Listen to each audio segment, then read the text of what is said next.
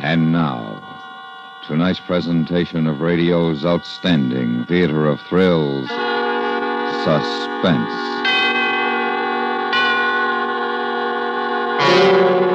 Tonight, we bring you a transcribed story of a convict ship and a bargain that ended in death.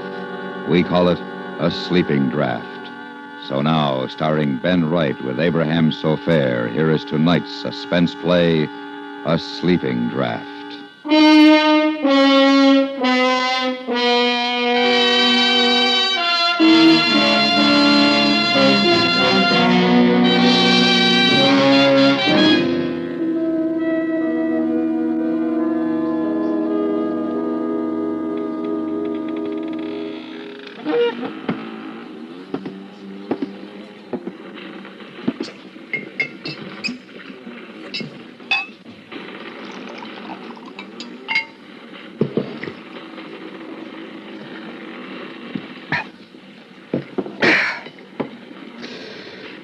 That helps. But it's like I say, you can't forget. You can never forget. It's at night that you think about it, with the water outside rushing past the hull. That's when you think, and it can never be the same. You can't trust anybody. Never. Not a soul. I can tell you. You just can't trust him. Not even yourself.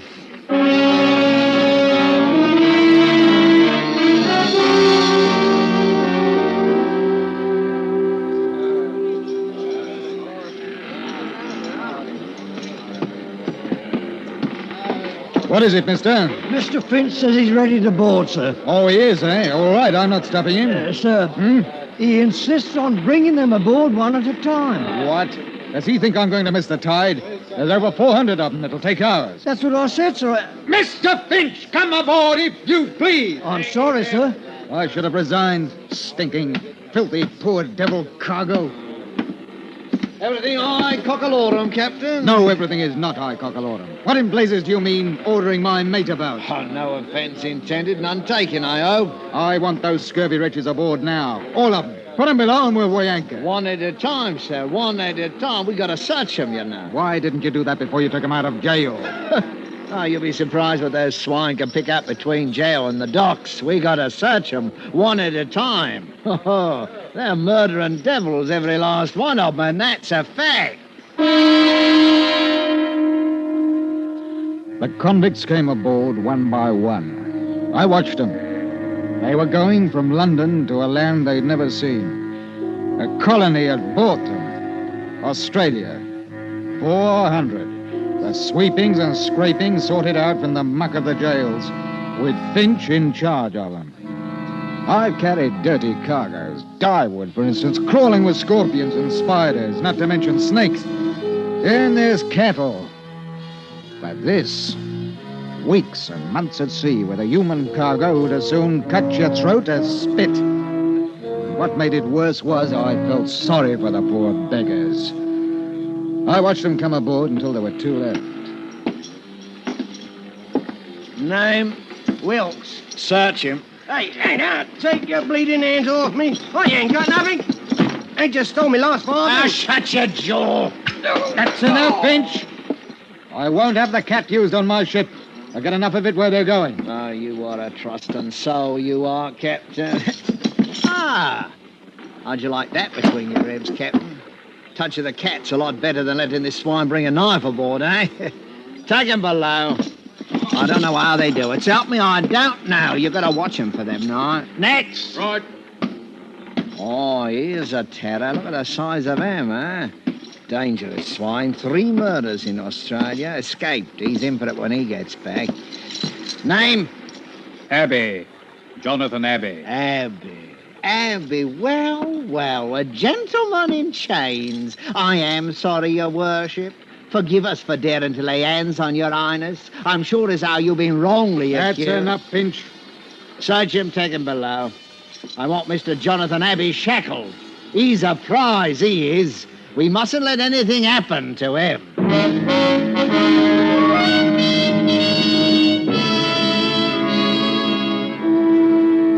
From the day we left London docks, I'd taken a violent dislike to Finch.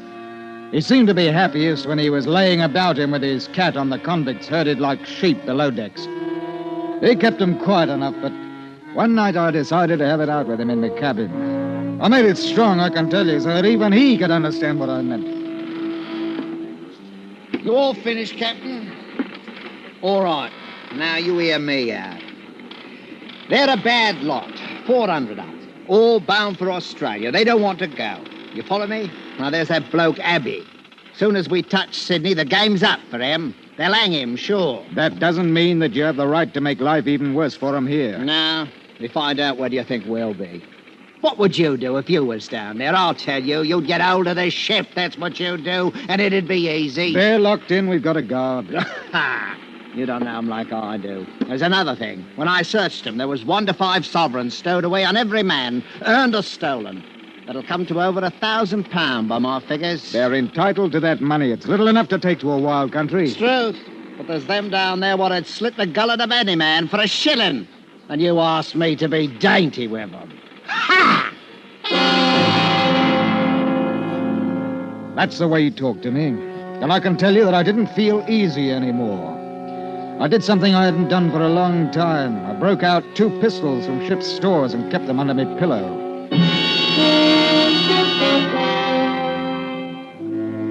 It was when we got round the Horn that the first convict died from scurvy. We had to put him over the side, of course, and there was a lot of grousing. I went down to the hold with Finch. It was hot and stinking. Now, you let me talk to him, Captain. I'll put it to rights. You tell him it couldn't be helped. Don't you mind. I'll tell him. Oi! Here comes old bloody pot. Hey, Finch! Did you steal the clothes off the poor beggar's back before you threw him in? Men! We ain't men, dearie. We're dogs, or haven't you heard? Why didn't you wait to bury poor old Smithy in the ground instead of chucking him in the sea? All right! All right. We got another 2 or 3 weeks before we reach land, and I'll make a bargain with you. The next one what dies, now that it's getting nice and hot, I'll just leave him down here. You can take care of him and mourn him till we get to Australia. How's that? £5 you don't keep him for 3 days. That's old bloody pot. Always a nose for business. And if you ain't satisfied with that, I'll see that the hatch is closed down tight for the rest of the voyage. And you can boil for all of me.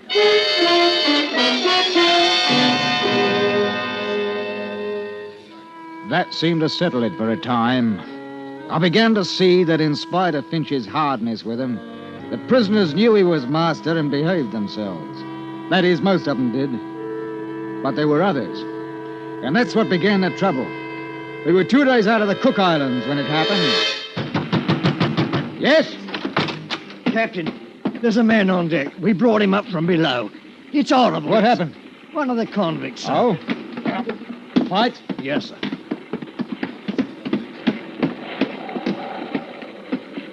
Here with me, Captain.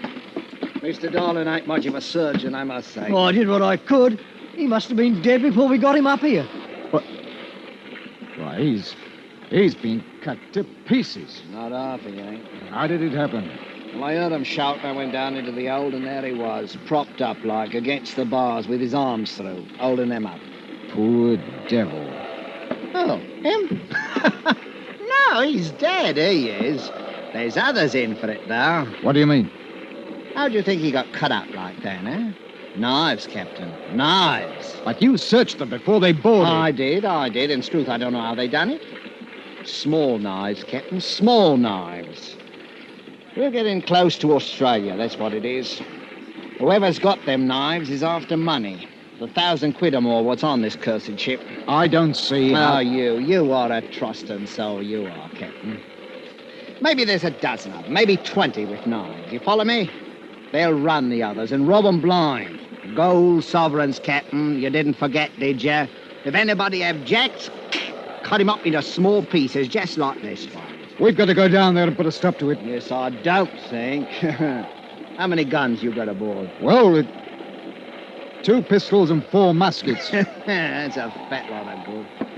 Oh, well, must take the sweet with the sour, like they say. We can try, no harm in that. Mark my words, Captain, before we get to Sydney, all of us will probably have our throats cut. Come on. Finch and I, with 2 seamen, armed ourselves and went down into the hold and stood outside the bars. The men inside were quiet, very quiet. They just looked at us, dark-like. You man! I'll talk to him. Now listen to me. We know some of you are carrying knives. I want you to throw them out here. Nothing further will be said about it if you do as I say. Well? Captain, my porridge wasn't hot enough this morning. And please, sir, can I have sugar in it tomorrow? That ain't the way to talk to this scum. The captain's a gentleman. I'm not. You know me, don't you? We know you all right. You, Abby. You listen to me. I'm giving you till tomorrow morning to throw them knives out here. Till morning. If every blasted one ain't out of your dirty hands, I'm going to have you flogged. Every ruddy one of you. 50 lashes. Do you hear me, Mr. Abbey? I'll think about it. Till morning and then 50 lashes. You think about that, Mr. Abbey.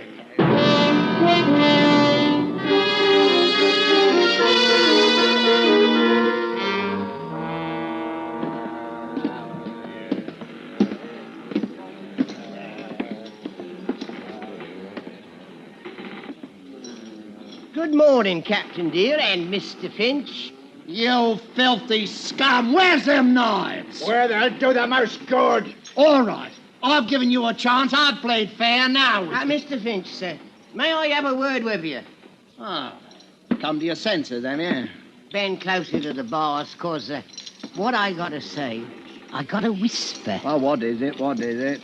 It goes like this.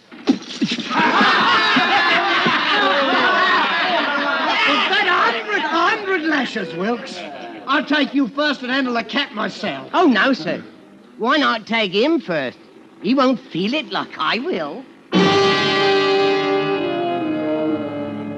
The crowd of men parted suddenly, and from out of them was pushed what had once been a man. It fell against the bars, and then, no longer with the support of living arms, slid to the deck.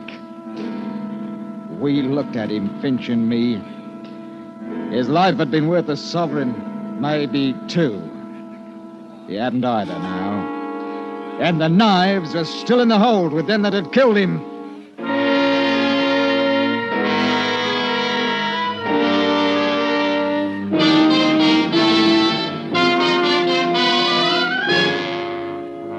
You are listening to A Sleeping Draught, tonight's presentation on radio's outstanding theater of thrills, Suspense.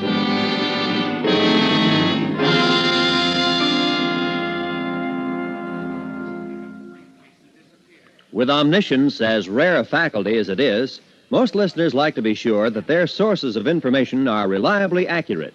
And that, in a nutshell, explains why so many listeners make it a point to learn what is happening in the world from members of the CBS News staff. Keep tuned to CBS Radio throughout the day and evening, and you'll keep in the know on local, domestic, and international affairs. And now we bring back to our Hollywood soundstage Mr. Ben Wright and Mr. Abraham Sofair, starring in tonight's production, A Sleeping Draught, a tale well calculated to keep you in suspense.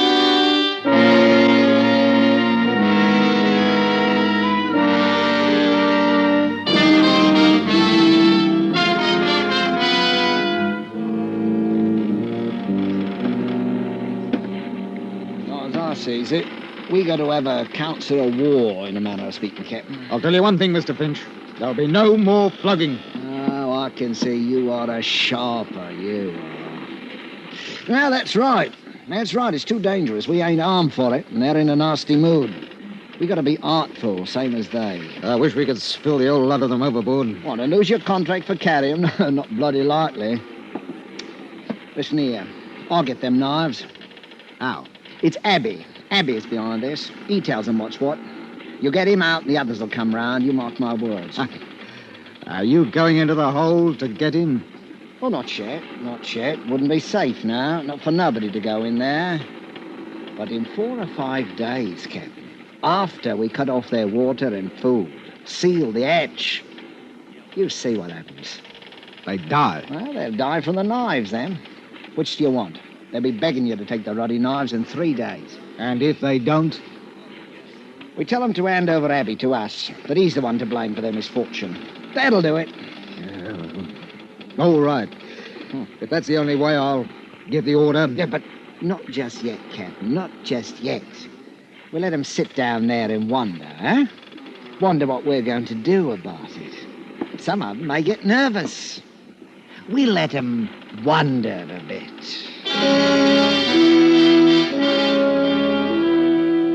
I didn't see Finch the rest of the day. The barometer had fallen suddenly, and with it came a storm. I can tell you I had my hands full for the next 24 hours. There was no time to worry about what was going on in the hold of the ship, but I didn't think they'd have much stomach for knifing each other and killing. Next morning at breakfast, Finch didn't turn up. He didn't turn up at all. We searched the whole ship. And then I went down into the hold, and that's where he was. And he hadn't died quickly. Someone had held him against the bars, and the others had... He hadn't died quickly. Present for you, Captain. Who did this? Who did it? I wouldn't waste sleep mourning him, Captain. He was a bully. No better than us, except that he was outside. Abby, I thought you were shackled. I was, but Mr. Finch kindly supplied the key to unfasten me. Oh, you're going to pay for this. All of you? Where are those knives? In here, Captain. Want to come in and get them? You pay for this? You're repeating yourself, Captain. Good morning. The blasted convict had dismissed me, like I was a clerk in an office. And there wasn't anything I could do about it. With Finch out of the way, they knew I was an easy mark. It was the nights that got on my nerves. I could hear things happening, lots of things, and it was awful. Those devils with the knives, and then each morning we'd have to pull out 6 or a dozen, all cut about and bleeding. Most of them died. And those with the knives were getting money. Money they stole from the victims. I began to be afraid of my crewmen, that one would take a bribe, let that murdering crowd out. I walked around with 2 pistols in my jacket all the time. And then late one afternoon, something very bad happened. I was standing by the wheel. Captain! Captain! Here, Buster. He got out, sir. Got out who? Who? The big one, Abby. 2 of us were standing guard. And we heard a scream. It was Abby.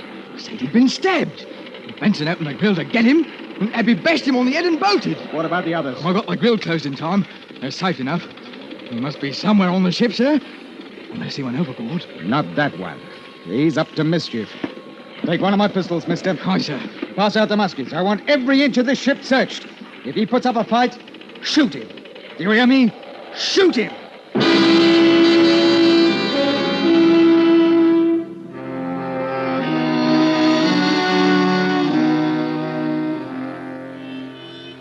The night comes quickly in southern parts. Did you ever try to search a ship at night with lanterns? It's not easy. Too many shadows, too many sounds, which could be rats or a murderer who's bigger than what you are and could choke your life out in half a minute.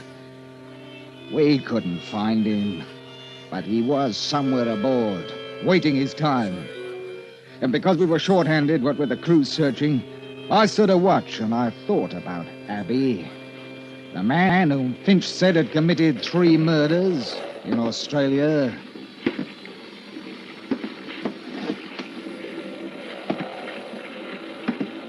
Don't turn around, Captain.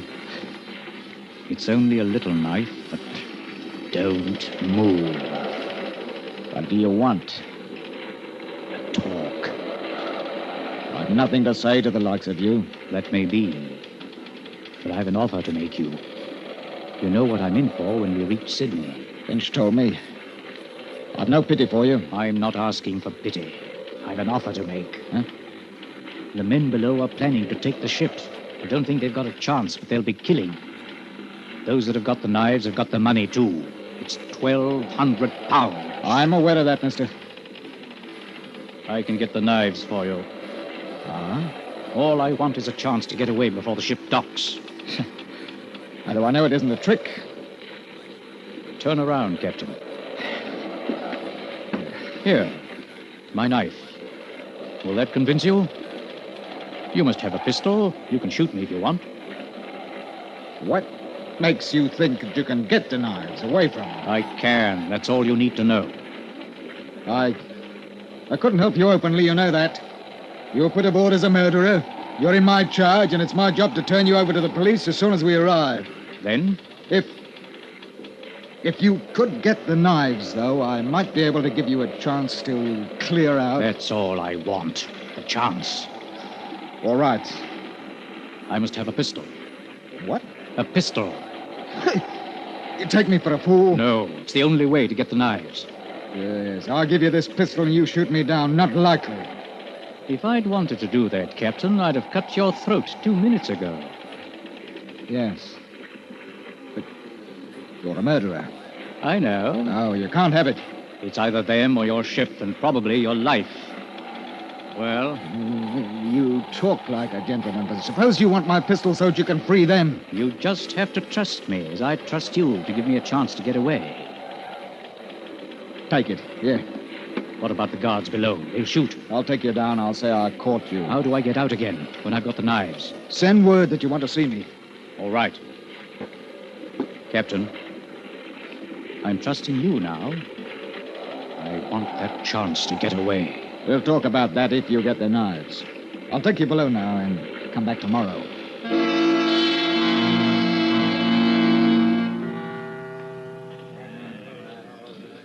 Keep your voice low. They think I'm tricking you into making a bargain. They think I stole the pistol. I told them I had to have the knives to make you believe that we wouldn't make trouble. I said we'd take over the ship tonight. What do you want me to do? Leave me the key to the grill. I'll slip out tonight and bring you the knives. They'll want you to let them out, too. I won't. I'll lock it. How do I know you will? You don't. You'll have to trust me, won't you?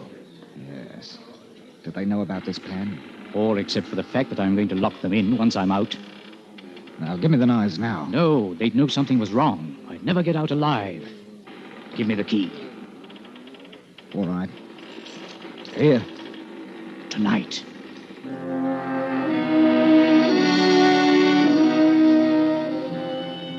I waited. And I can tell you I didn't like it. The wind came up a bit, and I knew that before sunrise we'd be in Sydney. That is, if I could trust a murderer. At 10 o'clock that night, there was a tap on my cabin door. One of your crew nearly caught me coming down here. I've kept my side of the bargain. Oh, you needn't worry. The knives are all there. Here's your pistol. No.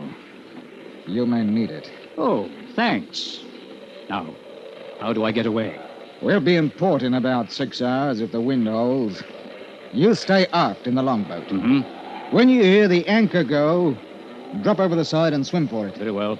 I'll try to anchor as close to land as possible before I take her in. If I can land without being seen, I've got some friends who'll hide me. Yes, well, I don't want to know about it. Just remember, when the anchor's let go, that's your signal. Thank you, Captain. I trust you. I'd like to shake hands with you. I took the hand of the murderer, and we shook hands like old friends. And then he was gone.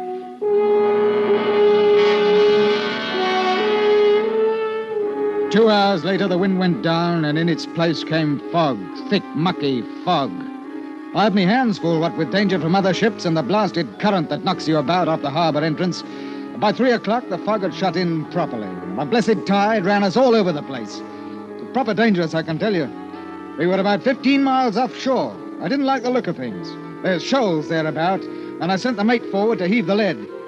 I got a proper start when I heard him sing out, "By the deep, for..." We got off course right enough, and at this rate, we'd shear the bottom clean off of her. I saw it was high time to bring the ship up and wait until we could see something. Let go the anchor! Let go the anchor! Give her 35 fathoms to the water's edge, bosun! Aye, sir! None too soon, sir. She was showering fast. Blasted current must be making 5 knots out to sea. Listen to her. She's owning, sir! The anchor! The anchor! Abby! I ran to the longboat. It was empty. He'd heard the signal as the anchor paid out. Couldn't see in the fog and had gone overboard into a 5-knot tide running straight out to sea, 15 miles from shore. He trusted me.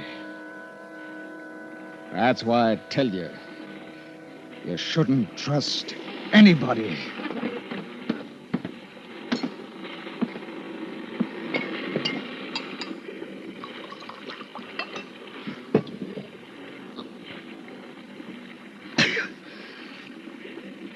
Sometimes it's hard sleeping at night. When you hear the water outside, you think. That's when it's hard to sleep.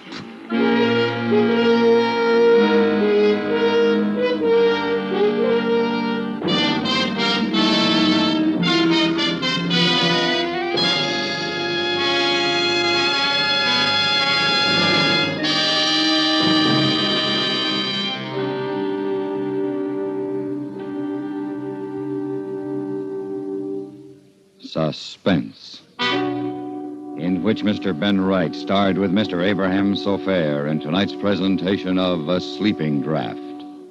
Be sure to listen again next week when we bring you another presentation of radio's outstanding theater of thrills, Suspense.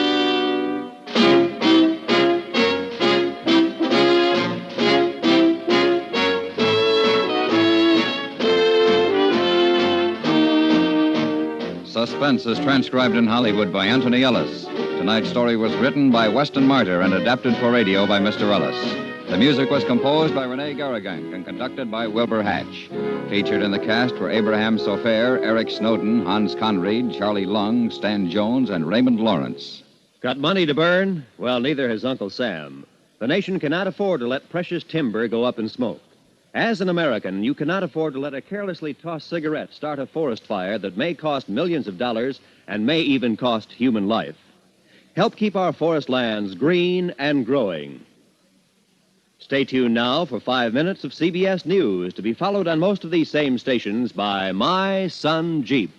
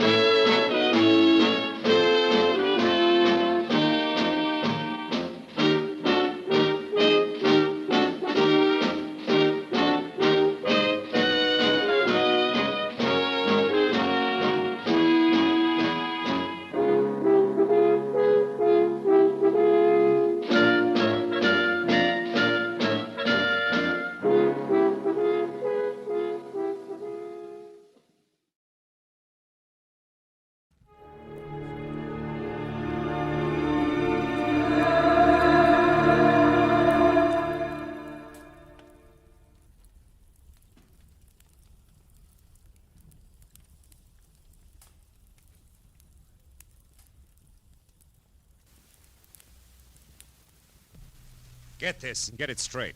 Crime is a sucker's road, and those who travel it wind up in the gut of the prison of the grave. There's no other end. But they never learn. From the pen of Raymond Chandler, outstanding author of crime fiction, comes his most famous character in The Adventures of Philip Marlowe.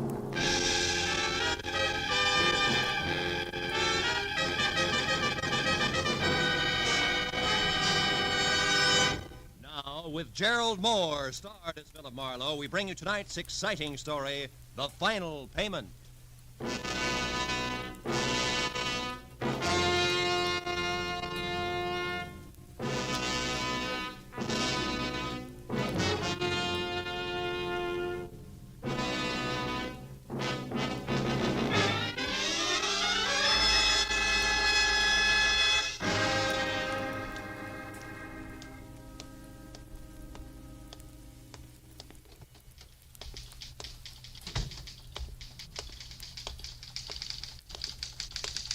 Yes, sir. I'm Philip Marlowe.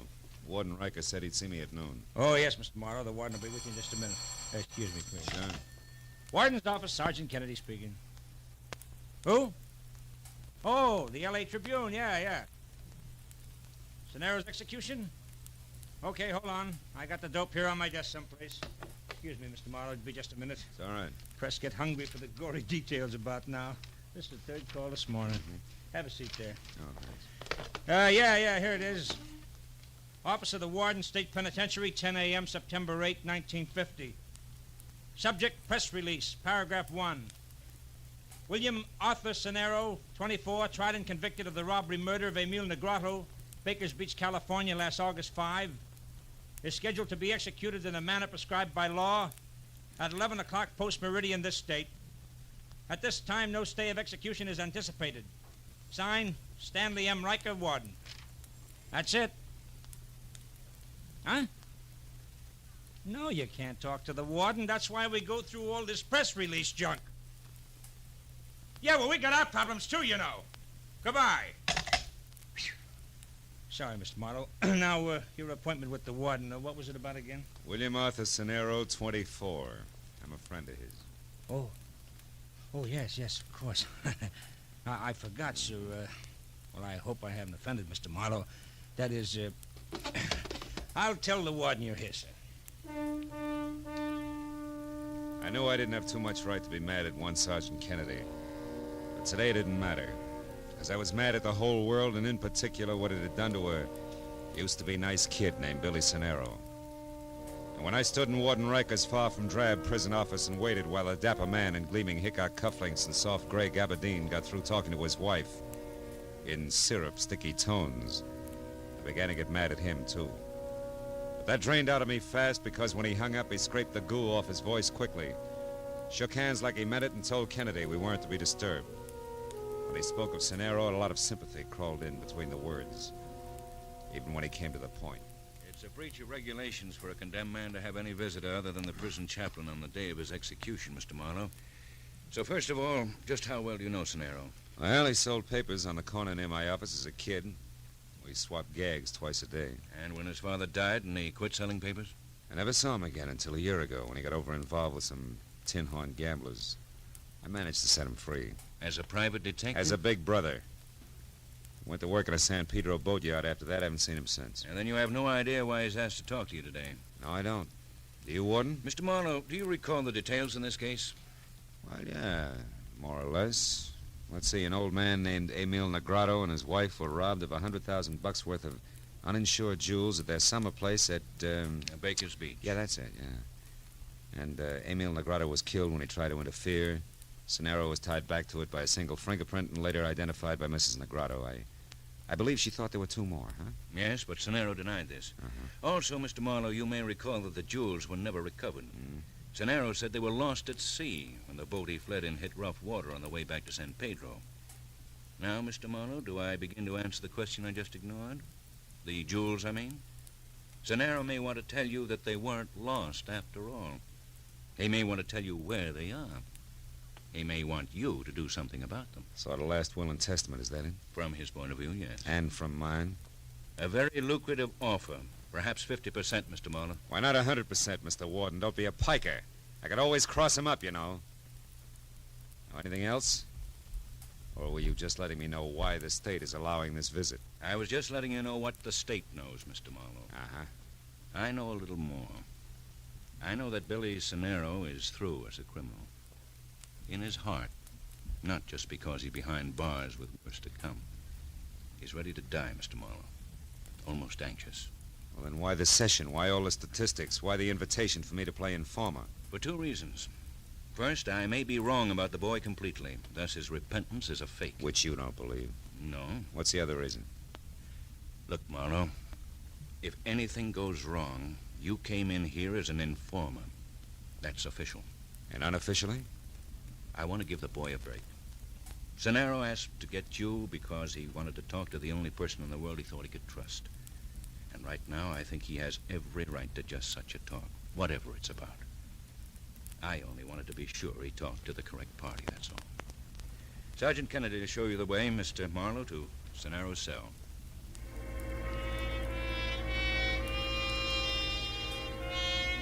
I was a bit confused. Riker seemed anxious to help Cenero over some rough hours, and yet at the same time he was shrewd.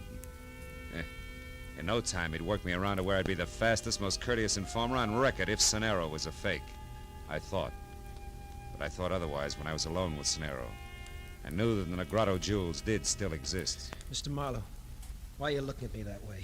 Do you understand what I'm asking? Don't you see? Now, wait a minute. Take it easy, Billy. A step at a time. Now, you say that the jewels never went overboard. No, I never even saw them. That was a cock and bull story. And yet you want me to get them, to get the jewels, and return them to Mrs. Emil Negrado. Is that right? Right. To Mrs. Negrado, the woman who identified me. The widow of the man I killed. Look, Mr. Marlowe, sit down here on the cot and listen. Okay. Now, where's the beginning, Billy? Last August 5th. There was me and the other two, a big red-headed louse named Jessie Tapp and a girl named Gloria Konkowski, a blonde with a little scar on the bridge of her nose. Mm-hmm. Jessie's girl, strictly flashy. We took my boat. It's a fishing smack, the Love Lady. We sailed from San Pedro over to Baker's Beach. I was the one who shot him, Mr. Marlowe. And the jewels? They were in a leather bag. Jessie had them. But after the shot, we split up fast and ran. I hid until the next morning, then shoved off in the Love Lady. I don't know about the others. I was picked up that afternoon. The rest you know. I'm not so sure. At your trial, you swore that... That I was alone and the jewels went overboard. Well, at first I thought that I might get off, so I had to clam up, but then Then everything changed. The verdict, huh? No. An old woman whose husband I'd killed. See what you mean. But you still didn't tell the authorities who the others were. No, and I won't today.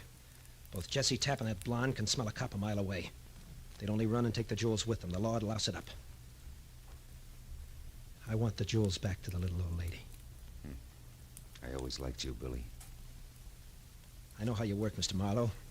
Got enough for you to start on. It only came yesterday. That's why this last-minute rush, you might say. Mr. Marlowe, I know where Jessie Tapp is. That also means Gloria isn't far away. From where? San Pedro, down near the docks. Now, look. There's a tough old guy who runs a dry dock and repair lash up for small boats, name of Jomo. I worked for him a year ago. I also left him the Love Lady. He spotted Tapp. Had his eyes open for months for me, no questions asked. He was here to see me yesterday. He's out to find where Tapp hangs out now. He's the one you see. Yeah, but wait a minute. What makes you think Jessie Tapp still has the jewel? Because I saw him take him and run, and he's still hanging around San Pedro. Maybe he hit him where he can't get to him. Maybe he doesn't want to get to him until he's contacted the right fence. Anyway, Mr. Marlowe, it's a chance I'd like you to take for me. Of course, I can't talk about your fee. Look, kid, don't you think we ought to talk to the warden? Mr. Marlowe, I've done nothing but think. This is the only way it can possibly work. The only way it can help me and Mrs. Negrado both. Well, will you try it? Yeah. I guess so, Billy. One last thing, Mr. Marlowe. If you make it before 11 tonight, get the word to me, will you? And if you don't make it, or it looks like you're not going to, don't lie. Okay? Okay. Time's up, Mr. Marlowe. Sorry, Cenero. It's all right, Kennedy. Don't mention it. So long, Mr. Marlowe. Goodbye, Billy.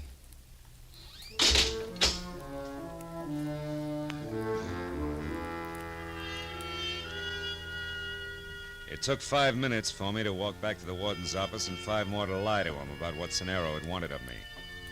And another 10 to get outside and head toward my parked car.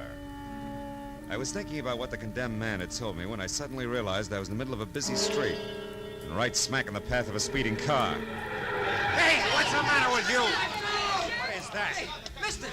Mister, you all right? Holy You smoke. okay, huh? Yeah, I'm okay. Much obliged. I'll try to remember to look where I'm going next time. Yeah, these jerks figure every street's an Indianapolis Speedway. Yeah. And another thing, that geezer didn't stop either. I know. But if you're interested, I got a squint on him before. I was in that corner drugstore after a Coke, and while I was waiting, I happened to see this guy stand outside his car, and all of a sudden he got in it and took off. You mean he got all that speed up just from the end of the street? Tell me, friend, what'd he look like? He's tiny. Tiny like your pinky finger. Had elevating shoes on. Plus the fact he needed a shave. Say, you don't think it was purposeful, do you? Not an accident, I mean. I don't know. But either way, I'm much obliged to you, friend. Bye-bye. I made a mental note about the small man with big heels and a beard and let it go at that. Then I took one last look at the prison. It made me want to drive the 300 miles to San Pedro fast.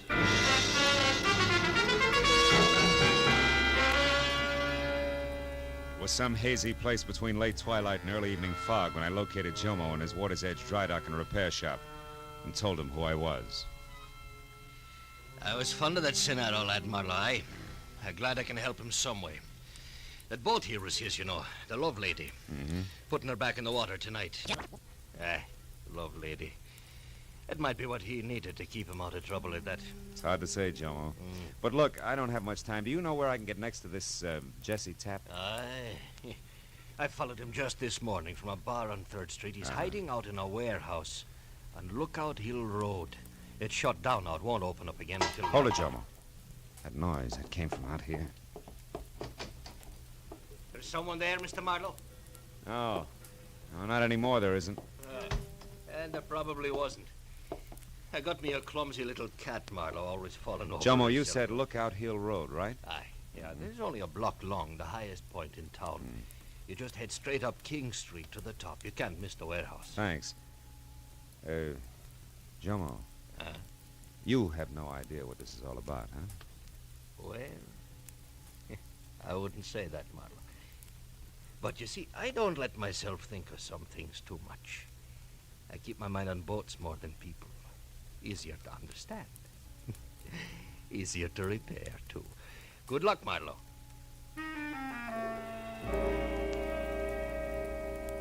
I was less than 10 minutes finding the deserted warehouse, which ran true to form. Rust and every other window broken. When I was out of my car and moving around toward a side entrance, I saw something else.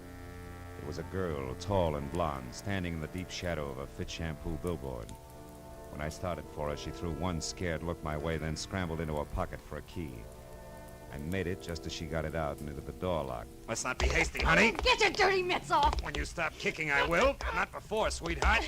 Not before, Gloria. How do you know the name Bright Eyes? That cute little scar on the bridge of your nose. You should have ducked, kid.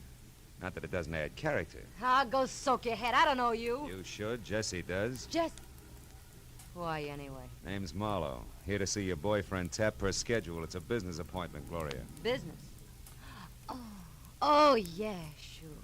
Fence, huh? Yeah, fence, huh? Now do we go up or throw pebbles at the windows until Jesse comes out? Which? We go up, now that I know who you are. You know, Jesse didn't mention you're coming. That's what I like about working with Jesse. Which way? Up these stairs. Kind of nice setup we got here, huh? Yeah. Sweet of the owners to let you have a key. Well, it wasn't exactly that way. Jesse had Change the lock, yeah, I know. Is that the door? One Mark President? Uh-huh. Mr. Tapp's very own. Imagine Jesse as an executive. Funny, huh? Hey, Mr. Head of the firm, you got callers. Jesse! That jerk's probably asleep. That's the way I figured, asleep in a swivel chair. Hey, Mr. President, you got company. Hey, Jesse, come on, wake up. There's a guy here who wants... Jesse. What is it, Marlowe? What's wrong with him? Too much to fix, honey. Head of the firm, Jesse's been shot to death. No business as usual today. Dead. How do you like that? Not much. Now, maybe it's you I do business with, huh? What are you talking about? Now, look, I never like to get into money matters with dames, but now I'm stuck. So let's get to work, you and me. Where are they, Gloria? Where or what? Come on, you coy little jerk. The stones, Negrado stones. I want to see them. I don't know where they are. He would never tell me. Ah, don't lie. You were his girl. Listen, mister. Ever since I met that guy, I've been living on double talk and slaps in the mouth. I spent my nights dodging my own shadow. I'm glad it's over. Why'd you stick? Because of them stones. I knew I had him hid someplace. I figured maybe they'd get us away from here after all. He kept saying he had to wait until the time was right. That's all he'd ever say. Even to me, his girl. You know, with that talent, you ought to be in pictures, kid. Yeah? Believe me, mister. I learned the hard way not to try to pin Jesse Tapp down. You do whatever you want. I'm getting out of here. Before the act. Just a minute. What? Somebody did this, baby. I can name 20 who'd been tickled pink. Yeah, but I took a lot of chances setting up this deal to move those Negrado jewels. I wouldn't want to be edged out now by cheap competition like a squirt and build up heels. What's that? Nothing, a swing in the dark. Excuse me. Sure. Now you excuse me. It's strictly your problem, sucker. I stood and watched her as she walked away. I didn't know just what my next move should be, but then it hit me. Whoever had killed Jesse Tapp would go for her next.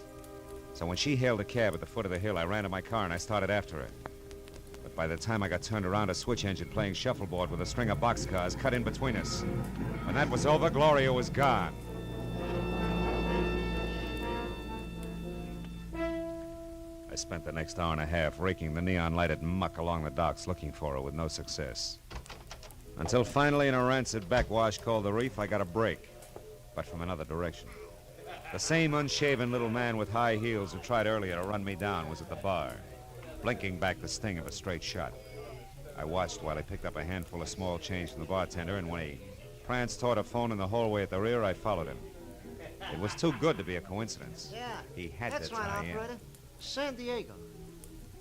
Yeah, Christine Fuller, right. How much? Okay.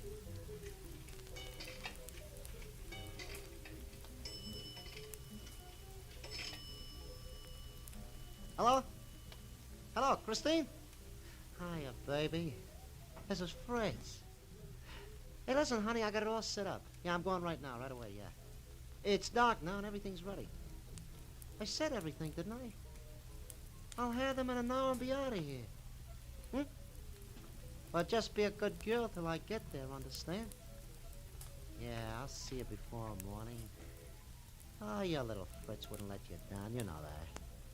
Goodbye, baby. Hello, little Fritz. Hey, you Come back here! Hey, what is this? Who are you? Guy you tried to run over this afternoon? Hey, now listen, Slim, there must be some mistake There here. isn't. You just made it when you knocked off Jesse Tapp. And now that I got you, little Fritz, I'm going to shake you up and down until a lot of answers or a lot of teeth start dropping out of you. No. Make up your mind. What's it going to be? Come on! No, leave me alone. Stop. What's going on here? Run along, Buster. It's private. Oh, yeah? Yeah. Great big lug like you picking on a little guy like him, you ought to be ashamed. Hey, don't you believe in the brotherhood of man? Yeah, but this weasel don't qualify. He Now told blow. me, fellas, he was going to rob me. Oh, he was he? Put him down, you. Come on. Turn loose of him, big bully. Why don't you jerk! Come on, get up! Get him, Joe! Come on, bull! Joe! Hit him over the head! Beat him up, fight! Hit him again, Joe! Come on, get up! Oh, nuts, he's all cold. Let's throw him out in the alley. Come on. Good idea.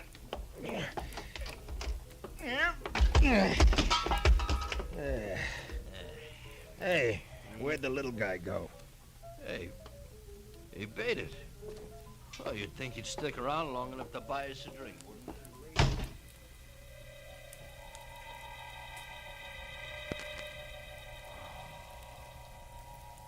Judging from the way my face felt, the two longshoremen must have, had barnacles on their fists. In the 5 minutes it took me to climb back on my feet. I thought some very unpleasant things about the brotherhood of man, both fore and aft. But I dropped them when I remembered the time was running out fast for my client. And I still hadn't got beyond the loose ends I'd started with. Tapp's girlfriend, Gloria, and little Fritz.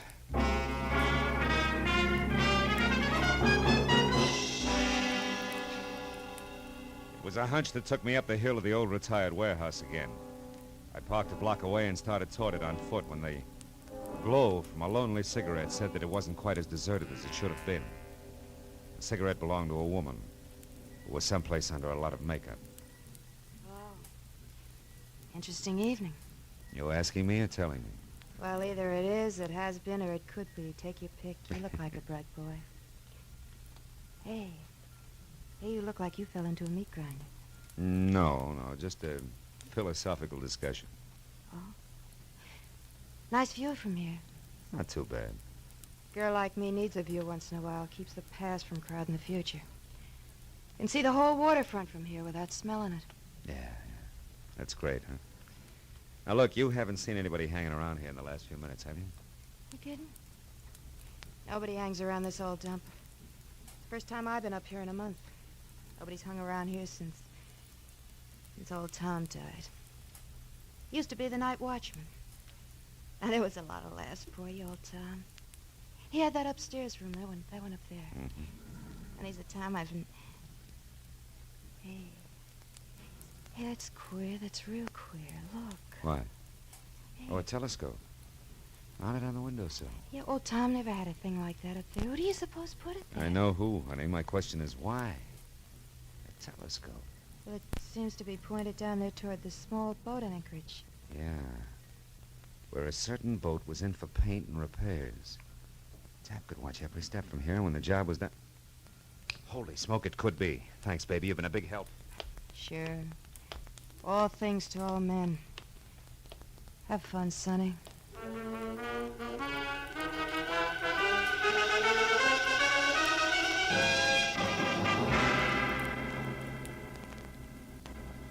My client's boat was a long shot, but it was the only bet I had. And it stayed a long shot all the way down to Jomo's dock. There the odds began to drop fast to even money when I heard the motor running and found the door to Jomo's boathouse half open. It became odds-on when I eased inside and stumbled over Jomo himself, stretched out unconscious on greasy planks like a beached bull whale. I stepped over him, got my .38 in hand, and edged out along the catwalk to the open dock where the boat scraped restlessly against the fenders. There were no lights except for a tiny spot no bigger than the hole in a candy lifesaver that probed frantically along the seams inside the cabin. It was little Fritz with a shielded flashlight, intent on finding something fast. I stepped into the boat, deliberately kicked over an oil can and crouched. The light went out. Who's there? Somebody out there? Well, speak up. Throw your gun over the side and stand real still.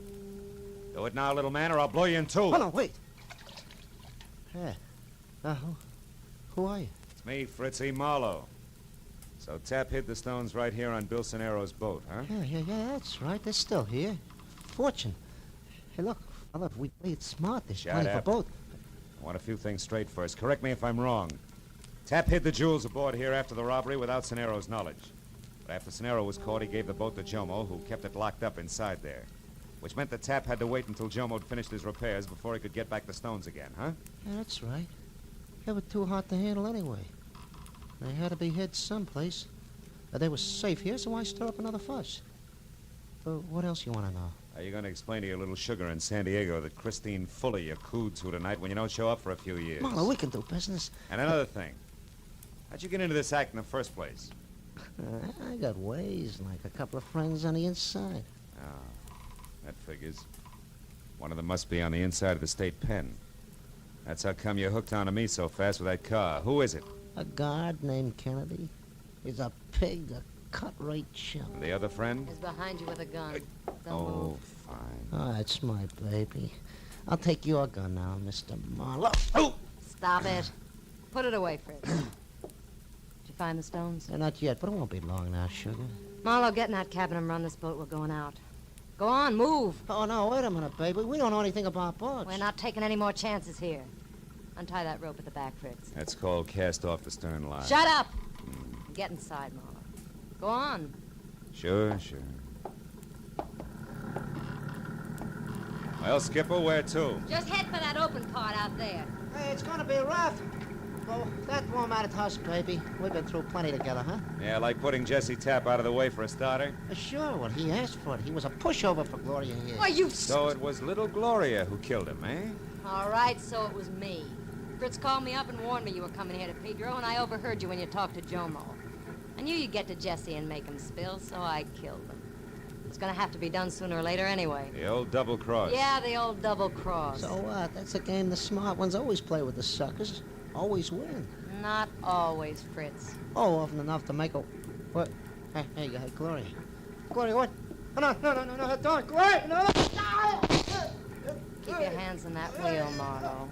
I heard Marlowe's crack about that Christine Fuller, Fritz. You louse. Straight ahead, Marlowe. Now what, baby? Still got me to worry about. And that's too bad. You're a nice guy. Where are we? Well, the channel's way over there, where that buoy is. And that means that a big rock pile called the Breakwater is right off our starboard bow. If I don't turn, we'll hit it, and I'm not Those turning. rocks, Marlowe!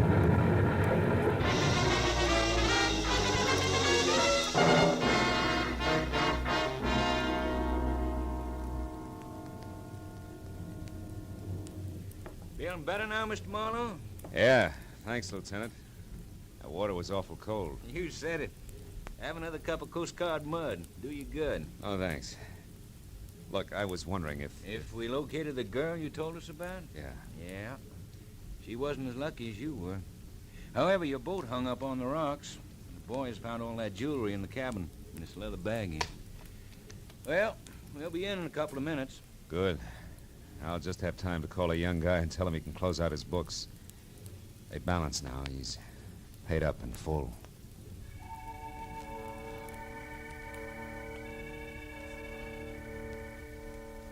When I got through to Warden Riker, told him all that had happened, and gave him the message for Billy Sonero, he thanked me and said the kid was facing 11 o'clock like someone who had the weight of the world lifted off his back.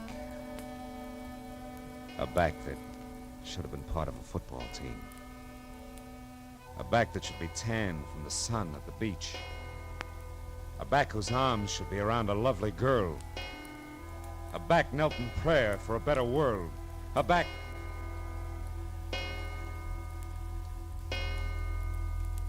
strapped to the electric chair.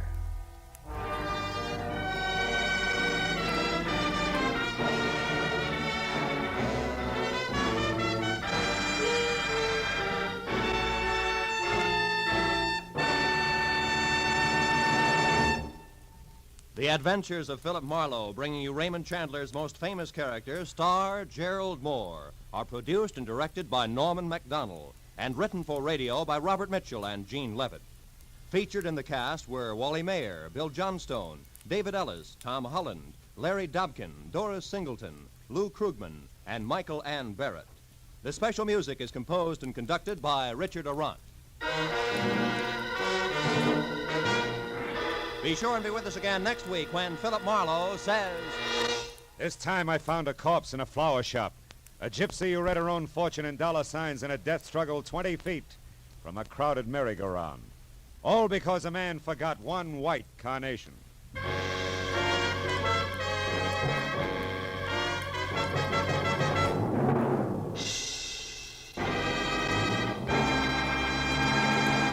Grand Central Station, the very name itself creates a tingle of excitement. Grand Central Station, that busy, gigantic railroad terminal where every day hundreds of vital human dramas occur.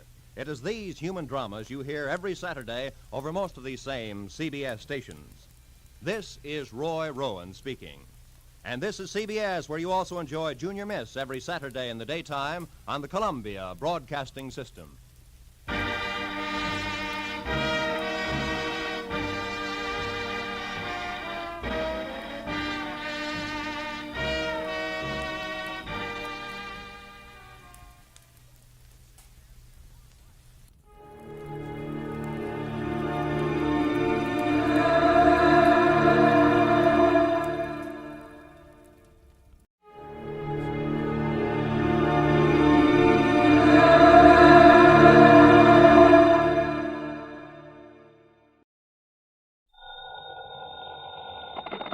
$20. Earl Poorman, Johnny, down here in Sarasota. Earl, so how's the insurance business down in Florida these days, to say nothing of the fishing? Well, why don't you come down here and find out for yourself? But now listen. I'm listening.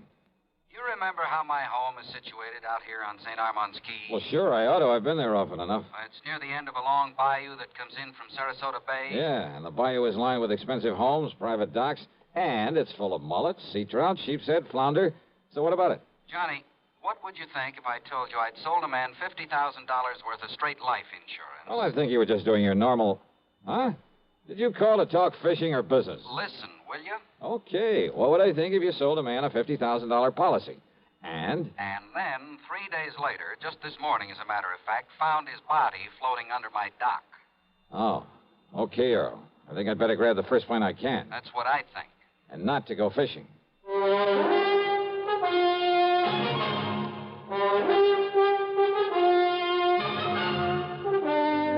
CBS Radio brings you Bob Bailey in the exciting adventures of the man with the action-packed expense account, America's fabulous freelance insurance investigator. Yours truly, Johnny Dollar.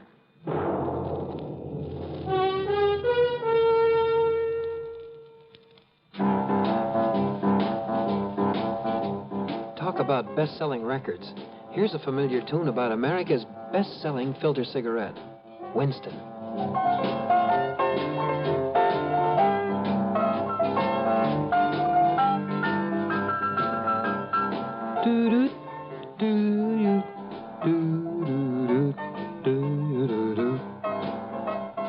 Winston gives you real flavor, full, rich tobacco flavor.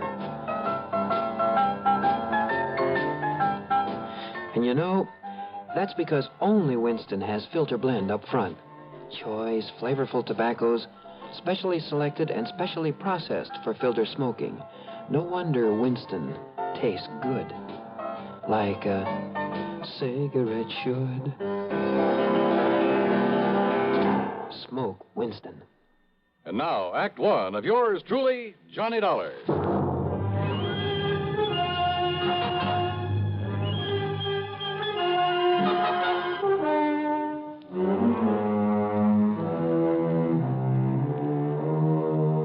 Expense account submitted by Special Investigator Johnny Dollar to the Tri-State Life and Casualty Insurance Company, Sarasota office. Following is an account of expenses incurred during my investigation of the Bayou body matter.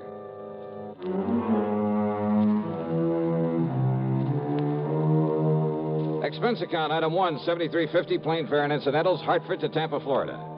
There I'd figured on getting a ferry plane to Sarasota, but instead Earl Poorman met me at the international airport with his car. Oh, Johnny, I'm glad you got down here so quickly. You realize I only phoned you about 5 hours ago? Yeah, Earl, I just finished my breakfast. Matter of fact, I called you before I even contacted the police. Then you probably aren't sure whether it was natural death or suicide or what, huh? Now, we'll find out what the police have found out when we get to Sarasota. You ask me, though, I think the old man simply went out on his dock this morning, had a heart attack, keeled over, and by the time he floated down to my place, he was dead. Who was he? Well, his name, Johnny, is Ralph P. Carter. He lived in the fourth home up the bayou from mine. That new place that was just being built the last time I was down here? That's the one. He was a man of 64. Used to live in New York, where he had a business of some kind. But he had some heart trouble, so he quit and came down here to live and take it easy. Pretty well to do? Considering the house he put up, the way he and his wife lived, I'd say he was loaded. Matter of fact, I happen to know he was. Fancy car, private dock, Has nice a wife, speedboat. you say? Yes. Uh-huh. How old is she, Earl? About 50. You know what I was thinking, of course. What? Oh, if he'd been married to some much younger gal and having money and some insurance, but you know. Huh? You were thinking his wife had knocked him over to collect on this policy I sold him? Such things have happened, Earl. Well, it didn't this time for several reasons. One. He already owned a couple of other policies issued by some company up north, big ones, totaling over $200,000. 2. Both he and his wife have so much in blue chip stock, so much in the bank that, well, that $200,000 won't mean a thing to her. Funny, then, that he should buy $50,000 more from you. Third, Carter's wife never knew about this policy I sold him. Oh? No. Nor is she named as beneficiary of it. Who is? Hold your hat, Johnny. This is right out of the pulp magazines. What do you mean? The beneficiary happens to be a former stripper. Stripper? You mean from burlesque? That's exactly what I mean. Her name is Mitzi Taylor. She lives up in New York. I see. You know the connection, Earl? Well, from what he told me when he bought the policy, well, I guess he'd known her pretty well in the old days, before he and his present wife got married. They were only married about 3 years ago, incidentally. Incidentally, huh? Well, what's that mean? Earl, I got a kind of funny idea cooking in the back of my head. About his wife, I mean. About his wife? Yeah, let's get on down to Sarasota and find out what the police have learned.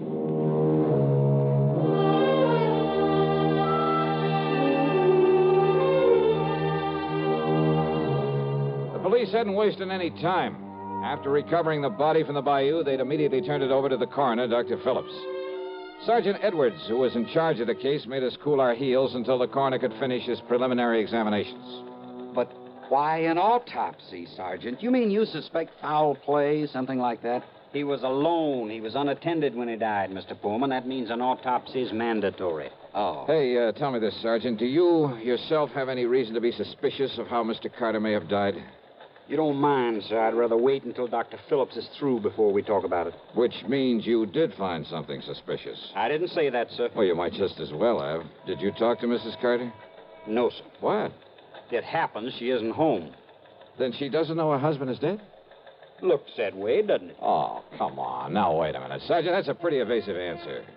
Truth is, Mr. Dollar, it was meant to be. Oh, great. Then I can expect a lot of cooperation from this department. All we can possibly give you, sir. When we find out what we have to go on. Yeah. Earl, do you know if Carter had a regular physician? Yeah, Dr. Theo Foote, Johnny. We've checked with him, Mr. Dollar. And? Mr. Carter's heart condition was such that he was ready to go at any moment, and without warning. But if you're suspicious of something else... Have I given you any real reason to be suspicious? Now, look, Sergeant, let's not be... Dr. Phillips. Johnny Dollar. Hiya, Doc. I might have known you'd be called in on this, Johnny. You certainly got down here in a hurry. Mr. Pullman. Hello, Coroner. Did you find out anything, Doctor? You were right, Sergeant. I've got a lot more work to do, of course, before making out my report on this case, but there's no question about it. Mr. Carter died neither from a heart attack nor from drowning. Oh? What did kill him, Doc? He was struck so hard at the base of the skull that death must have been instantaneous. Murder, Johnny. And without question, the murder weapon was the wrought iron poker that you found there in his home. No reason for suspicion, Sergeant? Thanks, Doctor. I'll get out an APB on Mrs. Carter right away. I think you'd better. And, Mr. Dollar, I'm afraid you'll just have to wait around until we pick her up. You, want to bet on that?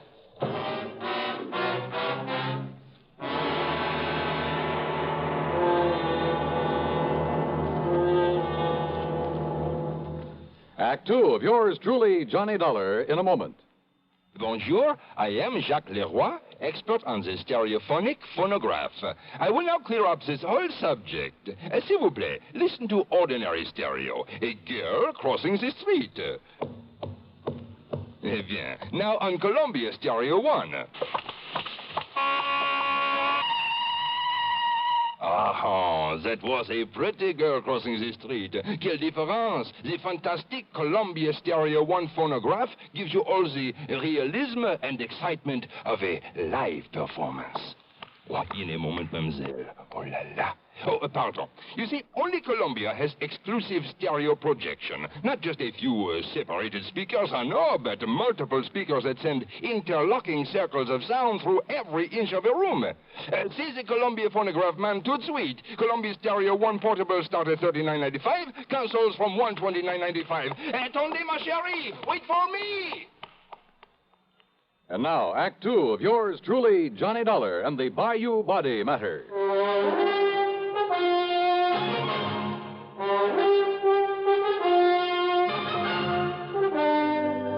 The machinery is in operation, Mr. Dollar, and as soon as we get any word as to the whereabouts of Mrs. Carter, we'll let you know. Yeah, thanks a lot. Earl, just how much did you know about Carter and his wife? Well, you know how it is, Johnny. There was some talk about their not getting along too well, but... I've thoroughly investigated, Mr. Dollar. They fought like cats and dogs. Well, now, I wouldn't go so far as to say that. At times, that is. At times. According to the people next door, they had quite an argument just last night. Oh? At one time, according to these people, she hollered at him, "I could kill you, Ralph. I could kill you." Yeah, well, that's not proof that she did. No? Then why would she Well, say haven't you ever told somebody you'd like to kill him? it? Well, saying I'd like to, or saying I could or would are two different things. And look here, sir. If she didn't do it, then why would she hightail it out of town early this morning? Oh, those neighbors reported that she did? Yes, sir. She drove away from their place at approximately the same time as the coroner says he was killed. Well, let's face it, Johnny. The sergeant must be right. She must have done it. No question about it, Mr. Dollar. But why? What could her motive have been? Who knows? Could have been most anything. Now that we know there was friction between them. And what about his money? She stands to be worth an awful lot with him out of the way.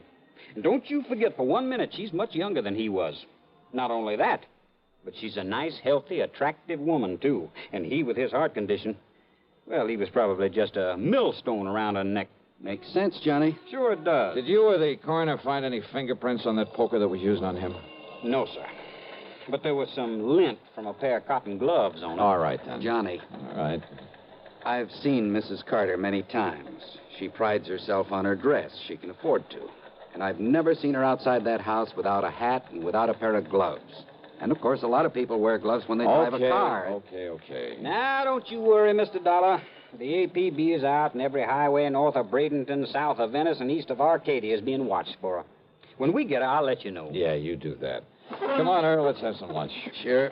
Nothing more we can do here. Reach you at Mr. Pullman's house, I take it. Don't bank on it, Sergeant. So Earl drove me to his home on St. Armand's Key, and by then I was beginning to wish I'd made the trip to Florida solely for purposes of fishing the blue waters of the Gulf with him. But then, after saying hello to his charming wife and having a drink and a good lunch with them, I walked over to the Carter place, 100 yards or so up the bayou. Much to my surprise, there was no policeman there to keep an eye on things in case Mrs. Carter should return. I was even more surprised to find the side door standing wide open. So, needless to say, I walked in and looked around. One of the first things that caught my eye in a den off the living room was a desk. It was locked, but I managed to pry it open without too much difficulty. And there, among other things, kind of half hidden away in a folder, I found some canceled checks, a whole series of them, written twice a year for a period of over 3 years. They were made out to Mitzi Taylor, the ex-Burley Queen. Pretty sizable checks, too, all for the same amount of money. No wonder he'd kept this desk locked. But during one period of time, well, 3 checks that should have been there were missing. And it gave me an idea. Out in the living room was another desk, a tambour, obviously Mrs. Carter's. Hidden away in the bottom of one of the drawers of that desk were the 3 missing checks. Huh?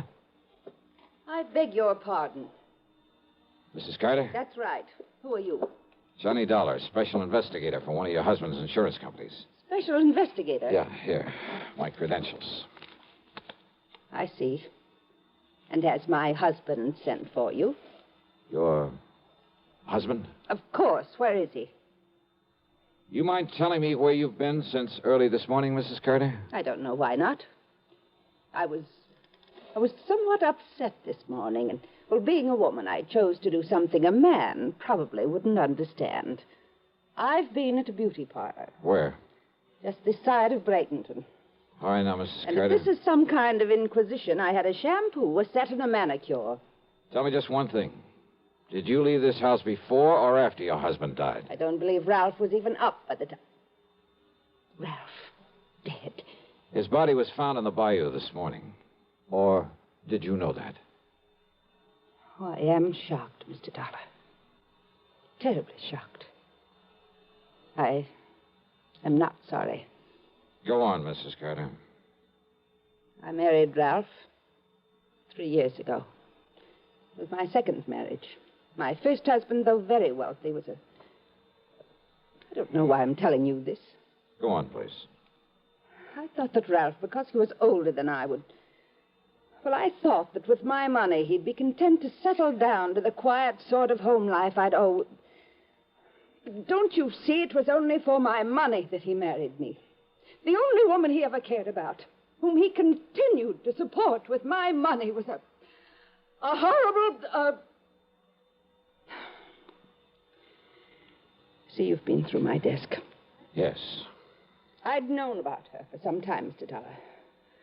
But yesterday, when I found those checks in his desk...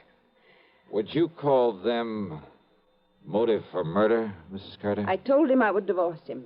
I told him last night. I'm afraid it was quite a scene, but Good heavens. All right, now listen carefully. I want you to answer my questions carefully, regardless of how absurd you may think they are. Well, all right. You always wear gloves, don't you? What? Well, of course. This kind of gloves, like you're wearing now? Only this kind. I have them made for me in France and sent to me on special order. Even when you're working in the garden, say? Of course. I save the old ones for that kind of thing. Any other kind of cotton or wool or domestic leather I'm allergic to. But, Mr. Dolar, I don't understand why... Such a little thing, and yet... What? And yet murder cases have been solved on a whole lot less. Murder? Did you say murder? So you found her for us, Dolar. Oh, Sergeant Edwards. So maybe you private dicks do have some value after all. All right, Mrs. Carter. Yes, Sergeant. I'm arresting you on suspicion of murdering your husband. You what? Now, just a minute, May as young well man. go along with him, Mrs. Carter. But, Mr. Dolar, But I'm glad you threw that word suspicion in there, Sergeant. What's that? Yeah, it may save you from being sued for a lot of money. Huh? Yeah. For false arrest. Act 3 of yours truly, Johnny Dollar, in a moment. Welcome, recording star Mel Torme. It's terrible trying to sing with a bad cold. So I always take 4-way cold tablets to relieve cold miseries fast. Good idea. Tests of all the leading cold tablets proved 4-way fastest acting. 4-way starts in minutes to relieve muscular pains, headache, reduce fever, calm upset stomach, also overcomes irregularity. When you catch cold, try my way. Take 4-way cold tablets. The fast way to relieve cold distress and feel better quickly. 4-way, only 29 cents. Now, here's a word about another fine product of Grove Laboratories. Had dandruff for years? Now get rid of it in 3 minutes with Fitch Dandruff Remover Shampoo. 3 minutes with Fitch regularly is guaranteed to keep unsightly dandruff away forever. Apply Fitch before wetting hair, rub in 1 minute. Add water, lather 1 minute. Then rinse 1 minute. Every trace of dandruff goes down the drain. 3 minutes with Fitch, embarrassing dandruff's gone. Fitch can also leave hair up to 35% brighter. Get Fitch Dandruff Remover Shampoo today. And now, Act 3 of yours truly, Johnny Dollar. After getting the address of Missy Taylor from him, I persuaded Earl Palmer to drive in a hurry to the airport up at Tampa. Item 2, $67.95, plane fare to New York. It was very late by the time I arrived there, but item 3, $6 for a taxi to the neighborhood of Mitzi's apartment. Item 4, 10 cents for a phone call. And then I crossed my fingers. This was hardly the scientific approach to the solution of a murder case. I wouldn't get to first base if I had to identify myself over the phone, but she gave me a break. Hello? Mitzi? Yeah, that's right. This is... Louis? Yeah, Louis. What's the matter with you? Why are you talking like that? Gotta keep my voice down. Listen, didn't I tell you not to call me from down there in Florida? Come right back here. Louis, are you back here in New York already? Took a plane. Did you take care of Ralph Carter? Don't worry, baby. It'll be in all the papers. Okay. And come on over here and I'll pay you off. Sure. But then you're to clear out. You're to get out of this town as far away from me as you can. Sure. Okay. Come on over. Yeah, a real break. Now it was up to me to take the fullest possible advantage of it. Item 5, another dime for another phone call, this time to Lieutenant Randy Singer at the 18th Precinct. No question about it, Johnny. Old man Carter must have known that sooner or later his wife would catch on to all the money he's been giving his dame. Right. And maybe he was getting tired of sending out those checks. Right. So to get off the hook and still provide for Mitzi, he named her as beneficiary to a $50,000 insurance policy. Sure, his wife would know about it after he died, but she wouldn't be able to do anything about it.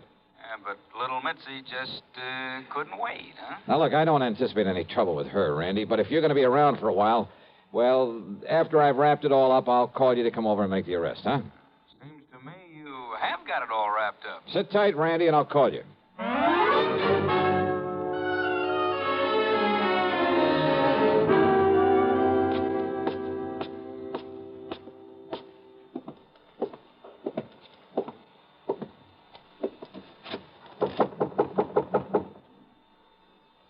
Yeah, who is it? Louis.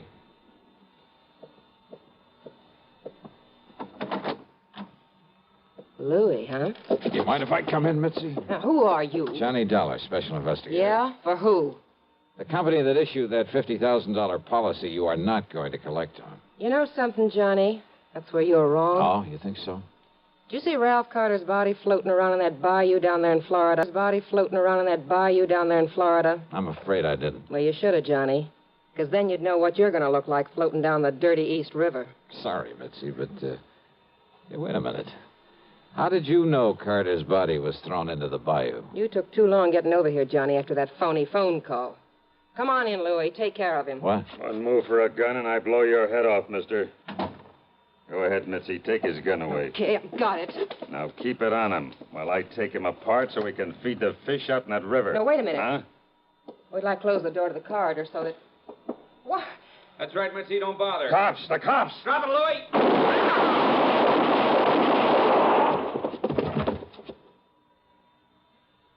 Okay, boys. Take what's left of them out of here. Right, Lieutenant. Maybe you better put some cuffs on the dame. Right.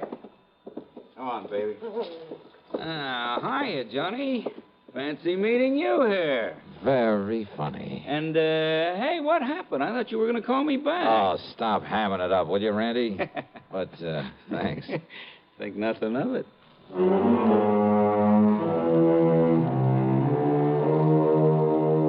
Louis managed to survive, and I understand that the way he shut up his mouth in the hospital, well, I understand he pretty much cinched the case against both himself and Mitzi. So, expense account total, including a big midnight supper for Randy and myself and a train back to Hartford, $168.65. Yours truly, Johnny Dollar.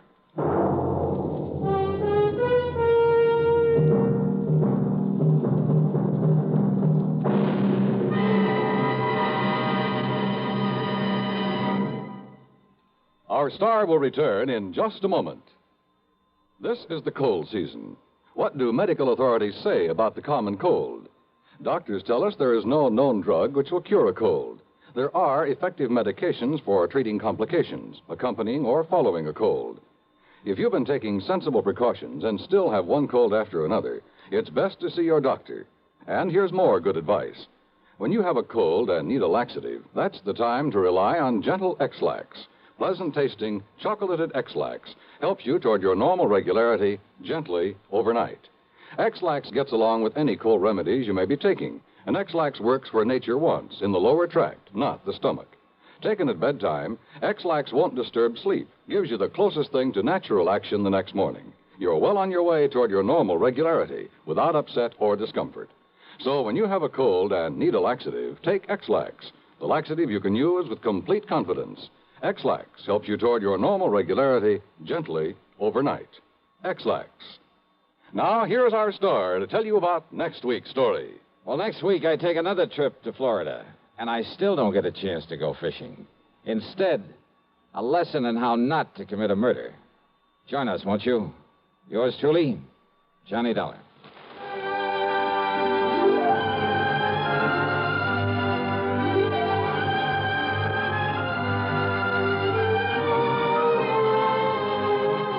Yours truly, Johnny Dollar, starring Bob Bailey, originates in Hollywood and is written, produced, and directed by Jack Johnstone.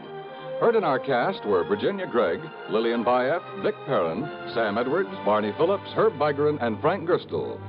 Be sure to join us next week, same time and station, for another exciting story of yours truly, Johnny Dollar. This is Dan Cubberly speaking.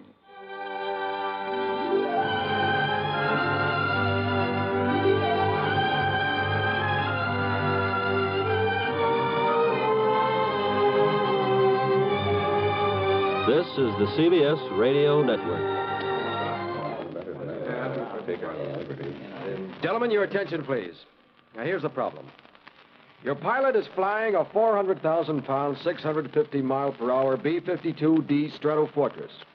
Now, with the weather, wind, and bomb load information provided on your test sheet, I want you to figure your estimated time of arrival at point X on the map, 2,109 miles away. Quite a knotty problem, isn't it? But not for the fledgling navigators in U.S. Air Force aviation cadet training. You see, these men have a firm background in astronavigation, electronics, engineering, and allied fields. They are eminently prepared to cope with the most intricate navigational situations. College men between 19 and 26 and a half. Find out today if you can qualify as an Air Force navigator. If so, you're in for a prestige position with a brilliant future. See your local Air Force recruiter today for complete details. WROW, Radio 59.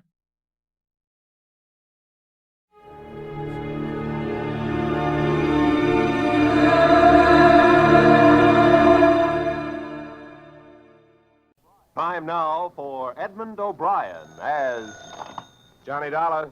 Dollar, thank goodness I found you. Why? What's up? You've got to leave for New York, Dollar, immediately. A policyholder, he's afraid for his life. Here we go again. Who's he afraid of? Well, he wouldn't say over the telephone. All I know is, to us, he's worth $100,000 alive. Well, that makes it simple. He must be afraid of somebody to whom he's worth $100,000 dead.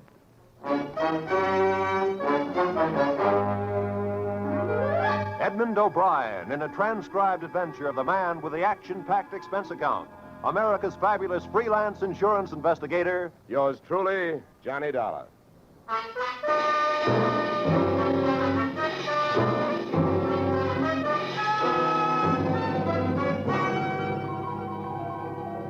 Expense account submitted by Special Investigator Johnny Dollar to Home Office, American Continental Life Insurance Company, Hartford, Connecticut. The following is an accounting of my expenditures fulfilling your assignment as a bodyguard. The body being that of your late policyholder, Robert W. Perry.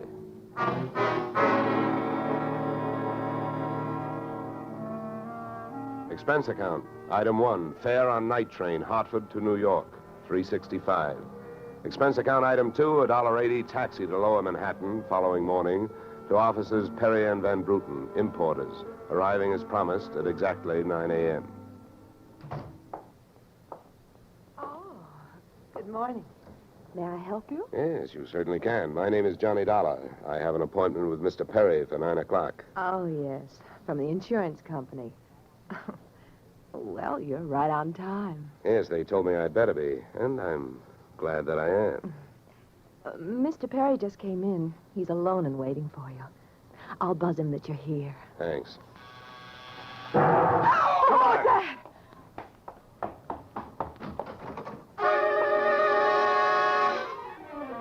What was left of your policyholder, Mr. Perry, was just sliding out of a swivel chair as I hit the room. The top of his desk had erupted, and splinters of mahogany pointed their sharp fingers upward through lazy circles of smoke, swirling toward the ceiling.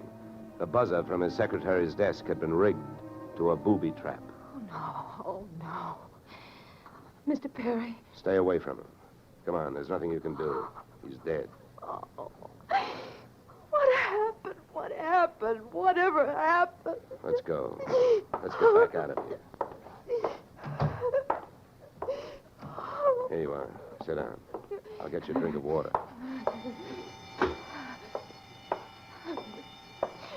Come on, drink this.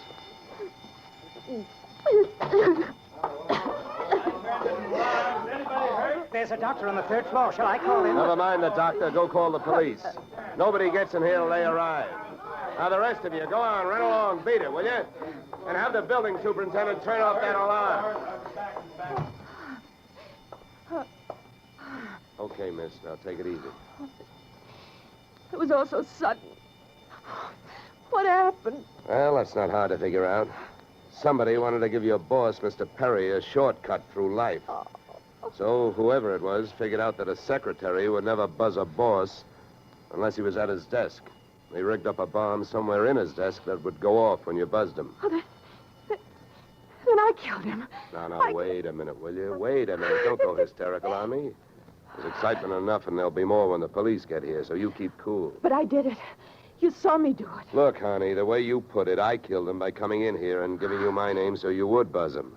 And I was here to protect him. So drop it, will you? I'm sorry.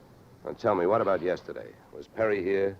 Yes, all day. What time was it when you last used the buzzer? Oh, right up to the last minute, about 5:30. Who left the office first? Oh, Mr. Perry, he always leaves first. I lock up. From the looks of things, you should have used more locks last night. Somebody got in here to do some wiring. Oh, I forgot that fire alarm. Look, before the police arrived, do you know why I was sent here? Oh, yes. Mr. Perry felt that his life was in danger. He thought that, well, with a $100,000 policy, the insurance company would do everything they could to help keep him alive. Well, we didn't have much of a chance, did we? What was he afraid of? I don't know. Okay. Tell me, what were his other appointments for today? Well, he only had two. His partner, Mr. Van Bruten, at 11, and later he No, had one at a time, please. Van Bruten. Anything special about their meeting? Oh, yes, Mr. Van Bruten arrived just yesterday from Holland. Oh, you mean there was a branch of this firm in Holland? Oh, huh? yes. Mr. Perry was buying out Van Bruten's interest. They had a final meeting at Van Bruten's hotel last night. I see. Van Bruten was coming by this morning to pick up his money. Cash? No, a cashier's check. The bank is to deliver it here at 10:30. Well, Perry's other appointment, who is that? Christine, his wife. Now she tells me.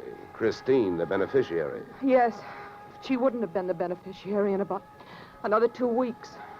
They were getting a divorce. Thanks for the motive. You don't like her. Well, I didn't mean it that way. Well, how about Perry? Did you like him? Okay, here's an easy one. What's your name? Susan Gates. Now, isn't that about enough? Okay, Susan, you better save your voice. During the next few hours, you're going to have to do a lot of talking. I've been everywhere else. Is the fire in here? Well, you'll have to stick around. When the cops get here, somebody will get burned.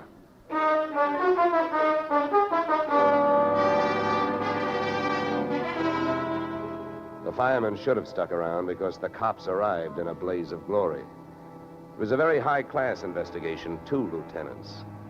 Finally, after about an hour, the police photographer ran out of flash bulbs, the office of the deceased ran out of fingerprints, and the lieutenants ran out of questions.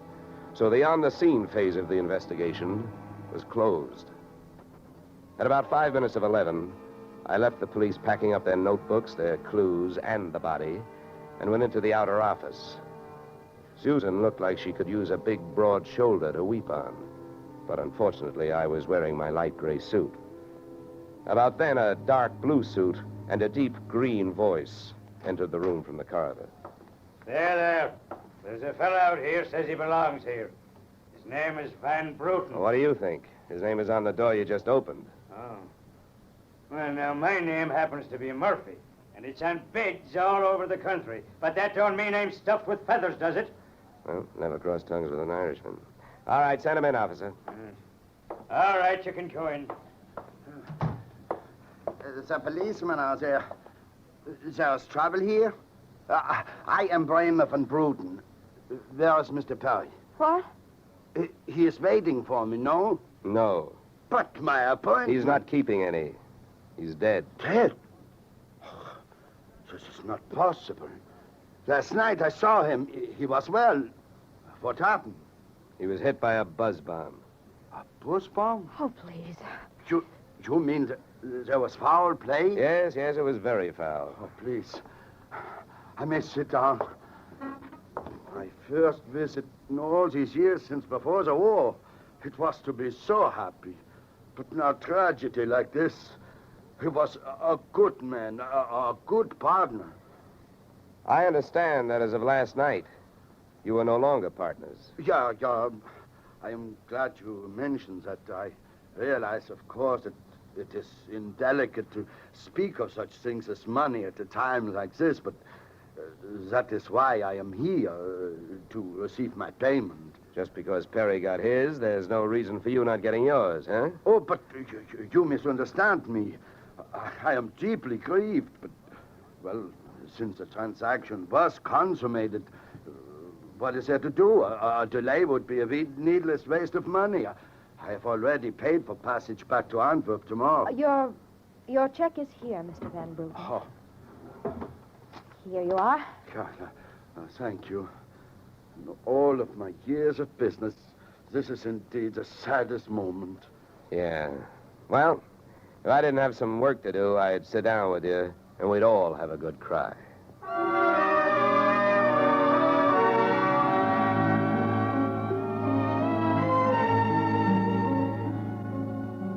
Expense account item 3, 90 cents. Phone call to the home office.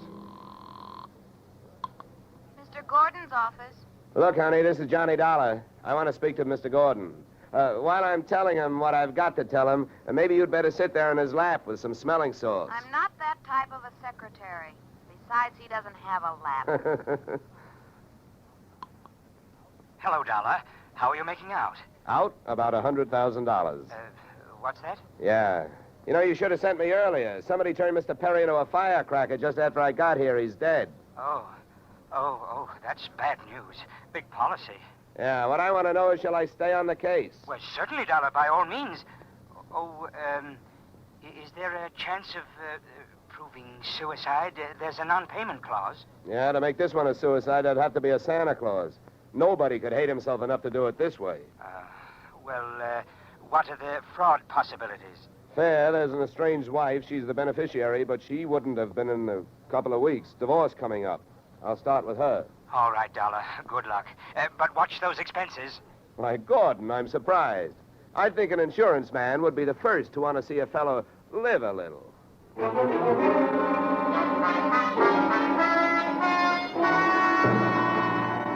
Christine Perry's apartment was on Sutton Place overlooking the East River. I took the elevator up to the 24th floor, and there I discovered that our garden-fresh widow was living high in more ways than one. Everything about the place was French.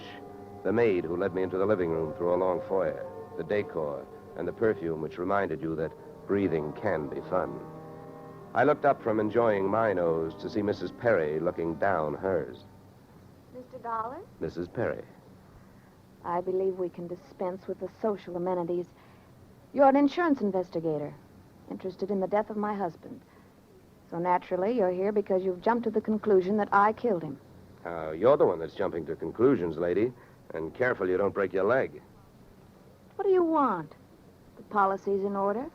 Premiums are fully paid. You know, I'm not quite sure what I want. I know that you've got a great motive. So far, the only motive I've found. You haven't had much time to look, have you? Check. This is my first stop. Maybe you can help me. Do you know anyone who would be happier with your husband out of the way?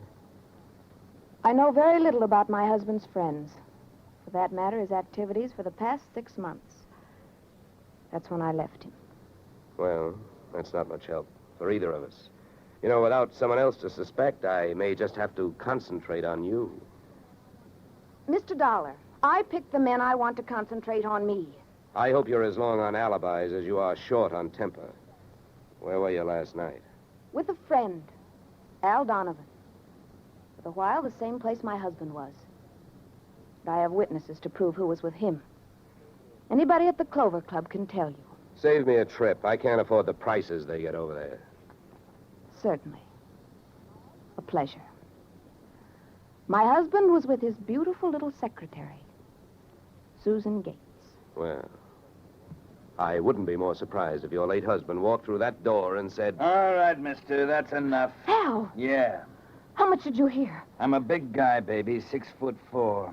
I've got big ears to match. Al, please. Would this be Mr. Donovan, your companion of last evening? I'm getting you out of here, Christine. Al, you don't know what you're saying. You lie to me. How can I help you if you lie to me? You call me stupid. The way you're playing this, you'll alibi yourself right into a cell. Now, I'm getting you out of here. What are you doing to me, Al? You're crazy. Come on. She's right. You are stupid, Donovan. She was doing just fine till you dropped in. Mister, you've been asking a lot of questions. Now I'm going to give you one answer. All right, Christine. So much for the wise guy. Now, about you and your alibi. You wasn't with me at the Clover Club last night. And if it's so easy to prove that your husband was there with his secretary, who were you there with? Remember, baby, you told me you were going to be with your husband. When Al measured me for that swing, I measured my chances with him. To me, he looked like one of those corporate assets of Murder Incorporated. So I rolled with the punch and kept my eyes closed and ears open. What I heard was Christine's alibi flying out the window, Mr. Donovan giving her a few loving cuffs, and finally, the pair of them flying out the door. Just then, the noon whistle blew somewhere in New York, and I decided to allow myself the luxury of 1 full minute for lunch.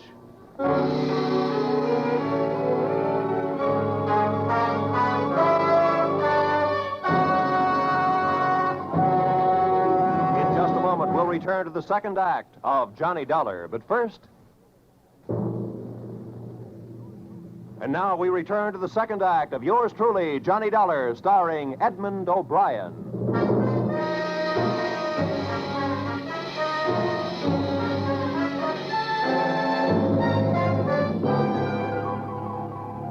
I spent the minute I took out for lunch eating a handful of Mrs. Perry's bonbons on the run. I hit the street just in time to see Donovan pushing Christine Perry into a cream-colored convertible. When they got rolling, I piled into an even yellower vehicle with a meter on it and started off crosstown playing tag through traffic. At 57th and Broadway, things got complicated. My cab was 3 cars behind them when a red light flashed them to a stop. Then the door of their car flew open, Christine dashed out across the street and melted into the river of humanity flowing down into the subway. Since Al Donovan didn't follow her, I followed him. When he finally pulled to a stop, he took 2 chances. He parked in a no-parking zone and walked straight into the building beside it, a police station.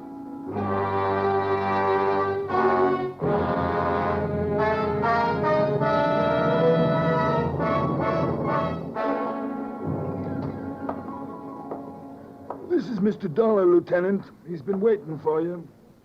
Well? My name is Johnny Dollar, Lieutenant. Here are my credentials. Insurance, huh? Yeah, the Perry murder in particular. You've come to the right place, Dolar.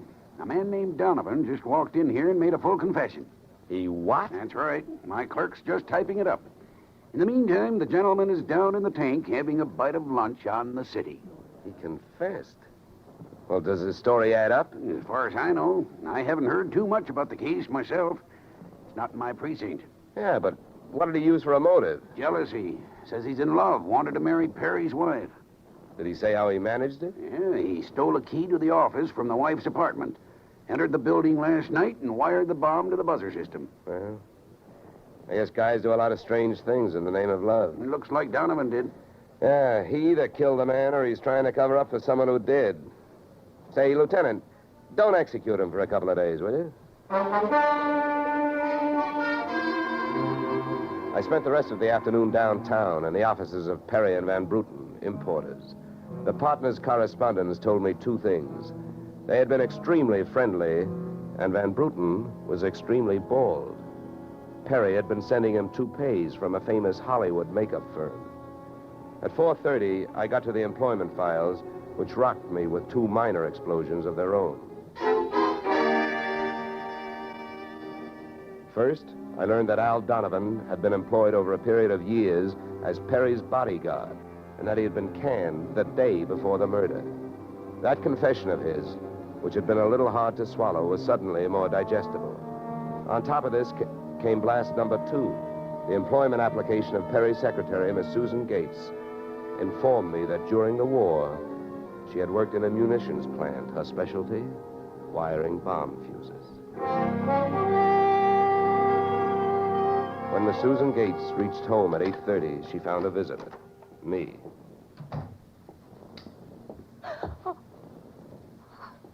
How did you get in here? Professional secret. Oh, you scared me. What do you want? Why did you come here this way? I wanted to bring you the good news. I heard on the radio that Al Donovan confessed to Perry's murder. Al? I can't believe it. Why not? Who do you like for the spot? Why, Christine. Al is covering up for her. Well, I'd like to agree with you.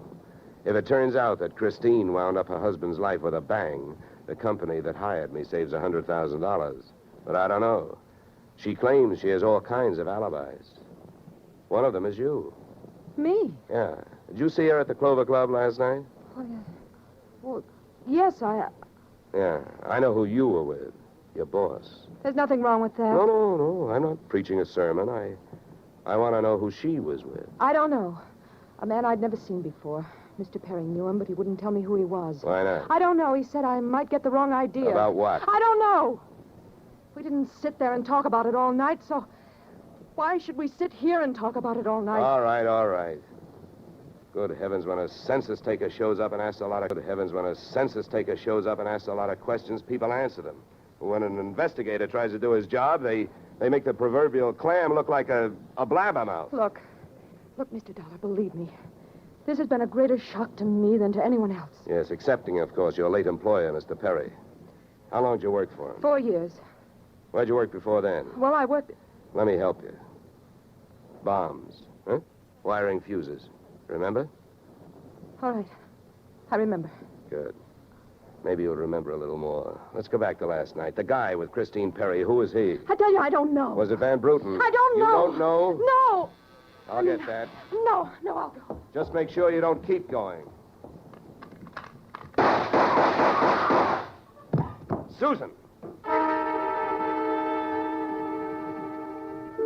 When Susan snapped the spring lock to open the door, the gun outside opened up. The first slug caught her in the left shoulder, spinning her out of the way of the rest of them. It was getting monotonous. Every time a buzzer went off, things started booming. Susan was sprawled out on the floor in front of the door, and to open it, I had to move her. By the time I did, the hallway outside was empty. Okay, now, take it easy. Come on. Won't start hurting for a couple of minutes. We'll have a doctor here by then. He'll give you something. Please, try to keep calm. Here, what? I'll throw my coat over here. Now, try not to move. You're going to ruin this rug. Never mind the rug. What we want to worry about is who tried to ruin you. What'll they do to me? What'll who do to you? They'll arrest me. They don't arrest people for getting shot. You have any idea who it was? That man in the office this morning. The one who picked up the check. Van Bruten? No, he wasn't Van Bruten. He was a phony? Yeah. And you still gave him that check? Yes. Well, I won't ask you why. You gave him that check and then tried to blackmail him. Is that right? They'll arrest me. I wouldn't be surprised. Who is this guy? Where can I find him? Come on, don't pass out on me now. His name, quick, come on. Ben Sand. Where's he live? Marsden Hotel. Under his own name? No, I don't... I don't blame you. I could use a few moments of unconsciousness myself. The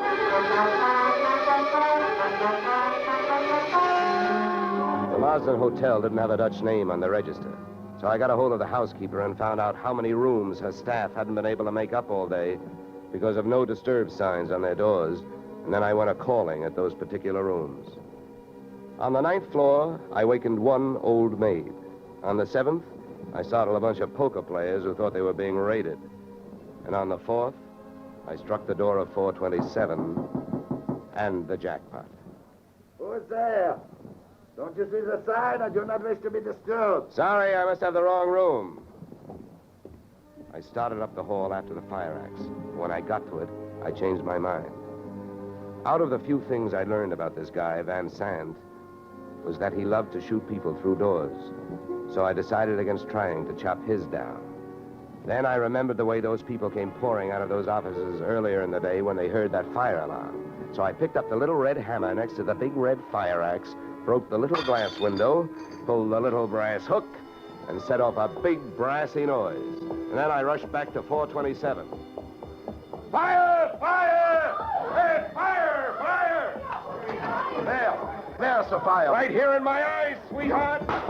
Why you come here, you wish you don't? Never mind the dresser. You're through shooting guns. What do you think, Van Sant? You want to try some more? You cannot make me stay here. It's a fire. We will all die. You'll look good barbecued, but I'll make a deal with you. You talk, and if I like what I hear, I'll show you how to get out of here alive. How I know this? You don't think I'm going to stay here and fry, do you? And if you don't start flapping that tongue in a hurry, I'll probably just tie you to a chair and run. So first, where is the real Van Bruten? You will find him in the bedroom. Yeah? He'd better be alive. He's out cold. What's the matter with him? He will be all right. He's under sedatives. Where did this identity switch start? Come on, hurry up, talk. I smell smoke. I knew Van Bruten from Antwerp. I know about the sale of his interests. I know the girl in the office here had never seen Van Bruten. Look, we go now. Don't get up. Come on, keep talking. I can feel it getting warm in here. Ah, the firefighters. We will be saved. Don't be too sure. They always start at the top floor and work their way down. Come on, I can hear those flames crackling. You know the rest. Last night, when the transaction was all finished with Perry, I gave to Van Bruten some sedative in his cocoa. So you set up that bomb so Perry would get it before you showed up to pick up the check, huh? Yeah, I told you that. How the girl knows I am an imposter, I don't know. Well, let me tell you. She's been sending old Van Bruten toupees for the last 4 years. Gray ones, my red-headed friend. Oh, yeah. I can stand up now. We go out from here, no? We go out from here, no? Yes, out cold.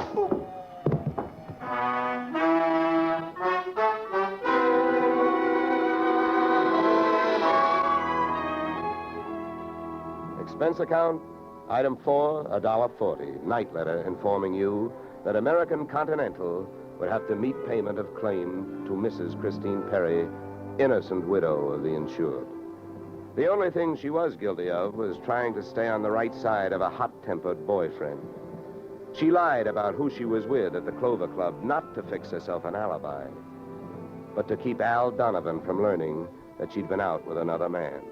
That man being the real Mr. Van Bruten, who had only taken her out to try to talk her into reconciling with his friend, her husband.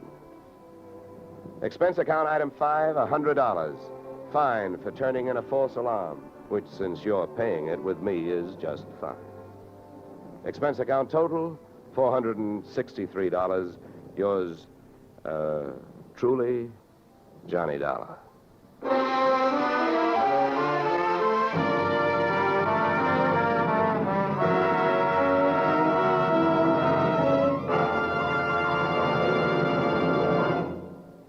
Yours truly, Johnny Dollar, stars Edmund O'Brien in the title role and is written by Paul Dudley and Gil Dowd, with music composed and conducted by Leith Stevens. Featured in our cast were Walter Burke, Gene Bates, Joe Duvall, Ted DeCorsia, Joyce McCluskey, and Raymond Burr. Yours truly, Johnny Dollar, is produced and directed by Jaime Del Valle. Beginning next week, we are moving to a new time and day, and we hope you'll join us on Tuesday evenings when Edmund O'Brien returns in another transcribed adventure of Yours truly, Johnny Dollar.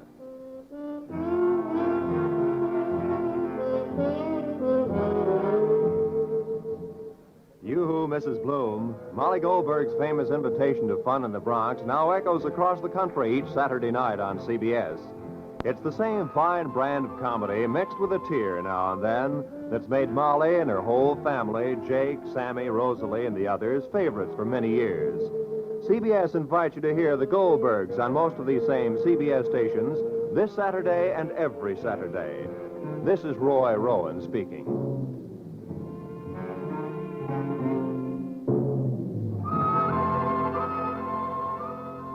Disaster is no respecter of persons, and it can strike any time. But your Red Cross never sleeps. It has to be ready constantly in case of an emergency. This is your protection. Keep it strong. Now is the time to support Red Cross for your sake. Remember, for every dollar you gave before, this year add a quarter more. If you gave Red Cross $10 last year, this year give it $12.50. Give gladly. Join Red Cross.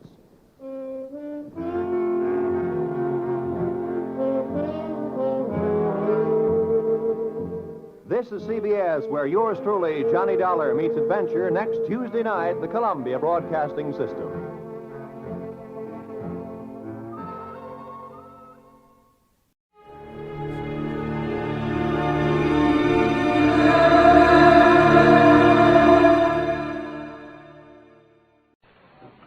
The National Broadcasting Company presents The Adventures of Sam Spade, Detective.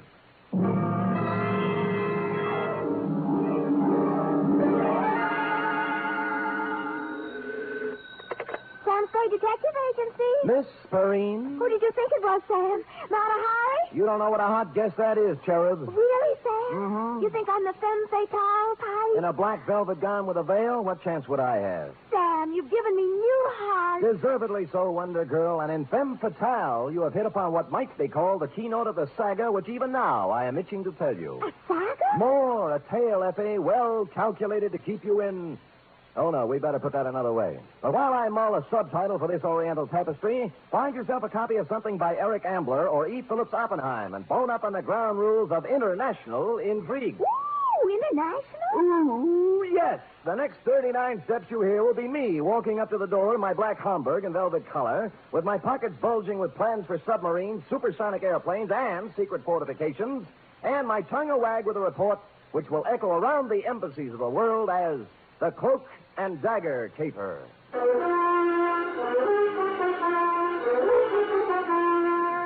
For NBC, William Spear, radio's outstanding producer-director of mystery and crime drama, brings you the greatest private detective of them all in The Adventures of Sam Spade. Sam? Who else? Sam, I thought you were kidding. About what? The black Homburg and velvet-colored overcoat. Yeah. But underneath the overcoat, Same old Sam. with the same old suit and the same old shreds. Who did it this time? Thereby hangs the tale. Huh?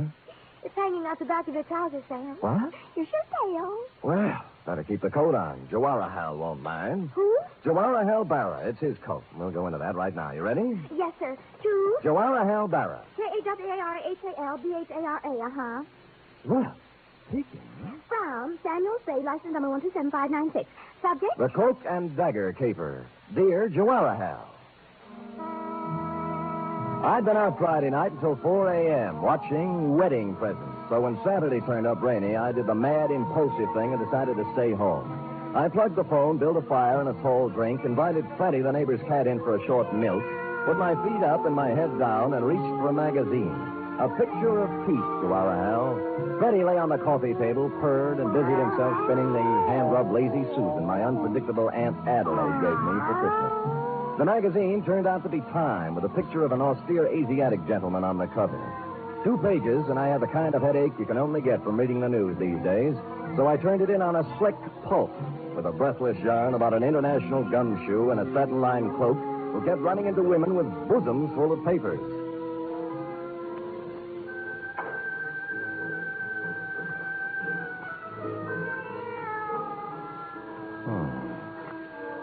She gazed up at him, her eyes smoldering, heavy-lidded. You, she faltered. You are Sheridan Ballard. Mr. G, too? He nodded. Her knife made a glistening arc, stopping as his hand met her wrist, gripping it like a vise. You liar, she hissed. With the other hand, he ripped away her veil, smothered her lips in hot, fierce kisses, felt her go limp in his arms. Now, Zelda, my girl, he whispered, let's have the plans for that plutonium-powered rocket ship. Ah, veil lady. Mr. Spade? Huh? Well.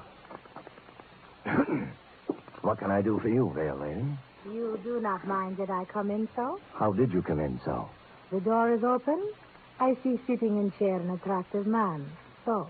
So, you are perhaps working on a remake of The Thief of Baghdad for television?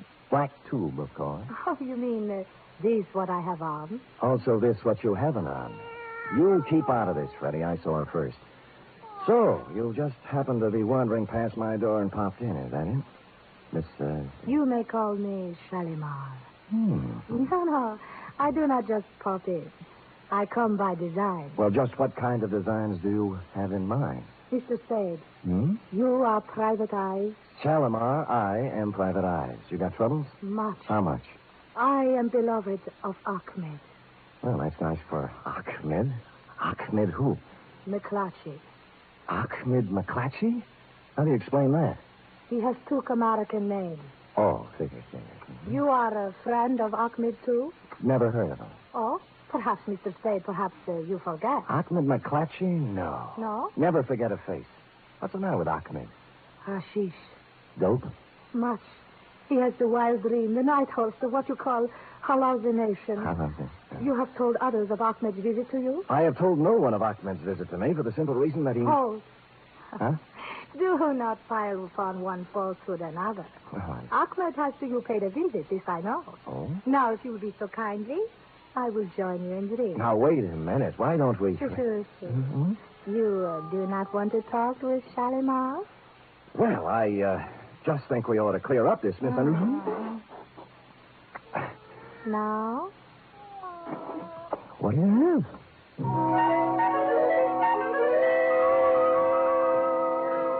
Had I been the Sultan and she Scheherazade, the book would have gone on for 20 more volumes. It was all there, the veil below the eyes, the jackets and long satin pants, plus a superabundance of what sultans look for when they are employing a harem. I fumbled around putting I don't know what into a couple of martinis, found more milk for Freddie's saucer, and then set all three between us on Aunt Adelaide's Lazy Susan. This I like, Mr. Spade. Fine. Now we talk? Drink your milk, Freddie. Now we talk. You have match? My purse. Oh, I'll get it for you. Oh, move now. You're almost stepping on it. Oh, so clumsy. The lipsticks are on the chair. Yeah, I see it. There we are. There. Thank you. Okay. Now, the light? Got it. Now, Mr. Spade, before we talk of Ahmed, let us bring to him, huh? Right. To Ahmed? To Ahmed. Oh, what's the matter, Freddie? Oh. What? Yeah, look, the milk's on the wrong side. He did it again. Did what? Well, he likes to spin the Lazy Susan. Lazy Susan? What did he do? Now, take it easy, honey. The thing spins. See, you got my drink, I got yours, and Freddie got left out. That's No. all. Oh, no. Devil. You Look, devil. baby, please, don't go off the deep end. Take it easy. What's the matter with you? Huh?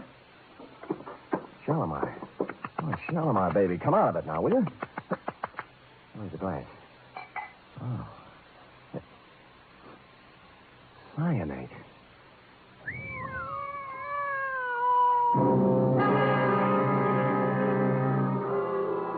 So that took care of Shalimar. The purse had nothing except the usual feminine claptrap, hairpins, makeup, and cigarettes. No keys, no identification, nothing except for a locket around her neck, which was something you don't run into every day. A strange hand-wrought disc-shaped thing with what looked like the face of a clock on it. 12 Arabic symbols where the hour should be, and a pair of hands pointing to 4. In some Jawaharlal, it was the sort of thing Sheridan Ballard, the man called G2, yawns over, which struck humdrum me as a little bit out of the ordinary. It struck Lieutenant Dundee of Homicide the same way. Look at me, Sam. Look into my eyes. Dundee, I didn't know you cared. Well, no, I am not an idiot, Sam. Well, I've been in this business for 25 years. Mm-hmm. I've looked at a lot of stiffs in my lifetime, Yes? but this is the first hoochie-coochie girl in my book who ever walked in out of the rain and tried to poison a total stranger. Well said, Dundee. Here. So, Use your head, Sam. Where have you seen her before? I told you I don't know her, Dundee. Then why did she try to kill you? Ask her. This whole thing's impossible. Harem, costume, poison, Shalimar. Fantastic. I know. I'm sorry. All right, get out of here. The print man, the ME, and the photographers will be here in a minute, and you'll only get in the way. Where'll I go? Anywhere. Find out who this dame is. Who's going to pay my fee? Well, scram. Bidding farewell to the gentle lieutenant, I took off into the rain, bound I knew not where. I bought a paper and settled down in a one-armed coffee joint, drank 3 cups of coffee, and came up with 3 leads.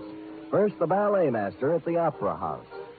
Scheherazade, we are not doing till 3 weeks yet. The costumes are all picked up still, and I am missing no ballerinas. Now again, golden apple princesses. 1 and 2, and 1 and 2.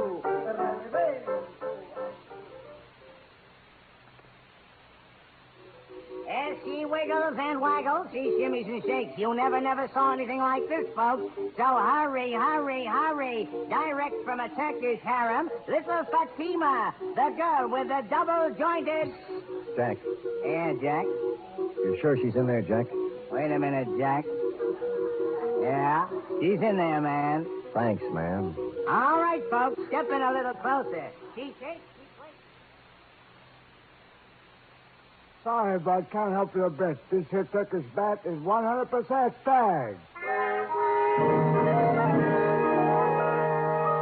Homeward bound, I was walking down Grant Avenue when I passed a little shop near Pine Street. Gold lettering on one corner of the window spelled out, Hatchadurian J. Pappas, importer, curios.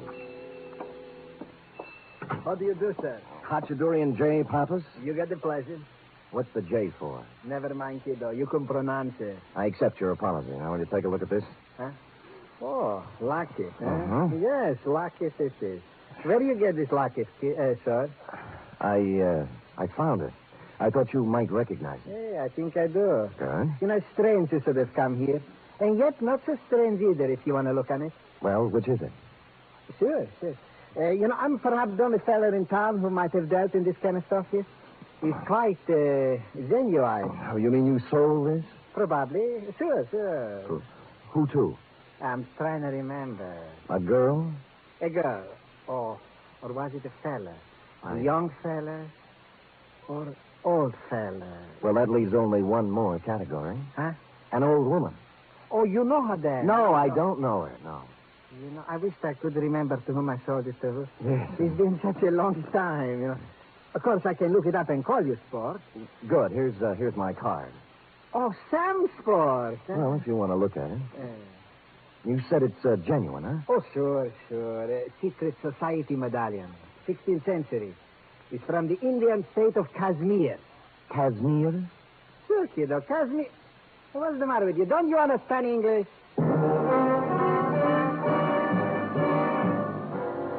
Kashmir. A typical Spade blunder. All I could think of was a girl on a cigarette package, thereby confining my operations to Turkey. But this opened new doors. The first, the most obvious, and ultimately the correct choice was a flossy nightclub known to the town's well-heeled party folk as the Vale of Cashmere. It was dark when I got there, but the front doors hadn't opened yet. Around at the side, an alley led up to the trade entrance, next to which stood a huge, wedge-shaped character with a swarthy complexion marred by a scar down one cheek. And to make him even more Oppenheimish, he was wrapped in a black, tent-sized opera cloak.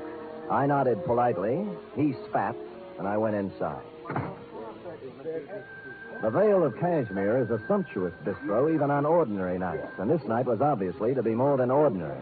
The table across the end of the floor was banquet-sized. The place was hung with Kashmiri flags, and the picture of an old man who looked familiar was hung from the middle of one wall. The maitre d' was talking to an important-looking gent near the long table, and I walked over to them, pausing only to note one of the dancing girls practicing in a corner in her Shalimar-type costume. Felt like I was close to home. And the curry. You understand? Not too hot, yes, Excellency. It shall be as you wish. The florist will be here promptly with the flowers. I trust you will be prepared to take care of them. Excuse me, gentlemen. My name is Spade. Lashputsi, sir, at your service. Please, Mr. Spade, we have... No, not at all, my good man. What is it, Mr. Spade? Are you in charge here? I am the head waiter, sir. This gentleman is the Kashmiri proconsul. Oh, forgive me, Your Excellency, but... Yeah, sorry. Not at all. Do you have a dancing girl here named Shalimar? Shalimar? No, what? Probably use another name. How about Ahmed? McClatchy. Right, where is he? A former employee as of this afternoon is Ahmed McClatchy. Who is he? My chef. Today, of all times, he does not show up. You know where he lives? Oh, I can look it up, but... Please, sir, the proconsul and I, in the banquet tonight, the arrangements, the Prime Minister himself. Sure. Just one more thing. A proconsul. Have you ever seen one of these before? What is it? A secret society medallion, they tell me. Who tells you this? Hachadurian Papa runs a little curio store on Grand Avenue. Know anything about it? Secret society is right. The circle of 12. You see here? The hands point to 4. Yes, the fourth member, this means. The hand straight up is the leader. You seem to know what you are talking about, head waiter. Kashmiri culture is a hobby of mine, Excellency. This is an ancient, subversive organization dating from the time of the Mughal conquest of the 16th century. Very interesting, but of little significance now. The Circle of 12 has been dead for 3 centuries. If you will excuse me, Excellency, I'll get for Mr. Spade Ahmed's address, and then I will... Hold it. Ahmed!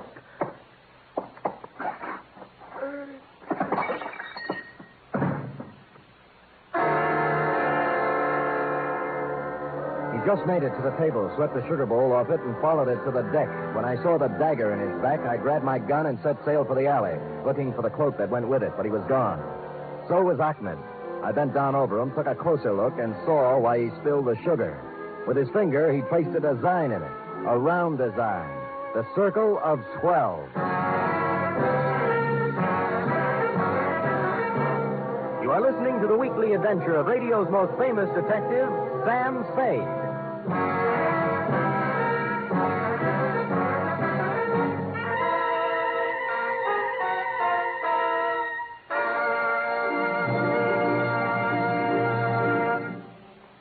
There's a bright newcomer to your NBC Sunday lineup starting this Sunday. It's Mr. and Mrs. Blandings. Now you can follow the further delightful adventures of the beleaguered Blandings in their famous dream house every Sunday. Starring as Mr. and Mrs. Blandings will be Cary Grant and his charming wife, Betsy Drake. Mr. and Mrs. Blandings is followed over most of these NBC stations by The Big Show. And this Sunday, hostess Tallulah Bankhead will present such bright stars as Fred Allen, Judy Holliday, Patrice Munsell, Gypsy Rose Lee, Vaughn Monroe, and many, many more. The chimes are your invitation.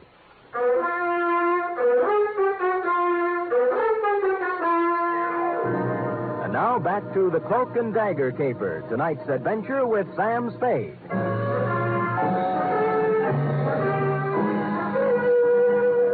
Well, Joanna, all the ingredients of a first-class international goulash were here. The cloak, the dagger, the man with a scar on his face, the lady with a veil over hers, and 2 corpses. By now, Dundee had completed activities with corpse number 1 at my apartment, so I hustled him down to the Vale of Cashmere and put him to work on number 2.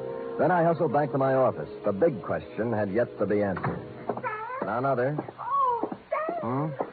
You always have your phone. I've been trying to call you for hours. About Ahmed McClatchy, right? And the girl with the veil. Shalimar. Is that her name? Probably not, but it doesn't matter to her now. What about Ahmed? Oh, he was frightened out of his wits. He said somebody was going to kill him, and I told him he'd come to just the right place because you were strong and brave and Good. wonderful. Good. And he cried. Good. And I cried. Good. But wait. Hold it, F. Yes, Sam? What happened when all the crying was over? I sent him up to see you, Sam. I couldn't He call. just told you somebody was going to kill him, that's all? Yes, Sam. That's why he was crying? Oh, no, Sam, no. That's not why Ahmed was crying. Why? He didn't care for himself. He's a selfless, generous type. Angel child, who was Ahmed crying over? The man in the paper. What paper? It's in all the papers, Sam. The Chronicle and the Examiner and the Call and even on the cover of Time this week. You see? A banquet. That's whose picture it was. For Jawahar Hall Bara, the Prime Minister of Kashmir. Look at the small print underneath, Sam. On him, the hopes of Asia. You see, that's what hurt Ahmed, Sam. Not for himself. He said they're going to kill Sir Jawahar Hall.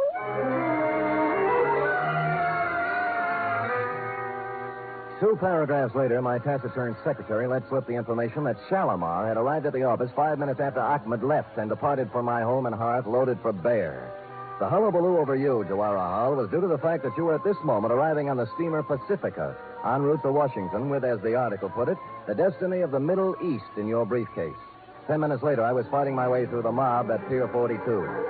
Not just a mob, mind you, but an assortment of bands, a Hindu delegation, the full membership of the Sanskrit Society at the University of California with a huge banner reading, Jawahar Hal, we're with you, and an overripe soprano on a pedestal singing, Pale Hands I Love. I struggled through this to the curb just in time to see you pull away in your special limousine, then climbed over some more backs to a phone booth. Pale hands I love you.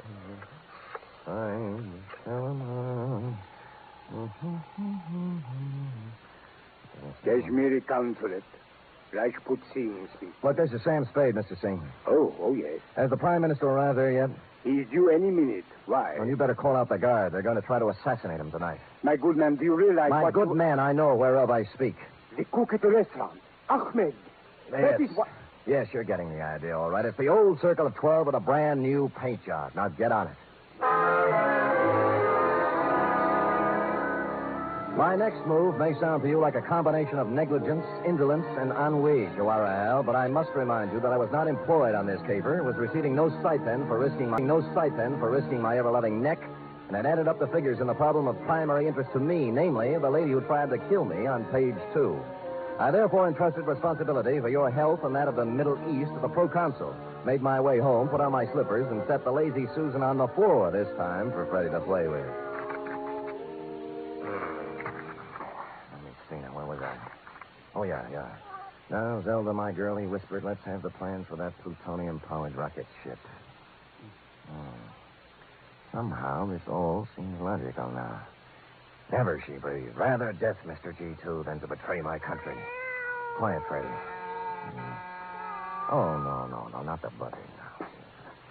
No. Mr. Spade. Oh, hello, proconsul. May I? Do. I have taken every precaution. The Prime Minister, he's on his way to the banquet now. Good. There's one thing I must ask of you. Oh? Absolute secrecy. Yes. The mere knowledge of that such an organization as this... Circle of 12? Yes, exists would give added strength to a disloyal opposition in our country that may express itself in a manner disastrous to our purposes in sending Jawaharlal to Washington. You understand? Well, it's taken me a while to learn the ground rules in the International League, but I get the general idea. You have spoken of this to Noir? No. Oh, excuse me. Hello? This is Hatudurian de Papa, sir. Oh, yes. It took me a great deal of long time to check my records, Mr. Spade, but I finally found it. Oh, what's that? The gentleman who bought the set of 12 Kashmiri medallions, like the one you saw me in my shop. Oh, yes. Yeah, his name is Rajput Singh. A foreigner fella, I think. He's the Kashmiri pro-consul here. Oh, well, gosh, thanks, Dorothy. This is Hatudurian de Papa, sir.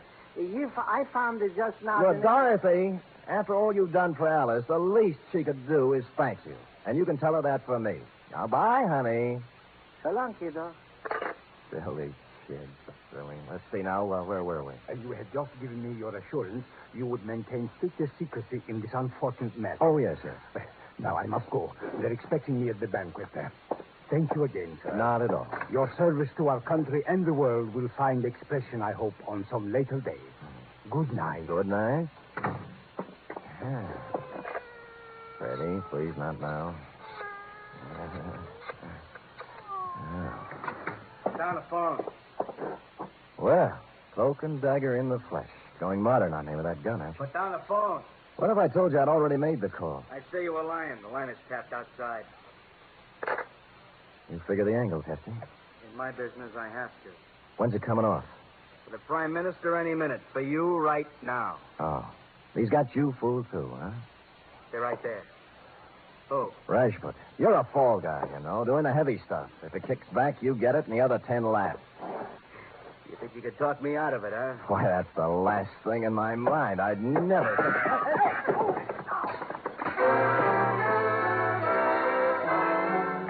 Everything happened at once. As near as I can recall, it began when Cloak and Dagger backed onto Freddie's tail. Freddie yowled, spun like a top, and C&D off balance, put his other foot on Aunt Adelaide's lazy Susan. Hardly a place for a big off-balance man to place his only remaining foot. About then, I kicked him in the stomach, grabbed at the gun, which skidded into a corner, and we went over and over for a while. C&D tore at my suit with his claws and teeth. I beat his head with an ashtray, and Freddie sat quietly in the corner and washed himself. At length, tiring of the ashtray, I beat his head on the radiator. And dear Cloak and Dagger gave it up with a long, unhappy sigh.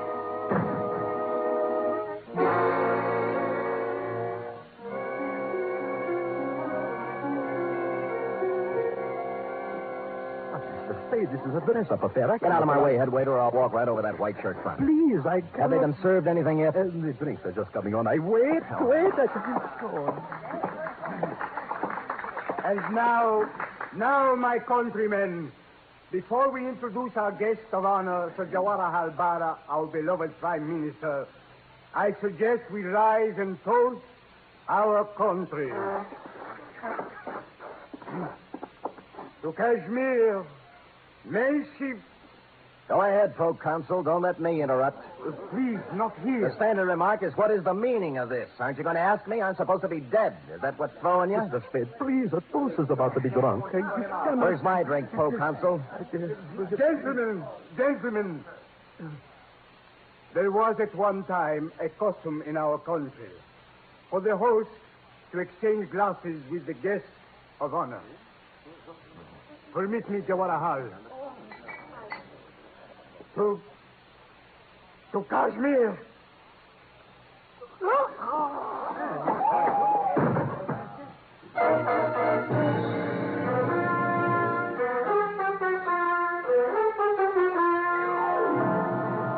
And the moral of this story, if there is one, is when danger threatens, don't hire a bodyguard, buy a cat and a lazy Susan. Period. End of report. Oh, Sam. Why do people do these things? Oh, we all have different loyalties, have different ideas about duty. Yes? My duty, for instance, is to pick up a knot in my head and a suit full of holes once a week, while your duty You don't is need to draw a diagram, Sam. I can take a hint. Scoot?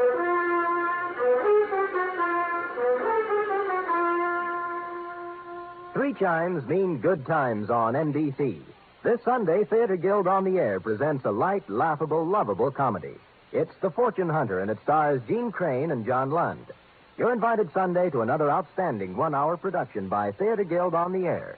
And a reminder, there's a bright newcomer to your big Sunday lineup on NBC. Mr. and Mrs. Blanding, starring Cary Grant and Betsy Drake.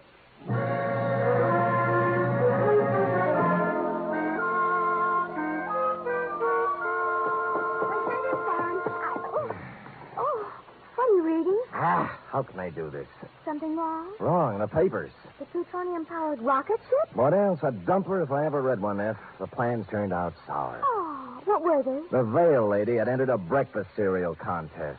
Well, that's life, little one. We struggle, we strive, we think we have success in our grasp, and it turns out dross. Oh, that reminds me. Hmm? How do you like it? What? My new dross. And that concludes the dialogue for tonight. Except for one thing, of course. Oh, I'm ready, Sam.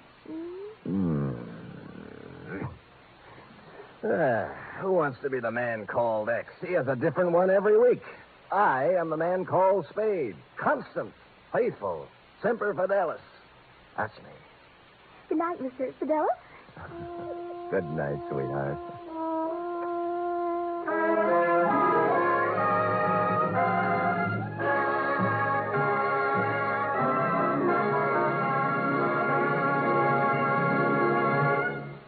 The Adventures of Sam Spade are produced, edited, and directed by William Spear. Sam Spade was played by Stephen Dunn. Lorene Tuttle is Effie. Script for tonight's adventure by Harold Swanton. Musical scoring by Lud Gluskin, conducted by Robert Armbruster.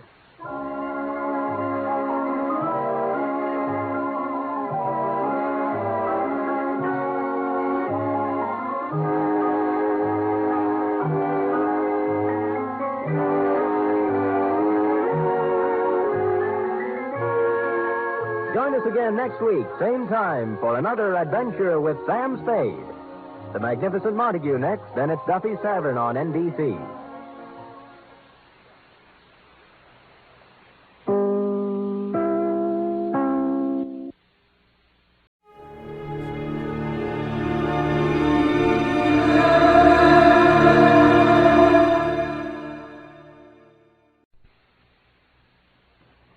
The National Broadcasting Company presents The Adventures of Sam Spade, Detective.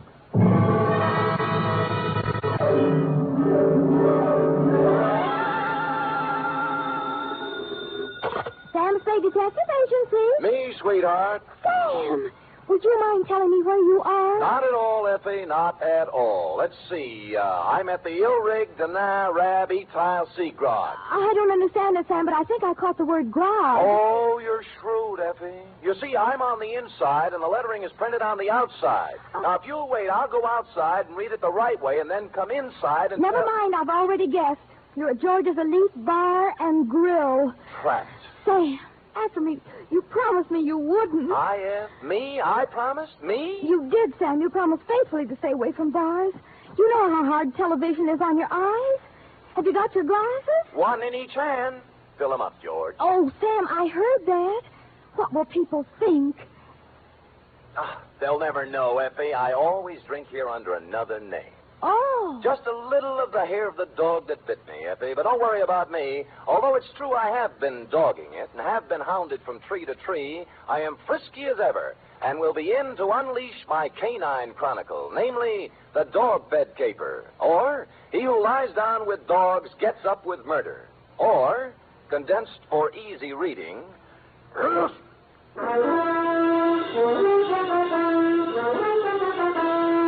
For NBC, William Spear, radio's outstanding producer-director of mystery and crime drama, brings you the greatest private detective of them all in The Adventures of Sam Spade.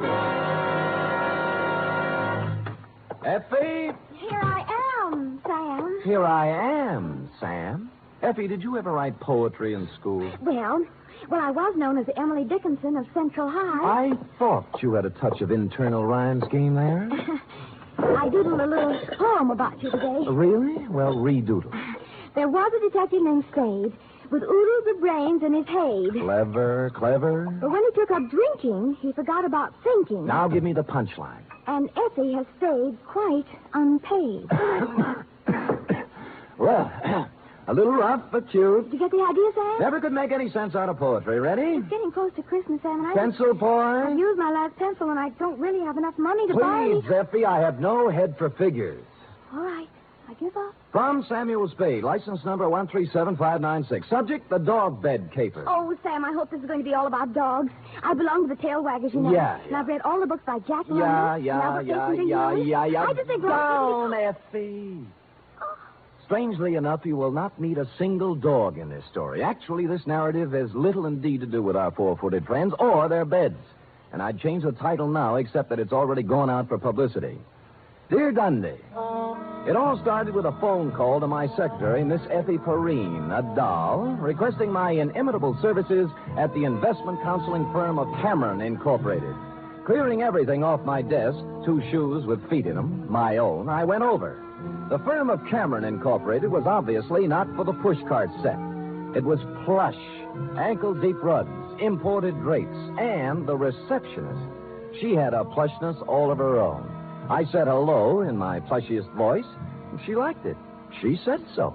Oh, I like the way you said that. Say it again. Life is too short to go back even for a moment. The past is a dead thing, the present dying, only the future alive and vibrant. However, hello. Is there something? There is. Could I ask a question? Why not? I will rephrase the question. What time do you stop working this evening? Around 6. Care to have... Why not? There's a little bar around the corner, okay? Why not? Why not, indeed? Bring your own money? Well, come anyway. Your name? Celeste. Mine's Sam Spade. Who's Mr. Briggs? He called me. Major Briggs? Why, he's our chief accountant. I just happened to have my door open. Did I hear someone inquiring about me? This is Mr. Spade, Major Briggs. How do you do, Major? It's a pleasure to meet you in person, Mr. Spade.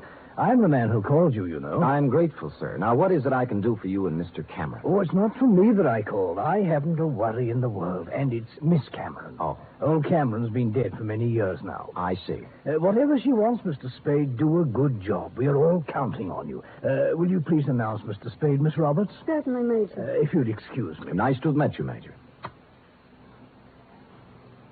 Miss Cameron? Yes? Miss Spade's here. Send him in, please. Go on, Sam. Have fun. Think I might? Why not? That girl had the most beautiful double entendre in town. Well, to get on, Adela Cameron was a career woman around 29, although the tailored suit made fine detective work difficult. No makeup, severe hairdo, and in spite of all this, chic. In fact, as we shook hands in a most businesslike manner, I had the feeling that something warm might well spring up between us. Something like a warm mutual dislike, maybe. But something. Most men simply cannot be told anything in confidence. They gossip. That's a switch. I don't appreciate your humor, Mr. Spade. I accept your apology.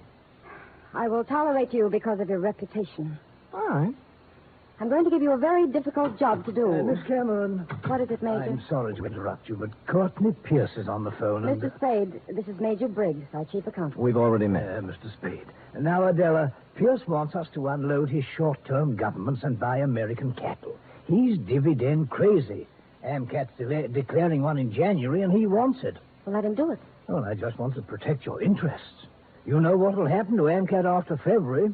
They'll drop 10 points, and he'll blame us. I went through this with your father when you and Greg were... That's right, Major. Well, tell him we advise against it. But if he persists, ask him for a release in writing. That's what I thought you'd do. That's the way your father would have handled it. I just want to protect your interests, my dear, that's all. I know. Just want to protect your interests. Well, don't worry about us. You know, we're not children anymore. All right, my dear. Where were we? Oh, you were giving me a difficult job. Oh, yes. Here is the business address of Mr. I.J. Barco. He's a wealthy manufacturer, a client of ours. I want you to find out everything about him, especially anything unsavory. Sorry, I don't do divorce or blackmail cases. Mr. Spade, this is not a divorce investigation. All right, what is it then? Why do we want a client shadowed, I believe is the expression? That's it? Because we believe he is investing money through us for some racketeers. If that were true, we would, of course, have to drop him. But we don't want to lose his business just on suspicion. I see. Find out anything you can about him. I'll give you $50 a day in expenses, 1 week guarantee. Will you consider the job? I have considered and taken the job. By the time I'd reached the door, she had already forgotten me and was hard at work on some papers. Outside, I planned to dally a few moments in idle chit-chat with Celeste. But before I had the chance, I was accosted by a husky young chap whom I'm afraid was a Princeton man. What were you talking about in there, Spade? Oh, you have the advantage, sir. Who are you? Gregory Cameron. Now, come on. What was Adela telling you? Well, if you step to one side, you can walk around me and ask her. Look, don't pull that cagey private detective routine on me. I pack a little weight myself. Well, pack it somewhere else, sonny. I asked you a question. I expect an answer. There's your answer. Any more questions? He didn't feel much like talking then, and I was so irritated I walked out without saying goodbye to Celeste. When I reached the street, the white-haired old gentleman, Major Briggs, hurried out behind me. Mr. Spade, please don't think too badly of that boy. I've known him from the cradle. He's in a difficult emotional state at the moment. Sure. As far as I'm concerned, Major, it never happened. You're a kind man, Mr. Spade. I could tell that when I first saw you. You're just the sort of man Miss Cameron needs. Well, I hadn't looked at it that way. If you require anything, don't hesitate to ask me. I've been with this company 40 years before those two children in there were born, and I know how difficult life can be at times. I just want things to go well for them. I'll do my little part, Major. Bless you, son. Bless you.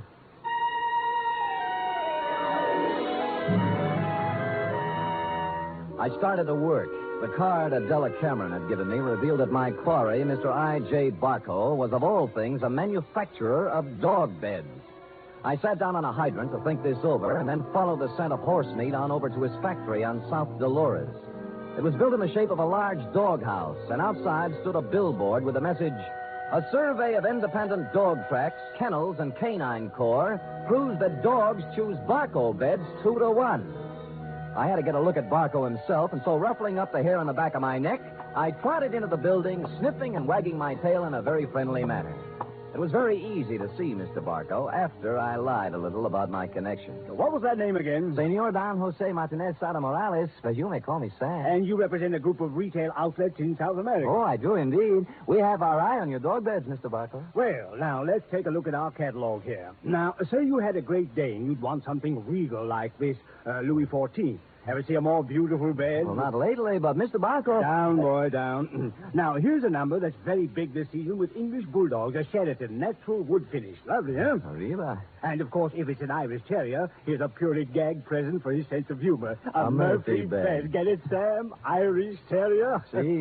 Well, of course, we wouldn't ask a dog to sleep in a Murphy bed. Mr. Barco, I'm afraid I don't see anything here I like. What's this? Do I understand you, sir? You are refusing this small speck of comfort to the one unselfish friend that man can have in this selfish world? Well, I'm not refusing anything. I just don't The happen to... unselfish friend who, if fortune drives you forth an outcast into the world, homeless, will ask no higher privilege than to be at your side to guard against danger. Mr. Barco... Faithful unto death, there by your graveside will be found the noble dog, My his graveside? head between his paws, his eyes sad but watchful, faithful... We shook paws, and I felt his nose to be sure it was cold. It was, and I left. I rented a car and took up a station outside the Barco factory. About 4 o'clock, he hurried out, jumped into a long, low vehicle shaped like a dachshund, and mushed off. I followed. An hour later, I was phoning my first report to Adela Cameron's secretary, Celeste. You went to the city hall. What did he do there, Mr. Spade? License bureau, marriage, not dog. Really? Where'd he go then? Grocery store, where he bought 1 bottle of olives, 1 bottle of vermouth, and 1 bottle of gin. I wonder what he's going to make. What recipe is that? Well, now he's in an apartment house on Post Street, just across from the drugstore I'm in, and judging from the groceries, intends to stay a while. He has laid in provisions. Uh-huh. Well, I guess that's all we wanted to know. What? Miss Cameron just told me to call you off the case. You'll still get your guarantee, though. Major Briggs will send you a check. Well, that doesn't make sense. Sam orders his orders. All right. What about tonight? I'm afraid not. Some other time. You mean it's all over? The half-daring, half-shy kisses on the Oakland ferry? The warm, passionate spring nights at Fisherman's Wharf eating abalone? Hello? Well...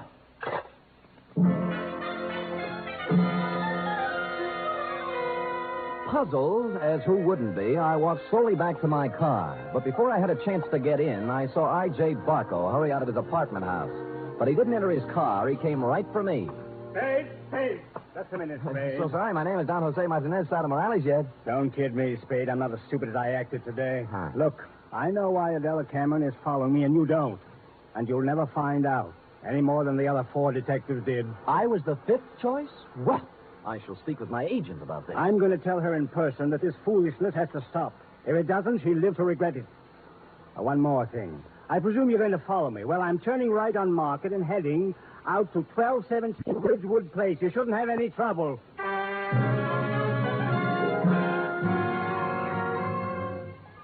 And with that, he spun on one heel and trotted to his car. He took off, but when I went to my car, it wouldn't turn over. And when I lifted the hood, I found out why. All my spark plugs were gone. I picked up a new set at a service station, looked up Adela Cameron's address in the phone book. It was 1217 Ridgewood Place. And a good half hour later, I got there. Barco's car was out in front. No one answered the door, but it was open. Adela Cameron was a crumpled heap on the living room sofa. Oh, Sam. Sam, help me, please. All right, Miss Cameron. Let me look at you. You hurt? No, I'm all right. It's him. Where? The bar.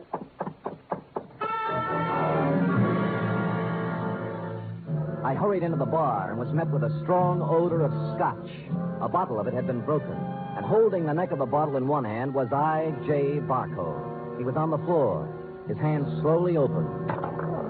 The glass rolled out, and he died.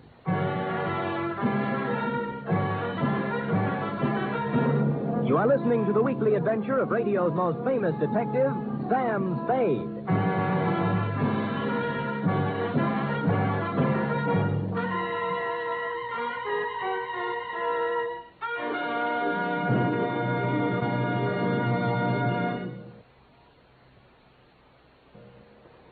Act 2 of tonight's Sam Spade in just a moment.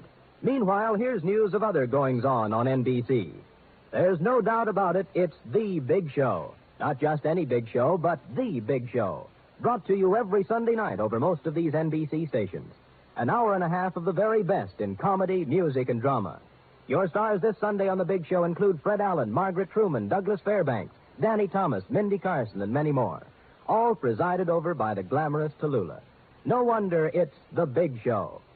Saturday night on NBC means mystery with the man called X, a man without a name who travels the world over on missions of intrigue and peril. Herbert Marshall stars as the man called X tomorrow and every Saturday evening on NBC.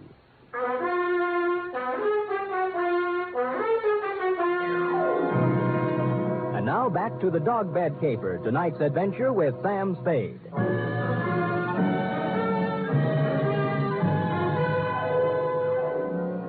It took 3 bullets in the chest to finish off I.J. Barco. He'd apparently been standing there pouring a drink. Barco broke the bottle as he fell. I couldn't find any other signs of violence or any gun, so I went back to Adela Cameron. She was beginning to calm down. I don't know who did it. I just don't know. Well, it couldn't have happened more than a minute ago, and you were in the house, weren't you? No, after I left my office, I stopped in the store for some things, then came home. When I was driving down Ridgewood, I heard some sound. And you thought they were a car backfiring. How did you know? I've heard this script before. Don't you dare accuse me of killing that man. It's not what I think that counts, but what the police accuse you of. Sam, I heard those sounds. I came in the house when I went into the bar. You didn't notice Barco's car out in front? Oh, I suppose I did. I don't know. I don't remember. Uh-huh. Who are you calling? Homicide. Sam, wait a minute. Just a minute, please. Wait for what? I want to tell you some things. All right. Go on. I kind of get the feeling I was hired to put the finger on the dog's best friend. That's not the way it was. The last thing in the world I wanted was for him to be killed. Oh, murdered, I mean. All right, what did you want? I'll tell you the truth. Why I really had you watching Barco. I'd be curious. We handled his investment account. My brother Gregory... We ran into each other. I heard. Well, Greg took $150,000 of Barco's money and invested it, without my knowledge, in a television company. I hear that medium's making money. But it turned out this company was just a front for some men who wanted to build a gambling syndicate up north. You mean your brother didn't know that? He knew, but there was supposed to be big money in it. He was going to give Barco a good profit and take the rest for himself. And Barco found out and threatened suit or something. He never would have known, but the deal fell through and the gambler said the money was gone. Then he asked about the investment. What could Gregory and I tell him? What did you? Unfortunately, the truth. We said we'd make up the money with interest, but He only gave us 90 days. We couldn't get it by then. So you didn't shoot him. Your brother did, eh? No, Sam, no. He couldn't have. I know Greg. He'd have more sense. In my brief meeting with him, I didn't think he had any sense. Just one more thing before I call the police. Sam, don't call them. Help me get him out of here. Somewhere. No dice. Sam, don't let my whole life be ruined. Stop it. You set me on Barco to find some blackmailing material, yes? Yes. And then why did you suddenly call me off the job tonight? I didn't. Your secretary said you did. I didn't tell her anything of the sort. Can I have that phone now?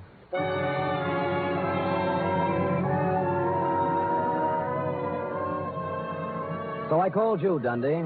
Before you arrived, I looked through Barco's pockets for something to do and came up with a picture of him and a girl taken outside a marriage chapel in Las Vegas. The girl was Celeste, Cameron Incorporated's plushy secretary, several years younger and 2 shades less voluptuous. Her address, 627 Finley, was supplied by a now hysterical Adela Cameron. No one answered Celeste's door, but I heard a shower going inside, so I took the liberty of entering, persona non grata. There is. Well, who is it? Come out and see. Oh. No false moves now. Keep that towel right where it is. Am I doing here detective work? And I must say I've already found out a great deal. Well, Sam, I'll admit I did express some interest in you, but if you recall, I told you not tonight. It's my only night off. Sam, please leave. I don't want any difficult scenes. All right, we knock off the cute touches and get down to business. You were married to I.J. Barco, right or wrong? Wrong. Wrong, it's right. You were married in Las Vegas at the chapel of the Flamingo Hotel, the Tower. I was only married one day. My parents had it annulled. I was underage. Well, you don't have to worry about him anymore. He's dead. No. Shot 3 times at close range. Oh, no. In Adela Cameron's house. What? Not by you, of course. Although, on the other hand, as you would say, why not? I didn't do it, Sam. Suppose you spill. He wanted me to marry him again. Why? Well, I know all about the money the Camerons misused. He found out Greg and I were in love. I should have known. He said he'd forget about the entire $150,000 if I'd marry him for 6 years. $25,000 a year. That's a good price. How can you talk like that? Practice, I guess. So, Gregory had another good reason for killing. He didn't, Sam. I know he didn't. Anything that would stand up in court? I don't think so. Suppose we say you called me off Barco's tail so Gregory could get at it. I didn't. I called you off because I was supposed to meet I.J.'s apartment tonight and give him his answer. I couldn't do it with you there. Flimsy, but it might hold. The truth. I was going to see him, but I changed my mind. Any particular reason? You saw him. Would he be the kind of man I'd marry? You did once. Well, it looks bad for Greg. Because someone at Cameron Incorporated knew Barco was going to be at Adela's house. Sam, will you do me a favor? Maybe. Give me an hour. Then I'll go wherever you want. I'll tell you anything you want to know. Why an hour? Because if I'm going to live with myself, there's something I have to do. Well? Please, Sam. If you do, I'll give you some information you might want. For example? There was someone at Cameron Incorporated who knew that Barco was going to Adela's house.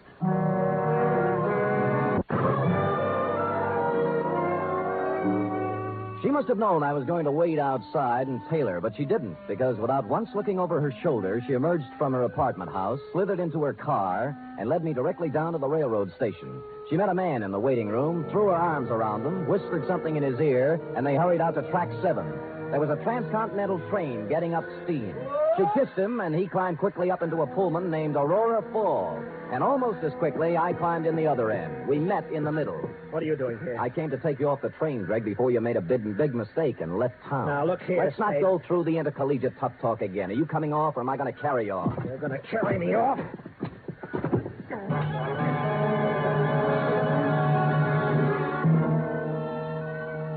And I did. Celeste was gone, and he revived when he hit the cool air. I let him out of the station as unobtrusively as possible. Then we went down a side street to where my car was parked. That's where he began to show signs of life. Spade, look. You're all wrong. Guy's got a right to leave town when he wants to. I'm going to sue you from here to the city hall and back. Shut up and get in the car. Celeste just told me about Barco.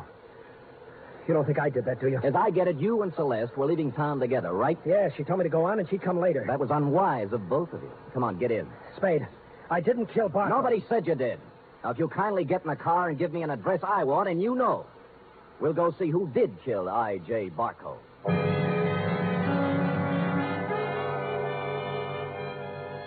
He gave me the address I wanted and said I was crazy. I told him why I wasn't, and he began to see the reason of it.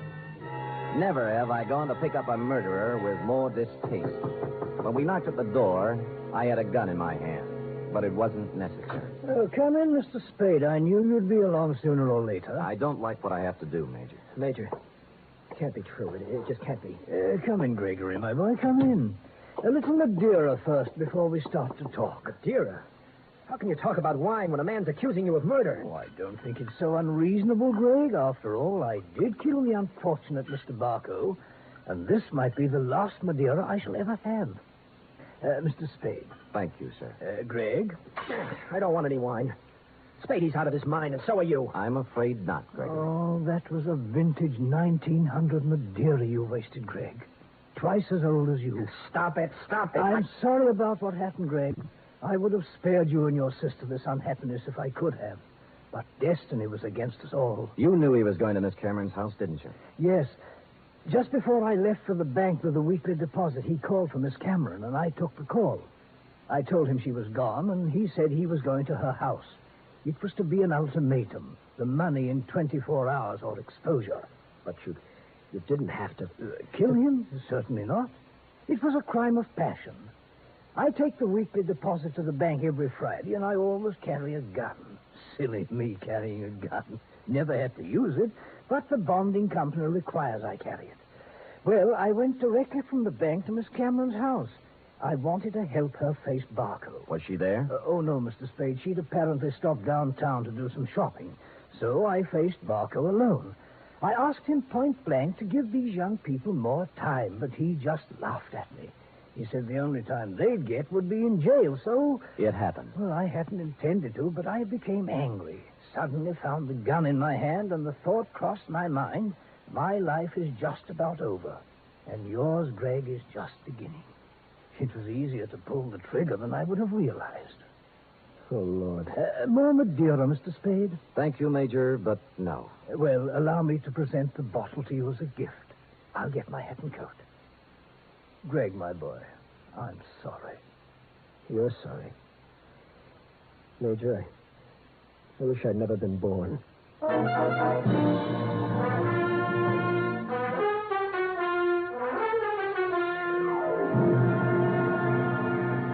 Period. End of report. Oh, Sam, I wish I hadn't either. Hadn't what? Been born.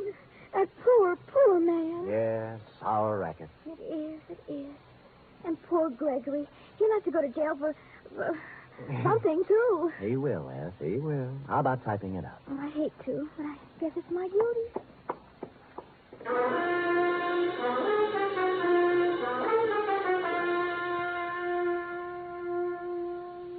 Three chimes mean good times on NBC. There's no cover charge at Duffy's Tavern. Just keep your dial on this NBC station this evening. Archie the manager, played by Ed Gardner, and his remarkable friends serve up another blue plate special of grilled English language, fresh laughs, and whimsy a la mode.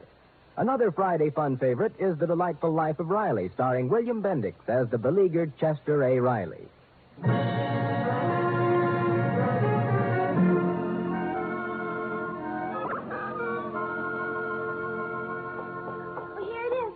Now, let me see. Uh-huh. Murder is all in place. Gunshots indicated. Dundee's grammar edited. My astuteness emphasized. Yeah, you've learned your job well, Effie. Oh, I'm glad you're pleased, Sam. Wait a minute. What's this? What? P.S. Dundee, hands off Celeste Roberts. She's mine. Effie, what's the meaning of that? Well, you are going back to see her, aren't you? After the way she threw herself at you, no? Do you think she's my type of woman? Oh, Sam, I think every woman's your type. Every woman but me. Now, Effie, come here. Would I have you working in this office if you weren't my type? Guess not. Well, then let that thought be your comfort. The world can have all the Celeste Roberts it wants. As far as...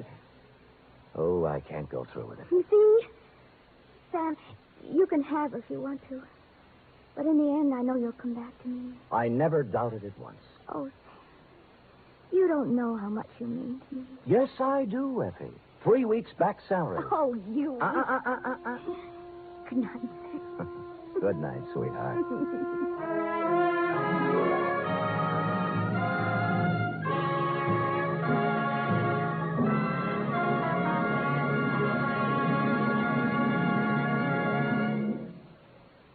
The Adventures of Sam Spade are produced, edited, and directed by William Spear. Sam Spade was played by Stephen Dunn. Lorene Tuttle is Effie. Script for tonight's adventure by John Michael Hayes and Dick Powell. Musical scoring by Lud Gluskin, conducted by Robert Armbruster.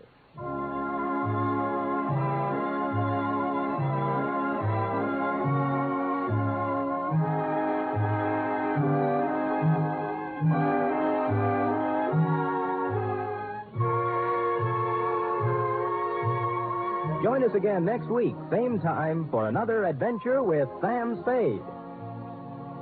Hear the magnificent Montague, then visit Duffy's Tavern on NBC.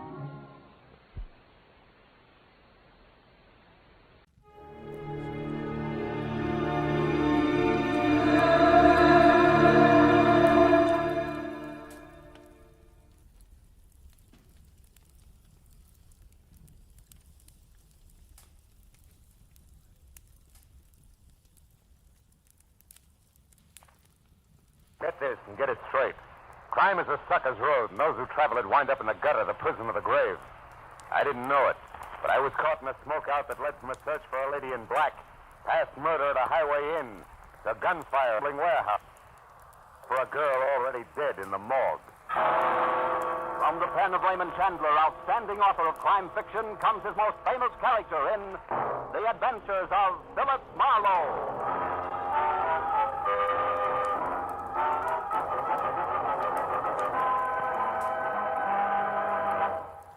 With Gerald Moore, starred as Philip Marlowe, we bring you tonight's exciting story, The Smokeout.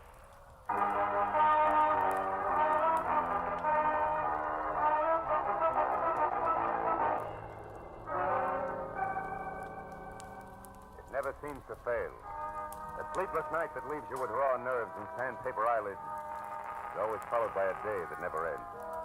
A kind of long, tough day that keeps you on the move until life in the city finally reduced to no more than a confused clatter and stink of exhaust fumes and an aimless mob of shallow people milling around, looking for nothing but a chance to con each other out of a lousy butt.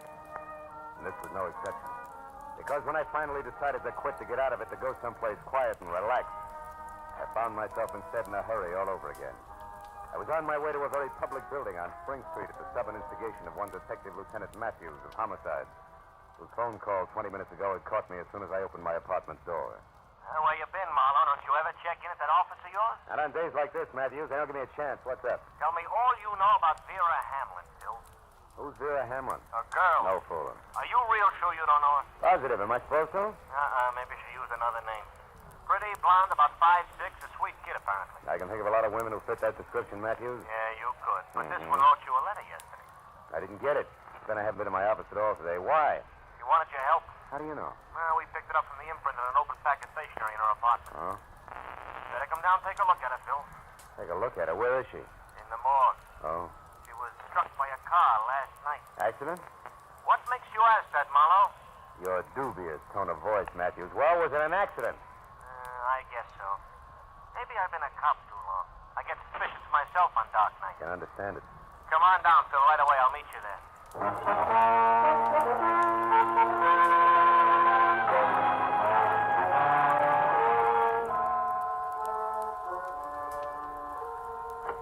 You better hold it a while. Oh, here he is now. Hello, Phil. Hi. Made good time. This is Mr. Connor, the morgue attendant. I'm certainly glad to know you, Mr. Marlowe. Is this your first visit? No, I've been here before, Connor. Well, Matthews, for what good do you think this is going to do to the police department? Let's see her and get it over with. All right, let's go, Connor. Certainly. Step this way, please, gentlemen. Follow me. Happy fella, isn't he? Well, civil thanks. Here to the right. Now, let's see. Egram, Barnigan. Now, here we are. Hamlin, Vera. There. Well, Marlowe? Hmm. You know her, Marlowe? No. Okay, that's all. All right, Lieutenant Matthews. Come on, Phil. Let's get out of here. Yeah. Now, look, Matthews, I told you on the phone I didn't know. What'd you get me down here for? Because there are some angles on this death I don't like to look at. That letter to you is one of them. Got the letter? No. No, I read the whole thing in from the lab and that imprint they worked on. She was worried. She wanted you to investigate something for her. You were supposed to call her today. Know anything about her? Yeah, she came to L.A. about 6 months ago from Omaha. She worked for a guy named Brasso's, a produce wholesaler, 77 Market Street. Lately, she was seeing a lot of him after office hours. What's wrong with that? Nothing. But she was killed in front of Brasso's house at 2 a.m. and she was getting out of her car, and Brasso wasn't home at the time. Oh?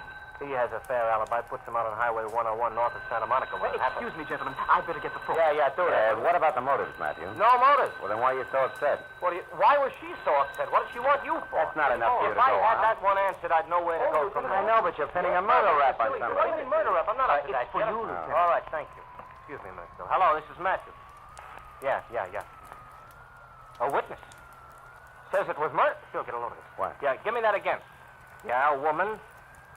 Saw it happen, huh? Great. Who was it?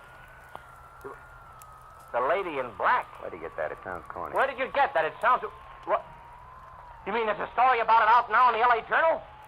Yeah, I'll be back there in 5 minutes. And listen, get a hold of the reporter who wrote that story and hang on to him. I want to talk to that wise punk. How do you like that? How do you like it? Yeah, Vera Hamlin murdered with an eyewitness to prove it. Only the police department is the last outfit in town to know. Come on, Phil. Where to this time? To buy a newspaper, find out what's going on.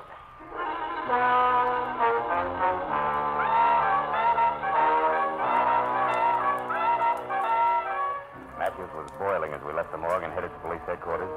We made one stop on the way to pick up a copy of the Journal, which he read as I drove. The kind of smoky, well-illustrated sensationalism that clouds issues, doubles police work, and sells papers. Revealed exclusively to the Journal tonight that she was an eyewitness when a mad killer purposely swerved his speeding car into curvaceous blonde beauty Vera Hamlin outside her lover's Brentwood home late last night. If that's journalism, I'll eat my bag. Keep reading. You're a cop, not a critic. Yeah, but I got taste. The lady in black will appear at police headquarters at 9 o'clock to reveal license number and description of the murder and the shocking death, which police have already labeled accidental nuts. Come on, Marlowe, I step felt on a this. little sorry for Matthews because the way things were breaking, the Vera Hamlin deal was a cinch to become one of those involved screwball affairs where nothing goes according to the book, and I was glad I never got a letter. Now it was none of my business. All I wanted to do was drop Matthews off, get away from the whole thing, and try to forget about it. But when we piled up behind the waiting squad car at headquarters, the gang of high-speed photographers draping the stairs stopped us. Give you... Right, Lieutenant, is your witness going to show? It's 9 on the button. Where's the lady in How do I know? I didn't find out there was a witness till I read it in the Journal. Yeah, that was a dirty trick. Hiya, Marlowe. Hi, Abbott. You're an old-timer, Abbott. You guys ought to keep punks like the Journal squirt in line. They just make it tough on everyone. Oh, don't blame us for that guy. He's burned up, huh, Marlowe? You blame him? You know as well as I do, the Journal picked up that witness right here. Kept her under wraps until they had time to break the story. Well, he shouldn't let it through him. You know, guys like that usually hang themselves. Sure, after the damage is done.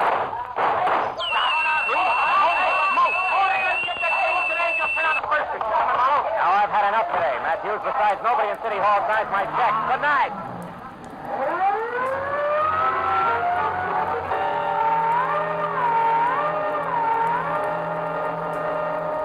I watched him out of sight and drove to the corner where one of the reporters told me that the green sedan had a lady in black in it. Whoever had fired the shot had gotten away clean. So, with that to think about, I drove back to Hollywood and tried a double scotch in a quiet bar. Yeah, it didn't work.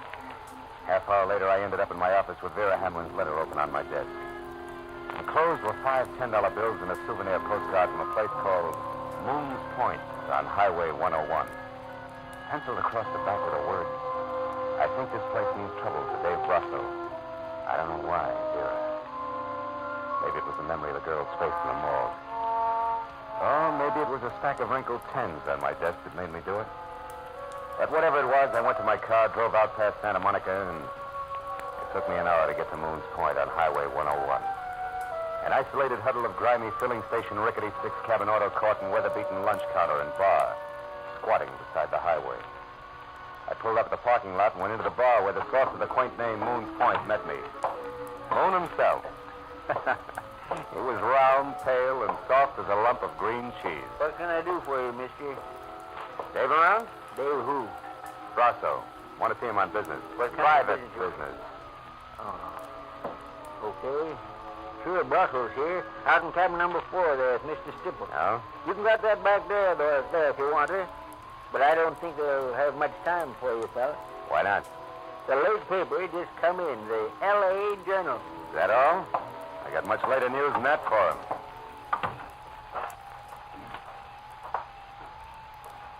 Hey, you. Who's there? Pull it down, will you? Baggett. Agent sign asking for Dave Brasso. Well, I think you're a cop, and I might be able to do you a little favor. What do you got in mind, Baggett? Well, since there don't seem to be much love lost between you and Brasso, I'll tell you. I believe in an eye for an eye and a tooth for a tooth, see? I used to be a driver for Dave Brasso, only yesterday I got canned. Thrown out. Pull off my truck and fired for no reason at all. So? Oh, so I've been sticking close to him, just waiting for a chance to pay him back. And I've been finding out things you might like to know. Give me a for instance. Well, for instance, he had a fight.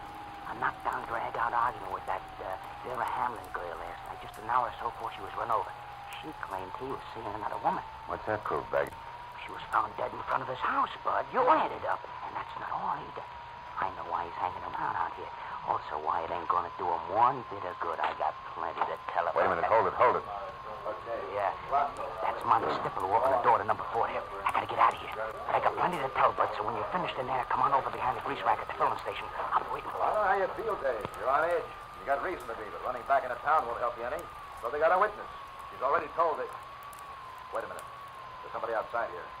Yeah, that's right. I want to see Dave Brasso. And Mr. Brasso is pretty busy right now, mister. Not too busy to see me. Oh, you cop? No. And you must be a crummy reporter, so scram. You look Mr. Brasso up at his place of business some other time. You mean after he skipped town to keep the witness from putting a finger on him? Why, you Hold it, snooping... Monty. Wait. Who are you? What's your dodge, soldier? Name's Marlowe, private detective. I'm here because Vera Hamlin wrote me a letter yesterday. Vera? Monty, get lost for a couple of minutes, will you? I want to talk to this guy. Don't you Go think you on, better go let me- on, beat it. Well, okay. All right, soldier. Come on in. You wanted to see me? I'll take a good look. Well? Okay, so you're big, Brasso. Husky enough to run over somebody and kill him without even getting into a car. I'll let that one go by, soldier. Where's the letter? Locked up in my office. What'd she say in it? She wanted something to look into and said this was a good place to start. Jealous little fool. Is that what the fight was about last night? Right. You do find things out, don't you, soldier? That's my business. Well, maybe you know who this lady in black here in the paper is and what she's going to tell. Maybe. Might even know who was jumping up to try to kill her tonight and shut her up. Who is that? You mean somebody... Come on, Brasso. Let's stick closer to the truth. You're a lousy actor. For instance, Vera wanted me to come to this dump because you and Stipple are holed up here. Why? That doesn't concern you. It's business. Sure, and when a girl accidentally gets in the way of business, she's run over by it. Is that the way you work? You keep harping on the same thing, soldier, and I don't like it. I was in love with Vera Hamlin. Maybe you're trying to use that to nail me in a frame. Maybe you're a sneak for that stinking louse Weber. Maybe you didn't get any letter from Vera at all, so get out of here and think up a new one. Your theories are getting way ahead of you, Buster. Who's Weber? Jerk. I said get out. I take that back for an answer, soldier, and you can get more of the same anytime you want it at 77 Market Street.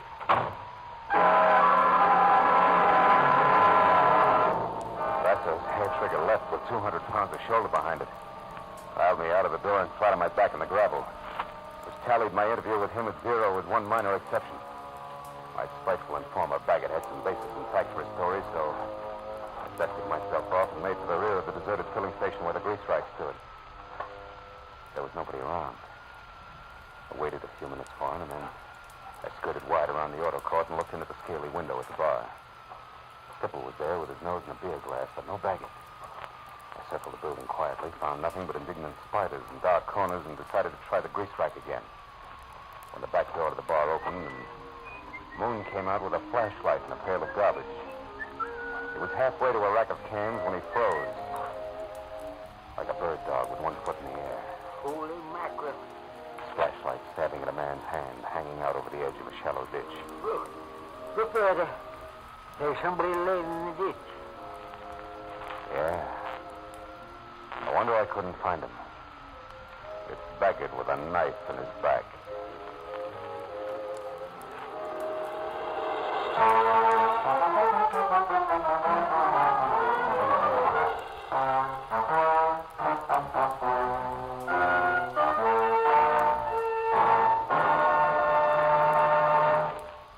Now, with our star, Gerald Moore, we continue with the second act of Philip Marlowe and tonight's story, The Smokeout.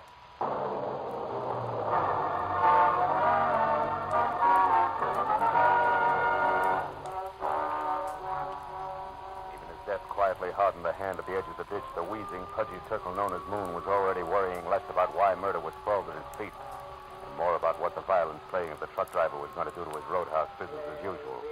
Didn't make for wholesome listening. Dave Brasso, that Monday Stipple, all of them. They can take their trade and their trouble somewhere else. I got to make a buck like the next guy, but I sure ain't going to do it this way. Why, overnight it just... Hey, wait a minute, Moon. What troubles are you talking about? Brasso and Stipple, I mean. What is it? Come on, speak up. It may be important. To who? To me and the law. To Baggett here. Maybe a girl who died a little ahead of her time. A girl who what? Hey, mister, you're talking in circles. Yeah, sure I am. And we don't have time for that, do we, Moon? Here, let go. Are you going to talk? Well? Okay, I'll tell you. There's no international secret. Now, get your hands off of me. All right, we'll make it fast. The setup, what is it, Moon? Too much competition. Another produce outfit run by a guy named Mike. He's been picking Brasso's trucks off along US 101 every other night. Sometimes it's a well-planned accident, and sometimes just sloppy hijacking, but all earth is trouble. Trouble Brasso can't prove, is that it? Yes. That's the reason for Monday Stipple and the meetings out here. Stipple's supposed to get the proof for Hey, wait a minute. There's a guy going to the car next to mine. Oh, that's Brasso, Marlowe. And like I said, I've had enough. For my dough, it's time to call the cops. Good luck, sucker. Dave Brasso was out in front by no more than 30 seconds, so as I ran toward my car on the wall of dust as high as it kicked up, I figured I had an even chance of catching up with him before he got back to Santa Monica and into heavy traffic. But I figured differently when I had one hand on the door of my car. I had to. Company said so. I'm holding a gun. Please don't move. She was standing someplace behind me, and when I did as told, she moved around in a wide, careful arc until we faced each other across a chunk of dark night. It revealed only two things. One, she was holding a gun, and two, there was no mistaking her. This was a lady in black. Those car keys there in your hand. Throw them here, please. Now, wait a minute. I'm sure we can talk... Please, let me have them. Okay. Now what? Now, whoever you are, you can look for these while I'm Hey, gone. listen. I don't want to be interfered with. Now, wait a minute. Oh, I get it. You're afraid something will jar the sale price you've set for Brasso, huh? Yep. What are you talking about? That ever-stinking routine known as blackmail. Or to be very specific, a mystery witness, you, the lady in black, who almost gets to the police to tag a killer. Almost so she could scare said killer into a generous frame of mind when next they meet. In other words, baby, it was all an act of pressure play on Dave Brasso. Now it's time to collect. Do I go on? No, you don't. You just do as I say. You just turn around and walk. And think a little. Think about the pistol shots that you neglected to mention, which somebody took at me while I almost went to the police. Or did I do that myself? Also for the sake of Mr. Brasso's frame of mind. It's possible. I don't think so. Now go on, start walking. You don't make much sense standing here. As I moved away from her, she backed off quickly toward a car that was nuzzling a high hedge near the far side of the roadhouse. So I knew that any move I intended to make had to be done right then and there. But she must have known just as much because that was when the gun she held got mad enough to start spitting my way. I dove for the gravel at my feet, then practically burrowed my way across a dozen uncomfortable yards of chopped rock to the shoulder of a line of trash cans, all of which left me scarred, safe, and in time to do nothing more effective than swear. I had a pair of teasing tail lights on a green sedan that were already winking out of sight. Didn't help much.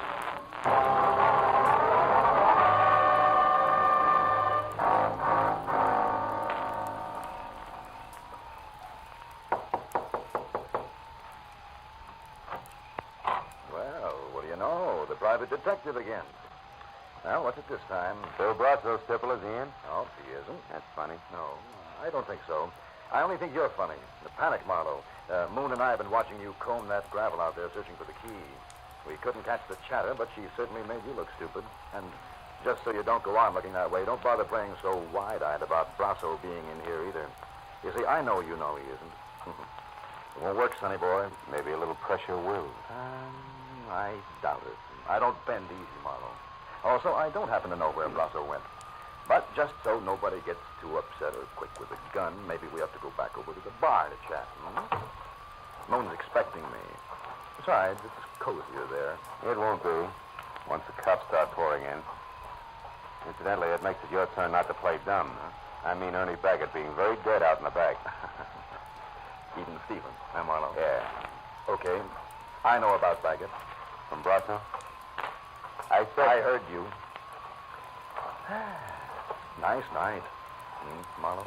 You know, Stipple, you're making a big mistake. What? Protecting Brasso can't pay off anymore. You said I was protecting him. I work for Dave Brasso, period. If he knocked off a couple of people, and I'm not saying he has, it's got nothing to do with me. What's done's done. Which doesn't include the girl, huh? Who? That witness? What's the difference? What happens to her? She's living on borrowed time right now, any way you look at it. Why? Because of what she knows? No. Because of the way she handles what she knows. All that gab in the papers. You know, she's lucky those 3 shots that were thrown at her only came out of a pistol. Could have been a howitzer, considering the advance notice she gave. Hey, Moon. What? The cops here yet? No, they ain't. Highway patrol took 5 minutes, 10 minutes ago. I sure wish they'd get here. Don't worry, they will. Tell Marlowe will it be. Hey, private detective. Come out of it. What's up? Around here, Stipple, nothing. Nothing at all. Where are you going? To 77 Market Street. The Brasso Produce Company. Brasso Produce Company. I think it's where both your boss and the lady in black are going to get together. And what gives you that idea? A hunch, Stipple. Just a hunch. Goodbye.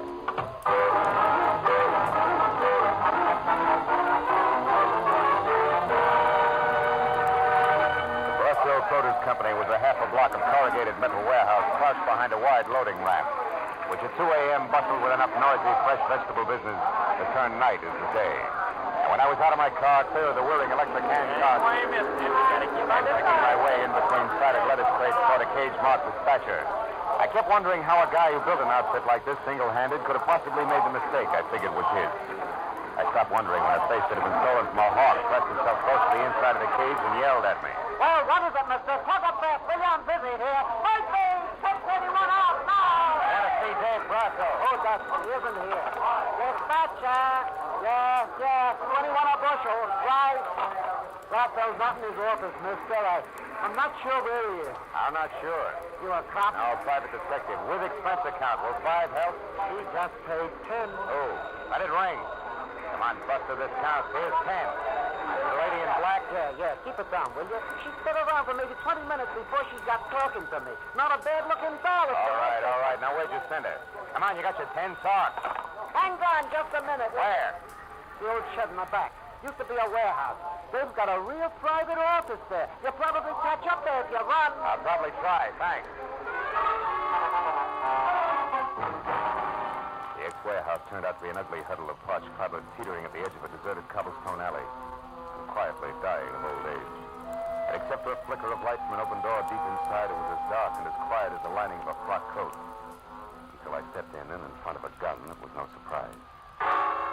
When I told you that I didn't want to be interfered with, I meant just that. Now, without shouting, who are you? For one thing, a private detective named Philip Marlowe. Another, a guy who's still working for Vera Hamlin. You were working for Vera? That's right, but not swinging in the dark. Which means what? That you never saw Vera Hamlin killed in the first place. And that all this lady in black razzle-dazzle strictly a smokeout. Vera was my sister, Marlowe. Her letters told me all about Dave Brasso, about what he meant to her, about the runaround she was getting from him. So you added that to a phony hit-and-run accident and decided to pose as a surprise witness. So that Dave Brasso would try to pick you off and reveal himself as your sister's killer, if you lived through it. Right. And now, Marlowe, Marlowe, quick. Get back. Brasso just turned that light off in there. He's coming out, and I'm going to meet him. No, don't. Look, Listen. If you want to help, stay where you are. Keep quiet. Oh, brother. I'd better be right. She moved one slow step at a time toward the long, thin triangle of light the open warehouse door spilled across the sawdust flooring. I slid my .38 from shoulder holster to the right hand, and the hair on the back of my neck started to crawl. And suddenly there was nothing to do but wait. You can stop right there, Mr. Brasso. Huh? Who's there? Who are you? A girl named Hamlin, Mr. Brasso. Frances Hamlin. A girl who knows all about how my sister really died. It was only a sudden flash of light, but there was no mistaking it. It was a pistol raised and aimed at the back of Frances Hamlin's head. It was all the cue I needed. Drop it, Stipple! Don't shoot again! Don't shoot again! Marlowe, let her quickly, Brasso's get out. Yeah, but he's harmless, honey. He and Stipple aren't on the same team as far as your sister's concerned. Did you hear that, Brasso? Yeah, I heard you, Marlowe. Then Stipple killed my sister. Why, Marlowe? I don't know. He's the one to ask about that. All right. Why, Stipple? Dave, why did you do it? Dave, stay back. Why? I did it because she caught me at my place, caught me talking to Mike Weber. You worked for Weber for the guy who was wrecking our business? Yeah, oh, Dave, please, I didn't know what I was doing. She was going back to you to tell you what she saw. You lout! You be double-crossing a lout! Hey, that's enough. No, No, it isn't. Please stay. I've got something to finish.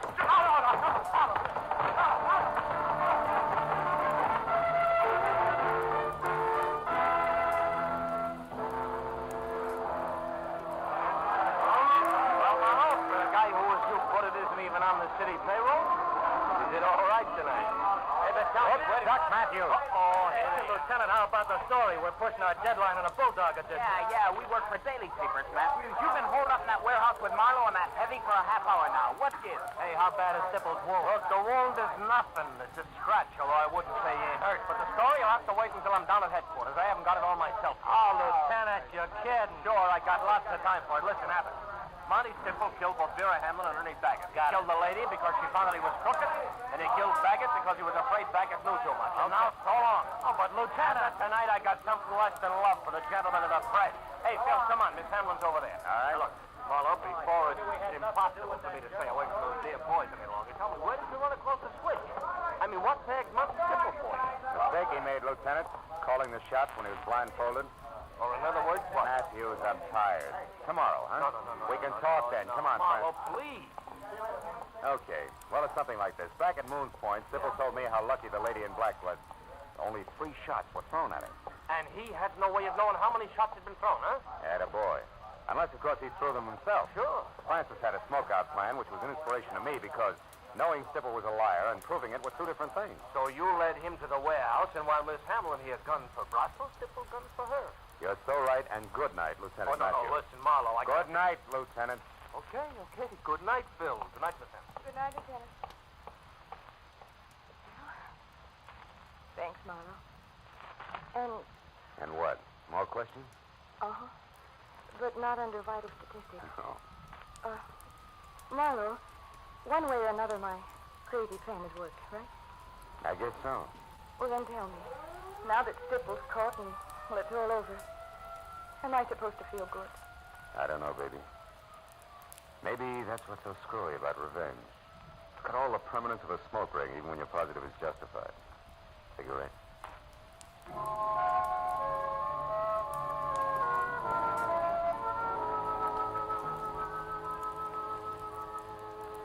I'd been dog-tired when it started. Whipped. Fed up with the city and the aimless, milling mob of shallow people. Always hungry for a buck that made it move. But now as I drove through the quiet, empty downtown streets and listened to Francis Hamlin talk about her sister, who had never been anything but nice, I stopped thinking about those money grubbers and thought instead about the ones like Vera. All the people all over the world who sometimes get in trouble because other people won't realize the world is not for sale. Yeah. The Veras are the ones to keep in mind.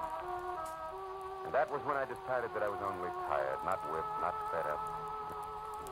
All I needed was a good night's sleep. So I went home and got it.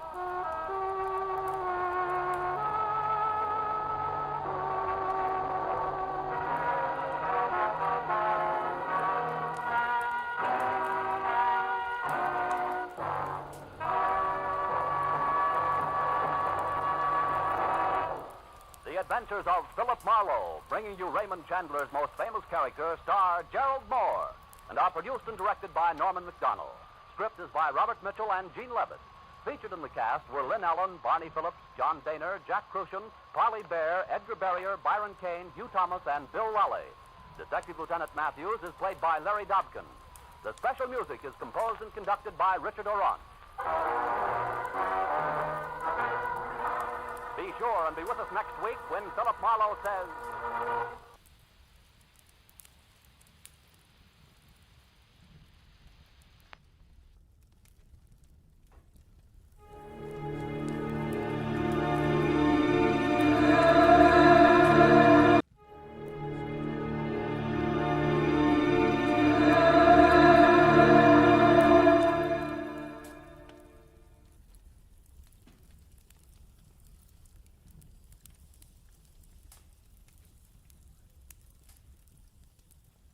When it started, it was simple, just a lawsuit for damages. But before it was over, it was far from simple, and the damages were murder. All because of a red-headed woman, a ghostwriter with ambition, and a match that burned with a bright green flame. From the pen of Raymond Chandler, outstanding author of crime fiction, comes his most famous character as CBS presents The Adventures of Philip Marlowe.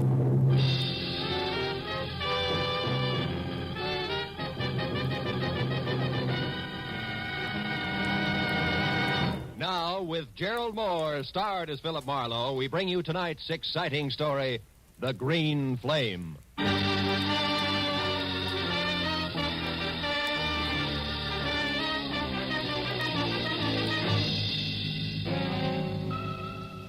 It had been the kind of early start, late finish crowded in between day that had made breakfast coffee, lunch a ham sandwich on the run, and dinner nothing.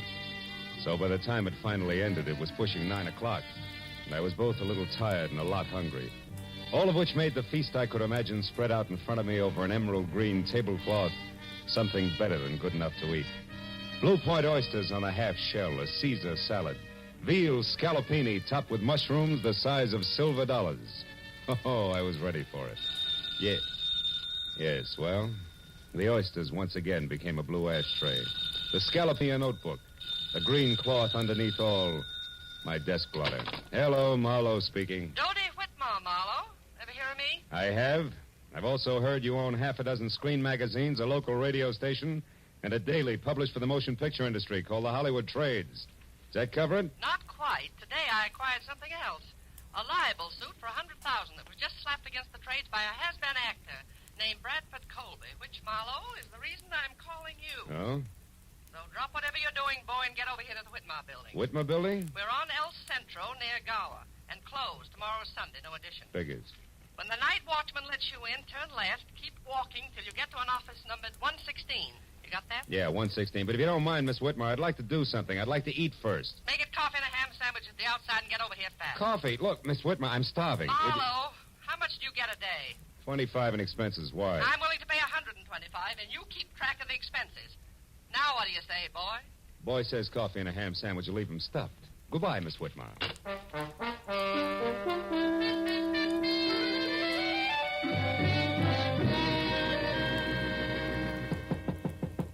Come in, Marlowe. Sit down over here, and if you smoke cigars, don't. I can't stand them. Drink? No, thanks. Marlowe, our A1 gossip columnist, Stanley McGrath, had this to say in today's edition of The Trade. Mm-hmm. The sometimes actor Bradford Colby won't call it quits. When refused a part by an independent producer who's short on funds, Colby offered to hawk all and come up with $20,000 if the producer would change his mind. The producer wouldn't. End of quote. And beginning of noise from Colby, huh? Yes, the clamor that we can only silence by proving that McGrath, what he said, is true. Which shouldn't be impossible because Max was a thorough man and never heard of the word rumor. Wait a minute. What do you mean was a thorough man? He died of a stroke, Marlowe, at 5 this morning en route to the hospital, age 61. His column, as usual, arrived here yesterday afternoon in the mail. He always wrote from his home, which is a junk-filled cracker box up on North Brunton. Now you're being sued by Colby for damages, huh? The late Mr. McGrath isn't around to prove what he said is true. You catch. And being very unpopular with producers myself these past 30 years, Marlowe, I've no chance of any help from the one who actually turned Colby down for that part, whoever he is. All of which makes my job what? Precisely this. Find Mac's source of information. Come in, Larry. Larry North, Marlowe. My editor and anybody's Napoleon. Larry, meet Mr. Marlowe. How do you do? How do you... Dodie, I've just found out that old Mac's only legman, a queer duck named Leonard Phipps, left town sometime yesterday for San Diego. May or may not be back by now. Where's Marlowe going to start? Well, I figured... At old Mac's place. Larry and I have already checked there, Marlowe. 8312 North Bronson. Maybe you'll grab onto something that we overlooked. Here's the key. Thanks. Mac lived alone. Don't get wrapped up in his notes. They're gibberish. And remember, my lawyers are sure that we lose this case if we can't prove what Mac said was the truth. Well, yeah, Call as soon as you get a lead, and if I'm out, Larry will be in his office next door. And, Marlowe, don't waste any time. There's a lot at stake, boy.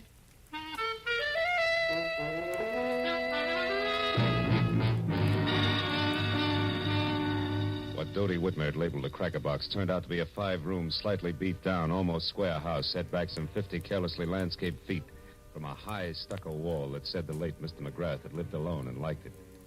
And when I entered and went to his study where I turned on a desk lamp, I saw what my client had meant by junk. There were the odds and ends that a man collects in a lifetime. On his desk, a tarnished loving cup for excellence in reporting. dated 1927. Beyond that, on the mantel, an autographed picture of Teddy Roosevelt, and next to it, a paperweight from Niagara Falls. And then an item I hadn't expected. In a shadowed corner of the room, there was somebody else. A tall, gaunt somebody else, wearing horn-rimmed glasses and papers sticking out of every pocket. He was slowly, an inch at a time, backing off from the edge of the circle of light in which I stood. I took one casual step toward the desk and then nailed him. Get your hands off me. Why? So you can start running, Mr. Leonard Phipps? How do you know my name? I'm psychic. I also know you just got back from San Diego. What I don't know is what you're doing here. Now, come on. Talk fast. Let go. Leave me alone. I'll talk. I've got nothing to hide from the right party. Who are you? Philip Marlowe, private detective, was working for Dodie Whitmer, a lady impatient to know which producer McGrath was talking about. In that article on Colby this morning. Now, do I qualify? Yes, of course. We're both after the same piece of information, Mr. Marlowe. No? I want to find that answer, too, and then whisper it into Dodie's ear. Just to save her $100,000? No. Just to get a chance to fill McGrath's shoes. And don't laugh, because I've been ghosting that column for the past month now. Didn't McGrath write this morning's column himself? No, he didn't. I did. But the piece on Colby was not mine. McGrath must have added that himself, the fool. Well, you don't sound like you're happy in your work, Phipps. I wasn't. Mac was a tyrant. I put up with him because he promised sooner or later to let Dodie Whitmer know that I was doing his work. Don't be too bitter, Phipps. Mac couldn't have known exactly when he was going to die. Well, what if he But could? to get back to the subject. Have you any idea where we can get a hold of something real to go on? Yes. Yes, I do. Out there in the living room. Yeah. Follow me, Marlowe. If you can, in the dark. Come back here. Ow! Ooh.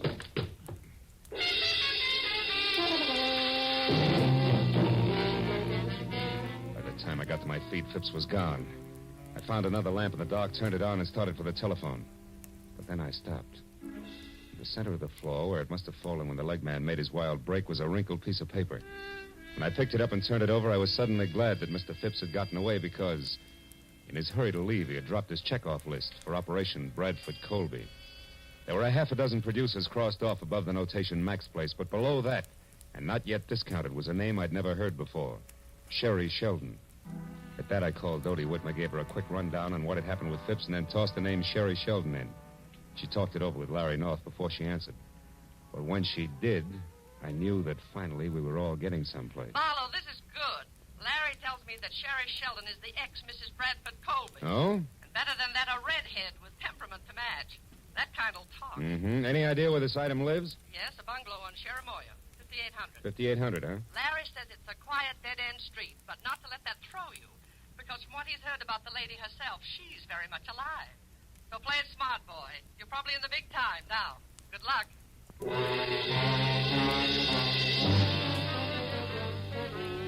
It's only a furlong plus at the bungalow on Cherimoya, so when I pulled up and parked away from number 5800, I was still wondering exactly what play it smart, boy meant. When the lady in question was known far and wide as a shock of red hair capping so much dynamite. But a minute later, as I walked toward the house, I labeled that thought introspection, dismissed it, and concentrated instead on an acre of tweed jacket that was unfolding out of a long, honey-colored sedan, parked a little ahead of me. When it straightened up to something over 6.5 feet, slammed the car door shut and stomped inch-thick soled brogans off in a king-sized huff, I knew that this was an angry man. And in the next second, I knew that it and the thespian Bradford Colby were one and the same. When Colby got to Sherry's doorbell and jabbed at it impatiently for attention, I ducked below a hedge nearby. When the door opened and then slammed shut again, I left the hedge in favor of an on-the-bias palm tree that bowed toward Milady's chamber, where I could both see and hear what had to be an exciting reunion. You said that you knew something that couldn't fail to intrigue me on this of all days. So now that I'm here, start intriguing, Sherry, darling. All right. How's this for a starter? I want, to the penny, exactly 1/2 of the money you're going to get from Dodie Whitmer. Oh, Sherry, how droll. Now, why in the name of the great American dollar do you think I'd give you so much as a sly glance at that delightful little fund? For 2 reasons. The first, I deserve it for putting up with both you and your abominable conceit for exactly 1 year. Still droll, darling. Go on, keep laughing, Mr. Colby. Keep laughing while I light my cigarette with one of these matches, these cute ones that burn with a green flame. Where did you get those? In a little known lodge out beyond Malibu called the Green Flame. Don't you remember, darling? I ran into you there one day last week when you were having lunch with a mysterious stranger whom you tried to keep me from seeing. You nasty little sneak, Sherry. When you were so engrossed in keeping yourself between me and your guest that you left this souvenir book of matches at the bar after you graciously lit my cigarette for me. And what of it? They give those matches out by the thousands. That they do, but, Brad, dear, they all don't have numbers penciled on the inside. Numbers? What numbers are you talking about? Now who's being droll? What are you getting at, Sherry? This. I had a call a minute before I got in touch with you from a delightful gentleman who's very interested in what I'm getting at. So here, take your stupid book of matches and get out. No. I don't need them anymore. No, wait, Sherry, now please. Brad, I am going to have exactly 1/2 of that easy money that's coming your way. And after the gentleman I mentioned and I get together, I may want more. So don't say anything you'll be sorry for later on. Oh, Just Sherry. get out now. And don't come back until I send for you. Dear Brad. It was the better part of a minute before Colby, the actor, quit running the gamut of theatrical expressions indexed onto hate, and Colby, the man, stopped biting down hard on his lower lip. Then, without another word, he slammed out of his apartment, ran to his car, and started off. I waited long enough for the steam in the room to condense, and then I walked to the front door and rang the bell delicately, the way I imagined a delightful gentleman like Mr. Leonard Phipps might. Yes? Can I help you? I think so, Miss Sheldon. It's only a matter of a simple question. Did you give that Brad Colby story to McGrath yesterday? Wait a minute. Who are you? Why, Leonard Phipps, of course. I talked to you on the phone, remember? Oh, yes. It was only half an hour ago, Mr. Phipps, and yet in those 30 minutes, it's surprising how your voice has gone from tenor right down to bass. Good night, Dad. Not so fast, baby. It's out on my shoe shine. All right. Come in. I'll tell you what you want to know. I did give that story to McGrath. I did it for revenge. I hate Colby. And when your revenge boomeranged and the X came out 100,000 ahead of you, you decided to cut back in. Is that it? Yeah, Wait a minute. You've been listening. How else would you know all this about Brad and me? Same way I know you're a liar about giving McGrath that story. Your in, honey, is strictly something different, like a book of matches that burn with a green flame, an accidental meeting at the lodge of the same name. Let's take it from there. Huh? Yes, why don't you? Right outside, where both you and it belong. Good night, mister. Marlowe, Philip Marlowe, Sherry. But tell me, why the hurry? Anxious to powder your nose before Mr. Phipps arrives? Frankly, Philip, I'm anxious to do just about anything that doesn't involve talking to... What is it? Somebody's hit. Come on. He's over there near the curb. The car didn't stop, Marlowe. No, and that scream sounded pretty bad. Oh, he's dead, isn't he, Marlowe? Yeah. That can mean only one thing to you, baby. To me? Why, who is it? Your late date, Sherry. One Mr. Leonard Phipps.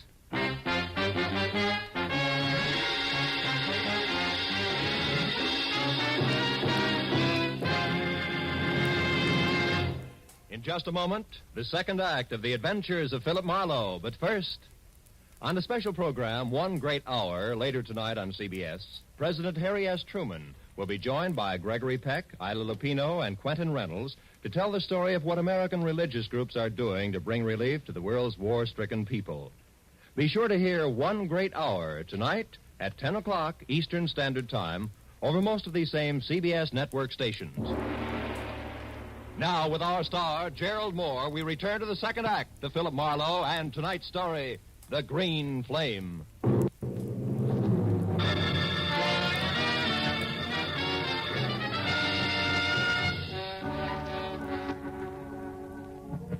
As the red-haired, sophisticated eyes stared down at what seconds ago had been Leonard Phipps, the sound of the powerful car that had slammed the life out of him whirred into silence far down the street. All that was left of Stanley McGrath's overambitious leg man was a twisted, broken scarecrow, sprawled over the curb and half up on the sidewalk. It wasn't pretty. And the sight of it cracked Sherry's self-assurance like a rock through a window pane. When she stopped pressing the knuckles of one hand against her mouth and looked at me, she was scared. Clear through. Marlowe, this horrible thing, it was an accident, wasn't it? Oh, sure. About as accidental as if they'd use a sledgehammer on him. Oh, yes. You only wish it was an accident because you're next in line and you know it. Remember, he was on his way to see you when this happened to him. I don't know what you mean. I mean, it's a high-priced game, baby, and they're playing for keeps. So you better level with me and fast. What's so important about those green matches? I don't know. You're a liar. You're going to wind up looking like Phipps here before the sun comes up. No, And stop tell me it, the no, truth, I you don't- little fool. Come on. I am, I swear. Phipps called me because he thought I might have given McGrath that story on Brad, but I didn't. And why was Phipps still interested? Why did he want to talk to you? Because I told him I'd seen Brad with someone at the Green Flame last week, and that Brad was very upset when he found me there. All right, who is he with? I don't know. That's not the impression you gave your ex-husband, Beautiful. I was swinging in the dark, Marlowe. 5 people left the Green Flame at the same time. I couldn't tell which one had been with Brad, but I'd know them if I saw them again, and Phipps thought that together we could figure out who it was. Go on. What about the numbers in that book of green matches? What were they? 811. 811? Yes. What does that fit, a hotel room? Well, I don't know that either. You mean it was just another swing in the dark? Yes, but it connected, Marlowe. It scared him when I mentioned it, so it must be important. Yeah? Take another look at Phipps, baby. See how important it is. Now try again, real hard. Remember what 811 means. Marlowe, I just don't know. Please believe me. Maybe you're just thick. Maybe you got too much nerve, but I'll tell you one thing, Sherry. I wouldn't be in your spot for 10 times $100,000 because I don't think you're going to live until morning. Oh, I didn't think that Brad would go this far. What I've told you is the truth. Wait a minute. Shut up. Somebody's coming. It might be Bradford. Now you get out of here. Well, I don't have my car. Take mine, that coupe. Here are the keys. Go down to the office of the Hollywood Trades. He won't show his face around there. Find Larry North or Doty. Well, all right, but what about you? Go on, will you? Beat it. I stepped into the shadows of the trees that bordered the walk and waited. I heard Sherry slam the door on my car and burn $5 worth of rubber off my new fist tires getting away. A second later, the visitor I was expecting showed up, but it wasn't Brad Colby. It was Larry North. He ran 3 bustling steps out into the street and watched my coupe scoot out of sight. Then he spotted the corpse.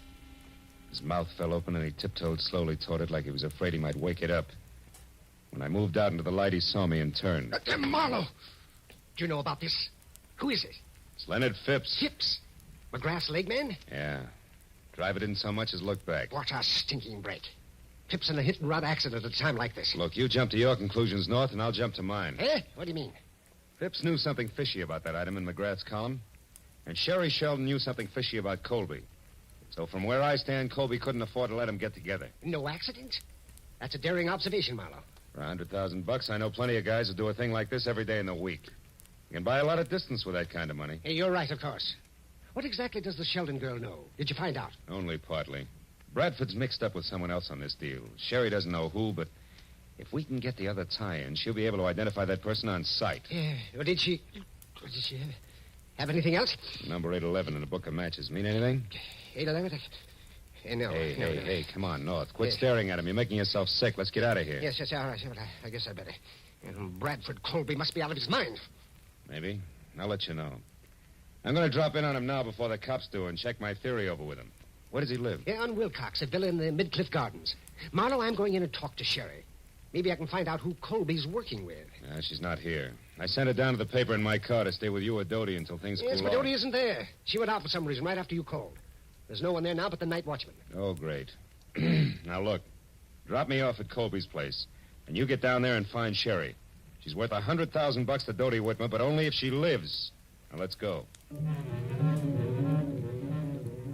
While the natty little Napoleon in elevator scurried off to fetch his car, I ran inside. Put a fast call through to the police and submitted the shortest report on record of a hit-and-run death. By the time I got back, North was waiting at the curb with the door open.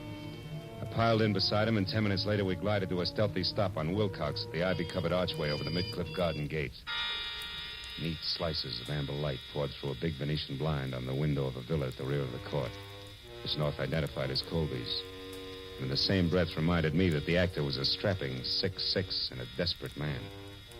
He urged me to be careful, and I urged him to hurry, and as he left, I walked toward the big window and saw Bradford inside, slumped deep in the lap of a suede easy chair, doing a solo with a bottle of Paul Masson champagne, and looking about as desperate as a sleepy St. Bernard. I walked around to the front door, decided to try the shock treatment to blast him out of his blasé attitude. Yes, what do you want? Get inside. Go on, move. Take your hands off me. You might have gotten away with that trumped-up suit for damages. Colby, but you're not going to get away with murder. You killed Leonard Phipps, didn't you? What are you raving about? Who's Leonard Phipps and who are you? Name's Marlowe, and I'll tell you something, Colby. The only reason I'm not busy knocking your head off at this minute is because I want to hear the whole story right from the top. Now, first, who wrote that item in McGrath's column for Are you mad? McGrath wrote it himself, the venomous little creature. He and Dodie Whitmer used that to damage my reputation, and now they're going to pay for it. Oh, stop it. You knocked your reputation into a cocked hat every time you step in front of a camera. Well, Your damage suits are phony, and you know it. Now, where's that book of matches with the famous 811 inside? 811? Mm-hmm. Oh, yes. Those that burn with a green flame. You've been talking with my imaginative ex-wife, I see. She's burning with quite a green flame herself, isn't she? How that woman hates to see me get ahead. Never mind. Where is it? If you'll allow me, Marlowe, I'll just answer this. Bradford Colby speaking. I see. Yes, I heard. That's right. Well, I'll do my best, darling. At least 10. Goodbye, Helen. Just an old friend, Marlowe. You can let your eyebrow down again. Helen, huh? You know, you always were a lousy actor. I'm getting a little sick of you, Colby. And I've got a hunch I'm due for quite a stall, so start talking, huh? Where's that book of matches? Easy, Marlowe. Take it easy. Here it is. Come on, let's see it. Of course. Here, take a good look. Oh! What a character. Up to your chin in trouble and you make waves. Lousy snoop. Oh! That does it. Tough guy. You're not leaving, Marlowe. You're staying right here. And just to make sure... Oh, you don't, Colby? Oh! You sucker. Should have loosened your corset. I waded through the chunks of glazed ceramics that Colby had smashed on my head and worked hard to hold back the wave of darkness that kept rising up under me until I made it to the kitchen, where I splashed a few quarts of cold water on my face. Then I went back. Colby was still holding down the hooked rug he landed on, and the book of matches that had started the argument was on the floor beside him. I picked it up and opened it. The number was there, inside, written in blue wax pencil. But I thought I'd made a mistake. Until I realized that maybe Sherry Sheldon had made the mistake. When that idea hit me, it brought another one along, and I remembered that Colby had received orders by phone to delay me. Oh, my... Then I knew I'd better hang onto my head and move, but fast. I rolled him over and found the keys to his car. And was halfway out the door when he came to. Stop. Come back. You can't leave here. It's my exit, not yours, ham-bone. Good night.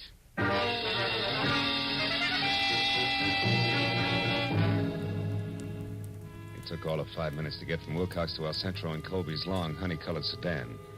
And on a hunch, I drove down the alley to the back door of the Whitmer building. The hunch paid off. Because I had stopped and turned on the parking lights when the door opened and I saw exactly what I'd expected. The watchman was on the floor out cold, and the little Napoleon in elevated shoes was staging a big exodus with his arms full of a very limp redhead named Sherry Sheldon. As soon as he saw the honey-colored car, he started talking. Brad, you idiot. I told you to stay home. Did you do it? No, she's only unconscious. There wasn't time. We'll have to finish it someplace else. Put her in the back seat. All right. Here. Now, let's get out. Marlowe. Don't move, little man. I'm too tired for any more trouble. I'll shoot first. So you're the boy on the inside with all the brains, huh? You cooked this whole thing up with Colby. He gets libeled and sues Dodie Whitmer for damages, and then you two split the settlement between you. Correct me if I'm wrong, North. You got your chance when McGrath died after turning in his copy. All you had to do was write that one libelous item, include it in McGrath's column, and nobody could ever explain where the story had come from. That stupid fool, Bradford. I could never trust him to do anything right. Is that why you killed Phipps? Yes. And if Brad Colby had held on to you for another 5 minutes, I would have had time to get out of here. Yes, and so would I. Sherry, are you all right? No, not yet. Hey! No! Oh. Where he and Brad are going, Marlowe, I'd never get another chance to even the score. Oh, baby. You handle a spiked heel like Babe Ruth handled a bat. He's out. Yeah, but Phil, you should see what he hit me with. Oh, brother. Come on, beautiful. It's time to turn out the lights, get in touch with Dodie, and call the law. Let's go.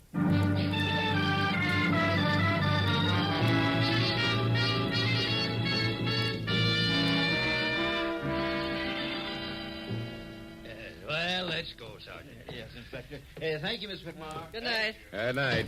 Well, I'm glad those cops and their cigars are gone. Here, kids, help yourselves. You both look like you need it. This you can say again. And how I need it. Marlowe, you could have slid me through the hole in the lifesaver when you said my own editor, Larry North, was it. Yeah, it gave me a jolt, too, Dodie. Yeah, and me. The hard way. But, Phil, I am sorry about that mistake I made. I could have saved us some trouble. What mistake is this? Well, you see, honey, we knew that whoever was working with Colby had written down a number for him in a book of matches. Sherry here thought it was 811. But when I saw it, it was upside down from that, so it came out 118. 118? Mhm. Why, that's Larry's office number and phone extension. Check. Yours is 116, and his was right next door. I remembered. So 118 was it.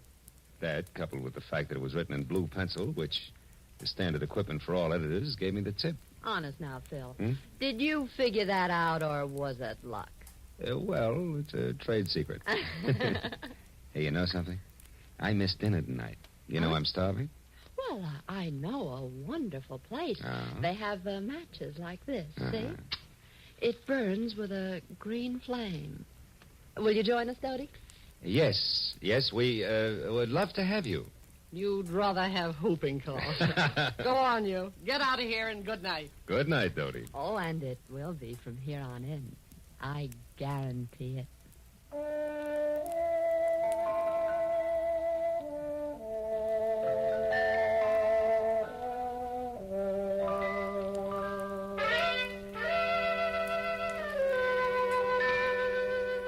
A wonderful supper was waiting for us at the Green Flame restaurant. It was all arranged by a call from Dodie. And it waited until it got cold because we didn't show up to eat it. There was something about the moonlight glinting on the ocean, and a certain stillness in the morning air that made food seem somehow unimportant. So when I finally dropped Sherry off at her place on Cherimoya, went home to my apartment on Franklin, it was either very late or very early, depending on the viewpoint. There was just one lonely sardine and a cold baked potato in the refrigerator. So I ate it. Then I sat down on my bed to light my last cigarette. But I wasn't disappointed when the match flared into an ordinary yellow flame.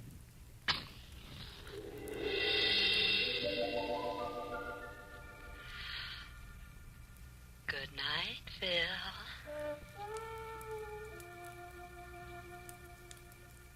Happy Marlowe.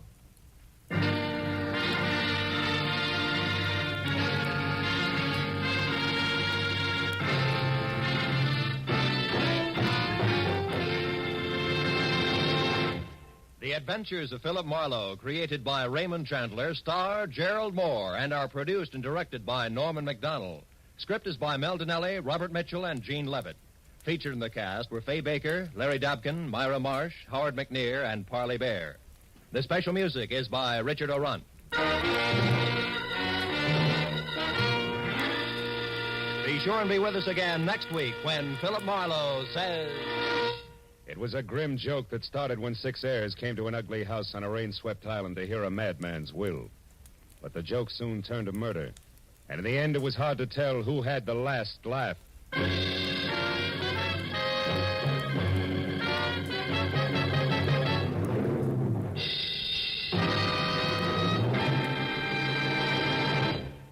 Tomorrow night, Helen Hayes stars in the famous comedy The Farmer Takes a Wife on CBS's Electric Theater.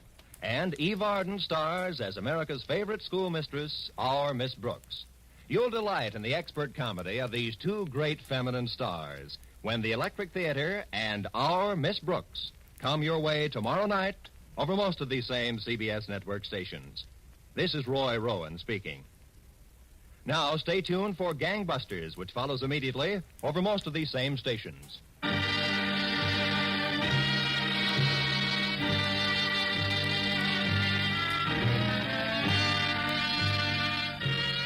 This is CBS, the Columbia Broadcasting System.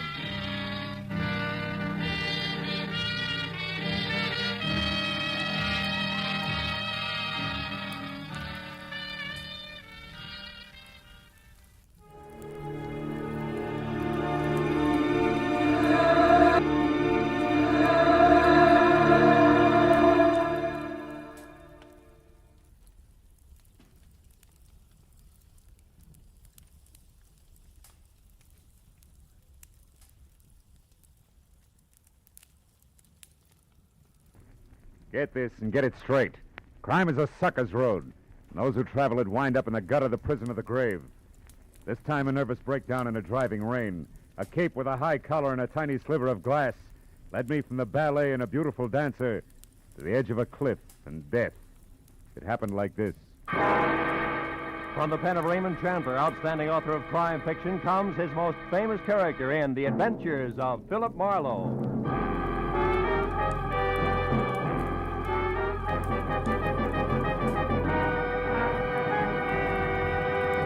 Now, with Gerald Moore, starred as Philip Marlowe, we bring you tonight's exciting story, The High-Collared Cape.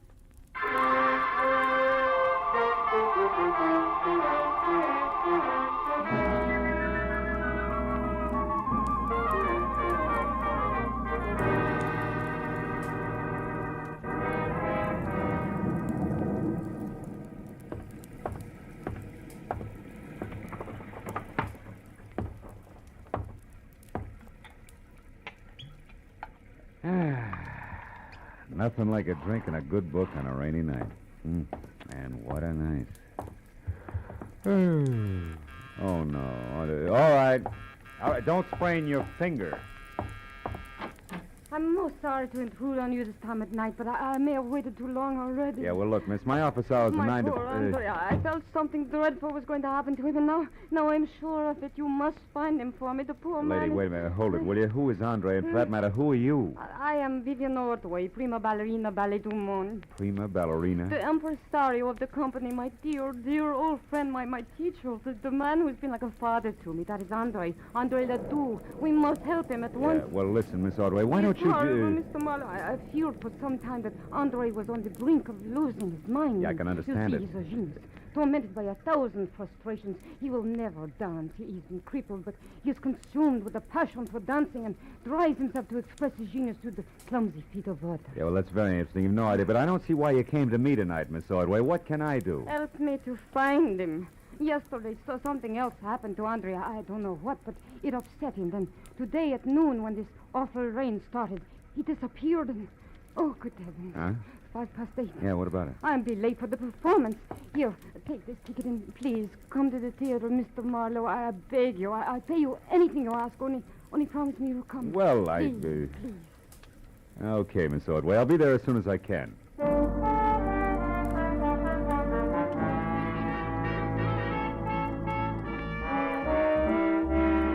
The ballerina swept out of my apartment like a frightened whirlwind.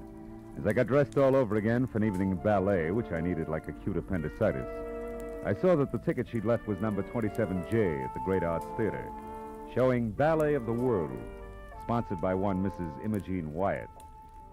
Well, I got to the lobby, half soaked near the end of the second act, when an icy usherette shoved the program at me and hush-hushed me inside.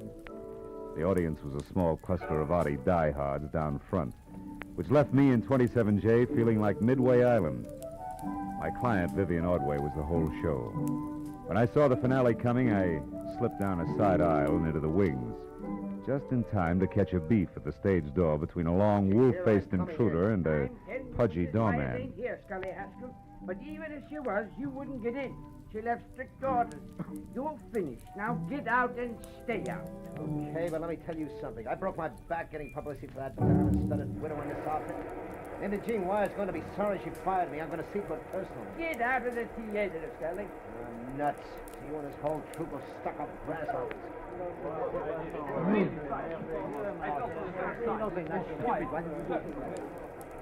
Oh, Mr. Marlowe. Yeah. Here.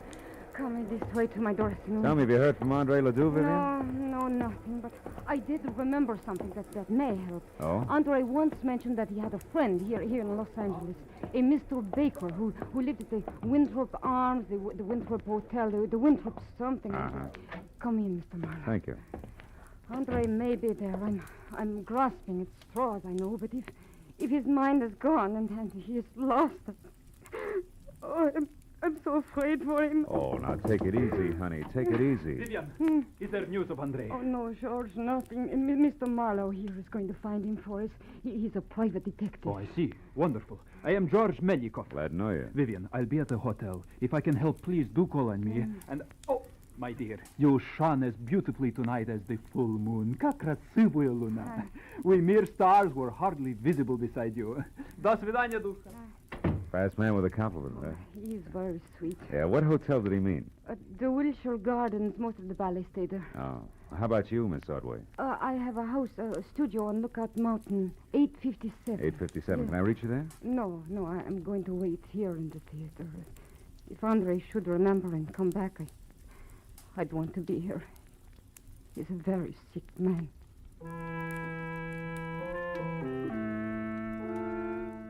After I left the theater, a quick check in a phone book showed a Winthrop Arms apartment hotel on Havenhurst Drive. It's just below Fountain Avenue. And when I got there, I found the name Baker stuck over the mailbox to apartment 1A. I went inside and up to the door.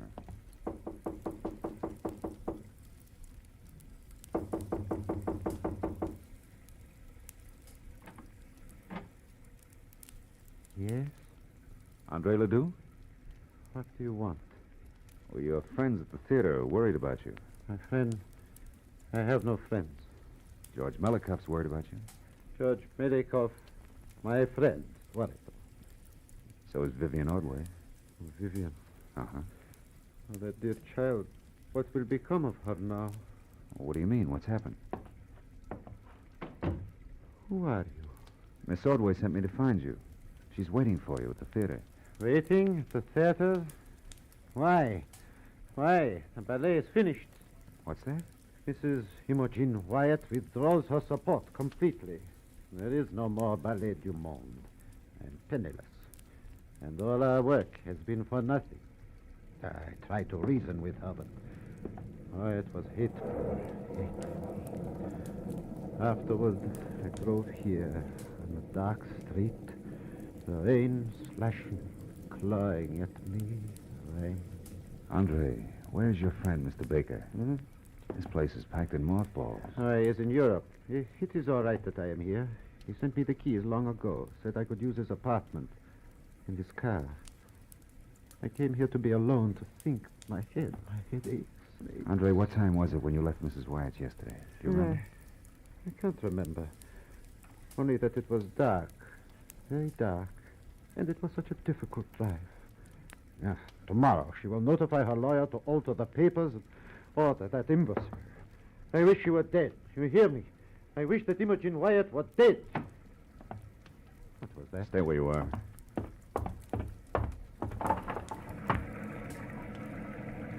What is it? Do you see anything? No. Now, look. Andre, about your headache. Wouldn't you like to see a doctor? Doctor? No, I'll be all right. I am all right. Understand? Yes, sure. Well, do me a favor for your own sake. Stay here tonight, inside. I want to check a couple of things, and then I'll be back. Yes, I'll stay. Where else would I go now?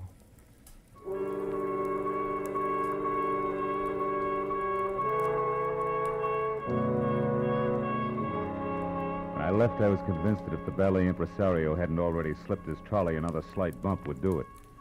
But two things bothered me. So first I walked around to the window again, but any trace of an eavesdropper had been washed away by the rain. Item number 2 was the strong imprint the drive home in the rain had made on Andre's troubled mind. I wanted to know why. The garage was under the building on the far side. The door was unlocked and a small light burned in the back. I finally found the car, a sleek, close-to-the-ground Hudson registered to Olin Baker, and found it with the first grim discrepancy. The left headlight and fender were still streaked with rain marks, but the right had been wiped clean. And when I reached in and switched on the lights, that cinched it. The glass in the right headlight had been replaced. It was brand new. Hey there. What are you up to? Just testing my friend's car. I may borrow it. You the attendant? That's right. You in here last night tinkering around with this here car? No. Maybe it was Mr. Ledoux. He had it out last night. Oh, no, it wasn't him. That was somebody else. I heard a noise. See, when I come out of my back room there, this guy beat it. He took off like a scared turkey. He had a big black cape on with a high collar, flapping in the wind. You better watch it, old-timer. That stuff's getting your eyesight. Looks like a cape to me. Yeah? Well, I looked around, but I didn't see no harm done, so I went back to my room. What time was all this? Oh, way past midnight. Maybe 1, 2 o'clock. I didn't pay much attention. By the way, mister, careful of the nip. No, thanks. I'd like to use a phone. You got one? Oh, sure. Back in the corner. I'll show you. I'll find it. The call is personal. Do you mind? Me? Just say not. Help yourself, Sonny. I'm too old to even be curious.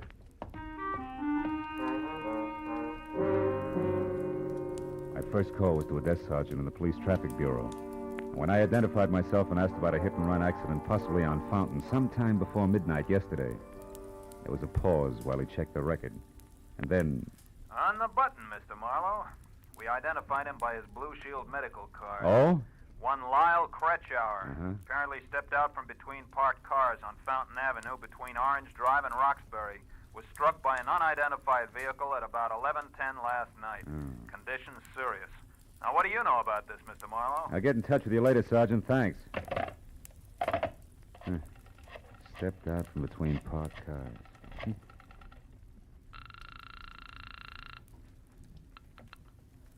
Great, that's the it. It's Philip Marlowe. I want to talk to Vivian Ordway. Oh, hang on a second, Mr. Marlowe. She's right here. Okay. Have you found him? Is Andre all right? Yeah, for the present. But listen, Vivian, I got to talk to Imogene Wyatt. Where does she live? Mrs. Wyatt. Yeah. Beverly Hills. Let me think. It's 21 Cameo Terrace. 21 Cammy. Meet me there right away, will you? I may have a couple of rough answers for you, baby. But, I'm still in costume. That doesn't matter. All right, I put something on over it. I'll be there just as soon as I can.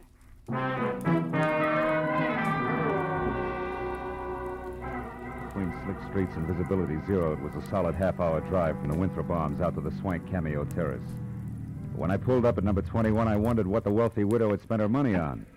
The house was so small, it must have been shingled with $20 bills to meet the zoning restrictions.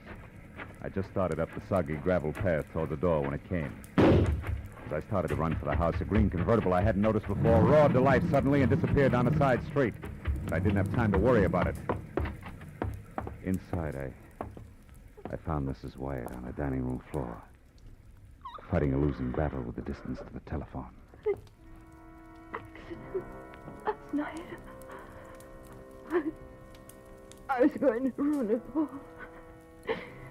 Now, Andre let me.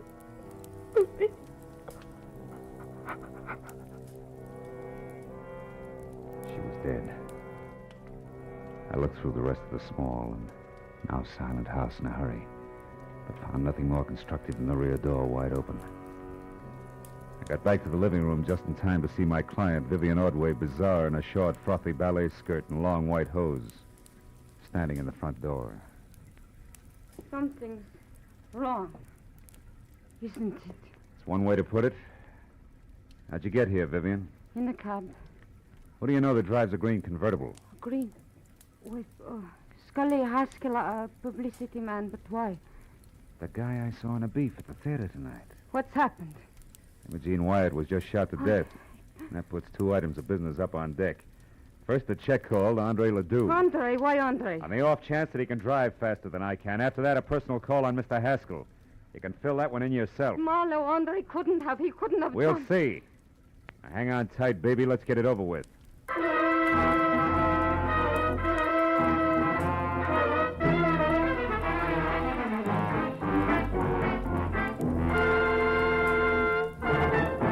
In just a moment, the second act of Philip Marlowe. But first, the great international comedienne Beatrice Lilly will be Bing Crosby's guest on CBS this Wednesday night.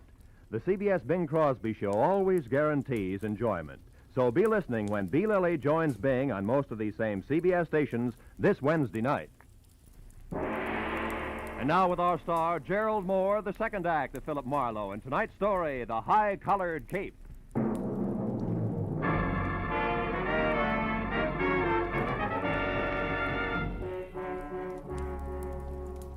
Made a cockeyed picture.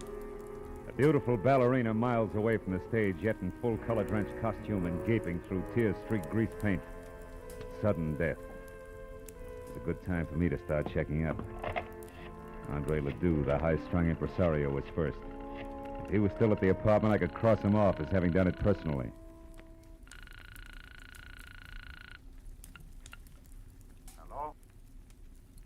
it you want? Sorry, wrong number. Marlowe, he was home, wasn't he, Andre? I mean, you couldn't suspect him, Marlowe. Why, Andre's the sweetest man in the world. Take it easy, honey. I didn't say Ledoux did it. And his being home doesn't say he didn't. People sometimes pay other people to do their dirty work for them, you know. Just what are you trying to say? You hired me to find Ledoux, and I did. But also, I found he was suffering from shock, and has been since last night when Mrs. Wyatt told him she was going to fold the show. For the show. Yeah. And that Vivian would ruin him. And half a dozen more I could name. You're so right, so you've all got plenty of motive. But what about Haskell? We know he hated Mrs. Wyatt. Isn't revenge motive? Revenge and the fact that you saw his car. Why do you insist on defending him? I don't. Only there's another angle. It's called hit and run. And I know that it ties in tight with Ledoux, Mrs. Wyatt, and the actual killer. Hit and run. I don't understand. Well, neither do I yet. Now, look, do you know where Scully Haskell lives? No. Where does he hang out? Sometimes at the bar at Wilshire Gardens Hotel. Okay, I'll try it. Now, you go back to your place up in the hills. I'll find it when I got some answers. Now, hurry up and get out of here, will you? Somebody might have heard the shot and called it. Somebody did hear the shot. Go on, get out. Yes, but Marlowe... No buts. Go on, Vivian. Get in the cab and go straight home. Do your crying there. All right. Good. I'm trying to... Hey, Vivian, you forgot your coat. Vivian, you... Oh, no, baby. You forgot your cape.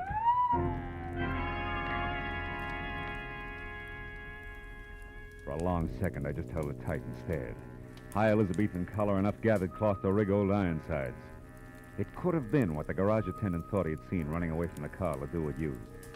But the garage attendant could have been mistaken, too. I told myself that leaping high to conclusions was strictly for ballet dancers. I jammed the cape into a small bundle and leapt via the service entrance just as the police sirened up. I took the great circle route back to my car, tossed the cape on the seat next to me, and drove fast to the bar at the Wilshire Gardens Hotel.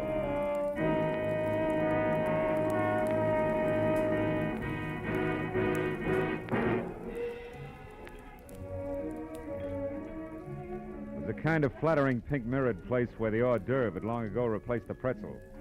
But Haskell wasn't in sight.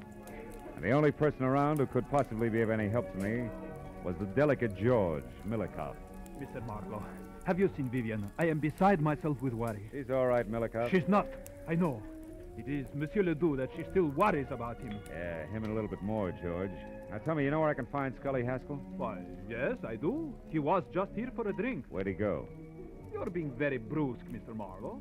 Being very what? You're brusque. Yeah, well, now look, George. Without grand jetting out of your satin loafers, get this. There's been a murder, and Vivian's in it up to her pretty fluff skirt. A murder?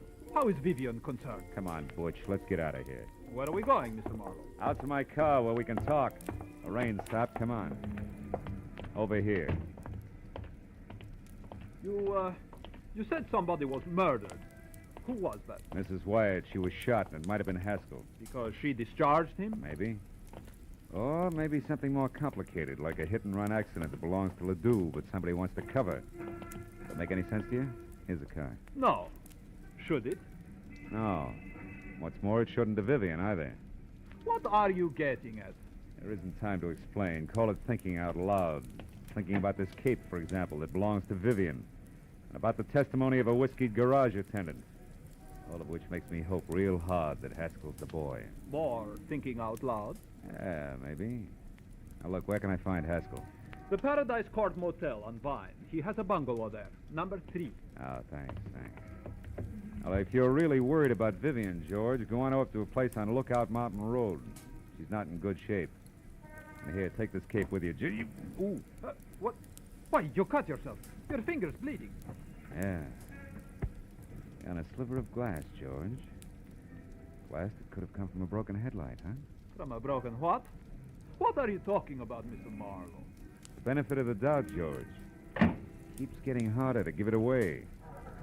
Bring this back to Vivian, will you? Tell her she left it at Mrs. Wyatt's, and then I'm positive Haskell's our man. So long, George.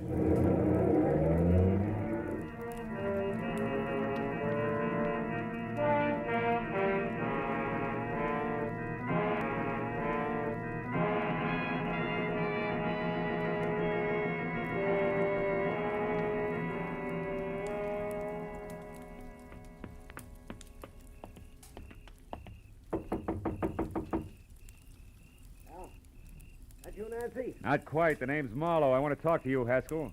Don't waste your breath, Skip Chaser. I'm broke, and I'm going to stay broke until the 1st of next month. After that, you can get in line. Who are you funny for, the finance company? Imogene Wyatt's dead, Haskell.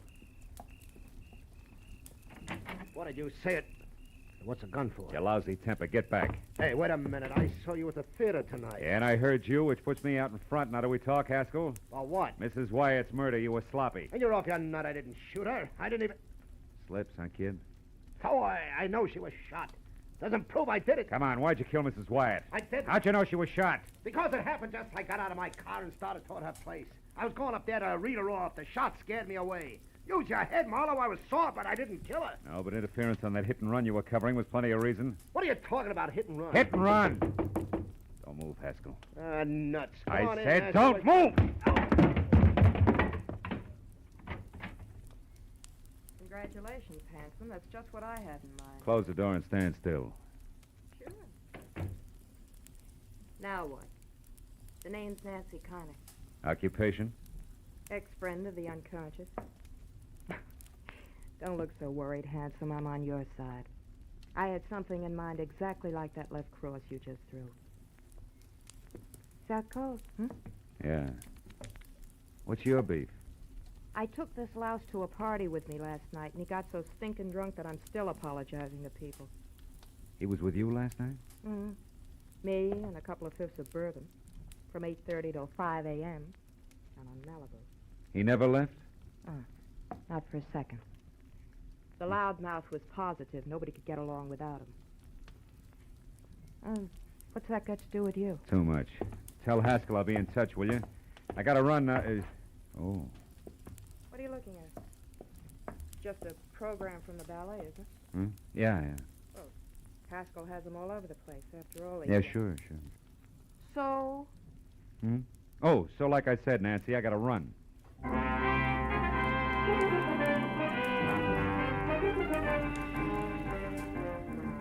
It was 15 stop-and-go minutes from Haskell's place to the Hollywood Hills, and another 5 screeching up the paved snake that was Lookout Mountain Road. Finally, I was there out of my car and running toward number 857, which was a collection of windows and a rustic log frame half jutting out into space. And around in the back, there was a wooden sun deck. Below it, on either side, huge rocks that lined the edge of the cliff. Directly below, only the dark, bottomless canyon. On the end of the porch near me, there was a long flight of stairs.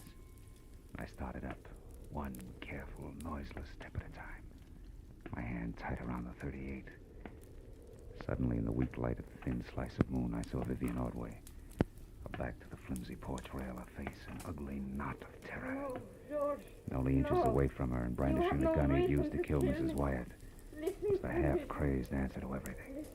The delicate jaw, Melikov. It's too late, Vivian. Marlowe knows this cape was what the garage attendant saw. And do you know how? Because of a stupid little thing. A sliver of glass that was caught in it, which came from the broken headlights that the wearer of the cape replaced. The wearer who was covering up Andre Ledoux's hit-and-run accident so that he could have the pig where he wanted it. You're wrong, George. Marlowe was after Haskell. He thinks Haskell killed Mrs. Wyatt. He only hopes that. And he'll find out one way or another that the beautiful ballerina is guilty. Then he'll be forced to come back here after you. But, George, I'm not guilty. Of course you're not, Vivian. I am. The cape is mine, not yours. You only used it tonight. That's the only thing he doesn't know, and never will. Because you will have killed yourself after confessing to me. No. It's the only way, Vivian. You or me. But it's always been that way, hasn't it? Even in the ballet, where one or the other of us had to be stars. Too bad it wasn't I. Yeah, crying shame, Melikov. Get away from that rail, Vivian. He's going to the other end of the porch, Marlowe. He's going to jump with the ground there. Melikov, no!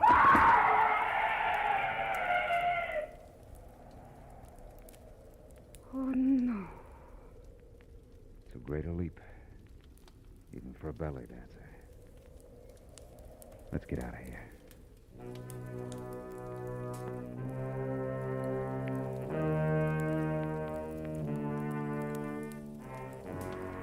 A long time at police headquarters, but finally all concerned had made their statement. The law was more or less satisfied, and Andre Ledoux, who never knew he'd hit anyone, was cleared of hit and run. That left me and the ballerina driving to a friend's house where she was going to spend the night. Phil, I know you must have had enough of questions and answers, but... But? Yes. The reason George killed Mrs. Wyatt, Well, you see, Vivian, it started last night when George went to see Andre Ledoux because he was so bitter about his part in the show being cut down. And that was when he saw Andre returning from Mrs. Wyatt shaken up and half-dazed. And with a broken headlight and other signs of having hit someone, huh? Yeah. And from there, George thought fast, covered it all up, found out exactly what had happened from this morning's paper, probably, and waited. When you hired me tonight, he must have followed me to Ledoux's and overheard Andre tell me that Mrs. Wyatt was going to pull out. Oh, so he went to her, tried to stop her, and couldn't. Yeah. Anything else? Oh, yes. Oh, one thing. Oh, that's the house there, Phil, the white one. Oh, okay. What made you hurry back to my place from Haskell's motel when time meant so much? A hunch, honey. As I was leaving Scully Haskell's, I saw a stack of ballet programs on a table in his living room. The cover on it was very interesting. It features you and a picture of George, majestic in his high-collared cape. So that was it. Yeah, that was it. Good night, Phil. Oh, will you call me tomorrow sometime, please? I'll call you. Tomorrow, Vivian. It's a nice night, Phil. It's so good to be alive. Well, good night.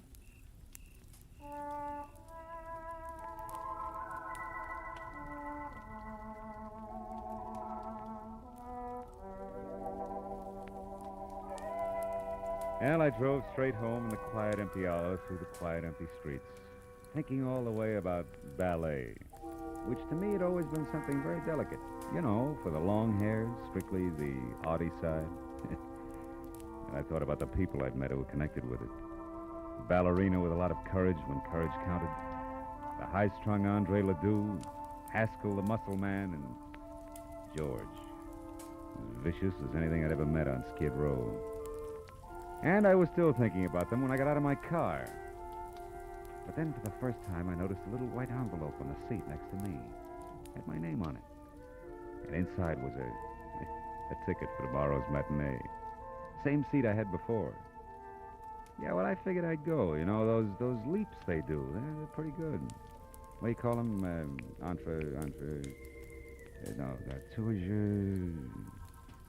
Yeah, they're pretty good.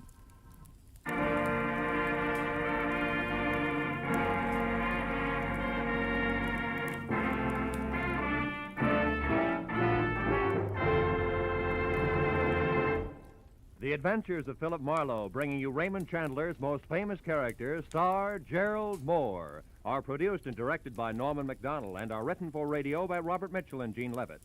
Featured in our cast were Georgia Ellis, Edgar Barrier, Elliot Reed, Lou Krugman, Wilms Herbert, and Michael Ann Barrett. The special music is composed and conducted by Richard Arant. Be sure and be with us again next week when Philip Marlowe says... This time it was a fishy horseplay from a red-headed beauty wild about ponies past a black-bearded sailor who bled to death on a racing form, to a neck-and-neck finish over a wandering seahorse worth $50,000. And you know what? I was the jockey.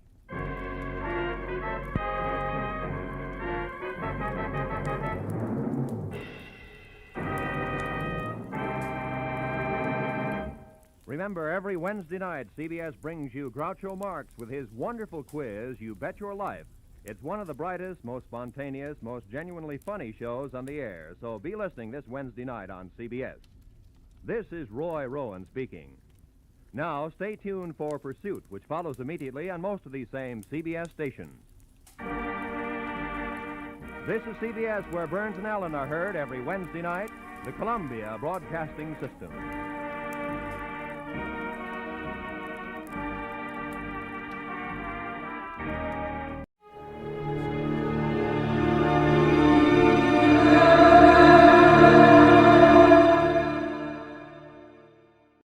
Wrigley's Spearmint Chewing Gum, the refreshing, delicious treat that gives you chewing enjoyment presents for your listening enjoyment Edmund O'Brien as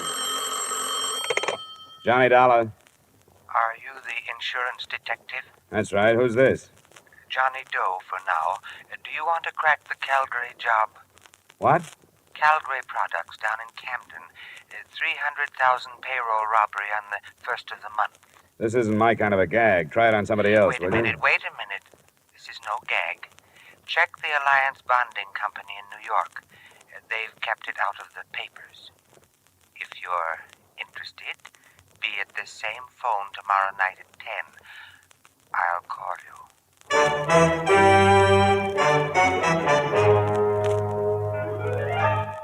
The makers of Wrigley's Spearmint Chewing Gum bring you Edmund O'Brien in another adventure of the man with the action-packed expense account. America's fabulous freelance insurance investigator. Yours truly, Johnny Dollar.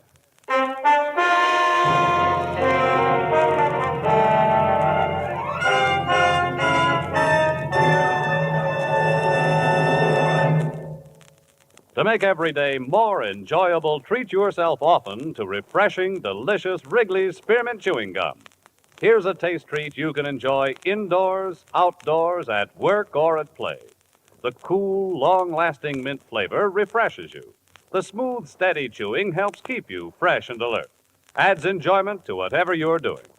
Wrigley's Spearmint Chewing Gum. Healthful, refreshing, delicious.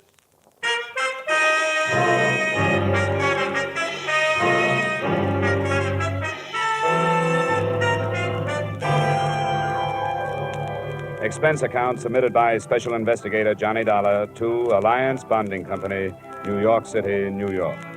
The following is an accounting of my expenditures during investigation of the Calgary matter. Expense account item 1, $10.50 transportation from my Hartford apartment to Alliance's Manhattan office.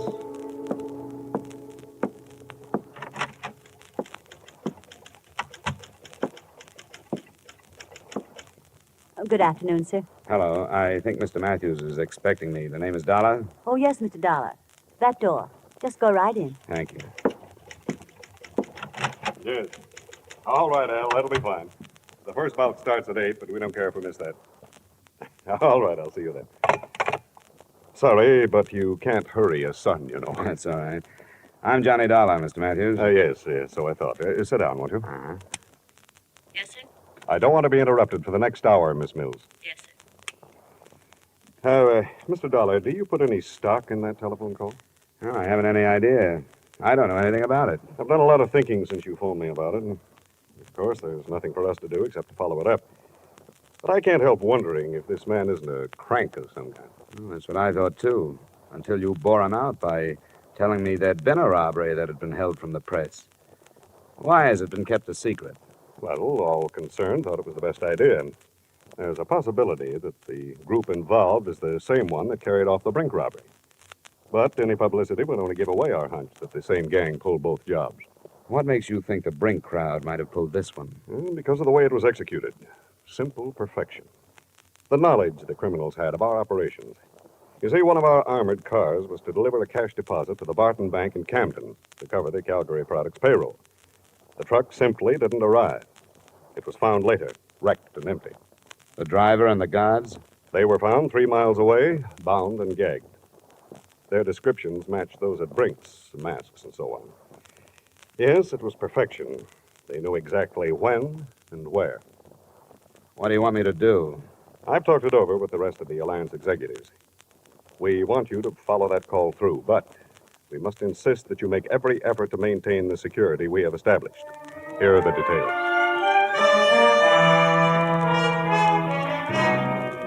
Expense account item 2, same as item 1, transportation back to Hartford. At 9:45 that night, I was in my apartment waiting for the promised call from John Doe. At 10:05, my phone rang. Johnny Dollar. Stanley, 3469. Yes? 1 moment, please. Philadelphia's calling. Philadelphia. Your call to Hartford is ready. Go ahead, please. Mr. Dollar, Yeah? what did you decide about the Calgary job? Well, what happened to the man I talked with last night? He didn't dare phone you tonight. He was afraid you'd be set up with the police to trace the call. I haven't talked to the police. Don't. If you do, it's all off. He doesn't want to be arrested. He wants to surrender to the New Jersey District Attorney's men. The guy I talked with last night? No, he wasn't involved with Calgary. It was a friend of his. Do you want to talk it over with him? Where? There's a room reserved in the name of Charles Randall at the Brantford Hotel in Bridgeport. Check into it between 7 and 8 tomorrow night. Sign the register, Charles Randall, 7458 Walnut Drive, Boston. Look, why doesn't he just take my address and come over here? He can't. Why not? Brantford Hotel, Bridgeport. If you're interested, be there.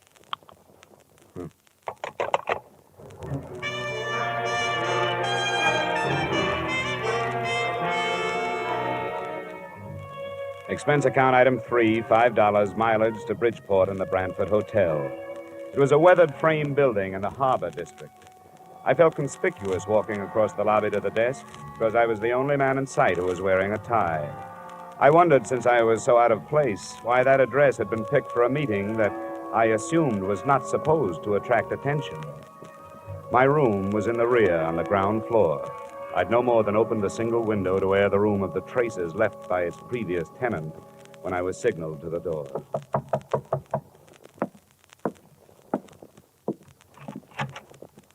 Dolar? Yeah. Let me come in. You got a driver's license or something? Better than that. A private operative's license. Here you are. Thanks. I recognized your voice, but I thought I'd better make sure. Come on, we're going someplace else. Why? Because I'm not sure you weren't followed here. But I'll be sure we aren't going to be followed where we're going. I don't like it. It must be this way. You've got to believe me. He has to be careful. He doesn't want to get killed. What's the matter? The gang busting up? Come on. What started the trouble? Splitting the loot? Dolar. Don't bother with me. I can't tell you anything because I don't know anything. Believe me, I'm only doing this to help him out. You don't have to come if you don't want to. Where do we go? You won't be coming back here. Don't leave anything but the keys to your car. Somebody will drive it out. Do you know where I parked it? It's the green coupe, isn't it? Yeah. He knows. Not through the lobby. There's a rear door. My car is parked just outside.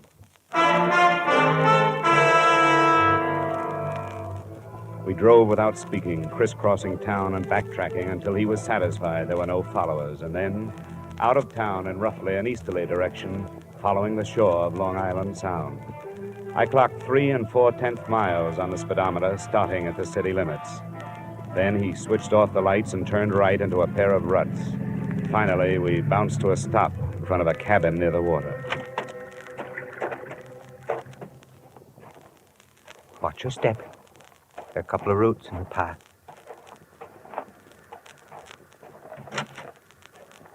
Did he come? He's here. Good. You wait in the car, will you? I don't think it'll take long. The first thing that impressed me as I walked past her into the single room was her youth. She didn't look much over 20. In spite of rather nondescript short brown hair and a band of freckles across an Irish nose, she was attractive. She was very small, and her violet eyes were very frightened. I'm glad you've come. Where's the man I've come after? He left. He decided at the last minute that it would be better if he didn't meet you tonight. Look, I've had enough. I don't play this way. I don't like to be made a fool of. But you aren't. Please be patient with us. I've been patient, and all I've gotten for it is some vague phone calls, pointless instructions, and a meeting in a crummy hotel that's right out of Dime Detective. I've had enough. Please help us. How can I help you when you don't give me anything? I don't know anything. And how can I help somebody who runs away? As far as I know, he doesn't even exist. I'll show you.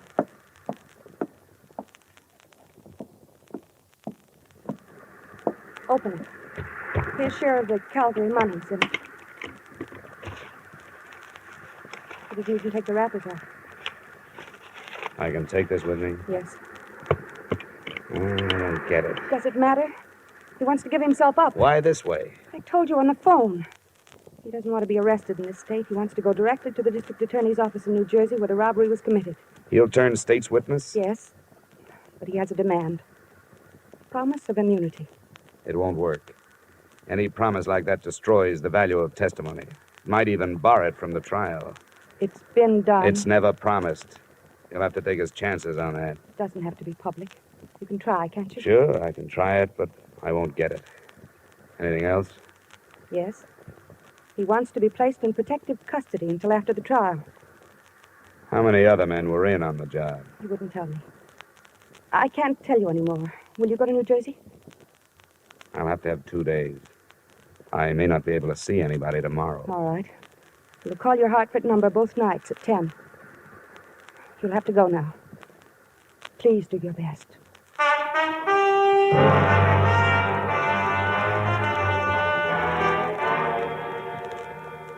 Don't be ridiculous, Dolar. That's one of the most impertinent requests I've heard since I took office. Nothing personal, Mr. Kreider. I was asked to make it, and I did. Well, would you see that he's placed under protective custody until after the trial? Why should I grant this criminal any favors? Well, if it means breaking the Calgary matter, it seems to me a favor or two would be worthwhile. We'll break it in due time. You know where he is? No, but I've been close. I may be able to bring him in if I can get you a word on a few of these things. And we'll see. Do you mind telling us where you've been operating? Now, you know I can't tell you that. These people are my clients now, more or less. I have to keep their confidences. Now, what's your answer? Answer? Definitely no immunity. Protective custody? All right. Yes, we'll assign a couple of men to guard him. Okay, Mr. Kreider. I'll see what I can do with that. You'll hear from me in a day or so.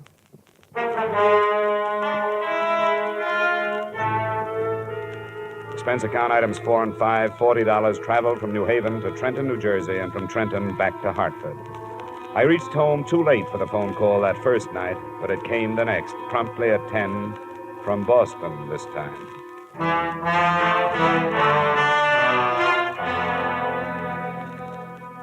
What happened, Dolar? How did you make out? No worse than I expected to. Protection, but no immunity. Oh, that's not so good. They weren't too happy with the situation. I think because they want to make an arrest themselves. Were you followed? Yeah, 2 men. They're watching my building now. But I can lose them if you still want to negotiate. Can you come to Boston?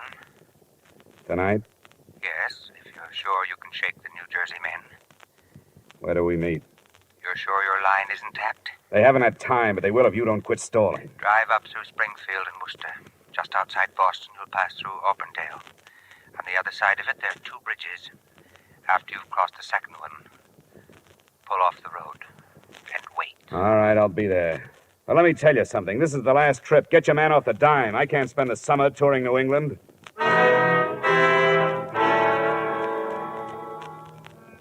I slipped out of Hartford, found the second bridge beyond Auburndale, pulled off the road, and sat there, listening to the night. I sat there for an hour before anything happened.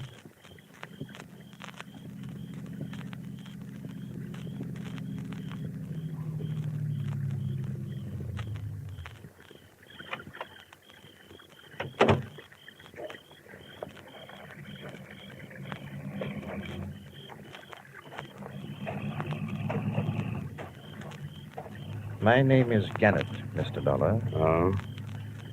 Are you the one? Yes, I'm the one. Get in. Thank you. Well, you caused quite a stir, Gannett. Yes, so I understand. I've heard that crime pays only those who write about it and those who investigate.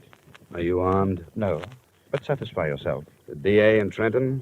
Then, by all means, the DA and friends will be at the cottage by the sound side after you have delivered me. It wasn't a silent trip, but the subject of our scattered conversation was always far removed from the Calgary matter. Gannett's only typically criminal attitude was one of fear. He was never satisfied that we weren't being followed. We weren't. I learned that at 9:30 the next morning when we pulled up in front of the State Building in Trenton. We hadn't been followed. They were waiting for him.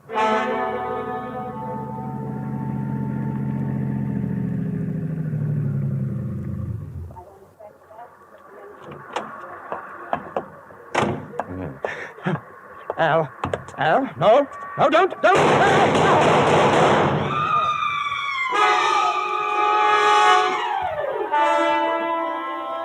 someone in the crowd, it was impossible to know who, shot Gannett to death and disappeared in the confusion. It was sudden and unexpected. More unexpected, I think, than learning after police identification that Gannett, admitted criminal, was also Arnold Gannett, LLD, professor of law at Russell University, New Haven, Connecticut.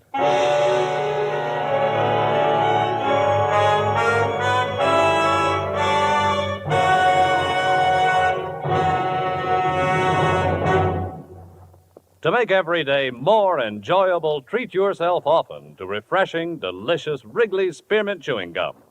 The lively, full-bodied, real mint flavor cools your mouth, moistens your throat, freshens your taste.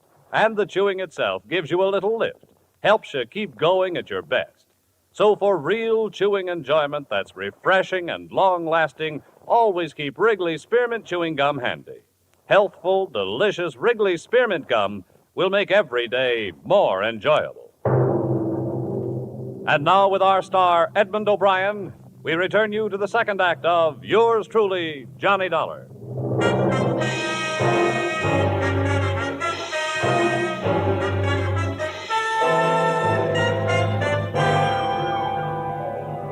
A lot of answers died with Professor Arnold Gannett on the sidewalk in front of New Jersey State Building, but one had been born at the same time. They answered why the police of 6 states had made no progress in the Calgary case.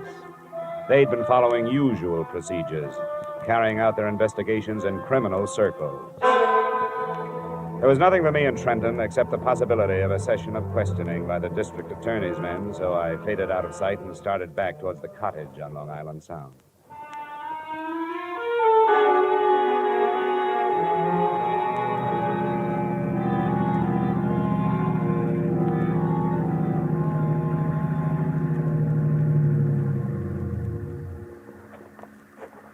Hello?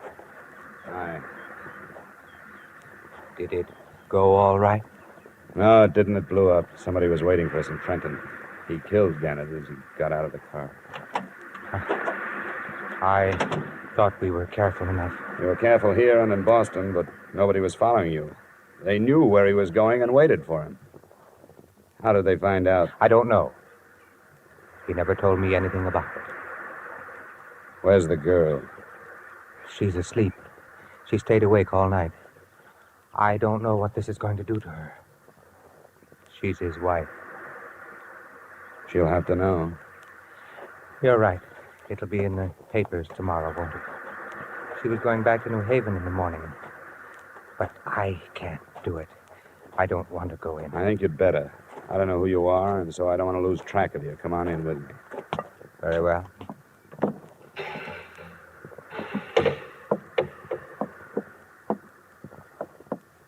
Mrs. Gannett? Mrs. Gannett? Oh, what is it? There's been trouble. Yes, there has. Where's Arnold? He's dead, Mrs. Gannett. No, He was killed before he could surrender. I want you to tell me who did it. I don't know. I don't know. I don't know.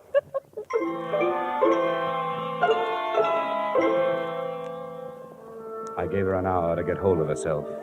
During that time, I learned that the other man at the cottage was Earl Becker of Bridgeport and a gardener at Arnold Gannett's school. Enclosed, please find a copy of his statement. I'd known Arnold Gannett since he was a student at Russell University. We got to be good friends when we started to fish the Sound together. We didn't have anything else in common, but that sort of thing draws men together. I didn't know anything about the robbery until he told me he was in on it. That's all he told me. When he asked me to help him surrender, I said I would. When I returned to the cottage, Mrs. Gannett was dry-eyed. Mr. Dollar, I appreciate what you've done. You tried to help us, and I know that you're not to blame for anything. Oh, there was no way to stop it. It's all finished now. Now I want you to go back to Hartford. Oh, it's not as simple as that. I've put myself out on a limb with the New Jersey district attorney. I won't get off it until this is cleared up.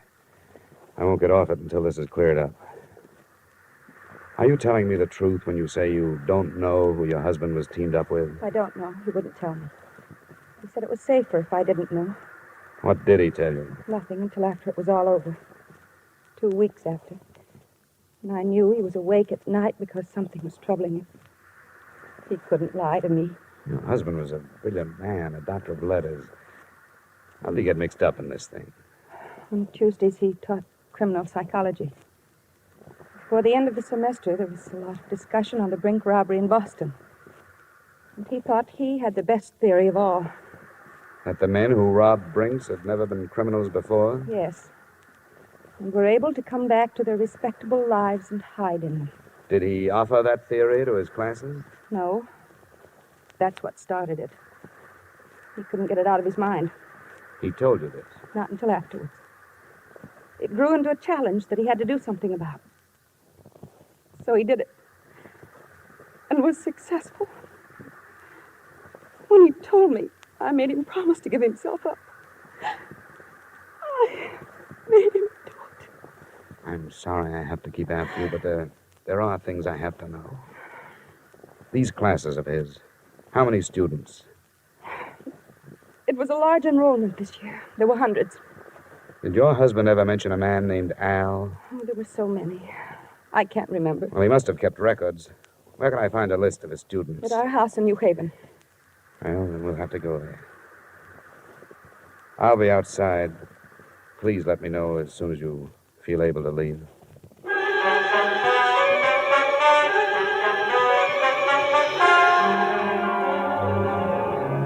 By now, the time element had become important. I knew that before long, the police would be swarming into Gannett's house and make my search impossible.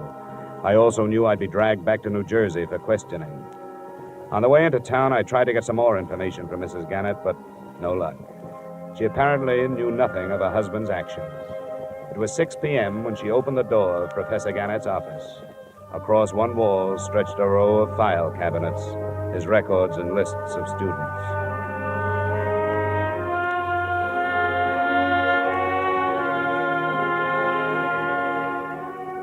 I never knew how many men's names start with the letters A and L. In an hour, Becker and I gathered from the 1949 and 50 enrollments some 100 names from Allen to Alvin. There aren't any more here. What do you do with a list like this? They live all over the country. Here's one from Arizona, Nebraska, Florida. I don't think we'll have to bother with them. You're dropping it? No. I think I found it.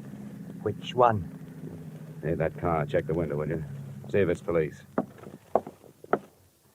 Yes, it is. I can't talk to them now. Show me the back way out of here, will you? This leads to the hall. What shall we tell them? Well, don't lie yourself into a trap. Tell them I just left. You don't know where I was going.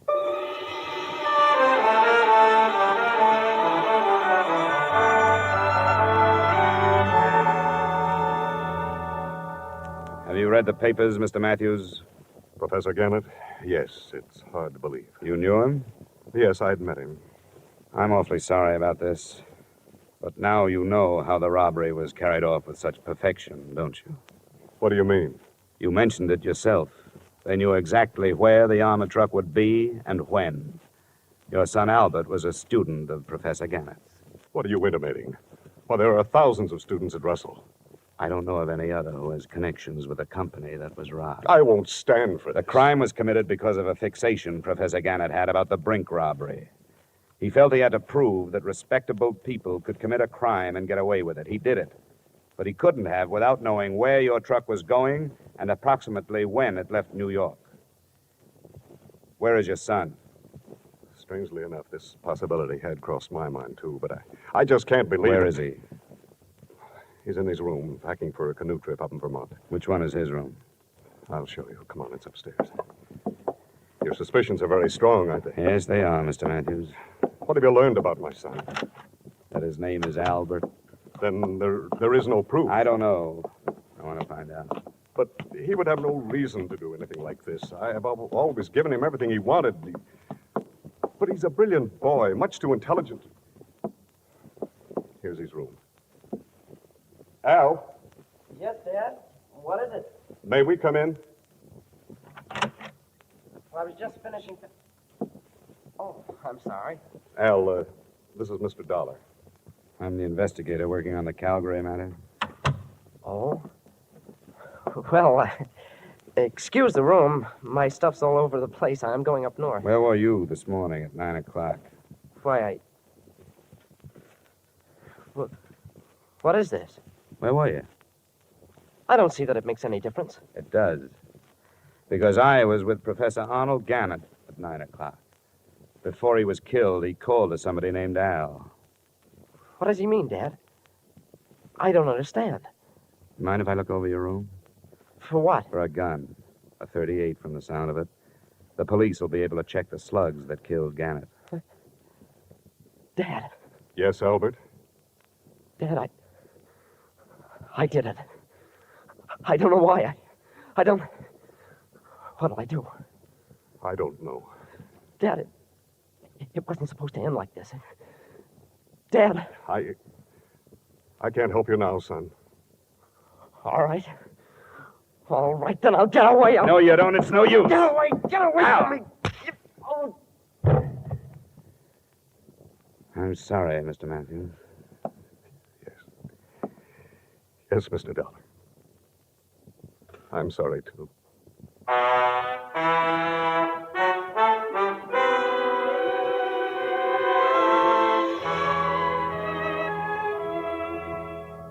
Albert Matthews' statement, by the time he had finished, involved two other law students. They, too, were from families that should have not included criminals. And I wonder if Professor Gannett's unsuccessful experiment doesn't mean that the Brink robbery, $2 million, wasn't committed by persons now hiding behind respectable lives. Expense account total, $1,180. Yours truly, Johnny Dollar.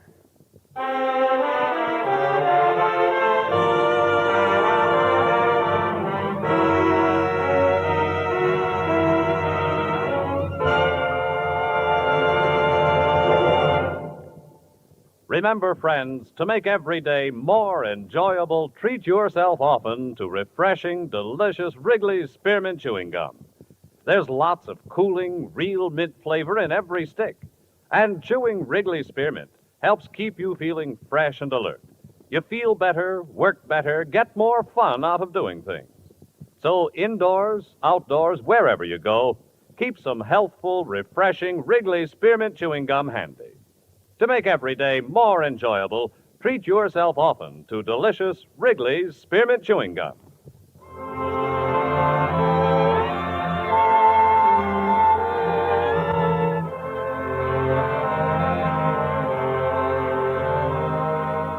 Yours truly, Johnny Dollar, brought to you by Wrigley's Spearmint Gum, stars Edmund O'Brien in the title role, and is written by Gil Dowd and David Ellis, with music composed and conducted by Leith Stevens. Edmund O'Brien can soon be seen starring in the Columbia Pictures production 711 Ocean Drive. Featured in tonight's cast were Ted Osborne, Florence Lake, Bill Boucher, Virginia Gregg, John Daner, and Terry Kilburn. Yours truly, Johnny Dollar, is produced and directed by Jaime Del Valle.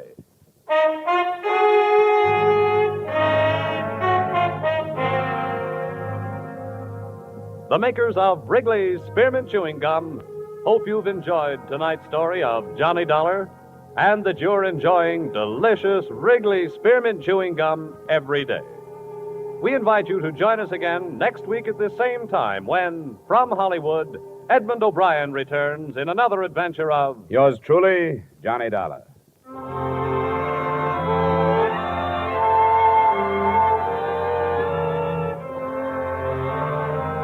Bob Stevenson speaking. This is CBS, the Columbia Broadcasting System.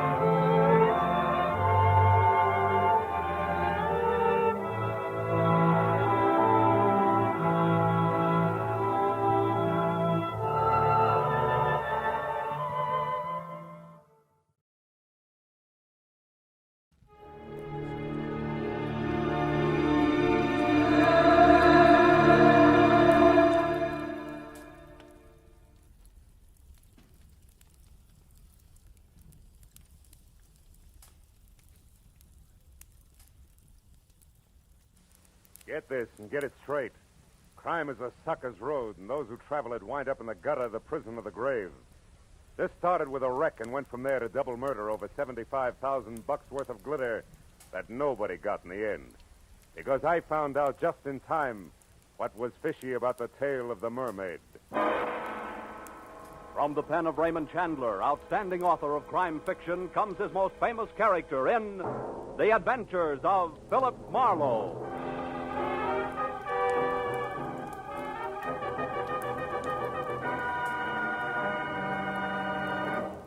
Now, with Gerald Moore, starred as Philip Marlowe, we bring you tonight's exciting story, The Tale of the Mermaid. At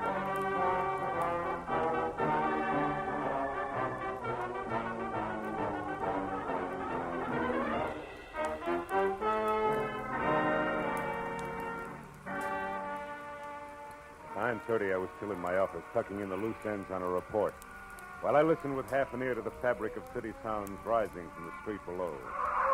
Fabric ripped suddenly by tires clawing concrete. The shattering crash that followed brought me to my feet. It was a traffic accident, and a bad one.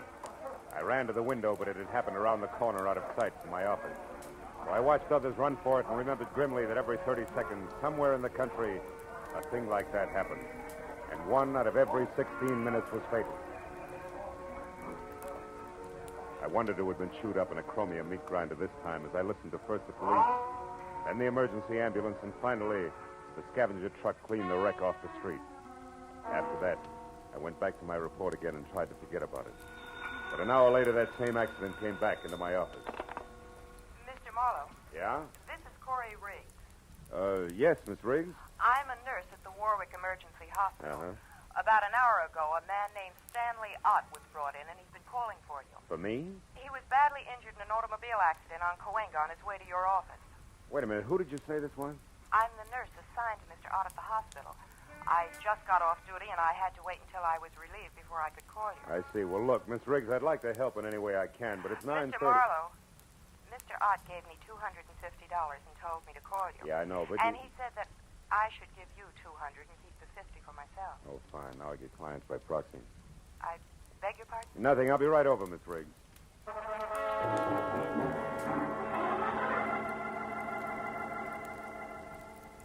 I didn't know anyone named Stanley Ott, and I felt a little like an ambulance chaser, but I was only 15 minutes from getting to the emergency hospital. As I walked up the ambulance ramp, a smart-looking brunette came toward me. Mr. Marlowe? I'm Corey Riggs, the nurse who called. Oh, hello.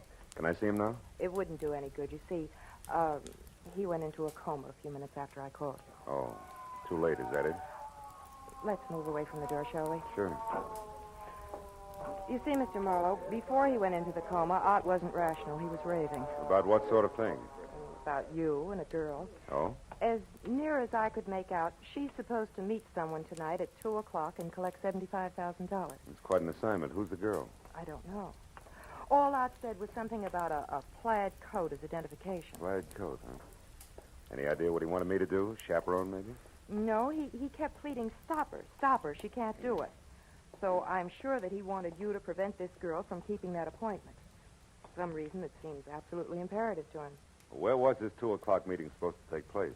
I have no idea. Oh, fine. So it boils down to this. A girl we don't know in a plaid coat is meeting someone we don't know at a place we don't know at 2 a.m. The man who wants me to prevent it is in a coma and can't talk. Didn't he say anything else, Miss Riggs? He just kept saying, you've got to help me, Marlowe. It's life and death. You know, we can stir up an awful hornet's nest poking our noses into $75,000 worth of business we know nothing about. I doubt that we can do any good anyway, because we don't have enough to go on. If he said anything else to even point in the right... Marlowe. What? Oh, wait a minute. He mumbled something once about a Constantine. Constantine? Yes, it's some pier. What is it, a boat? I don't know. But at least it's a lead, isn't it? Anything else? No. Okay, where can I reach you? I'll be at my quarters, Crestview 5781. 5781. And keep track of Stanley Ott's condition, will you? If he comes out of it, talk to him. We've only got 3 short hours. I'll call you, Corey.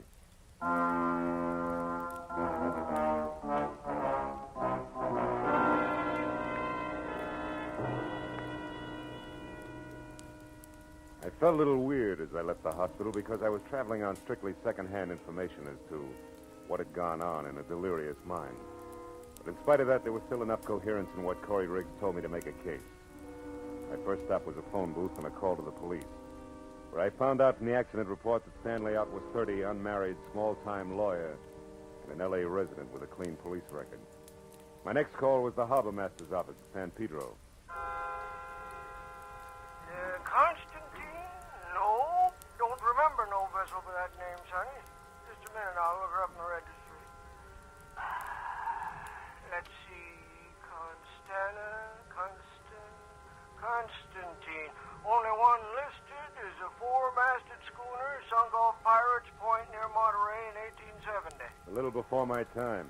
Not the one, eh? Not the one. So I tried the Coast Guard. No fishing boat called Constantine on this coast, mister. That was followed by a check of Yacht Harbor at Long Beach, negative. And a call to the pleasure boat anchorage at Santa Monica. No Constantine registered here, sir. After that, a long, futile reconnaissance of the waterfront from one end to the other. It left me 1 solid hour later out at the end of a tottering, almost abandoned concession pier in Venice, swearing in blind frustration at the black, seething ocean below. I was licked. You ain't thinking of jumping in, are you, pal? Hey, you look like you lost your best friend. I did, Buster. Me. I was sunk with a Constantine in 1870. Constantine? You know him, too, huh? Him? Yeah. You mean Constantine's a guy? Sure, pal. There's a shack there. Wait till the beacon light comes around again. You see? See there? Well, I'll be. Prince Constantine Chevnov. Akko says Thomas and medium, personal consultant by appointment only. Yeah, but that's a fake. No fooling. All them guys. He owes everybody around, even at the Ziggy, me. For $1 and that's something. But he's a genuine Russian prince. Hey, where you going? Have a look. Prince Constantine Chevnov could be my boy. He wouldn't want you nosing around here, pal. That's too bad. Does he live here? Yeah, in the back. He runs his pitch in the front where all them green curtains are. Uh-huh. Yeah. I suppose he always leaves his door unlocked, huh? Whoa. Hey, that's kind of funny. Yeah, I'll bet. There'll be a light switch here someplace. Oh, yeah. Now let's see what... Oh. Holy catch. Goodbye, mister. Goodbye.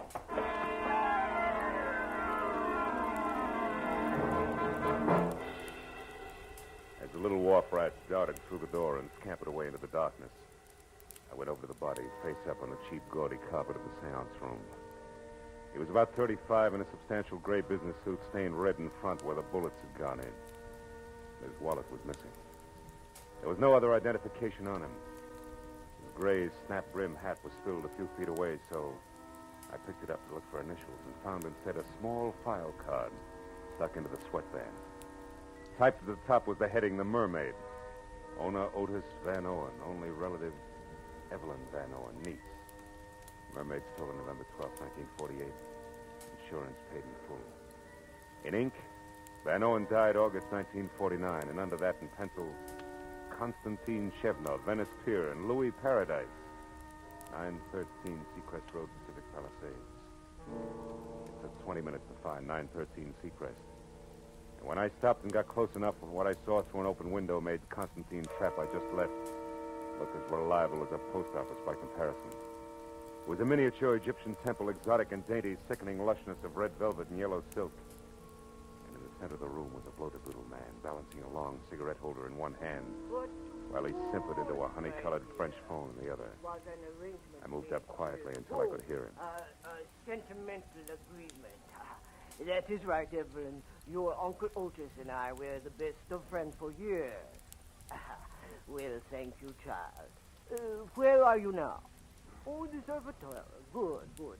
I advise you to stay there until a few minutes before 2, and you will not forget to wear a plaid coat, just to be sure I won't make a mistake. What is it, Bud? What? Sideshow? Hey. Careful now. Sudden noises like this gun going off upset Mr. Paradise. What do you find so interesting inside? Conversation. About the mermaid, probably. Uh-oh. Glad you dropped that one, Bud, because I'd bump you for a nickel, say nothing to 75G. I don't talk things over with punks. I reserve it for the head man. Go do something about it. Okay, Bud, I will. Go on, move. Round to the door and inside. Mr. Paradise gets some kind of kick out of stepping on big guys like you. The gopher face shoved his automatic into the small of my back and marched me inside, where the air was thick with cheap incense. The bloated little king with a long cigarette holder had stepped out, but he came back fast when the gopher called him. Mr. Paradise. He stared at me from across the room, and his nostrils flared for an instant. And he simpered again and sidled toward me. The gopher dug at my spine with his gun. Well, now, what is this, Rudy? Snooper, Mr. Paradise. Caught him outside peeking in the window. Oh, it is a bad night for snoopers. Who are you? Name's Marlowe. And the business? Snooping. He knows about the Mermaid, Mr. Paradise. He does he? How much do you know? Speak up. She's got a fishtail instead of legs. You dare to joke? Don't you! Stand here and take it, big man. You asked for it. Make a move and I'll drop you. I know what you are, Marlowe, but not how much you have found out. Now tell me, because the next time I slap you, it will carry more weight than my bare hand, I promise. You have company, Paradise. Should I get it? No, you keep this baboon under control, Rudy. I will answer the door. Oh, Prince, come in. Paradise, Paradise, what do you think? How far do you think you can go with my reputation? Do you want to get me hanged? Wife, what is the matter, Constantine? You are upset. Upset? I'm out of my mind. Oh, what a shock. And such a stupid thing for you to do. What are you raving about? He found that body on his front room floor, right, Constantine? Exactly. Precisely. And what is more, I did not put it there. Of all the places in the world, why did you pick this one? Paradise, who's this? This stranger here? If you would close your mouth and open your eyes more often, Prince Constantine, you would not be the nervous wreck you are. This is Mr. Marlowe, another snooper. Oh, another one. Paradise. Paradise, listen to me. It's better if we quit. It's better if we don't try it tonight. It's out of hand. I don't like it now. We should get away and come back next year and do it. Ah, you jellyfish, there is nothing to worry about now. Insurance investigators often work in pairs. Is that not so, Marlowe? Your pitch, round man. You don't need any help from me. You are so right. Rudy and I caught the first at your place, Constantine. Now we have the second one here. That is all there are. The danger is over. It's clear sailing from now on. But what about that cadaver you had the audacity to leave lying in my seance? Oh, what about forgive that? me, Constantine. That was a necessity. I am sorry. Now listen. Hey, Rudy. Does this go on all the time? Yeah. Ain't it awful? And think of all the champagne, caviar, and buffalo stroganoff you can buy with the Mermaid. I don't care. Just a bracelet, but at the same time it is $75,000 worth of diamonds and platinum. Oh, oh. Okay, Paradise. I trust you. Now, we go, huh? My, gnazdo. Yes, Prince. The gnazdo it is. Hey, Mr. Paradise. What should I do with the big boy here? Yeah, you're kind of leaving a loose end around, aren't you, Fatty? If I had the time, Marlowe, I would beat the arrogance out of you a little chunk at a time. Rudy. Yeah? You've got no initiative, but you do have imagination. So use it. Goodbye, Marlowe.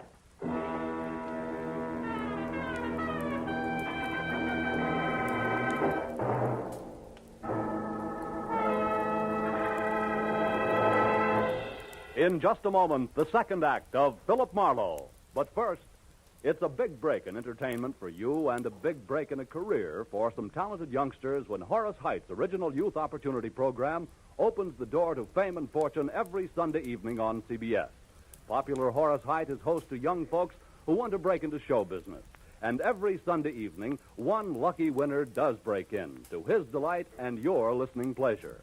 Yes, for music, comedy, thrills, and all-around fun, listen to Horace Height Sunday evenings, another great CBS show heard over most of these same stations. Tune in this fall for the shows that you love best of all. Listen carefully. Here's the address. It's CBS. Now, with our star, Gerald Moore, we return to the second act of Philip Marlowe and tonight's story, The Tale of the Mermaid.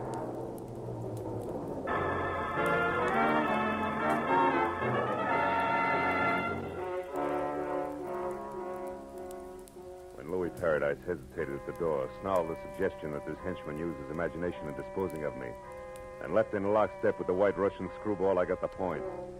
But even if I'd missed it entirely, one look into Brother Rudy's eyes would have done the trick. There were no pupils, just slits of lethal viciousness. Windows to his warped little mind where I could practically see the montage going on. That ran from ancient thumbscrews by candlelight up to a generous beating by street lamp with brass knucks.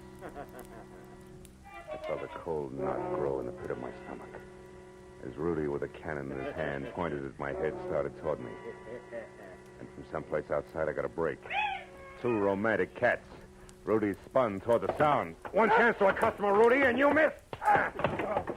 Killed you, Marlowe. I'll blow your head off. Not tonight, gentle soul. Give it to me. I don't want you to hurt yourself until we've had a chance to talk. That's it.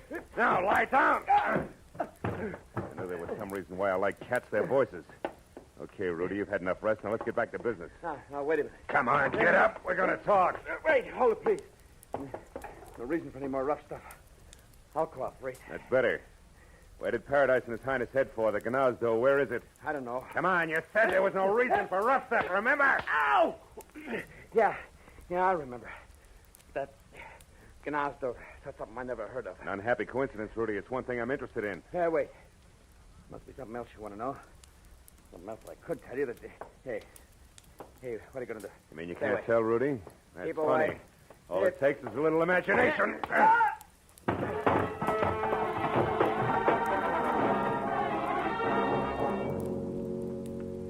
With Rudy out of the way, I started through the place looking for all-important answer to what was the Gnazdo. The 20 minutes of turning drawers and closets inside out revealed nothing more exciting than Louis Paradise's address book. First names only. And a picture of a girl named Toodles who belonged to the Roaring Twenties. And by this time should have caught a death of cold. His sister, no doubt. But no lead on the Gnazdo. So on the slim chance that my client Stanley Ott might already be back in this world and able to help, I got outside into my car and drove to the first drugstore where, after checking the phone books under everything from bars to bathhouses for a Gnazdo and getting no place, I called Corey Riggs at the nurse's home. No, Marlowe. Stanley Ott's still unconscious. I just talked to the night nurse on his floor. They expect him to come out of it soon. Why? What happened? Well, it's too much to explain now, Corey, but that girl, the one in the plaid coat, I found out that her name's Evelyn Van Owen, and she's staying at the Surf Hotel. Now, see if that much checks with Ott when he comes to, will you? All right. Oh, also, there's a diamond-studded item called the Mermaid, which accounts for that $75,000 he mentioned. Now, Constantine and the pier now equal a phony Russian prince who runs a spook palace out on the old Venice pier. Now, you got all that? Uh-huh. Good. Now, look, honey, listen real hard. Before Ott passed out, did he by any chance say the word Gnazdo? Gnazdo? Yeah. No. What does it mean? I don't know. I think it's the name of a place. Oh, have you checked the phone books? Yeah. It's no dice, Corey. Also, I checked one Mr. Louis Paradise, who you might mention... Marlowe, wait a minute. What's the Hold the matter? wire, will you? There's a girl here, one of the nurses, who's trying to tell me something. Oh. It's the Gnazdo, Marlowe. Shh, wait a minute. She knows something about it here. It's Rosemary. You talk to her. Hello. Hello. You want to know what Gnazdo means? Yeah. Well, it's Russian, like Pashlamaya Gnazdo. Oh, that's... well, what does it mean in English, Rosemary? Fast, please. It's important. Well, that means let's go to my place. Gnazdo's the word for nest. Sort of like cozy apartment or cottage. My place, nest. You sure of that? Well, I'm positive. I was an army nurse in the war, and I spent 2 years in Germany after the shooting part was over. 2 years, a half a block away from the Russian zone. That's close enough. Thanks a million, Rosemary. Don't mention it. Here's Corey. Oh. That do it, Marlowe? Yeah, I think so. At any rate, unless I'm way off base, it's where both the Mermaid and all parties concerned are going to rendezvous at 2 a.m. That's less than a half hour from now. The Prince's place on the pier. I want to be early, so goodbye, Corey. I'll call again when I know more. Yeah, and give my everlasting love to girlfriend Rosemary. She all is show a peach.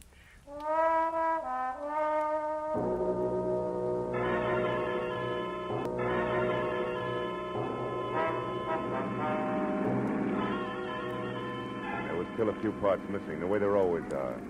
As I drove fast for the old Venice pier and added as I went along, it came out something like the theme of Paradise and Prince Whatchamacallit, ready, willing, and able to pay $75,000 for a piece of jewelry that one Evelyn Van Owen now owned. A mermaid, according to the data I'd found on the insurance man's body, had once been stolen from Evelyn's late uncle. But I left it there when my rear-view mirror said a long gray sedan that had been tagging me discreetly for the last 3 blocks.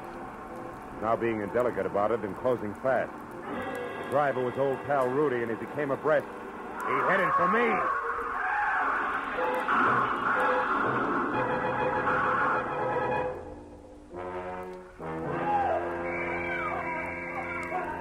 All right. You're okay, Mac. Don't you worry about a thing. We'll have you out of there in a minute. Hey, can't you knock out that horn? Knock out the horn. What do you think we're trying to do? It ain't so easy getting my hand past the printed hood. You know. Oh. Well, that's better. Hey, cabbie, what'd I hit? Well, in order of their appearance, Ooh. Mac, your car into a telephone pole, and then you into your dashboard. Oh, fine. Yeah, you're sure lucky you bounced off the curb first, Mr. Okay. Slowed you down plenty. Oh, hey, here comes the ambulance. Yeah. Look at the roll. Not for me. I'm all right. Hey, come on, cabbie, help me out of this, will you? Sure, that's what we're trying to do, but don't you worry, the ambulance ain't for you. It's for the guy that sideswiped you and then tried to get away. I seen what happened, and I went after him in me cab. He turned into a dead end, no less, trying to shake me. Ooh, is he a mess? But I guess he'll live all right. Hey, what you got against you anyhow, Mac? Just my life. Listen, your cab's still all right? Sure, there's someplace you gotta go. There is. The old Venice Concessions Pier, my friend, and the sooner the better. Come on.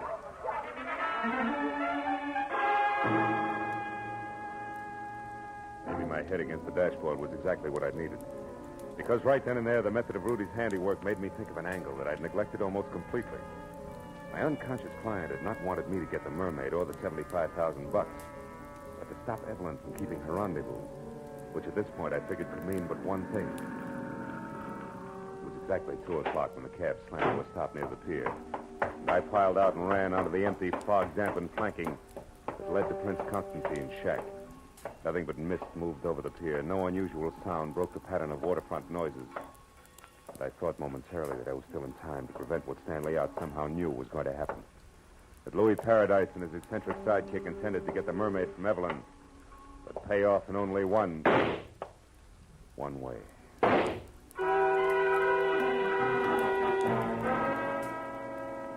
I ran to the rear of the shack on stilts and got close to the half-open door where I could see and hear and found out just what I'd expected. In the storeroom spread out and very still on the oil-soaked planks that were a makeshift floor was the lifeless form of a girl, who, according to the plaid coat she wore, was the late Evelyn Van Orn. And kneeling close to a gun in one hand, the sparkling mermaid in the other, was her executioner, Louis Paradise. Next to him is number 1 boy, Prince Constantine Chevnov, not very happy. A fool to shoot her was stupid. Yes. 75 grand, stupid.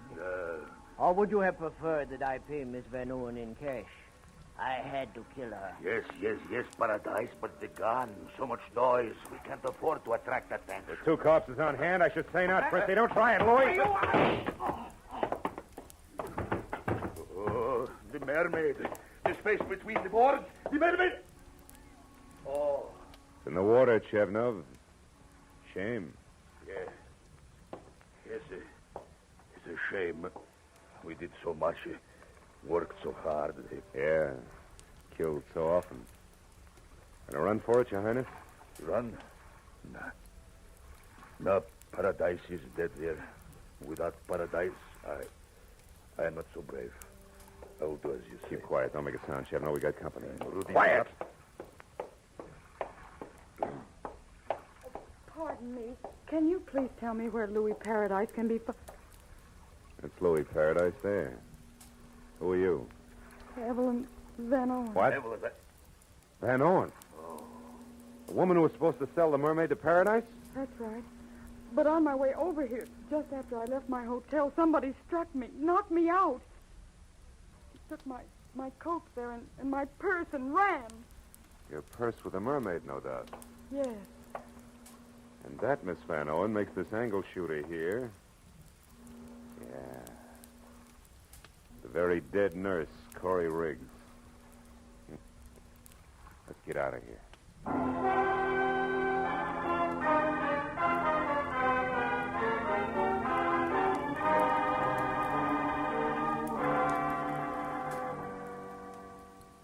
Nothing to worry about, Miss Vanderwant. Stanley's going to be all right. Oh, I'm so happy. Why is it women always cry when they're so happy? I don't know, but it's effective. Well, I'll run along now. Goodbye. Bye, Dagger. Bye. You know, Mr. Marlowe, when I was in Stanley's room with the doctor, Stan said he didn't lose control of his car at all when he had that accident in front of your place. He was run off the road By by... a gray sedan, I know. Because I had the same treatment. One of Louis Paradise's henchmen, Rudy. Where's your car, honey? I'll walk you out. Just outside the front door. Mm-hmm. Tell me, did I tell you why Rudy roughed him up? Yes, in a way. You see, I told Stanley about the deal with the Mermaid, and he thought it all sounded a little phony. Can't understand why. He's a lawyer, you know. Now, legal type mind. Yeah. He said meeting anyone at 2 in the morning was ridiculous, so he investigated as much as he could because he was worried about me. We're engaged, you know. I never would have guessed. And he found out that Mr. Paradise was a fence. And Stan said that probably he never intended to give me the $75,000 for the Mermaid at all. That they intended to kill me. Here we are. Tell me, why did you get in touch with Paradise in the first place? I was just following Uncle Otis's instructions. Mm-hmm. He gave me the Mermaid when he was dying. And he told me if I wanted money to sell it only to a Mr. Paradise, but not to mention it to anyone. Your uncle faked the robbery, collected the insurance money, and then let you sell the Mermaid to a fence, huh? It's lucky for you that Nurse Corey Riggs was clever. She put together just enough of Otis's gibberish to know that there was something good to be had, and then got me to unravel it for her. She got killed taking my place. When she tried to collect your $75,000. Yeah. Oh, here's my car. Well, Evelyn, for a little while, you were a rich woman. Now it's all gone. How do you feel? Well, I'm alive. And in love. Yes, well, that answers my question. Good night, baby. And good luck.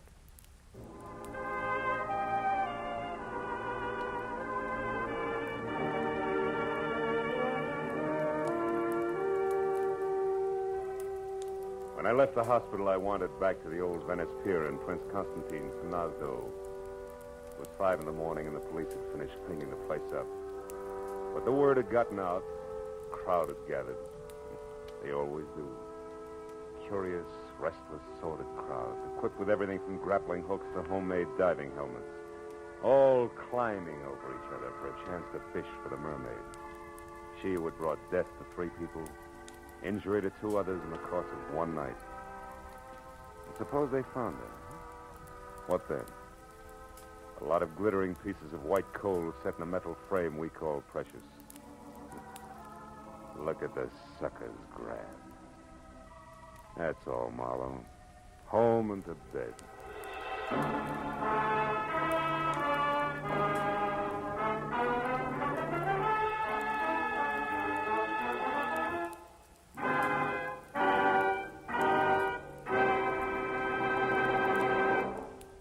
The Adventures of Philip Marlowe, bringing you Raymond Chandler's most famous character, star Gerald Moore, and are produced and directed by Norman MacDonald.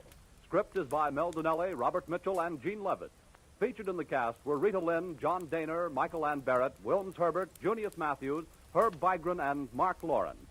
The special music is composed and conducted by Richard Orant. Be sure and be with us next week when Philip Marlowe says... It started with a terrified woman lost in a maze of memories she couldn't explain. And waiting for her outside an open window was death.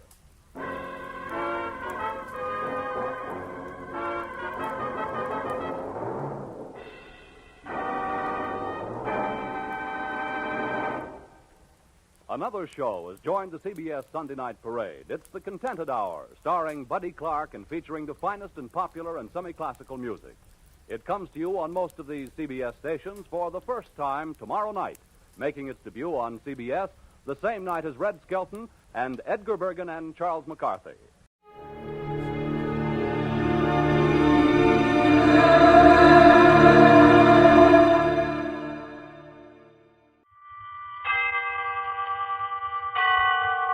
Autolite and its 98,000 dealers bring you Mr. Jack Benny in tonight's presentation of Suspense.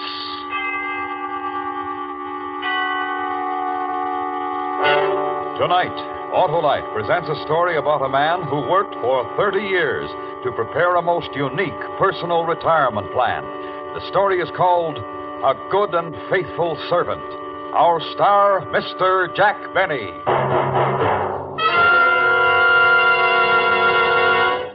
Hello there, Harlow. Well, the legislative luminary. How are you, Senator? My car is giving me trouble, Harlow. Your car? What's wrong with it, Senator? Well, it gets going slower than a loser leaving office. It rides rougher than a tax debate and uses more gas than a 3-day filibuster.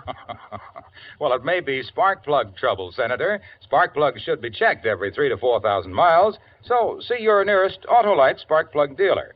His exclusive Autolite plug check indicator will quickly show the exact condition of your spark plugs.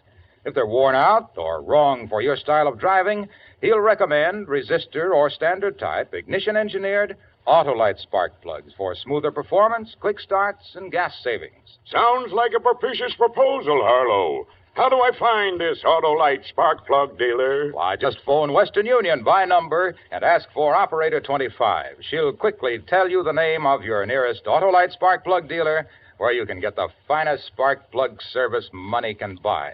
And remember, from bumper to tail light, you're always right with Autolite. And now, with the performance of Mr. Jack Benny, Autolite presents transcribed A Good and Faithful Servant, hoping once again to keep you in suspense. I know you've been through a lot, Mr. Fenton, but if you could just try to recall anything else about the appearance of the two men. Lieutenant, couldn't this wait? Fenton has spent 14 horrible hours locked in a vault. And while I admire his spirit and pluck in bearing up as well as he has... I'm just trying to get something to go on, Mr. Waterman. Do you want your money back or don't you? The welfare of my employees comes first, Lieutenant. First, last, and always. And you're insured. Mr. Fenton. Don't answer if you don't feel up to it, Fenton. I don't mind, Mr. Waterman. I'm anxious to cooperate. Now, as near as I can remember... Be sure you get this, Florence. As near as I can remember... Of course, I had only a flash before they forced me into the vault. Yeah, we understand, Mr. Fenton. I had the impression of one being tall, but not too tall, and the other one was shorter. But not too short. Exactly. And they were wearing masks, rubber masks. One had a Lionel Barrymore mask, and I think the other was Dick Tracy. It was quite a shock to see him. Aha. The Brinks gang, Lieutenant. The Brinks gang to a T. Maybe. Mr. Cartwright, would you come over here, please? Mr. Cartwright, is it the practice to keep large sums of cash on hand overnight at the store? Well, yes, the store does a tremendous cash business, Lieutenant. Tremendous. And yesterday was Dollar Day. Thank you. Mr. Cartwright, how did it happen that Fenton was alone in the cash room when the bandits entered? Did he customarily close the vault for the night? Well, not customarily, no. When I'm unavoidably called away from the store... Well, does this happen often? Well, very seldom, Lieutenant. Very seldom. But it happened yesterday. And two men walked in, put you in the vault, and walked out with a big hunk of money. At precisely 5:56. Mr. Cartwright opened the vault this morning at 8:02. Correct, Lieutenant. We won't know how much they got until I can make an audit. And if there's any question, Lieutenant, of corroborating Fenton's story, I need only to say that he's been with Waterman's for 30 years, a good and faithful servant. More exactly, Mr. Waterman, 29 years, 11 months, and 29 days. I was due to retire tomorrow before this unfortunate circumstance arose, Nonsense, Fenton. You'll retire tomorrow. And if there's any question, Lieutenant, of Fenton's character, his honesty, his devotion... Yeah, sure. You can go home, Mr. Fenton. Better get some rest. If you want to duck the reporters, go out this back way. Well, what do you think, Mr. Waterman? Entirely up to you, my boy, entirely.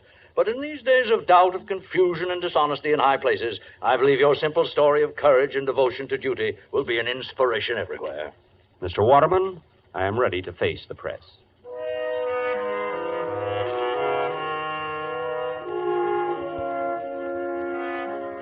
They were all very nice to me. The reporters, the police, Mr. Cartwright, and especially Mr. Waterman. All that money missing.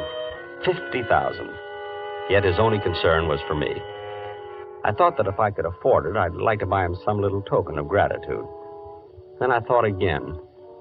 In my desk at the office, there was a secret compartment, and in that compartment was $50,000.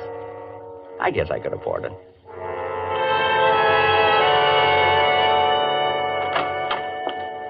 Yoo-hoo! Mother, I'm home. Good morning, Harold. I hope you haven't had breakfast. I've kept it hot for you. You're not going to ask me how it went, Mother? Oh, I heard over the radio. But I wish there'd been some way of doing it that it wouldn't have kept you out all night. Oh, I wasn't out all night, Mother. I was in a vault. I know you were, Harold. And if you keep on, you're going to end up with that same sinus strip your father used to have. Oh, Mother, it was a perfectly dry, warm... Oh, never mind. Eat your cereal, Harold. You'll feel better. Mr. Waterman told me to take the day off, Mother. I'm not going in until tomorrow. That was certainly big of him, after all you've done for them.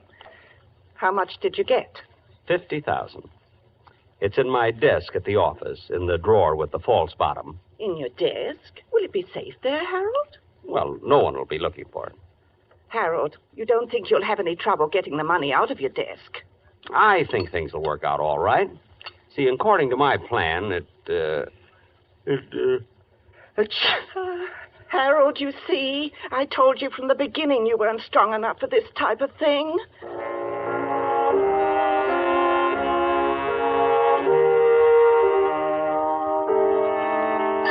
The next morning at 8:43, I punched in at the store. Figuring 308 working days a year, that made 9,240 punches. It was a little strange to think of this being my last. I walked through the store to the elevator, past lingerie, ladies' gloves, and perfume the way I always went. But this morning was different. People looked up when I passed. They spoke to me. They knew who I was. Even the brunette in perfume smiled at me. I almost stopped, but I couldn't think of anything to say. In the elevator, one of the girls asked me how I felt. Still scared, I said, and they laughed. They wouldn't have laughed any harder for Mr. Waterman. I got out at 8, my floor, and as I went into my office, Miss Prentice, Mr. Cartwright's secretary, looked at me. 23 months and 2 days she'd been looking at the top of my head. But this morning, she looked at me. And she smiled. I guess I smiled back. Good morning, Mr. Fenton. Good morning, Miss Prentice. It wasn't much, but I felt it could have been a start. I was almost sorry this was my last day. Fenton, did you hear me? Yes, Mr. Cartwright. I heard you, Mr. Cartwright. All right. A big workload piled up yesterday when you took off, and we haven't anyone new coming in till tomorrow. Not that I want to overload you on your last day. An honest day's work for an honest day's pay, Mr. Cartwright. Oh, good. I'm still trying to find out how much was taken in the holdup, so you're on your own. I think I can tell you almost to the penny, Mr. Cartwright. I'll make my own check. And how about the work Oh, good morning, Mr. Waterman. I was just, Well, Fenton, back at the old desk, eh? Well, I just didn't feel right away from it, Mr. Waterman. Hey, I got a surprise for you this afternoon, Fenton. Going to make a little ceremony out of your retirement. A ceremony? Good for store morale. Right, Cartwright? Oh, absolutely, Mr. Waterman, absolutely. And about that request of yours you made last week, Fenton, I wouldn't be a bit surprised if we can swing it. Oh, you're too kind, Mr. Waterman. Oh, my boy, when you work for Waterman's 30 years, you've got something coming to you. No. Really?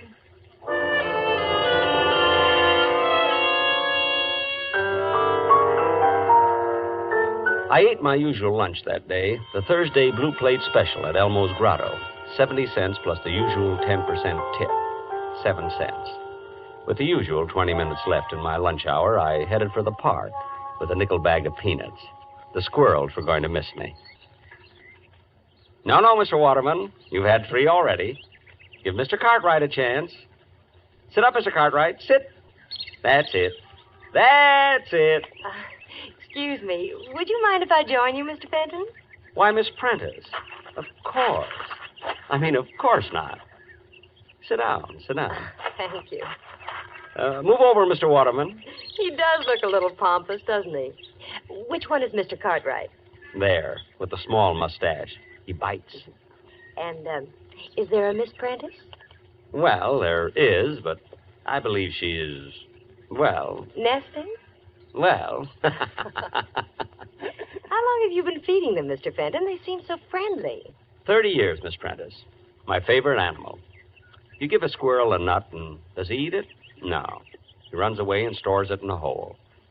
We could all benefit from their example. And now that you've stored your little nest egg, you're retiring, Mr. Fenton. Well, you might say that, yes. You're quite a fascinating character, Mr. Fenton.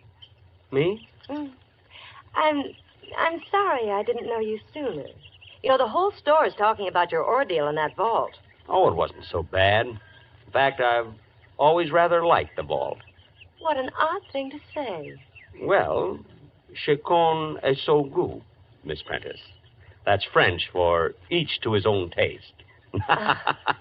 Oh, you've been abroad, Mr. Fenton. Me? Oh, my goodness, no. Oh, but you will now that you're retiring.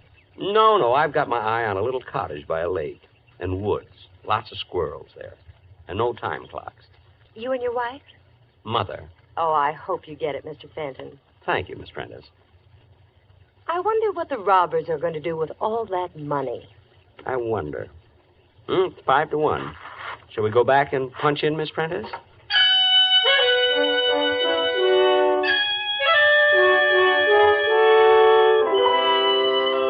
She let me walk all the way back to the store with her. And in the elevator, Mr. Bixler, Sporting Goods, winked at me. Funny, for 10 years I'd had the feeling Mr. Bixler didn't like me.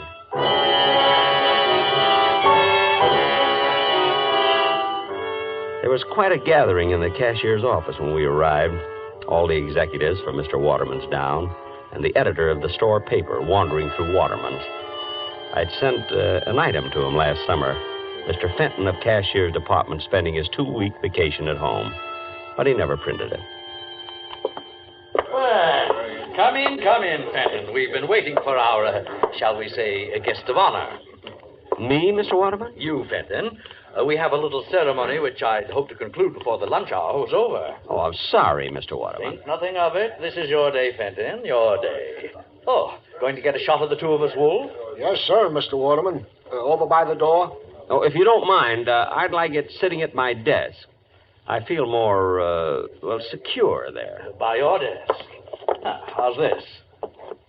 Got it? Good. And now, Fenton, we all say farewell to a good and faithful servant, one who has given 30 years of his life as a contribution, however small, to making Waterman's the great institution it is today. Well done, Harold Fenton. Thank you. A modest man, but conscientious. His regular comings and goings passed almost unknown to many until his ordeal of 2 days ago. Locked all night in the vault by brutal and rapacious thieves. A night in which, in his own words, he relived each and every day of his 30-year service to Waterman's. Oh, greater devotion hath no man. Oh, it was nothing, really. And now, his labor's done, his burden borne, Fenton will live out the rest of his days in ease and comfort, because he has arrived at the retirement age of the Waterman pension plan, by which he will receive... $31.68 a month. $31.68 a month for as long as he lives. Thank you. And now, a little surprise for Harold Fenton. A week ago, in a letter to me, our good and faithful servant asked that on his retirement he be given permission to purchase for his home his old desk. Well, actually, Mr. Waterman, I don't know what I'd do without it. Oh, frankly, I put in a lot of thought on this simple request. I weighed the factors in my mind. On the one hand was Fenton's 30-year service. On the other... Mr. Waterman. On the other, he was already receiving his pension of, his pension. However... Please, Mr. Waterman. However, Fenton, my boy, I decided to go you one better. One better? Not a new desk. Nothing so unsentimental. Fenton, instead of allowing you to purchase the desk, I'm giving it to you. Phew. All right, boys, right in here. Take the desk wherever Fenton here wants it. Now, back to work, everybody. Month-end clearance today. Whoops. Easy, men. Don't drop it. Easy. Fenton, my boy, in the years ahead, when you're seated at your old desk, think of us, won't you? I certainly will, Mr. Waterman. I certainly will.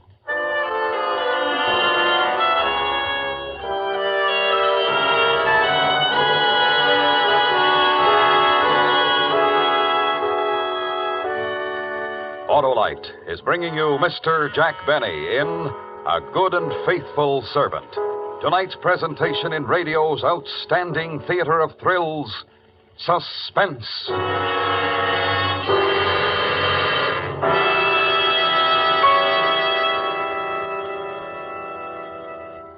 Well, Senator, did you take my advice? Why, yes, Harlow. My Autolite spark plug dealer turned my worn spark plugs out of office and elected a set of ignition-engineered Autolite spark plugs. A wise move, Senator. Those Autolite spark plugs are designed by the same Autolite engineers who designed the coil, distributor, generator, and all the other important parts of the complete ignition system used as original equipment on many leading makes of our finest cars, trucks, and tractors. They're world famous for quality and performance. And my Autolite spark plug dealer nominated Autolite resistor spark plugs for my car, Harlow. Ah, you're on top now, Senator, because Autolite resistor spark plugs represent one of the greatest advancements in spark plugs for automotive use in the past 20 years. They offer proven advantages such as double life, gas savings, and smoother performance. And they're specified as original equipment on many leading makes of our finest cars. What's more, the Autolite resistor spark plug is just one of a complete line of ignition-engineered Autolite spark plugs for every use. So, fellow citizens, be sure, vote for Autolite. Right, Senator. Friends, take a tip from me and see your nearest Autolite spark plug dealer this week. And remember, from bumper to tail light, you're always right with Autolite. And now, Autolite brings back to our Hollywood soundstage Mr. Jack Benny in Elliot Lewis's production of A Good and Faithful Servant, a tale well calculated to keep you in suspense.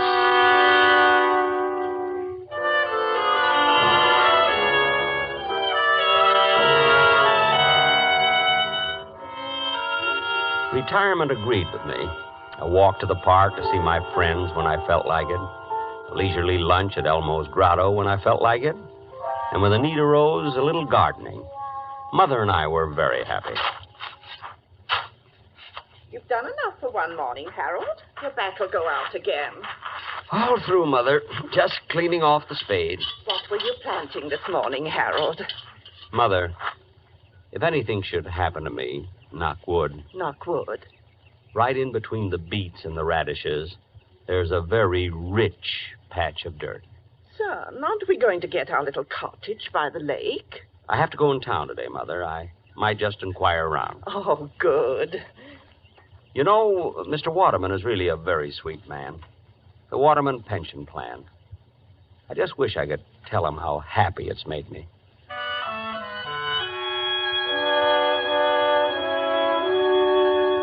I hadn't told Mother, but Miss Prentice had called that morning. Mr. Cartwright wanted to see me that afternoon at the office, she said. And she asked how I was. What would have happened if I'd asked her to lunch? I almost did, too.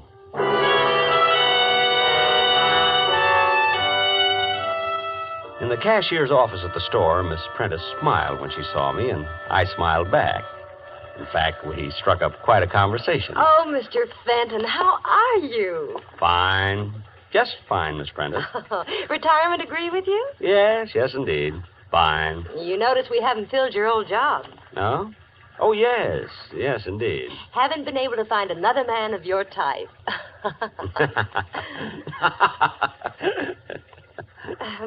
Well... Well... Is that you, Fenton? Come on in here. Coming, Mr. Cartwright. Sit down, Fenton, sit down. Thank you. Just trying to clean up accounts on the robbery. Fenton, what was your final tally again? 50,000, almost exactly, Mr. Cartwright. You're way off. That doesn't check with my audit at all. I'm quite sure of my figures. Well, then you're wrong, that's all. My check shows they got away with 82,000. 82,000? Right. Now, if you'll just sign the necessary statements corroborating my audit... I can't do that, Mr. Cartwright. And just why can't you? Don't you take my word for it? Frankly, no.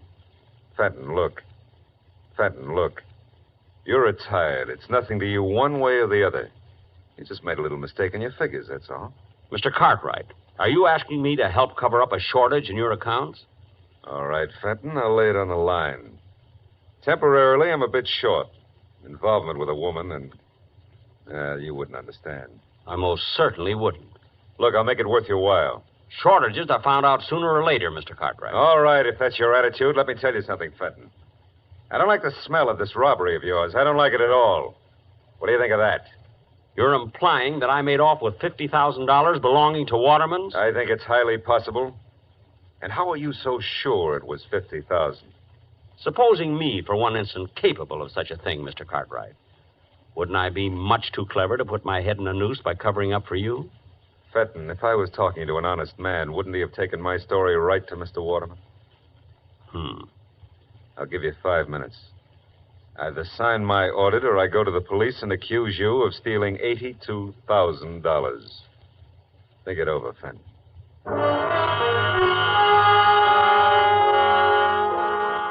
No question about it, Mr. Cartwright's dishonesty might be a bit awkward for me. My instinct about the man had been thoroughly sound. I had disliked him for 16 years. Well, there was only one safe way out of it. Well? Mr. Cartwright, if you need money... Yes? Why don't you rob the vault? Actually, it isn't hard at all. Well, how do I get away with the money? I'm sorry, I never reveal professional secrets. Well, then you'll have to help me, Fenton. Lock me in the vault and you get away with the money. Me? Sure. Then we're both in the clear for good. Help me out, Fenton. You mean I'm going to clear out the vault a second time? You'll never regret it. Regret it? The fact is, I'd rather enjoy it.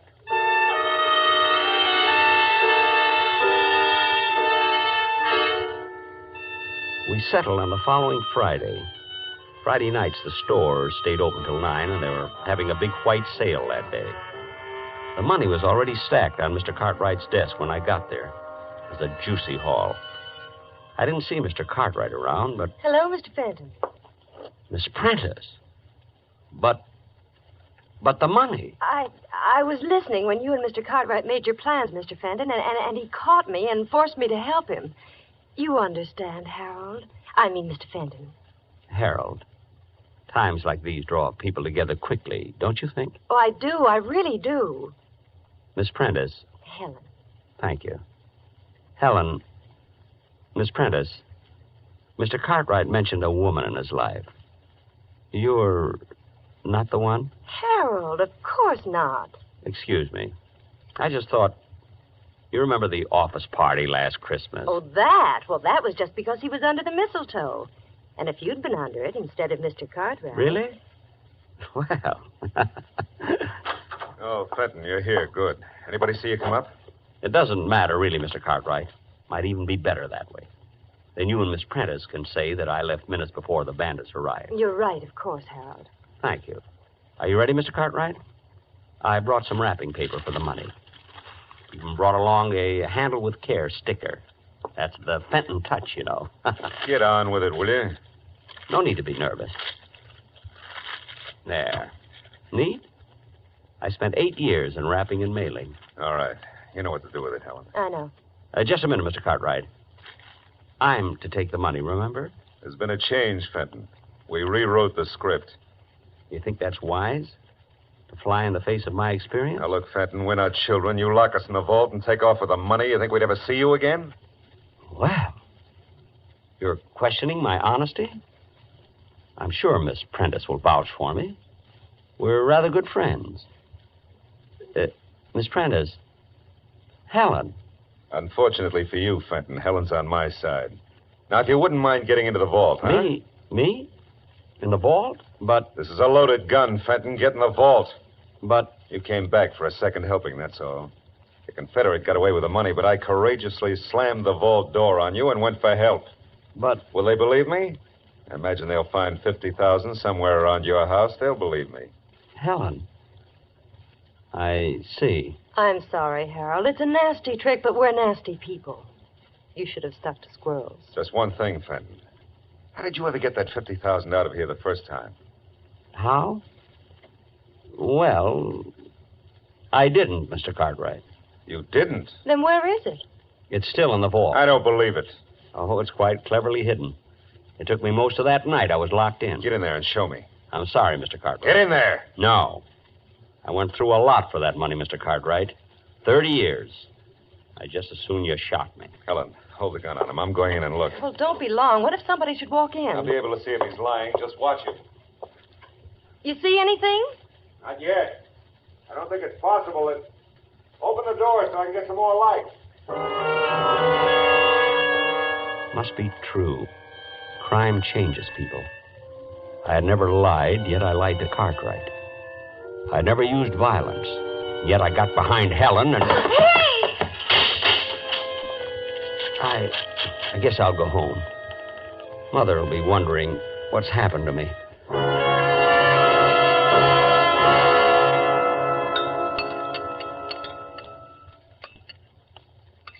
Some more cereal, Harold? I don't think so, Mother. Thanks. What time is it? 8:10, son. Well, they would have opened the vault at 8 this morning. The police should be here any minute. Are you sure those two will implicate you, Harold? It seems likely, Mother. The gun would be hard to explain. And I think Miss Prentice will turn on Mr. Cartwright after a night in the vault. Yes, she's just the type. I'm sorry, Mother. I guess I just don't know much about women. It's all right, son. You think they'll be hard on you? Not very. I haven't spent any of the money. The insurance companies always look kindly on such cases. There they are. Harold, how long? 2 years, Mother. Maybe less. Maybe even 1. It's still a long time. A long time? After 30 years in Waterman's? Hardly. I'll get the door.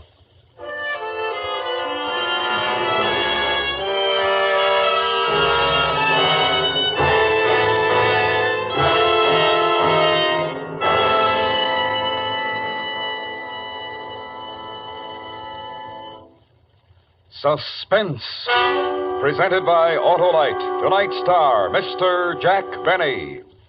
This is Harlow Wilcox speaking for Autolite, world's largest independent manufacturer of automotive electrical equipment. Autolite is proud to serve the greatest names in the industry.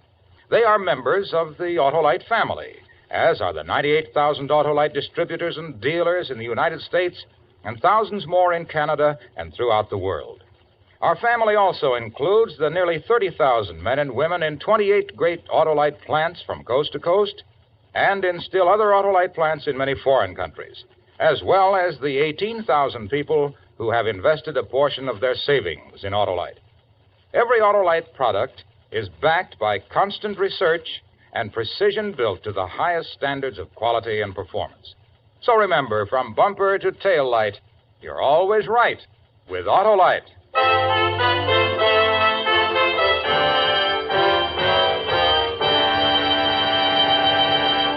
Next week, a story of revenge.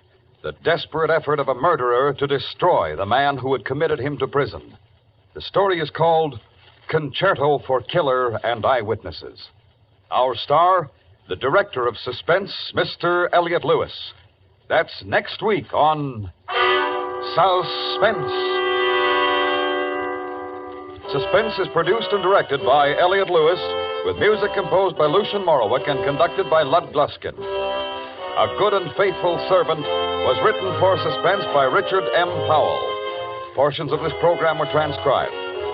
In tonight's cast, Norma Barden was heard as Mrs. Fenton, Doris Singleton as Helen, Gerald Moore as Mr. Cartwright, Joseph Kearns as Mr. Waterman, Hy Averback as Lieutenant Miller, and Charles Calvert as Mr. Wolfe.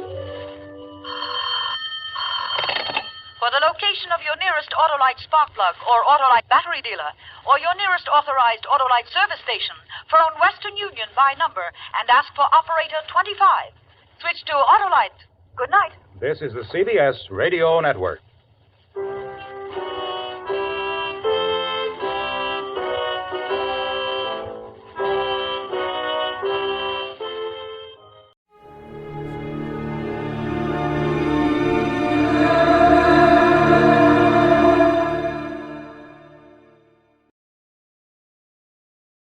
From Hollywood, it's time now for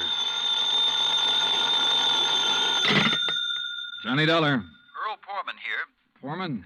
Tri-State Life and Casualty. I'm the branch office manager down here. Oh, sorry, Mr. Poorman, but the answer is no. Well, this is an arson case, Dolar, and we're already having to make one payoff I'm on it. sorry, but it'll have to wait. I'm going to get as far away from this New England winter as I can. Well, for that, I don't blame you, but there's no reason you shouldn't come Look, down. I've had a rough year of it. I'm tired and I'm cold. And unless I can get down to where the warm, balmy breezes waft in... Dolar, I have got to have you on this case. There's a lot at stake. Now, my office is down here... No, sir, I'm sorry. You down see... here in Sarasota. I just can't do it, Mr. Poorman. I've already made a plane reservation for Sarasota, Florida. And this is one time I'm going to... Where did you say your branch office is? Sarasota, Florida.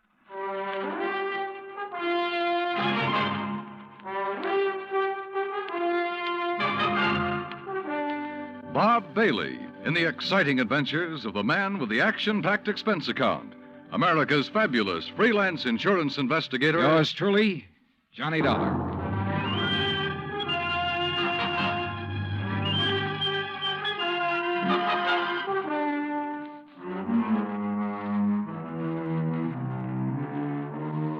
Expense account submitted by Special Investigator Johnny Dollar to the Tri-State Life and Casualty Insurance Company, Home Office, Hartford, Connecticut.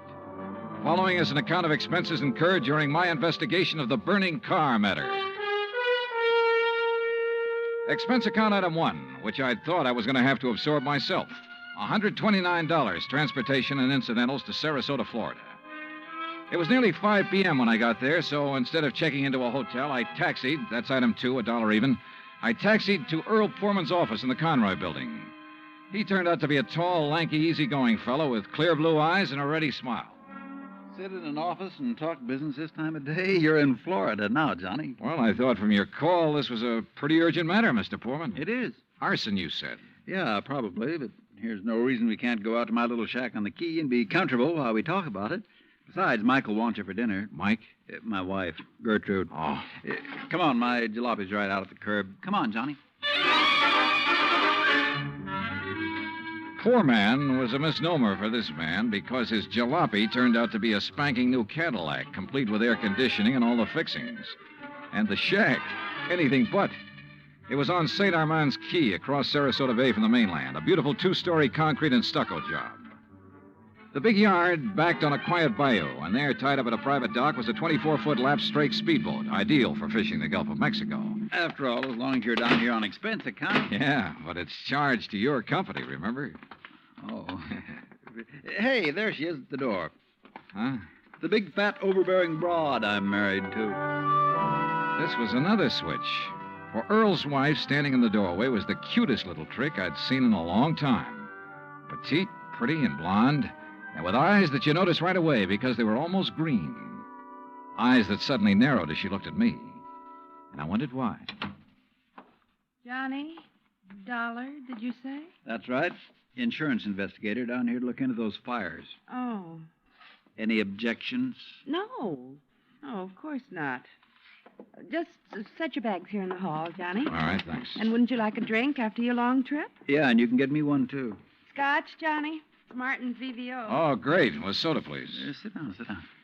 Thanks. I take it Mike isn't too interested in the insurance business, huh? You know, she used to be a singer, dancer. Oh, well, this is a little different. But now, tell me all. Well, actually, I guess we ought to wait until Arnold Carr gets back. Carr? Carr Brothers, Lumber Enterprises. Arnold runs the business, and his brother Edward... Well, Ed just shares the profits. Real black sheep of the family, from what I've been able to learn. Oh? Anyway, they have yards all over the state. There's one here in Sarasota, one up the coast a ways at Fort Pierce, and still another at Arcadia. That's about 40 miles inland, just east of here. And there was one up in Orlando. Was? Completely destroyed by fire a couple of weeks ago. And a $120,000 claim has been filed. Wow. That's where Arnold Carr is then, in Orlando, trying to clear things up. Here's your drink. Oh, thanks. Here, Earl. Yeah. Well, to the gods and goddesses and us. But shouldn't I be up in Orlando then? Arnold's on his way back here now. He lives here. He just went up there to arrange for clearing off and selling the property. You mean he's planning to just pocket the money? If Tri-State pays off, I mean. Looks like it. But I take it you suspect arson. Yes, Earl suspects arson, Johnny, and so does Arnold Carr. At least he says he does, but they have no reason. No? How about the other fires? Or attempted fires? Oh, where? At Arcadia, for one, but they got it out in time. At least that's the way Arnold Carr reported it. The way he Let tells me it... tell it, Mike. Oh. There was another at the yard here in Sarasota. Arnold himself discovered it one night when he was just driving around. But nothing to indicate it was attempted arson. No, Well, and the authorities up in Orlando found no indication of it there. Mike, you know as well as I do that a lumberyard fire will obliterate signs of arson better than any other kind of fire in the world. Yeah, but she has a point, though, Earl. Unless there's some evidence of arson. Of course. Yeah, why send for me? Well, mostly because... Actually, because Arnold Carr suspects it. But he's given you no real reason. None at all. I think he has a real reason, but he just won't tell us. Wait till you see him. He's going to call when he gets in. We'll run over to his place on Longboat Key. What about his brother? Edward, did you say? I've never met him. He's always stayed in Orlando. I was wondering if he might tell things that Arnold is holding back. Edward Carr wouldn't know anything. You can never be too sure. Look, why can't you agree with me for a... that must be Arnie now. Excuse me. Hello. This is Arnold Carr. Oh, hi, Arnie. Johnny Dolar arrived, so we'll be... Well, here, I'll let you talk to him. Here, Johnny. No. Okay. No, Earl, listen. What? I told you before it was arson. It was arson again tonight. Tonight? What's that? Arcadia just went up in flames. The whole yard. Good Lord. Did you hear that, Johnny? Yeah, I heard. Well, can you prove it was arson tonight in Arcadia and before in Orlando? I have proof. Well, Arnie, we'll be over just as fast as... No. What? No. Wait for me there at your home. Well, but look now. You mustn't come here. And I mustn't stay here because I... Now, listen, man. You... Arnie? Well, I guess he's ready to tell us now. A suspicion began to grow in my mind. A suspicion that Mike apparently shared with me. That Arnold Carr himself might be responsible for the fires. After all, he was the only one who had seemed to know about the two unsuccessful attempts. He himself had planted the idea of arson. He'd lost no time in filing claim for the Orlando burnout. But Earl said I was wrong. Arnold was too honest a man. Earl had also said we were only 15 minutes from Carr's home. So when half an hour passed, we called him back. Got a busy signal. After the fourth try, the three of us took off in Earl's cab. As we pulled into Carr's driveway, we could see him through the picture window, sitting at his desk, telephone in hand, apparently engrossed in a call. Then, as we walked up to the door, I noticed something else. Arnold Carr looked enough like me to be my brother. Maybe that explained Mike's reaction when she first saw me. Hey, Arnie. Can't you see? He's on the phone in there. Well, the least he can do is hear his own doorbell. Earl, wait. Good Lord. What's the matter? Through the window. Oh, no. Earl? Stand back. Earl, for heaven's sake, what is it? Couldn't you see from out there? No, what's wrong? Oh, Well, Johnny? Right through the forehead, Earl. Looks like a 38. Before I could stop him, Earl took the phone out of the dead man's hand and called headquarters. Mike turned pale and slumped into a chair. And I gave the place a quick rundown, checked doors, windows, etc. A few minutes later, an officious young sergeant named Larkin arrived and took over. 38 caliber straight through the middle of the forehead. Were all three of you here when it happened? Mr. Foreman, Mrs. Foreman, and who are you? The answer to your first question, Sergeant, no, none of us was here. And this is Johnny Dollar, insurance investigator. Hiya. You insurance guys work pretty fast. You related to Mr. Carr? No, why? Look a little like him. Who busted in the front door? The killer? I did. When we drove up, we saw Mr. Carr sitting there at his desk. We rang the doorbell and knocked, but... And when he didn't move, you took things in your own hands and busted in, huh? That's right. You haven't moved anything, have you? No. Except I took the phone out of his hand to call you. Dollar, if you're any kind of investigator, you should have known better than let him touch anything. Now, let's see. The shot must have come from somewhere near this window by the fire. Ah, sure, here we are. Bullet hole right through the pane. Bullet was fired from outside. You're sure, Sergeant? Sure, I'm sure. Look for yourself. You call yourself an investigator? Hey, Cummings, Woolway. Check the area around that window beside the chimney out there for footprints. Maybe an empty cartridge case.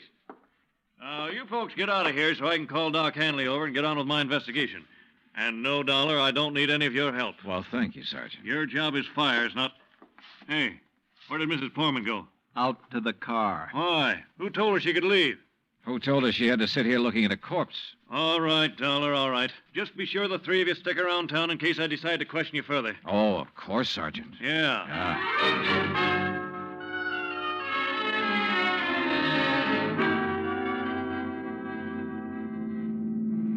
Not shot by somebody standing outside? What do you mean, Johnny? Oh, I spotted that bullet hole in the window, too. So? I also noticed there were no particles of glass on the inside sill. But there were some on the outside. Yeah. The shot that made that hole was fired from inside that room to make it look as though it had come from outside.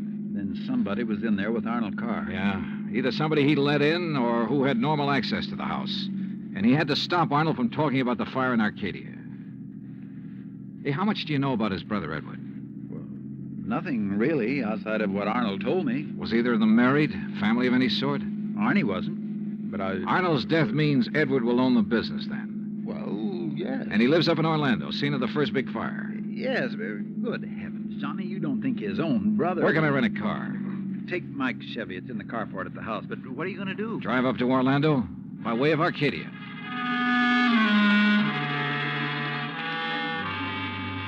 When I got to Arcadia, only a few people were standing around the remains of the fire. One hose company was still working on it, and a couple of police were poking about in the embers. Walking toward it, I almost stumbled over a little old man sitting alone in the darkness beside a palm tree, hunched over, his head in his hands, sobbing. He didn't even look up when I stopped beside him. It's like losing part of my own life, it is. You lost someone in the fire, sir? No, son. Only part of my life. I helped build up that yard, me and Mr. Arnie. Arnold Carr. All along, he's been worried about it. And last week, when him and me smelled smoke and come over here and put out the barrel of trash that was smoldering, he knew. Knew what? That somebody was trying to burn him out? That's why he stopped by tonight on his way home. That's why we drove over here, him and me. And I brought my gun just in case. Yeah. Well, we got here too late. It was already blazing. And when he seen the automobile pulling away... What auto? Yes, Frank, he said to me. I knowed he was the one trying to burn me out, he said. Who, old-timer? Who do you mean? He didn't say. Then he called the fire department. And that car that pulled away, what was it? Just a auto, big white Buick. But he tied it in with whoever set the fire. All he said was, I knowed he was the one. Do you know who it was he meant? Well, he told me even if I did know, I should never tell. Even the police. Well, who do you think it was? Break my word to Mr. Arnie? Never, son. All right, look, old man, I'm sorry to have to tell you this. Mr. Arnie's dead. What? But he can't be. He was... You. Huh? Maybe you thought in the darkness I wouldn't know you. But I do know you. Now, just a minute, old-timer. If Mr. Arnie's dead, it's because you killed him. What? Just like you set the fires. No, I'm not who you think I am. And I'll kill you. That's what I'll do. Put down that gun. I'll kill you.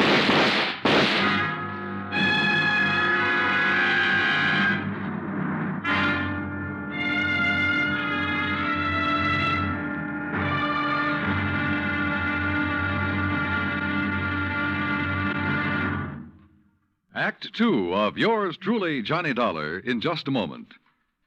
Back in the old days, the very old days, that is, a girl named Cassandra had a corner on the Oracle market. But nowadays, you can do some foretelling yourself. On Jukebox Jury, for example, you can help decide which of Tin Pan Alley's new recordings are destined for the hit brackets and which ones are likely to spiral all the way down to oblivion. Remember, Jukebox Jury is yours to hear on most of these same stations every Sunday. Now, Act Two of yours truly, Johnny Dollar, and the burning car matter.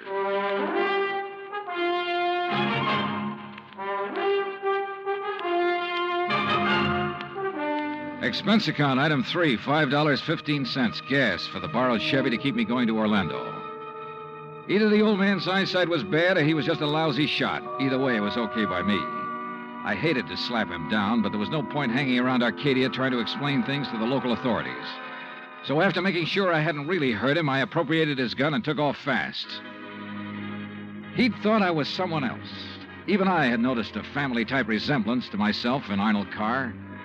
Sergeant Larkin had asked me if I was related to him. And now the old man at the fire had apparently thought I was the one who... Oh, well, I'm afraid I made the rest of the trip to Orlando in somewhat less than legal time. And at police headquarters, I barged into the office of Lieutenant Cal Hudson without bothering to be announced. So early in the morning? Sit down while I finish up a report, Mr. Carr. Thanks. I was trying to reach you, but we got no answer to the phone at your house. Well, that's very interesting, Lieutenant. I'm afraid I have the painful duty of notifying you that your brother Arnold down in Sarasota last night... Why did you say very interesting, Mr. Carr? Or had you already learned... I'll be doggone. Yeah. You're not the first one. Who are you? Johnny Dolar, insurance investigator. I can't believe it. Dollar, you look enough like Edward Carr to be his twin. You even sound a lot like him. I take it you haven't located Edward yet? Well, no. Lieutenant, I think Edward Carr is the firebug we're after. And the killer. Wait a minute. Briefly as possible, I told him of Arnold Carr's phone call to Earl Poorman. His emotional upset just before he was killed. I told him Arnold had been murdered by someone inside the house, someone close to him. And that everything indicated that someone could very well be Edward Carr. That's still all just theory, Dollar, without any proof. Well, I will admit that Edward is a pretty worthless playboy living off the profits of the lumberyard. In any event, the lieutenant promised to put out an APB on Edward Carr. That was at breakfast for the two of us, item 4, $3.25. Before I left him, he gave me Ed Carr's address, 1726 Allen Place. As I expected, there was no answer to the doorbell at 1726, so I tried visiting up the street. It quickly became clear that Ed Carr wasn't very popular in this otherwise quiet, well-ordered neighborhood. Those big, noisy parties at all hours of the night, cars parked up and down the street, blocking respectable people's driveways. Yes, ma'am. You know, well... once in a while you expect a person to have callers and such. Me, I have the ladies' bridge club every third Wednesday, for instance. Well, that's nice. But these are all ladies, not like some of the trash that man and his friends have, dancing and drinking and carrying on at all hours. Yes, you mentioned cars, Mrs. You Harper. know, people like Mrs. Hereford Robbins. She's awfully nice. And Janet Osterworthy. Now, she's a widow. Well... And, you know, she could have her pick of anybody she liked, but does she ever look at another man? No, sir. And then there's Mrs. Harper. Yes? You mentioned cars. Do you know what kind Mr. Carr drove? Why, yes. It was a big white one. And the make? Well, no. My husband, when he was alive, always drove a Maxwell, and I guess that's the only kind I ever got to know by name. But Mr. Carr's is white. Only I guess that isn't much help to you, is it? All the white cars here in Florida, I mean. Look. Now, even that blonde hussy who's around him all the time drives a white car. Oh, I really shouldn't use a word like that, though, should I? But it fits. Wait a minute. What blonde, Mrs. Harper? Mr. Dollar, I don't pay any attention to people like that. Why, you'd think she owned that house of his, the way she keeps popping in and out all hours as if she belonged there. Mrs. Harper. And drives all the way up from Sarasota, too. Do you know who she is? I do not. I refuse to pay any attention to people like... And the way she dresses, too, like a newly rich chorus girl with all her fancy clothes and furs and things. How do you know she comes from Sarasota? By the license on her car, of course. Every city has its own number. You know that very well. And hers is 12WW something. And you don't know her name? Of course not. Flaunting all those expensive furs as though she bought and paid for them herself. And if there's anything I hate to see, it's a little shrimp loaded down with furs. Now, a tall person I like see. me... And well, her thanks. eyes... Oh, if there's anyone I don't trust, it's a person with green eyes. Well, Thank you, Mrs. Harper. Her description of Carr's girlfriend stopped me in my tracks. That description could fit Mike Poorman to the letter.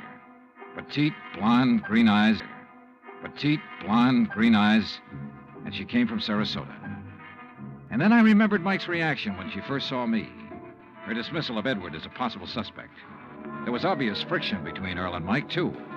I figured it was just normal in a couple who'd been married for a while. But now...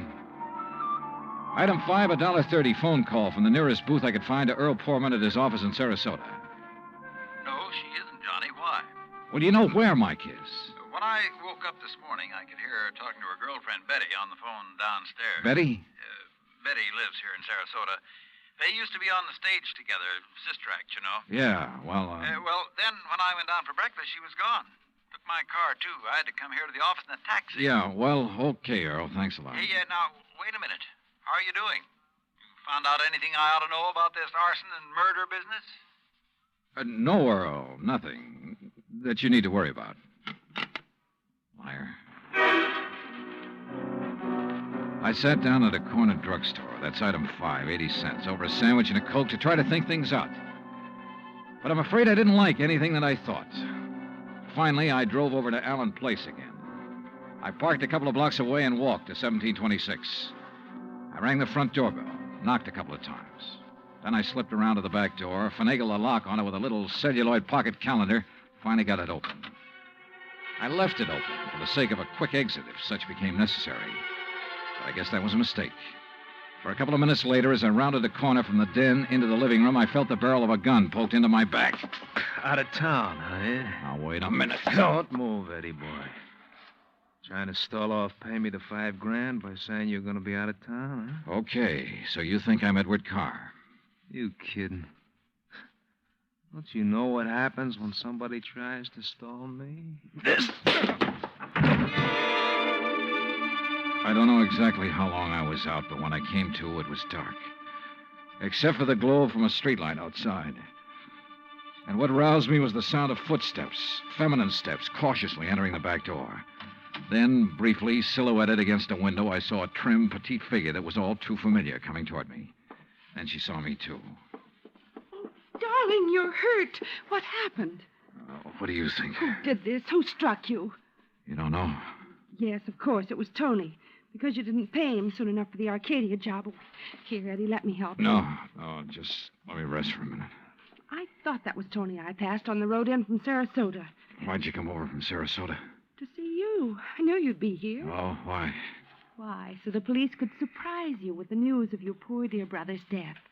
But why did you come to the house?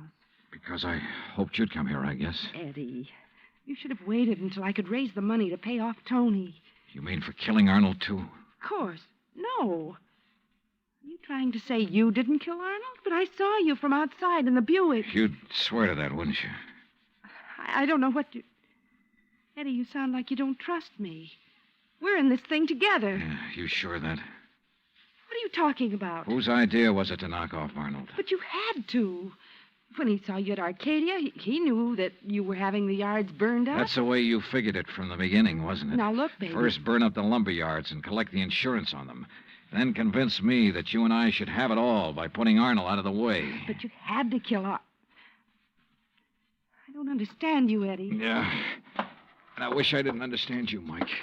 Mike? Come on. Let's turn on the lights. No. No, if somebody sees us. Eddie, you... Who are you? Are you kidding, Mike? Wait a minute. Who are you? You're that insurance investigator, Johnny Dollar, that Mike told me. Let me out here. Oh, no, you don't. You're staying right here. Mike Poorman's sister, aren't you? Well? Oh, sister. So we once did a sister act before she married that Poorman guy. Now, let me go. Not by a long shot. You may as well, Dollar. What? Eddie. Don't move, Dollar. Get his gun, Betty. Get it. Yeah, sure. Here, Ed. Good. Ed Carr, huh? That's right. And you know we do look alike, you and me. Yeah, sure. Enough for Betty here to have told me all I need to know. Don't believe him, Eddie. He's lying. I heard, No, baby. Eddie, I thought it was you. Don't you see? Sure. Why'd you come up here anyway? Because Mike told me that Dollar was coming up here. You been shooting off your mouth to her, too? She knew about us. She thought you might have something to do with the fire. She was my friend. She was trying to get me out of this whole mess, and I wish I'd listened to her. Well, it's too late now, baby. Eddie, what are you going to do? Now I got to get rid of both of No! you. And figure some way to shut up Tony's mouth. Ed, please! You know you'd never get away with it, Carr? Oh, no, I'll call him. That's what I'll do. Yeah, Betty, and he'll come here to get his money. Then I'll call the police, see? Tell him to come right away. Tell him I found out about you having Tony start the fire. What? That's right, that you had him burn up the yard so there'd be even more money for you to bleed from me, like all the dough you got from me already. You're crazy, Ed. I'll tell the police to meet me here. And when they come in, it'll just be in time to see me kill Tony in self-defense. After getting here too late to save you, I'll tell them. You're out of your mind. They'll check that gun of yours so fast. And that'll prove it. Because the only shot out of my gun will be the one that gets Tony. This gun of yours is the one that's going to knock you two off. And they'll think it's Tony's. Oh, Eddie, please, you're drunk. Are you crazy? Crazy? To save my own life? To keep you and Tony and Dolar from putting a noose around my neck? If you think that harebrained scheme of yours will ever work, you're off your rocker. It's got to work, because it's my only chance, so it's going to work now.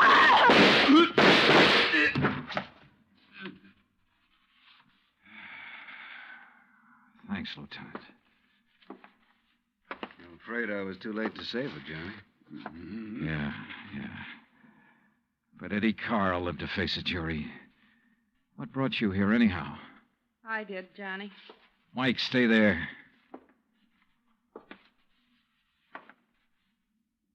Stay right here, Mike. I know. I don't want to see it. She was my friend. Where's Earl? I came alone. When I talked to Betty this morning, I knew your suspicions about Ed were right because, you see, I knew Betty and Ed were going together. Earl didn't know. Yeah. Maybe you better call him.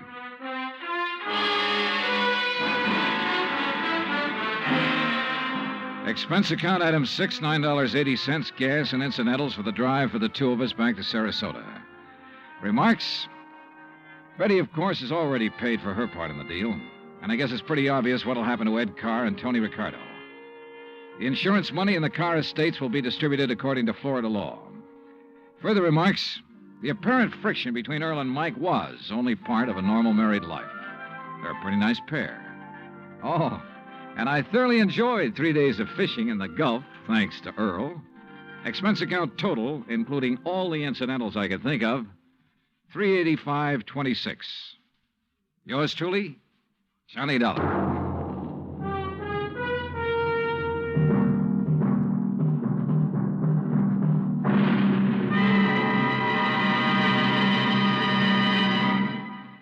Our star will return in just a moment.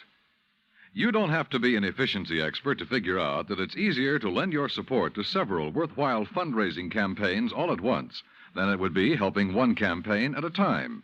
That kind of efficiency is yours to enjoy through the United Community Campaigns. CBS Radio hopes that when the United Community Campaigns are underway in your town, that you'll remember how much good you can accomplish with one gesture of support.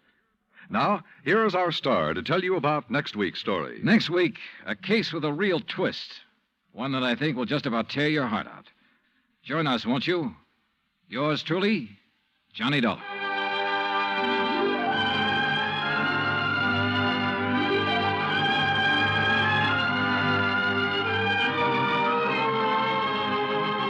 Yours truly, Johnny Dollar, starring Bob Bailey, originates in Hollywood.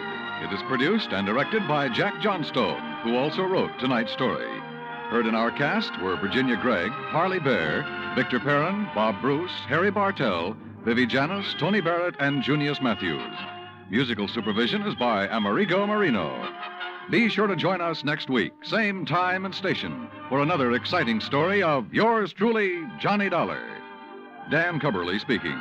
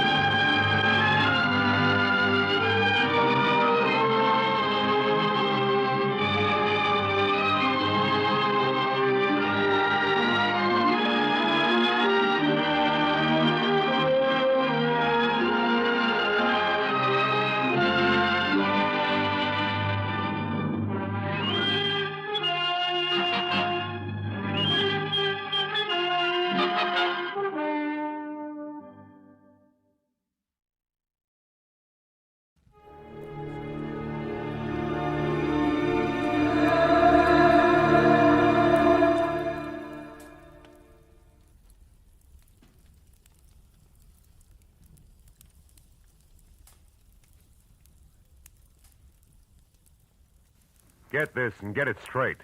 Crime is a sucker's road, and those who travel it wind up in the gutter, the prison, or the grave. This time, everything that happened from the orange-haired man with a map past the oaf with a pitchfork to the body at the covered bridge was wrong. Dead wrong. From the pen of Raymond Chandler, outstanding author of crime fiction, comes his most famous character in The Adventures of Philip Marlowe.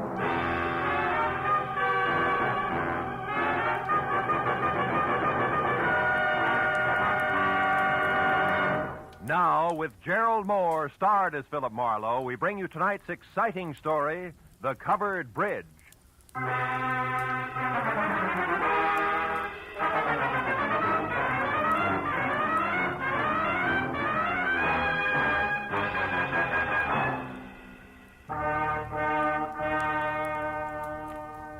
You know, every once in a while, into the life of one Philip Marlowe, a little peace and quiet must fall.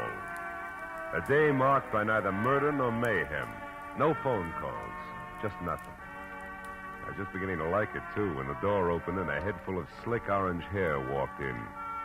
It was on a man wearing a new flannel suit, a hand-painted tie, and a reckless grin.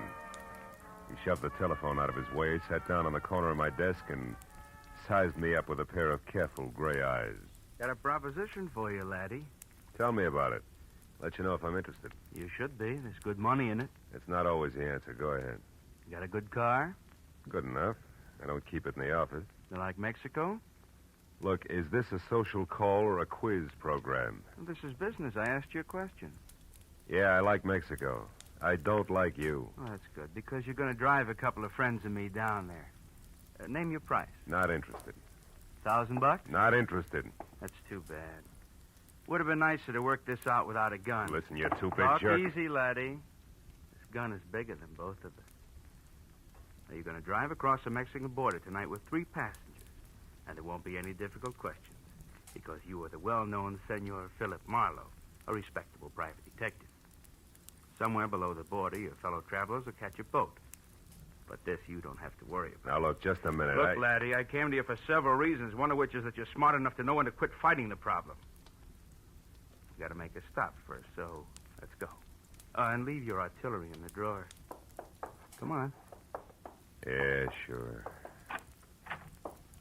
Since I'm now an old pal of yours, what do I call you? You pick it. Believe me, you won't like it. How about George? You like George? Not particularly. Good. Just call me George. Let's go, Marlowe.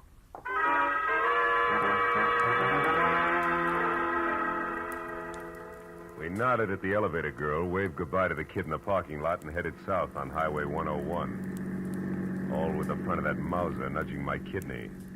It was screwy, but I was on my way to Mexico. Don't get ambitious, Marlowe. Not too fast, not too slow. Just keep it rolling nice and steady. I did what I was told and watched for a break. For every foot of 100 miles down the coast. At Oceanside, we cut inland past Escondido and up into the citrus country. Once he dug a little map from his pocket and studied it while we headed into the hills where farms were farther apart. George was busy looking for a turnoff when my chance came, and it came fast. My foot slammed down hard on the brake. George's head smacked the windshield, and the gun slipped out of his hand. I dropped 2 wheels in the ditch, but I got the gun. He took one look, then jumped out and ran in a low crouch for the back of the car. Before I could follow him, I heard the truck coming. It was a big 2-section job rolling fast. It topped the rise just as George pivoted toward the road. The truck driver must have seen him just as he hit it. But the air brakes locked on all 26 wheels at the same time. I ran to where George lay like a discarded doll at the side of the road. The truck driver was out of his cab before it stopped rolling. I didn't see him. I come over the rise there. I didn't see him. Take it easy. Honest, I didn't see him. Is he all right? He ain't dead, is he? No, he isn't. He won't be walking much anymore. It wasn't my fault, Mr. Honest. I know it wasn't. Get hold of yourself. Gosh, what should we do? I want you to drive to the nearest phone and get the police and then come back. Here's my card. Give it to the troopers. Tell them they can reach me at my office. Yeah, what are you going to do? If I can figure out how to read this map of his, I'm going to pay a call on a couple of people who are expecting this guy. Maybe it's just a stubborn streak, but when I'm being used as a patsy, I like to meet the people involved.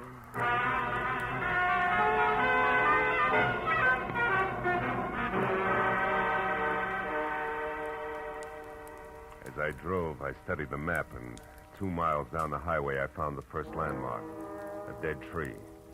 There I left the highway and followed a rocky trail 7 corkscrew miles up a canyon to the next landmark, a bridge. One that looked like it had been lifted out of some rustic Connecticut woods and dropped across the California gorge purely by mistake. Because it was covered complete to roof and walls and made entirely of lumber. And on the hill beyond was a lonely house where the trail marked on the map ended. I drove slowly through the sagging wood tunnel and at the other end deliberately killed my motor. Then I got out, raised the hood, and went to work on the distributor. I don't know where he came from, but when I glanced up, he was standing there watching me. A bull in overalls with a pitchfork clenched in a pair of hands as thick as $4 steaks. We didn't like each other's looks.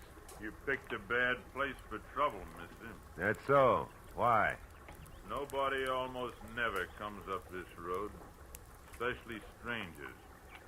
How come you took it? Really want to know, or are you just killing time? I wouldn't be too smart if I was you, mister. You live in that house up there? No, not anymore. I got canned for drinking. Well, why are you so interested in that place? The only farm around here. Maybe they got a mechanic. Yeah, maybe. Where'd you say you were from? L.A. Los Angeles, huh? You real sure you don't know anybody up there on the hill? Like who, for instance? A certain party who took a trip to L.A. not so long ago. And another thing, city boy. Don't get out of line or I'll fix you good. Understand?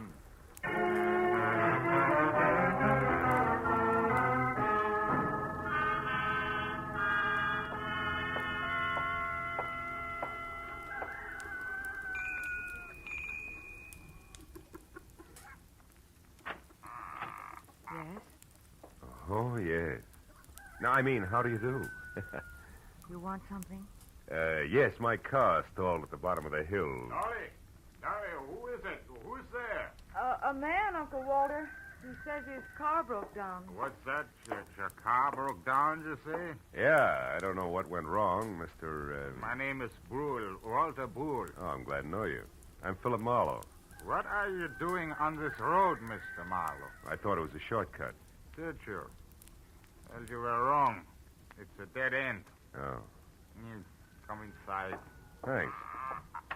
Look, Mr. Brule, I'd like to have somebody who knows motors come down and look at my car, huh? Mm-hmm. All right, when Ed comes in, I guess he could go down with you. Oh, That's my new hired hand, Ed Fry. Oh. I don't know, Uncle Walter. It's getting pretty dark. Yeah, I was thinking the same thing myself. As a matter of fact, if you can accommodate me, Mr. Brule, I'd just as soon rest up a while and shove off in the morning. I want to pay you for everything, of course. Stay overnight? Oh, I'm afraid that's impossible. Impossible? Why? What's the matter with you, Dolly? If necessary, I'm sure we can arrange to take care of Mr. Marlowe some way. Well, okay. Yeah, that's better. Now, if you want me, Dolly, I'll be out in the barn. Make yourself comfortable, Mr. Marlowe. Your uncle, huh? He owns this place? That's right. My mother was his favorite sister. Oh. You want a cup of coffee? Oh, I'd love it. Haven't had any farm kitchen coffee in ages. You don't seem to have many visitors up this way, Dolly, huh? No, not many. Nice farm, though. Stinks. Is that why you run off to L.A. now and then? How did you know about that? I guess. I ran into a friend of yours at the bottom of the hill. A pair of overgrown shoulders with a pitchfork. Said he used to work here. Him. He did up until a month ago. That's Noah Bickman. Big dumb goof. Here's your cup. Oh, thanks. By the way, Mr. Marlowe, where are you heading? Oh, Mexico, maybe. Mexico. Yeah. You kind of came a long ways out of your way, didn't you? Did I? Dolly. Dolly. We're in here, Eddie. What's the matter? A car at the bottom of the hill. Whose is it? Car belongs to me. It's stalled. Who are you? This is Mr. Marlowe, Eddie. He's on his way to Mexico. Wow, you don't say. And since his car broke down so late, he may stay all night. Uncle Walter said it'd be all right. Is that a fact? I'll Go get some blankets, Eddie, so you can take them up to the spare room for Mr. Marlowe. Okay, Dolly. Mr. Marlowe, huh? Where you from, Mr. Marlowe? L.A. You? Points east. You know, this road don't go to Mexico, Marlowe. In fact, it stops about a mile up the draw here. Kind of funny that you wound up on it, isn't it? I don't see you breaking up over it, Eddie. Don't let my poker face throw you, pal. Traveling alone, are you? I am now. Meaning what? That there's nobody with me. That's simple, isn't it? Not in my book, pal. I might even want you to draw me a picture of that one.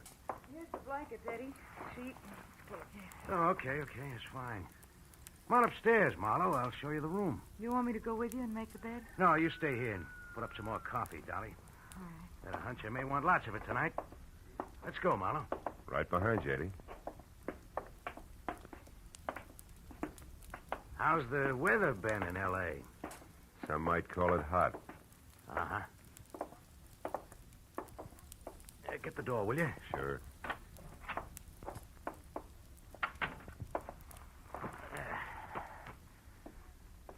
Okay, how come it's you, pal? I got good credentials, a car, and a tight yap. You better be right on all three. How'd you find me? Little map, Eddie. From Escondido to the dead tree to the covered bridge, and then up here, it's a cinch. Why'd you show alone? Where's Red? Gotta meet us at the border. It's a bum fit, pal. It's not in the book. Why? He had some kind of a last-minute jam with the boat. Oh, that jerk. He's had a month to line this up while I've been holed up out here in the sticks making like a farmhand. Well, better work, that's all. If we're picked up this time, it's curtains. Oh, incidentally, you got a gun, haven't you? Yeah, sure. Let's see it. No dice, Eddie. Red didn't tell me everything, just enough. So? So you'll get your money's worth. I'll do what I'm supposed to do and no questions asked, for my little automatic and I stick together regardless, real close, together. Okay, Marlowe. Suit yourself. I will. And something else. The rest of the company that's going along, is that all set? Well, we'll see about that when the time comes. You're not leaving any loose ends around, are you? It's not your worry, pal. We'll get out of here around 11. Oh, and that routine about your car being stalled, it is a gag, I hope. Oh, sure, it won't start. If anybody tries, within 10 seconds with a screwdriver, I can fix it. You're okay, Marlowe. Just keep playing your game. Yeah, I will. Maybe then I'll find out what the score is after all, huh? You might at that. Come on, let's eat.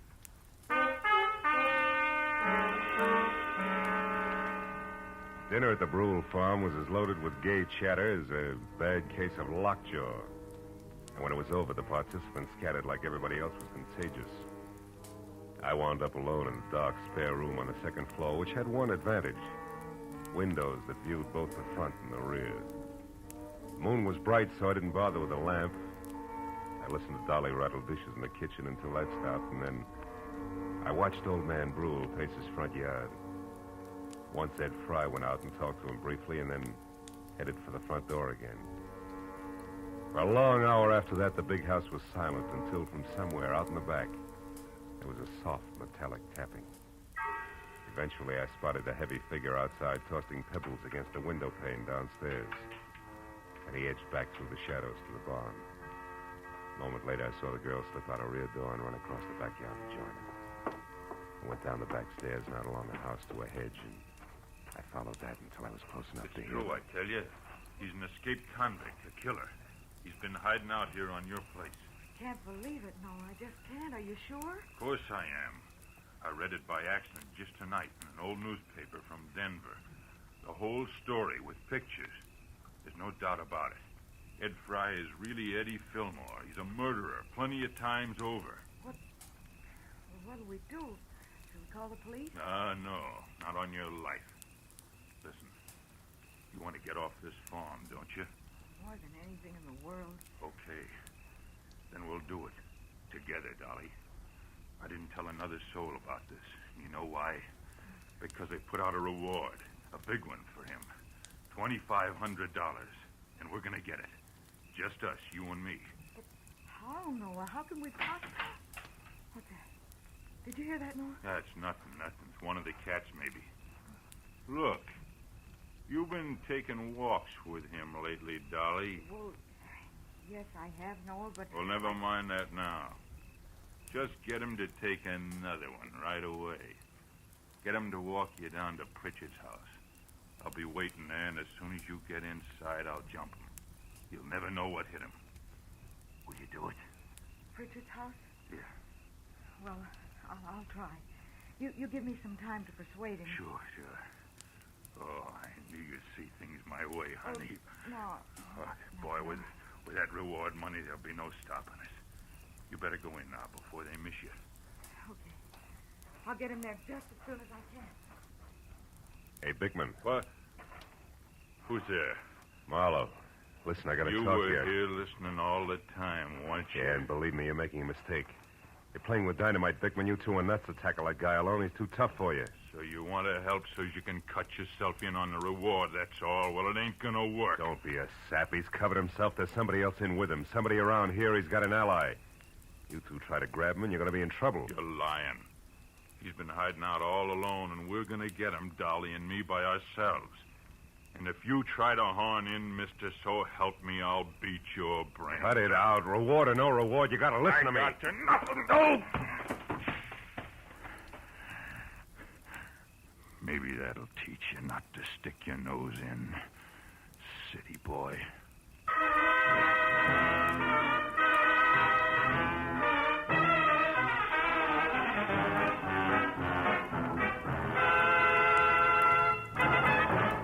In just a moment, the second act of Philip Marlowe. But first, Fred Allen's first appearance on the CBS Jack Benny Show. Al Jolson sings, but the face is Charlie McCarthy's. Andy of Amos and Andy goes on trial for deserting his bride by mistake. Those are three headlines that guarantee you a world of fun on CBS tomorrow night. Yes, this third Sunday of the new year will be an all-time high in radio entertainment. Hear them all on CBS tomorrow night. Now, with our star, Gerald Moore, we return to the second act of Philip Marlowe and tonight's story, The Covered Bridge.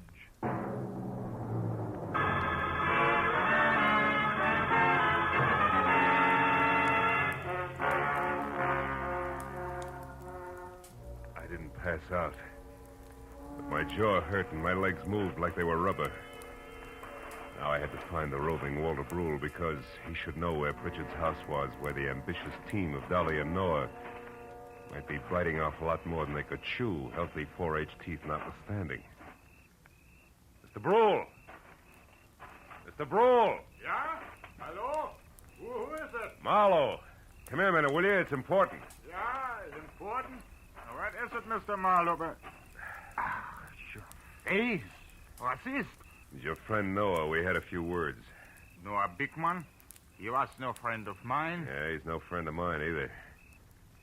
Look, Brule, I'm going to have to trust you. I've got no choice. Bickman found out Ed Fry is really an undesirable named Eddie Fillmore who's wanted for the police by murder. Murder? And he wants to trap him for a $2,500 reward that's been posted and didn't want me in the way. No. Now, look. I'm not a passing tourist with motor trouble, but a private detective.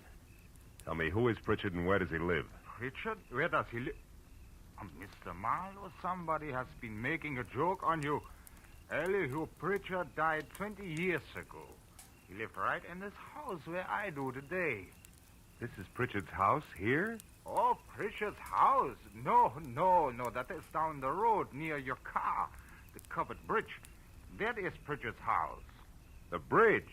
Yeah, you see, Elihu Pritchard was from New England, and he had a covered bridge on his farm there, so he wanted one here.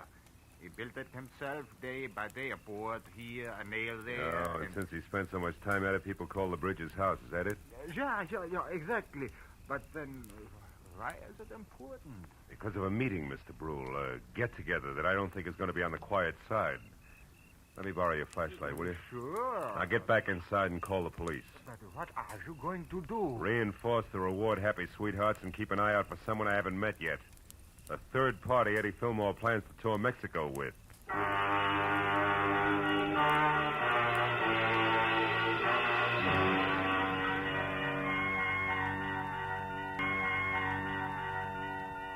It was a quarter of a mile romp country style back down to the covered bridge. When I was there, the Mauser I'd recovered from George in one hand, flashlight in the other. I I found only the moon-washed, gray-covered bridge itself, trying to stand erect like an old soldier who has more pride than posture. But then as I stepped from the chalk road onto the sheltered oil-soaked planking, I found something else. Inside and face down was Noah Bickman. And lying nearby, the red-stained, icy fingers of the pitchfork that had killed him. I started to move closer. But then footsteps from the road behind suggested that I do different, so I moved quickly back to the bridge entrance, flattened myself into a narrow shadow, and waited. Noah? Noah, is that you? Marlowe, Dolly. What? Mr. Marlowe, what are you doing here? Why are you down at the bridge at this hour? Where's Noah? He's dead, Dolly. Was dead? He's in there, but don't go inside. Look, I tried to stop him, believe me. Stop him from Don't what? bother, baby. I know about Fry being Fillmore, the reward, all of it. What? How? Well, first of all, I'm a private detective from L.A. who was dragged into this by an ex-buddy of Fillmore's. Second, I was in the barn when you and Noah made your plans. When you left, I tried to talk Noah into accepting my help. Why? Because I know what Fillmore's kind is like. I mix with them every day. I know how they work. Look, did you tell Fillmore to meet you here, yes or no? No. No, I couldn't find him. I've been looking since I left the barn every place. That's why you came down here just now? Yes. I wanted to tell Noah that our plan would have to be postponed. But what difference does all this make? I don't know. Maybe a little, maybe a lot. If Fillmore had known about this rendezvous you two planned, it'd be 20 to 1 that he got here ahead of schedule and took care of Noah. But since he didn't. Well, since he didn't, I'm betting on a third party, someone we haven't met yet. A third party? Yeah, now listen to me and do just as I say. Turn around and walk straight back up to the house, and when you get there, get inside and stay put. But, Marlowe, what if... Go on, fast. All right. But be careful, Marlowe. Whoever killed Noah won't hesitate to kill you, too. When she started back up the road, I turned toward the bridge again. My flashlight following the dusty white footprints on the freshly oiled planking leading to the dead man. I stood over him, the circle of light sweeping the area around him. There was just one thing I had to know. Marlowe! Marlowe! It's me, Walter Bull. What are you doing down here? Well, I thought you might need help, so after I called the police, I got my rifle and came down here, and I... Yeah, he's dead. The prongs on that fork went right through him. How terrible. Yeah. Look, Brule, was this planking freshly oiled today? Yeah? Why? I just wanted to make sure those chalk footprints were made today. But what do Brule, footprints... you stay here and see that no one enters the bridge. But where are you going? Up to your house in a hurry, because I think I know who the killer and the third party is.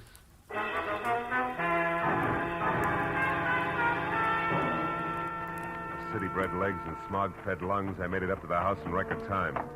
But as I reached for the front door, I knew that time hadn't been quite good enough. The shot had come from somewhere in the house, and by the time I reached the living room, I knew I was too late to do any good. In a chair at the far side of the room, Dolly was slouched down, a surprised expression on her face, while her hands tried to hold back a small stain of blood oozing through her blouse.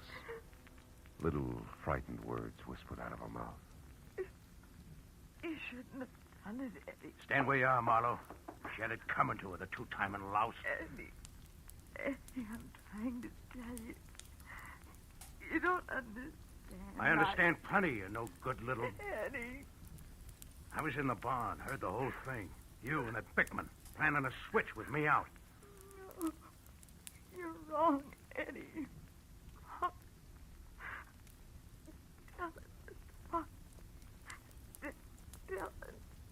Dolly didn't try to double-cross you, Eddie. She only pretended to so she could set Noah Bickman up and kill him. That's what she did. No, you're a liar. True. That's what I'm trying to tell Eddie. I don't believe it.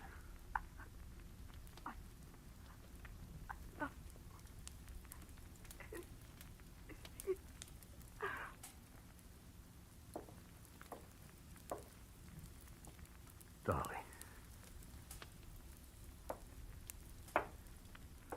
Is that true, Marlowe? She didn't cross me. She was trying to help me. That's right, Fillmore. Bickman found out who you were and wanted the $2,500 you were worth, dead or alive. Dolly had to play him along for your sake. Should have listened to her. I should have listened. How'd you know all this, Marlowe? Found Dolly's footprints inside the covered bridge. Proof she'd been there before I found Bickman's body. Yeah. And you knew who I was, so you put it all together. Well, you're holding the gun, kid. What's the next move? Doesn't matter much anymore. I could still lam out of here for Mexico. Somehow I don't want to. Not without Dolly. Phone the police, Marlowe. I'm not going anywhere.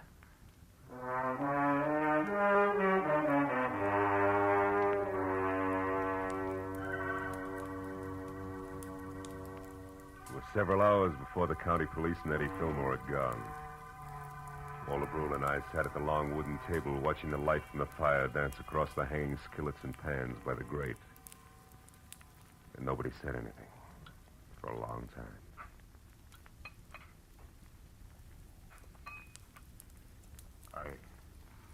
I suppose hot apple pie at 4 in the morning seems odd to a man from the city. Not at all. 4 in the morning, sometimes the middle of the day in the city. Yeah. More coffee, Mr. Marlowe? Yeah, please. Thanks. You know, Dolly wasn't really a bad girl. It was just that sometimes she didn't think, and... A woman who loves like that doesn't think, Mr. Brule. She just feels. Maybe in some way it is my fault, the whole thing. No. It's nobody's fault, Mr. Brule. She was trying to do the right thing for the guy she loved. Yeah. Well, if your bed is still ready, if you care to stay. Oh, thanks. Sure, I'd like to. If you can find your own way up, I think I'll sit here just a minute longer. Sure. Night. Good night, Mr. Marlowe.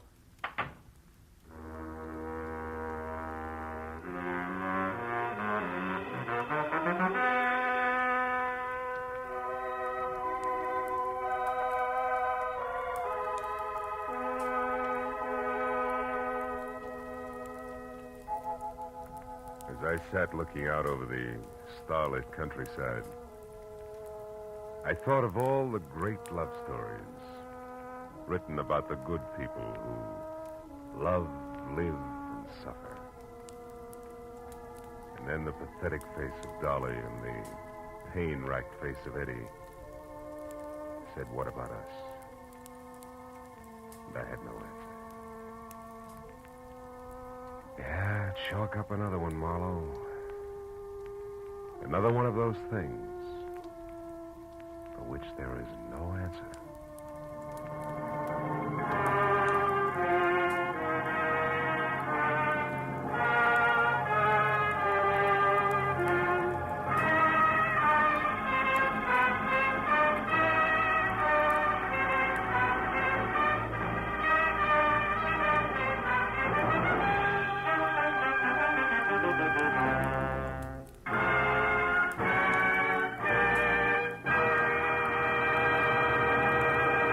The Adventures of Philip Marlowe, bringing you Raymond Chandler's most famous character, star Gerald Moore, are produced and directed by Norman MacDonald and are written for radio by Robert Mitchell and Gene Levitt.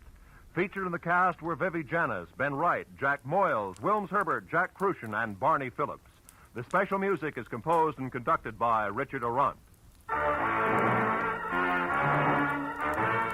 Be sure and be with us again next week when Philip Marlowe says... This time a twisted mind, a hole cut in a wire fence, and a corpse in a...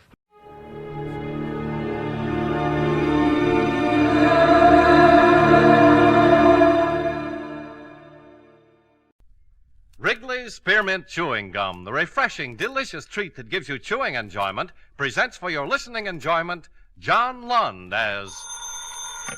Johnny Dollar. Philip Shaw, Johnny. Oh, fine. What have you got for me? Mr. Dale Martin is insured with National. He owns a gym, one of those bodybuilding places. Man was killed there. When did it happen? This morning, about an hour ago. And we don't know if it's an accident or not. The police are over there now. Anything to work on? Nothing. That's why I called you. Better get over there right away. I'll do it. But I don't take off my shirt.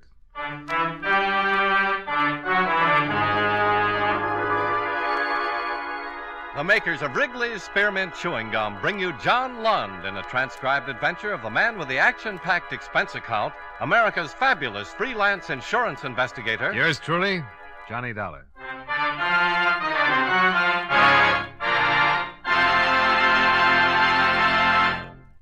Wrigley's Spearmint Chewing Gum refreshes you.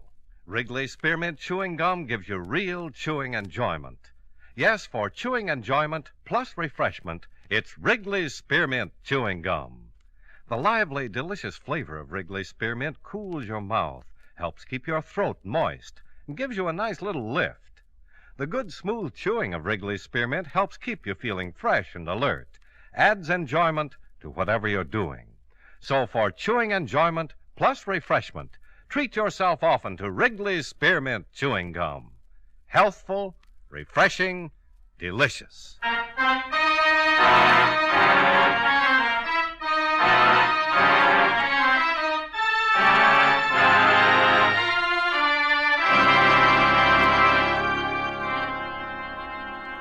Expense account submitted by Special Investigator Johnny Dollar to Home Office, National All-Risk Insurance Company, Hartford, Connecticut. The following is an accounting of expenditures during my investigation of the Blackmail matter.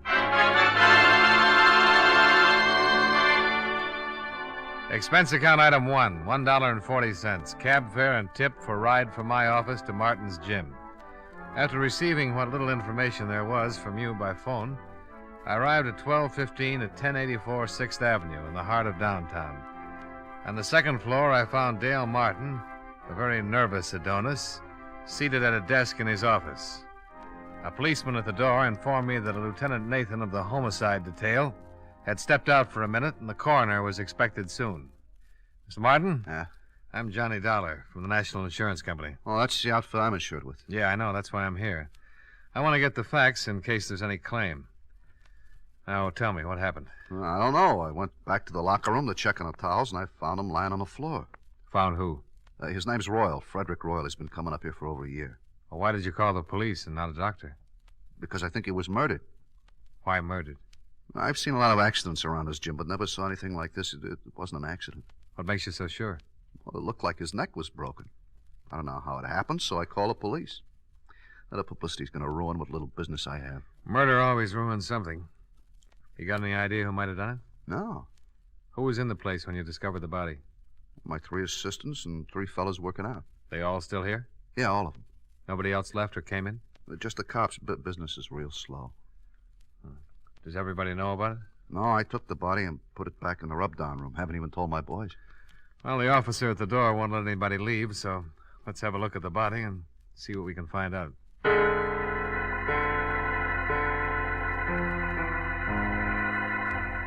Martin left one of his boys to answer the phone, and everyone else was keeping busy wrestling with weights as he led me through the locker room. The one man was taking a shower.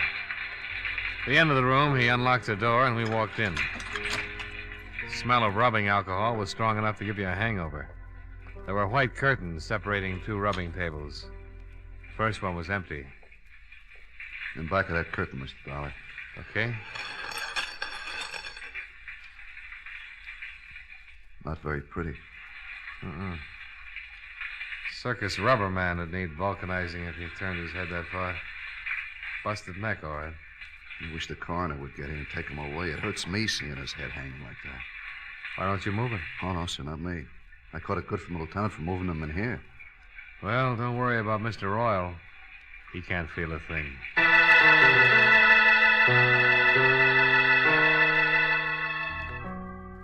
Lieutenant Nathan arrived with the coroner, and the latter confirmed our diagnosis. Nathan had Martin keep his clients and assistant muscle men busy. They started comparing biceps and forgot anybody else was there.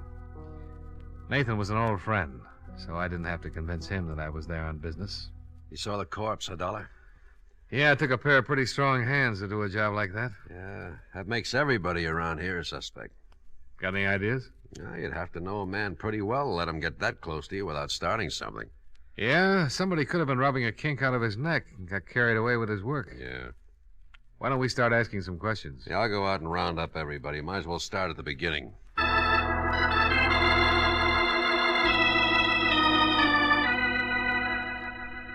Nathan herded everyone together, and the questioning started. The men were very unhappy. This bad publicity that couldn't be helped. Mr. Robert Wells, songwriter, Mr. Michael Darling, car salesman, and the third and last, Mr. Patrick Mullins, jeweler.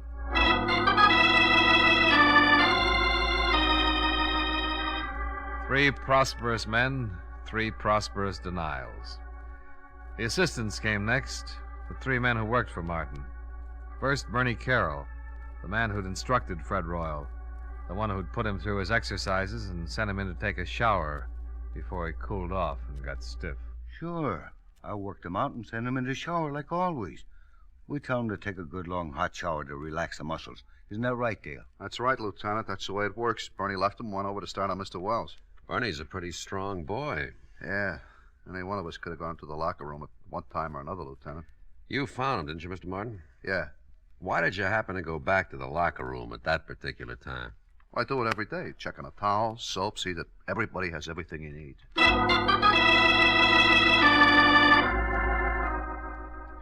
Question after question, trying to nail down alibis, trying to make them stick or tear them apart. According to everybody so far, it was a big mystery. Next man, Jack Olson. Yeah, I went back by the locker room several times. Why? Well, there's an electric coffee maker on a table against the wall back there. I wanted to get some coffee. Mm-hmm. The other times? Well, once to look at the appointment board and see what's coming in, later to get some chalk for my hands. Chalk for your hands? Yeah. Keeps your hands from perspiring and making blisters, when you're working with heavy weights. You're fairly new here, aren't you, Jack? 3 weeks. How'd you know that, Dolar? Well, the other boys all have heavy calluses. They don't use chalk.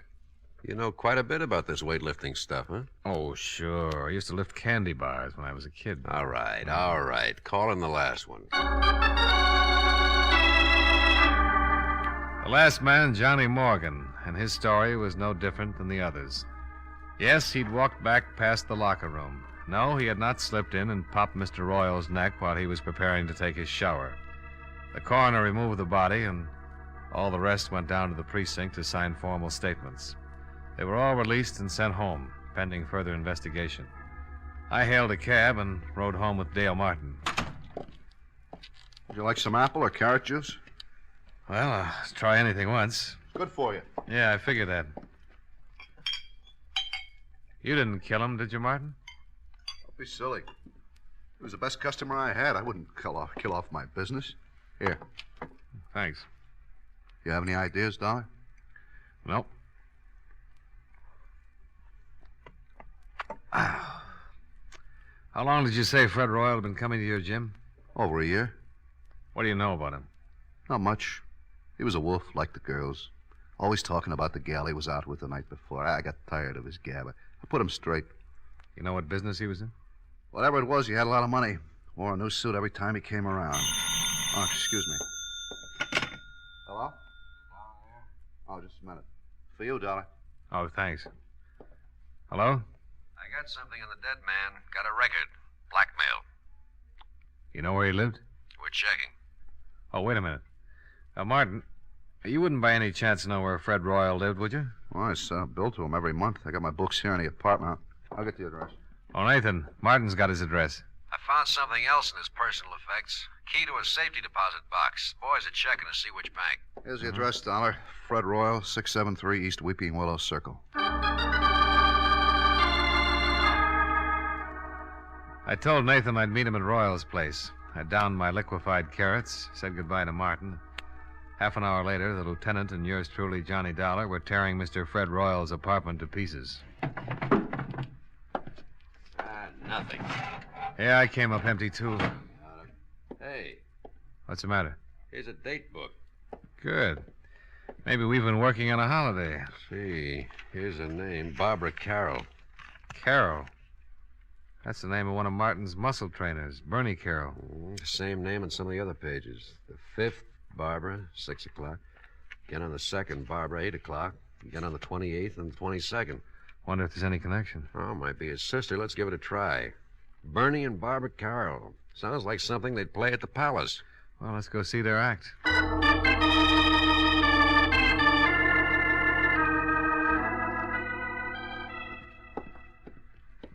Here's the apartment. They live with that new fella. Jack Olson. Yeah, the quiet one. Police. Yes? I'm Lieutenant Nathan, Homicide. This is Johnny Dollar. How you do? How do you do? We'd like to talk to you, Miss Carroll. Well, certainly, Lieutenant. Come in. Thank you. I was just making some lemonade. Would you like some? Yeah, thanks. It is pretty hot out. Maybe you'd like something stronger. No, thanks. The lieutenant's on duty.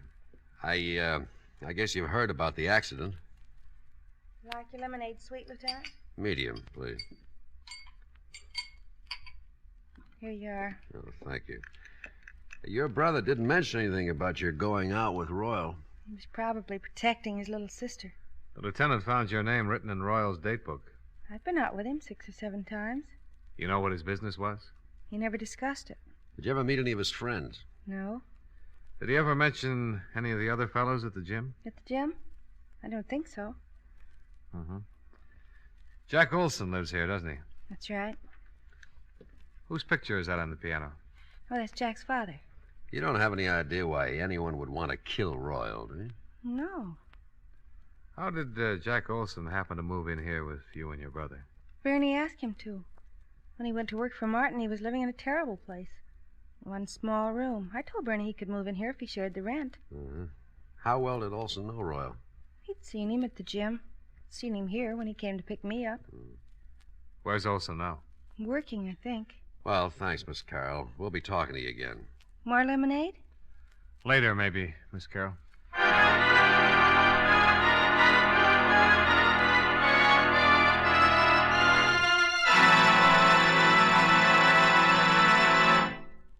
Friends, wherever you are, whatever you're doing, you'll enjoy chewing Wrigley's Spearmint Gum. Chew Wrigley's Spearmint while you're working. The lively, full-bodied flavor of Wrigley's Spearmint gives you a refreshing little lift. The smooth, pleasant chewing of Wrigley's Spearmint Gum helps keep you feeling relaxed and satisfied. Makes your job seem easier.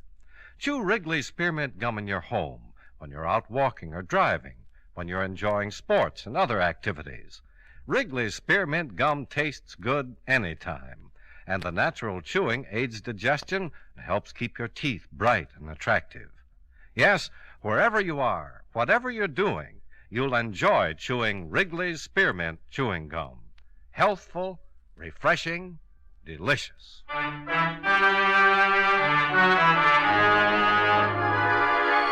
And now, with our star, John Lund, we bring you the second act of Yours Truly, Johnny Dollar.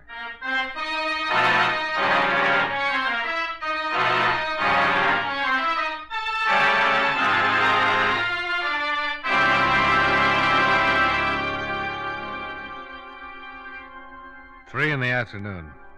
Out of Barbara Carroll's cool apartment and down in the blistering street. The thermometer crowding 90, and the humidity sticking to us like a steaming blanket. I feel awful. Terrible day to solve a murder. I want to go look through some newspaper files. What for? That picture on the piano. Jack Olson's father? Yeah. I've seen it someplace before. There's a news story connected with it. Yeah, I'll drop you off. I got to get back to the precinct, see if the boys have found the safety deposit box that fits Fred Royal's key.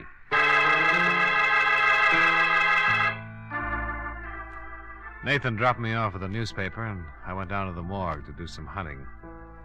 The air conditioning made the job easier, and by 4 o'clock I was headed for Nathan's office. We found the bank and the safe deposit box. Oh? Anything turn up? Yeah. Royal was doing some pretty fancy blackmailing. Here's a bundle of evidence and a list of names. Mm-hmm.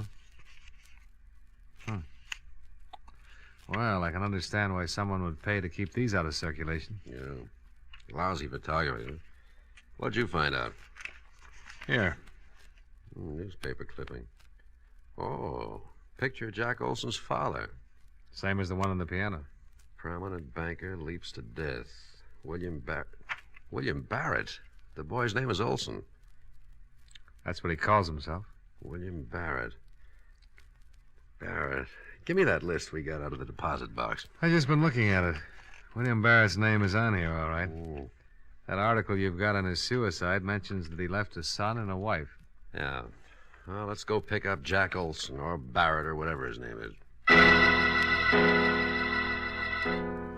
Well, it might not have meant a thing, but at least we had found one person who had a strong connection with Frederick Royal other than socially. The boy who called himself Jack Olson was the son of one William Barrett, deceased, and one of Fred Royal's blackmail victims. Barrett had jumped off a tall building, and according to the newspaper, he had left no reason for his actions. There was a possibility that Fred Royal's blackmail had driven him to it, and if that was so, his son would have had a very strong reason for wanting to break Mr. Fred Royal's neck. We climbed into a squad car and hurried back to Barbara Carroll's apartment, where Jack Olson lived as a boarder.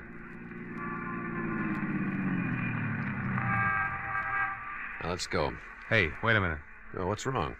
Jack Olson, coming out of the building. All right, we pick him up on the street. He's hailing a cab. Oh, let's see where he's going. Wouldn't it be easier to just ask him? Oh, stop trying to ruin my afternoon. You know, there's nothing more relaxing than a pleasant drive through quiet, peaceful old New England. We started tailing Jack Olson's cab. Across town. Along the Merrick Parkway. Across a bridge. He's headed for Long Island. Well, your Connecticut badge won't be much good over there. We kept going across the Sound, past the outskirts of a couple of waterfront towns, and onto a long highway. Pretty expensive cab ride. Pretty expensive. Pretty important. Yeah. Oh, they're turning off on that road. Hope we don't lose them.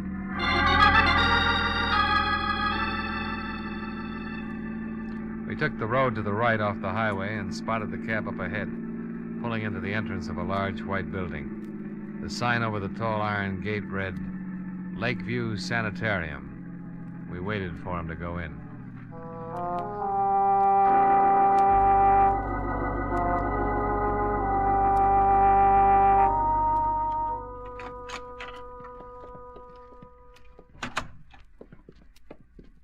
Yes? Is there something I can do for you? I'm looking for a man. Oh, any particular man? Oh, who's in charge of this place? Dr. Fedder. Well, run him out, please. I want to talk to him. Which one of you is the patient? Patient? Can't you tell? Look, just go get Dr. Fodder. Fedder. Oh, Fedder, okay. Go get him and tell him Lieutenant Nathan wants to talk to him. Lieutenant Nathan? Of the cavalry. Huh? Oh, well, I'll get him right away. Lieutenant. You think that's funny? Oh, well, I liked it.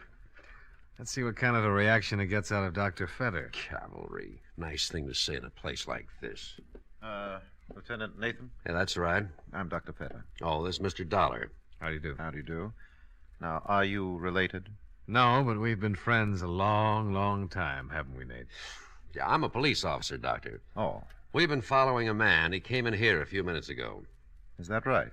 The lieutenant thinks he might be a killer. I can handle this, Dolar. Doctor, I'm with Central Division Homicide. This isn't my territory, but I'd appreciate it. Which one of you is the patient? Now, look, this is getting a little ridiculous. Here are my credentials. Oh. The man we want came in here a few minutes ago. Well, Mr. Barrett is the only one. And his real name is Barrett. Who's he seeing? His mother. What's wrong with his mother? Mrs. Barrett is seriously ill. Have anything to do with her husband's suicide? Everything to do with it. I doubt if Mrs. Barrett will ever recover. We went back out to the car and tried to put it all together. Jack's father had jumped off a roof. He was being blackmailed and couldn't take it.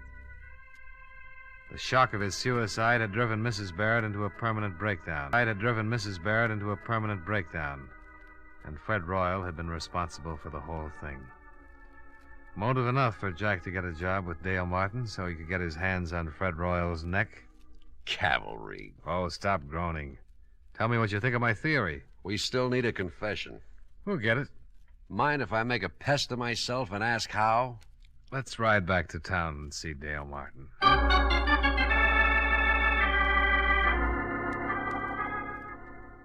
You're going to come up and take a workout and a rub tomorrow, huh? That's right, Martin. And I want you to make sure that Olson takes care of me. Did he do it, Dollar? I think so.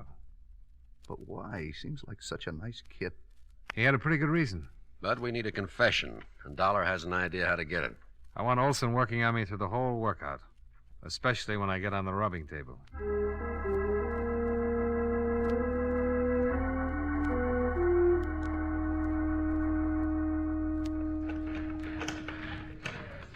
You're in pretty good shape, Mr. Dollar. Well, I'm carrying a few extra pounds. I will knock that off of you in a hurry. Don't try to talk while you're using the pulleys. Hi. Hi, Martin. He's in pretty good shape, Mr. Martin. Now, let's see. Better not do too much on the stomach the first day. I'll see you later, Mr. Dollar. Nice fella, Martin. Yeah, very nice.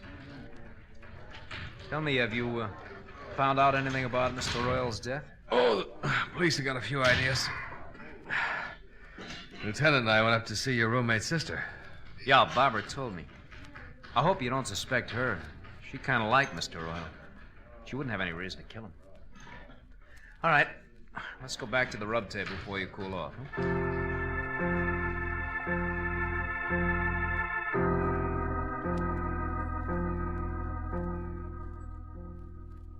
You don't mind going in there, do you? No. Why should I? Oh, some people are funny about rooms where there's been a dead person, you know? Well, it doesn't bother me, Mr. Dollar. Martin's got all his towels piled on the other table. I can move them if you like. Oh, no, it doesn't make any difference. Royal wasn't killed in here anyway. All right. Up on your back. Yeah. Give me a good brisk rub and let me relax for about 10 minutes. All right, slide down a little. Yeah.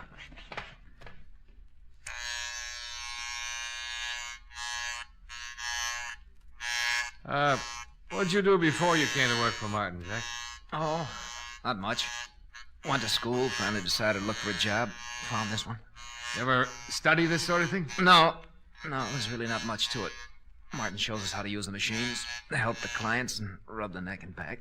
Well, then all you need is a good build, a strong pair of hands, huh? Yeah, I guess so. Your family live in Hartford? No. I noticed a picture of your father on Barbara's piano. Fine-looking man. He's dead now. Oh, sorry. So am I. Your mother still living? No. Oh! Oh, I'm sorry. Am I rubbing too hard? Oh, that's okay. Well, you certainly got the strength for the job. Yeah, I'll turn off the vibrator and just use my hands. Did the police find out anything about Mr. Royal? Yeah. He was a blackmailer. Ow! Oh, I'm awfully sorry. I'm a little nervous today. Maybe I better get one of the other fellows to finish your rub. Oh, no, that's all right. I'm just a little tied up. The neck is stiff. Try and relax. Guess I keep thinking about Royal and his broken neck. You think I might break yours, Mr. Dollar? Well, wouldn't be hard. If I was good and relaxed, you could snap it in a second. Yeah. Guess I could. So Mr. Royal was a blackmailer, huh? Yeah, had a record. They're the foulest people on earth.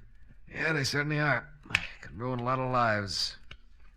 Probably why he was murdered. You think he was blackmailing someone here in the gym?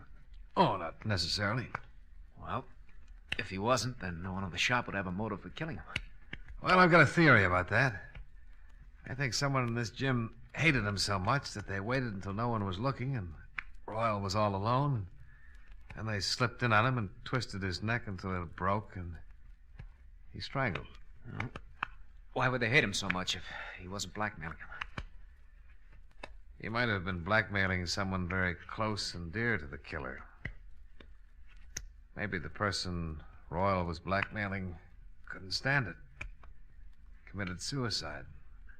It's an interesting theory. Take your family, for instance. Ouch! I'm sorry. You weren't relaxing. Supposing Royal was blackmailing a member of your family.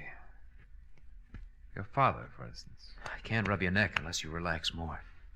Maybe your father couldn't take it. Maybe he couldn't pay him anymore. And instead of disgracing his family, he committed suicide. Just turn your head a little to the side, Mr. Dollar. That better? Much. Well, if that happened to my family, Mr. Dollar, I guess I would kill Mr. Royal, not mind a bit. How does your father die, Jack? He jumped off a roof. Now, if you just turn your head a little more, I'll try to pop your vertebrae, huh? We followed you out to Long Island yesterday, Jack. I'm going to adjust your neck, Mr. Dollar. It's better if you relax so it won't hurt. Well, if you wanted to, you could pop it anyway. I couldn't stop you in time. No, I don't guess you could. There, now the other side, huh? Did you kill Fred Royal? Yes. Relax. All right, Mr. Dollar. Let's go down to the police station. Lieutenant's outside with Martin.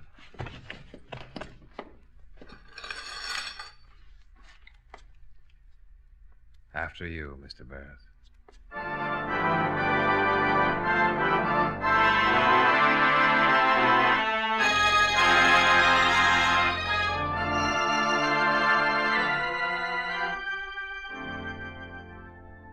Nathan took Jack Barrett down to the station and got from him a signed confession.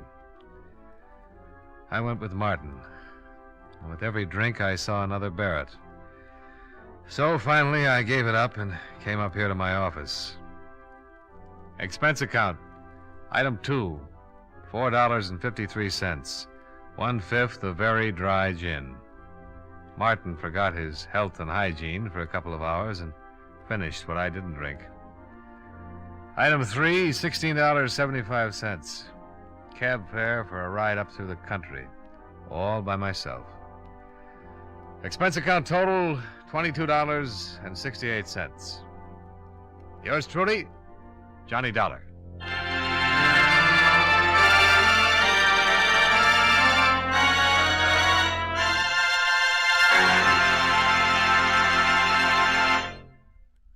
Remember, friends, Wrigley's Spearmint Chewing Gum refreshes you. Wrigley's Spearmint Chewing Gum gives you real chewing enjoyment. The lively, full-bodied flavor of Wrigley's Spearmint cools your mouth, freshens your taste, sweetens your breath. The smooth, pleasant chewing of Wrigley's Spearmint helps keep you feeling relaxed and satisfied, makes whatever you're doing more enjoyable. Yes, for refreshment plus chewing enjoyment, treat yourself often to Wrigley's Spearmint Chewing Gum. Millions enjoy it daily. Get a few packages and always keep some handy. That's Wrigley's Spearmint Chewing Gum. Healthful, refreshing, delicious.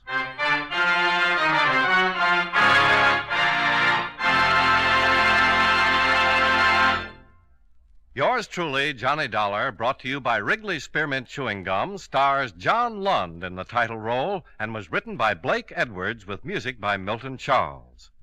Featured in tonight's cast were Edgar Barrier, Hy Averback, Hal March, Jim Nusser, Tony Barrett, and Virginia Gregg. Yours truly, Johnny Dollar, is transcribed in Hollywood by Jaime Del Valle.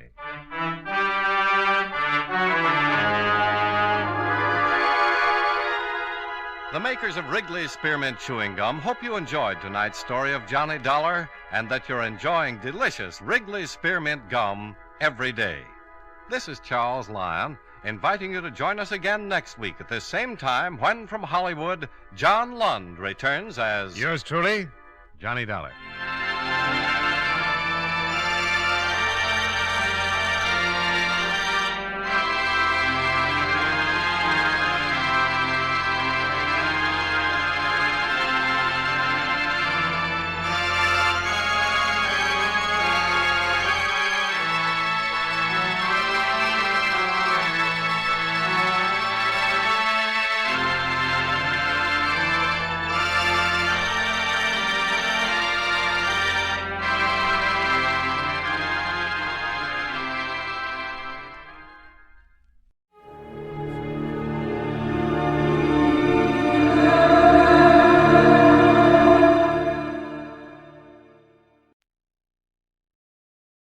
Hollywood, it's time now for Edmund O'Brien as...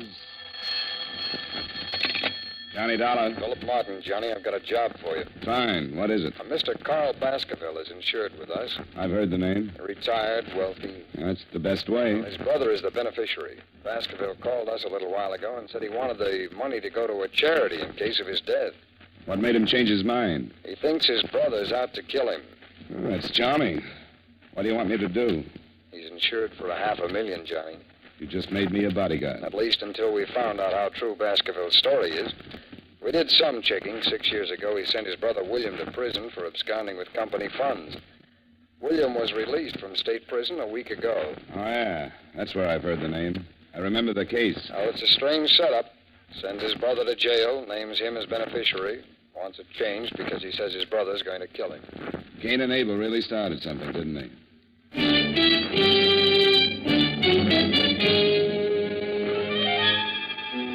Edmund O'Brien in the transcribed adventure of the man with the action-packed expense account. America's fabulous freelance insurance investigator. Yours truly, Johnny Dollar.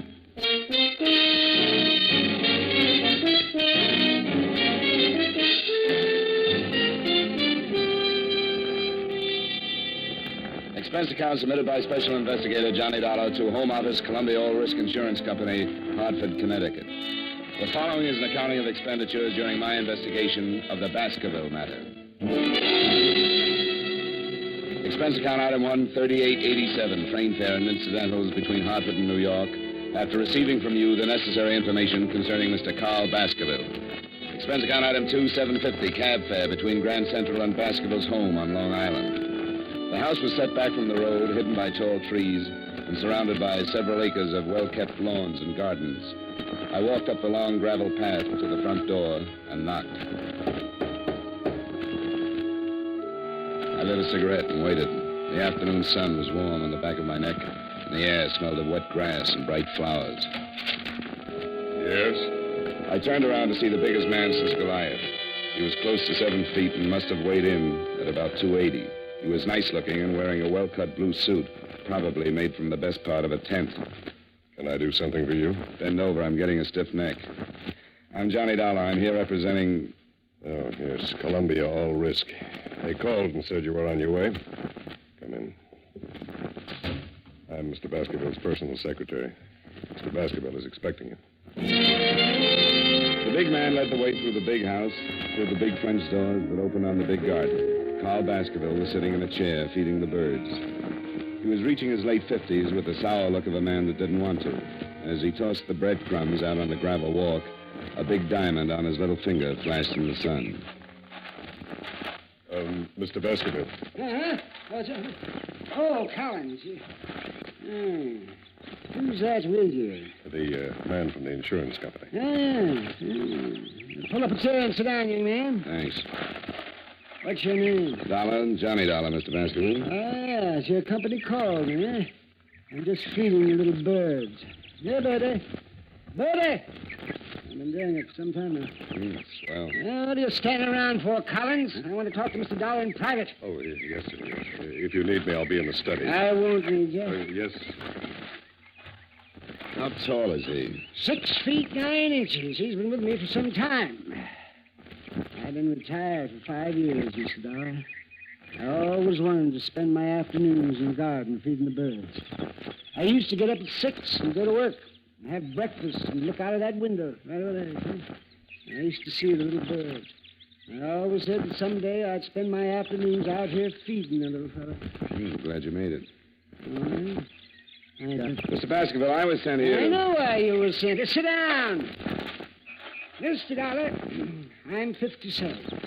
I spent most of my life making money, making a success of myself. Success in terms of what you consider success.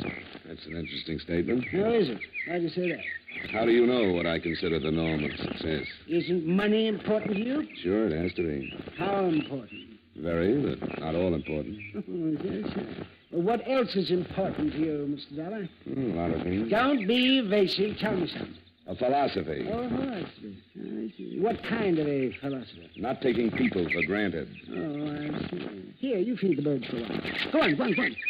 Makes you feel real good. Good. Here, Birdy.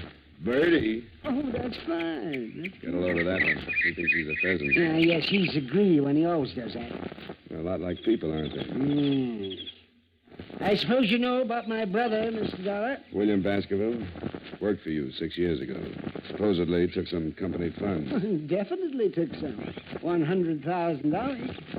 Sent to state prison for 10 years. Was paroled last week after serving 6. You're insured with Columbia all risk for $500,000, and your brother is the beneficiary. That is correct. Now you want to change. That is again correct. Want to tell me some more about your brother? Oh, your company's worried. Is that it? $500,000 worth. I suppose you consider it strange I'd send my brother to prison, then make him my beneficiary. I guess strange is a good word. I don't particularly care if you believe this or not, but I hated to prosecute my brother. But he was guilty, and it became more than just a family matter. There were stockholders to be considered, and his guilt was discovered before I could do anything. You're not feeding those birds. I'm out of crumbs. Oh, well, here. Take some right here. Now, feed that little fellow out there. He's the timid one. He doesn't get as much as the others. You know, you're right about them being like people. The timid ones never get enough and generally fall by the wayside. You made your brother your beneficiary, and now you want to change it. Yeah, well, only as a precaution. With my money out of the way, perhaps William will think twice before he attempts anything foolish. I'm having my will changed, too. You see, I originally left my entire estate to him. What makes you think he might try? This letter. This will do. Okay. I spent 5 years hating you, but I learned a trade. I used it drawing blueprints for your shroud. Poor William always did go for the dramatic. When'd you get this? I got it yesterday. It's the first I've heard from William since he went to prison. Well, we'll never get a Pulitzer Award. Yeah, William always did go in for the dramatic. Since boyhood, he's envied my get up and go. We never got along. It was even too much for my poor mother. She died very young. Probably overworked from knitting straitjackets. What's that? Don't be flippant, young man. That was uncalled for. Yeah, I guess it was. And I have a strange habit of getting flippant when I get confused. I'm confused, Mr. Baskerville. Yeah. Well, William is the last of the Baskervilles. Hothead, childish, weak, and insecure. But he's a Baskerville. If he kills me, he'll be caught. If he doesn't gain by my untimely death, he may reconsider. I still have hopes of a reconversion, so to speak. The regeneration of a Baskerville. If you will. Perhaps when he calms down and forgets his last 6 years, we'll talk. And then I plan on renaming him as my sole heir. Are you still confused, Mr. Dolar? You haven't contacted him? I told you didn't know where I was. Somebody out looking for him? Of course not. Why? Because I think somebody should be. If you're going to remove the temptation, it might be a good idea to inform William.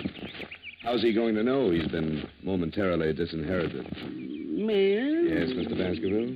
Well, I must admit... If you don't want to call the police, I'd suggest a private detective. Yes, but there's no telling how much time... It's better than feeding the birds. Can you think of anyone who might know where your brother is? Well, perhaps I can. There was a girl before William went to prison. I'm not even sure she's still in New York. What's her name? Carter. Virginia Carter. Lived someplace in the village. I only met her once 6 years ago. And hire yourself a good private detective in a hurry and tell him about this Virginia Carter. She might know where William is.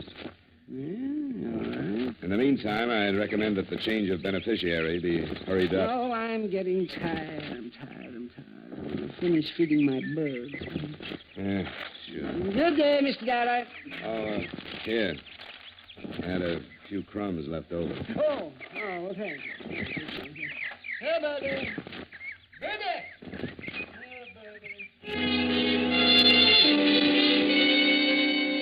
I left him sitting with his friends. He'd have one good deed to take along with him. I went back through the French doors and started back through the house. I got as far as the hallway.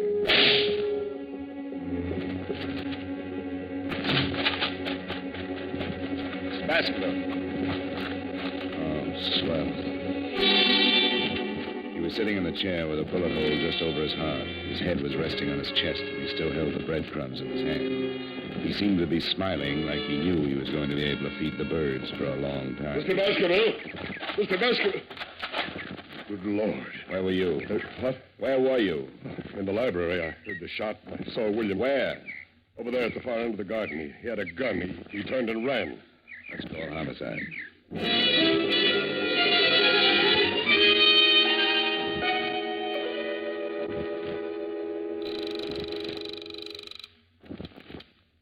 Renner's homicide. Lieutenant, this is Johnny Dollar. Well, hello. Haven't heard from you in a month. I've got a killing for you. Who? I'm out at the Baskerville estate.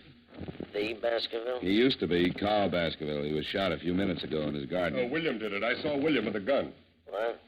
Baskerville's secretary says he saw William Baskerville with a gun. The brother? The one who just got out of state? That's right. I'm here because Carl thought William was going to kill him. He showed me a letter. Holy... A letter?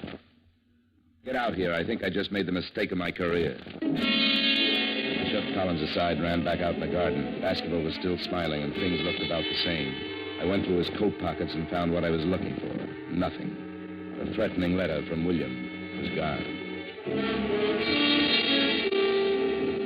I went back in the library faster than I'd come out. I remembered what Baskerville had said about a girl named Carter. I grabbed a phone book on a wild hunch and started looking up the Carters in Greenwich.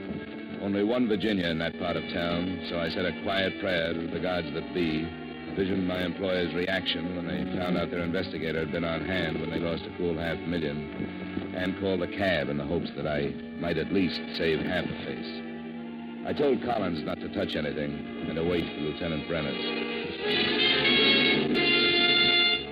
Expense account item 3, $8.75 cab fare to Greenwich Village. It was a long shot, but it could be the same girl that had known Martin. I went up the stairs of an old brownstone and knocked on the door. When it finally opened, I got the quickest scalding in history. She was wearing something thin enough to make a silkworm hang himself. Yes? I bet you had a hard time finding something to wear in July. I'm not cold-blooded. What's on your mind? I'd like to know about William Baskerville.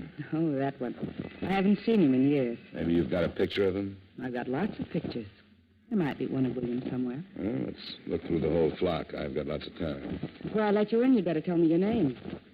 I don't want you to steal anything from me. Honey, if anybody stole anything from you, they'd get their fingers burned off at the elbows.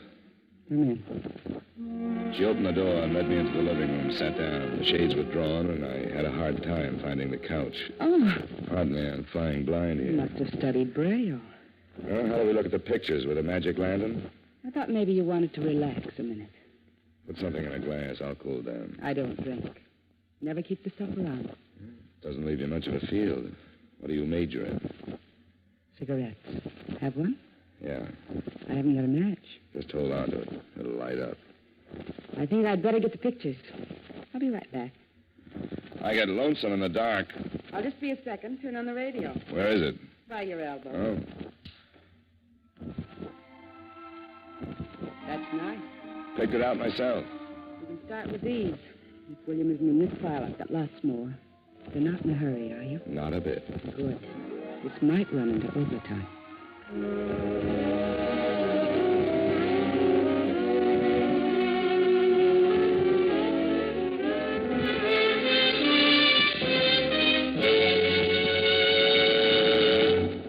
We will return you to yours truly, Johnny Dollar, in just a moment. Saddle up the sofa and ride off to adventure with CBS Radio every Saturday night.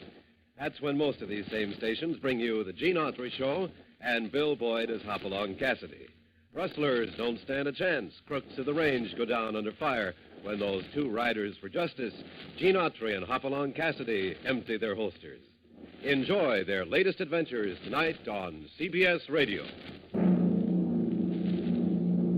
Now with our star, Edmund O'Brien, we bring you the second act of yours truly, Johnny Dollar.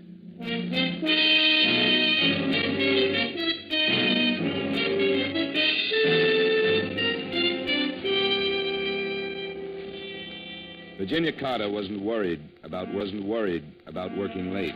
There was only one trouble with the job. It was tough keeping my mind on two things at once. It was like trying to read a mail order catalog in front of a blast furnace.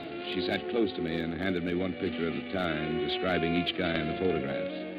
I've seen draft boards with smaller clientele. Several times she stopped and looked at one of the pictures, smiled, and passed the guy to me. I was going to mention an old snapshot I had of myself when she tapped one of the collection with a polished fingernail. William Baskerville. Here he is. Figured to be sooner or later. How long ago was this taken? Well, I couldn't say exactly, but I guess about 6 years. You should keep a file. William was a nice guy. He had money. Showed me a good time. What else do you know about him? He has a brother with a checking account at Fort Knox. William have any unusual habits? A few. They wouldn't help you find him. Well... Oh, I remember something. He used to play the saxophone. Hobby? No, not exactly. He played around town with several small bands. He used to pick me up after work, and we'd go to a dive someplace, and he'd sit in. He loved it. He was a nut on jazz. You make money at it? I guess so. Before he went to work for his brother. I don't think his brother liked him playing sax. Okay, honey, thanks. I'll stop around again sometime. Take a look at your parlor. I'll spin a nice, soft web. You mind if I take William with me? Not if you bring a picture back to yourself. Maybe I'll just bring a camera. You can take it yourself. Good. That's why I keep the room so dark. I hated to leave, but my hair was already curly enough. She had given me one lead. William was a musician of sorts, and sometimes he made money at it. I started across the street to catch another cab, and I was halfway there when I heard the car. It was an old trick. You drive by fast, open your door, and if anyone is in the way, he winds up with a face full of automobile. I ducked in a hurry.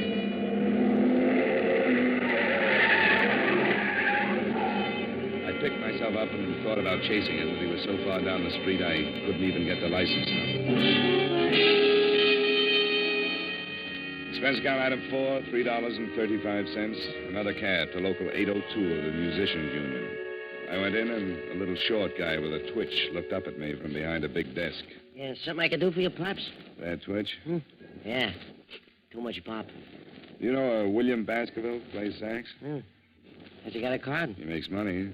Well, if he ain't, he better have. See if he does. I'm an old friend, and I'd like to get in touch with him. Between twitches, he found what I was looking for. William had just renewed his card. It didn't show a home address, but his mail was being sent to one of the swing joints on 52nd Street. I said thanks and left the little man in the middle of a twitch. Expense account item 5, $3.85. Still another cab to the address on 52nd Street. On a table, huh? I'm looking for William Baskerville. Baskerville? Plays the sax. Yeah, you'll have to ask one of the musicians. I don't pay no attention to the music. Tone deaf. Thanks.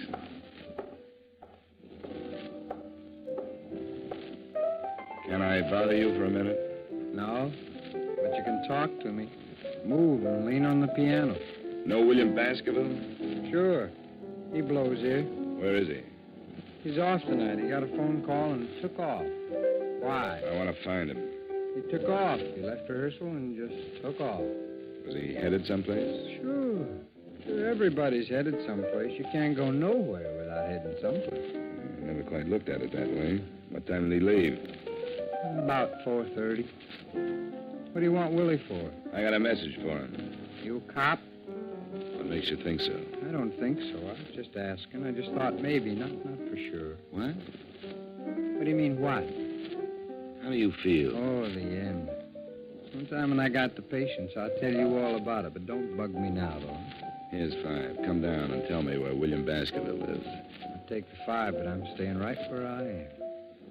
I like you. I may cry. You're putting me on now. You've got my 5. 5? Oh, yeah. What did it buy you? An address. Crazy. I want William Baskerville. Okay, I can't make this much longer anyway. 69 East 12th Street. Thanks. Solid.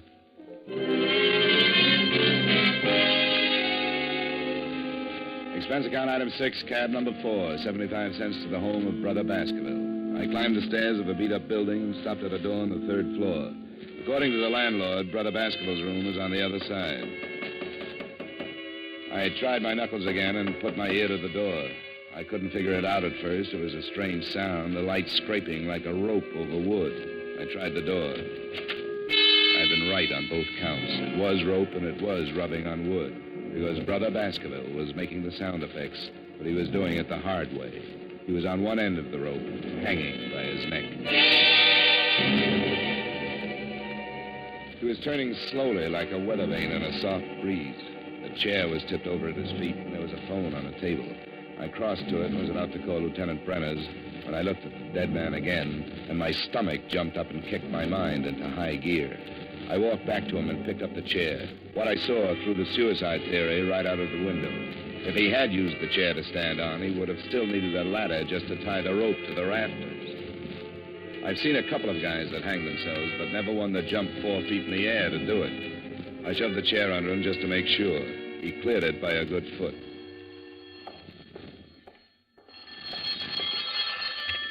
Hello? Hello, William? He's tied up right now. Who is this? Hello, who is this? Sometimes you get lucky. A guy would have to be congenitally deaf to Miss Virginia Carter's lovely voice. She'd been lying when she told me she didn't know where William lived, and I just have a natural aversion to lying women, especially when they're mixed up in a murder. You guessed it. Expense account item 7, cab fare, $1.55 back to Greenwich in Virginia Carter's darkroom.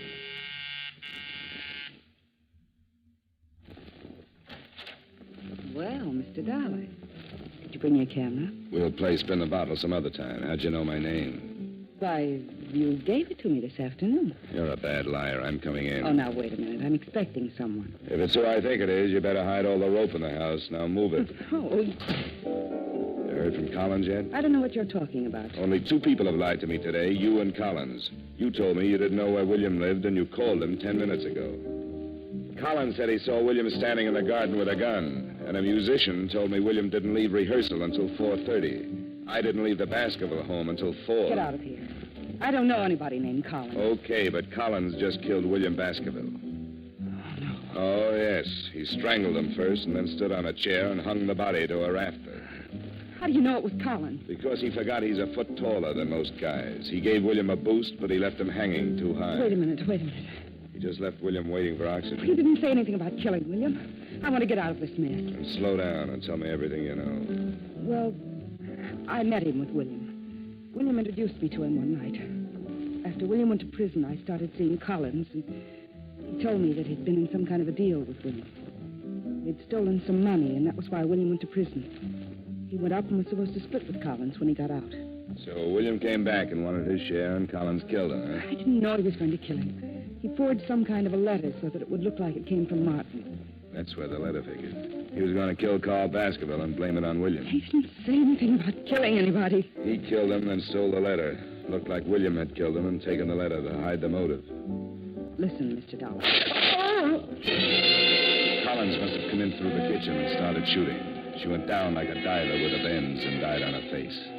He was trying for me when I jumped to one side and knocked over the only light burning in the room. He came close, but the flash of his gun gave him away, and I threw enough lead to fill a sink. Collins stumbled back into the kitchen, but he was dragging. I heard him drop, and I moved in after him. The moonlight slanted down through one of the windows and splashed out on the hard floor.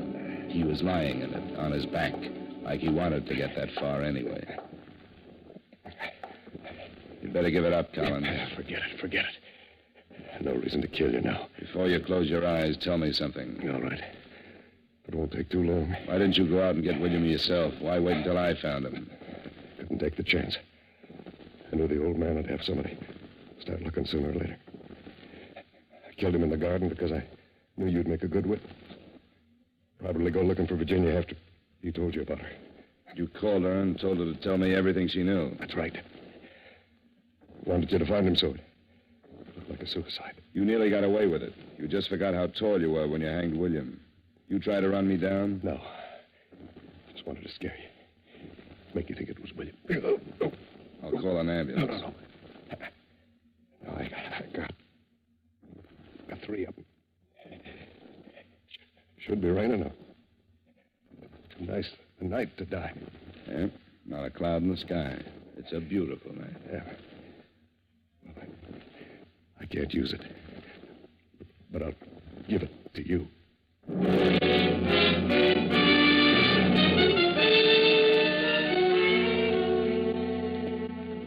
I called Brenner's, and he came over with his boys and cleaned it up.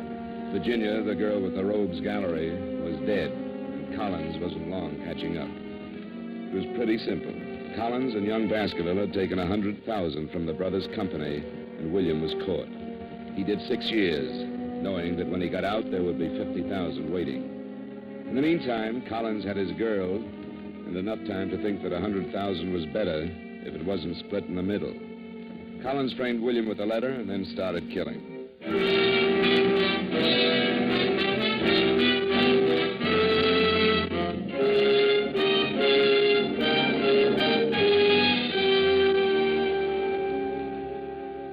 Expense account item 8, $23.45 dinner and incidentals covering the rest of the night up till the bars close.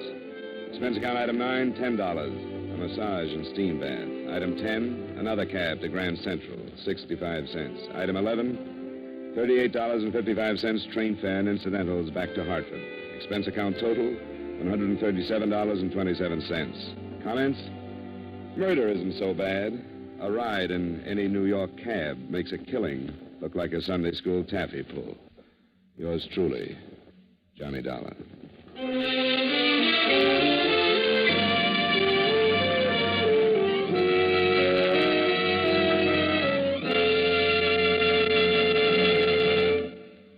Yours truly, Johnny Dollar, stars Edmund O'Brien in the title role and was written by Blake Edwards with music by Wilbur Hatch. Edmund O'Brien can soon be seen starring in the Paramount Pictures Technicolor production, Silver City. Featured in tonight's cast were Stacey Harris, Bill Boucher, Howard McNear, Sidney Miller, and Virginia Gregg. Yours truly, Johnny Dollar, is transcribed in Hollywood.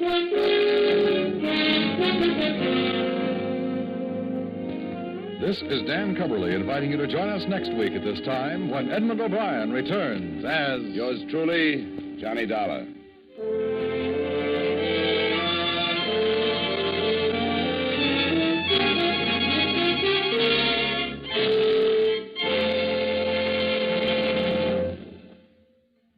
This is Edmund O'Brien again.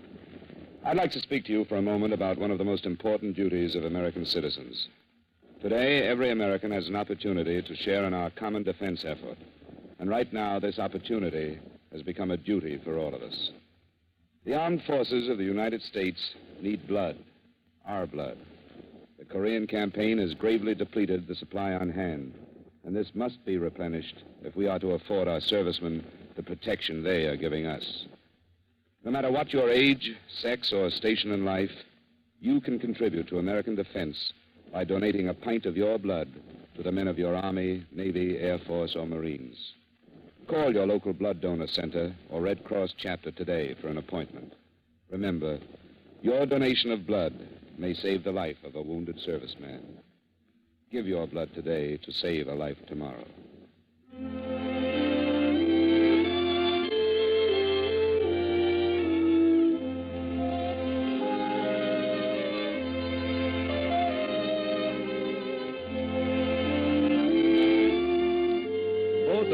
Archer's grandmothers are due to arrive in force to add complications to the already busy existence of America's favorite teenager. This invasion of grandmothers is scheduled for tomorrow evening when you meet Corliss Archer on most of these same CBS radio stations. Listen for the family fun with Corliss and all her friends tomorrow night. Stay tuned now for the Vaughn Monroe Show, which follows immediately over most of these same stations.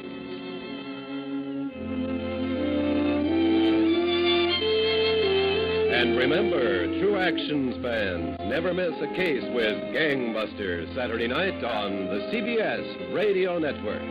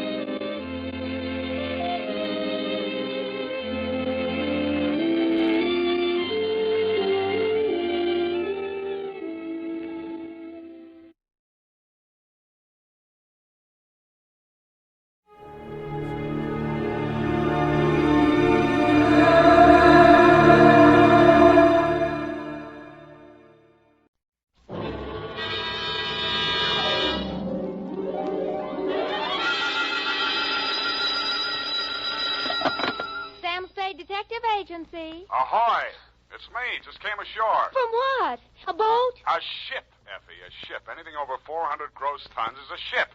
Anybody knows that. Well, may I inquire what was your port of call? Calcutta.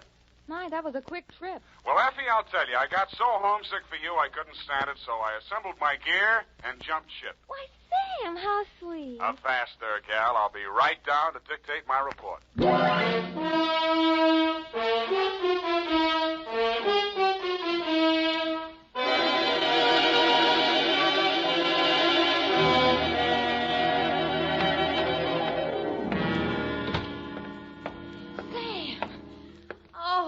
You are alive. Bon voyage, Effie. I've been worried sick. Where have you been? On my way to Calcutta, sweetheart, where the dawn comes up like thunder.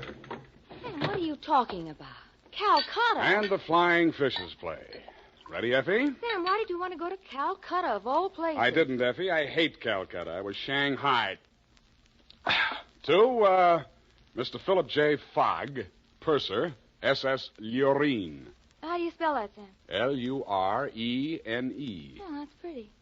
Sam, how could you be shanghaied in this day and age? I mean, isn't it against the law? Stow it, Effie. You're pumping bilge water. Sam, I am not. From Samuel Spade, license number 137596, when you have the time, regarding the Calcutta trunk caper. Dear Mr. Fogg, the following report will explain the enclosed voucher, which is a claim against your company for the amount of $500 and no cents. It will also answer any questions you might be asked concerning the recent unpleasantness on board your ship. It all started yesterday morning in San Francisco when my secretary announced briefly and caustically that there was a lady outside who wanted to talk to me. I judged that she was worth talking to. She was. Your secretary let me in. Well, I'm glad she did. What can I do for you? I'm Marcia Hopkins. I see. Mrs. Marcia Hopkins. I see. However, my husband is dead. I see. It's about my sister that I've come to you, Mr. Spade. I'm dreadfully worried about her. Who's your sister? Miss Constance Pendleton. And she's become involved with a ne'er-do-well, a completely worthless scoundrel, and a real foreign bluebeard. All three? It's one man, Mr. Spade. A Bulgarian, Major Andrea Rodnik. They're going to be married this afternoon, and I'm positive that his only interest is in her money. I'm convinced that he's going to kill her soon after the ceremony. He's done it to other wives in Europe. I've warned Constance and pleaded with her, done everything I could to stop it. But she's completely infatuated with him and refuses to listen to me. Mm-hmm. What do you want me to do? Prevent the marriage if you can. Get the truth about Rodnik's background and face Constance with it. Oh, Mr. Spade, in some way you've got to make her realize the seriousness of the situation. He's a ruthless character. Well, do what I can, Mrs. Hopkins. Oh, thank you, Mr. Spade. Oh, I've felt so alone and helpless until now. Oh, really? But you will do everything you can, won't you? We've got to save her life.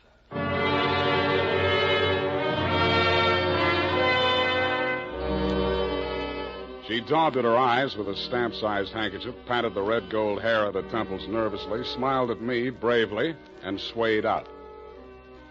By telephone, I learned that the Rodnik-Pendleton marriage license had been issued 4 days before, and that on the same day, Constance Pendleton had withdrawn a savings account to the tune of $45,000. I'd always wanted to, so I did it. I called at the Bulgarian consulate. What can I do on you? What do you know about Major Andrea Rodnik? Ha! Andrea Rodnik! On him we have hate, great sadness, with shame for the ground that walked under him. Oh? Ha! Andrea Rodnik! Why is he so popular? On the devil he is driven without horns. 6 women he has killed. 6 times he has insulted the police of Europe by refusing to confess. We have proof of the murders, but never can we prove the proof on him. Yeah, sometimes it goes that way. Ha! Never do we find the bodies of the 6 women. Only their money in the name of Andrea Rodnik.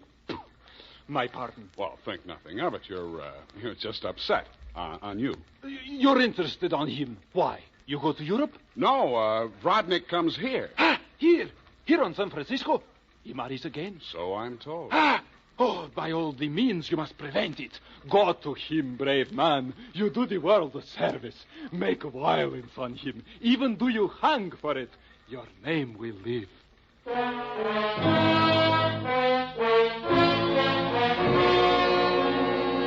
With those valiant words goading me on, I left. The farther I got into the caper, the more it looked as if Marcia's fears for Constance Pendleton were very real and very well-founded. When Constance opened the door of her hotel suite, I could see 3 trunks and a number of smaller pieces of luggage, all locked and ready to be taken out. Yes? Constance Pendleton? Yes? I'm a detective. My name is Spade. Detective? What do you want? I want to talk to you about that Bluebeard you're going to marry. Get out of here. You listen, I'll talk, and then I'll get out of here. I just left the Bulgarian consulate. Vrodnik has been accused of the murders of 6 women in Europe. Each of them were wealthy. Each of them married him, and each time Vrodnik came into all their money. Are you trying to blackmail me because of the lies about my fiancé's past?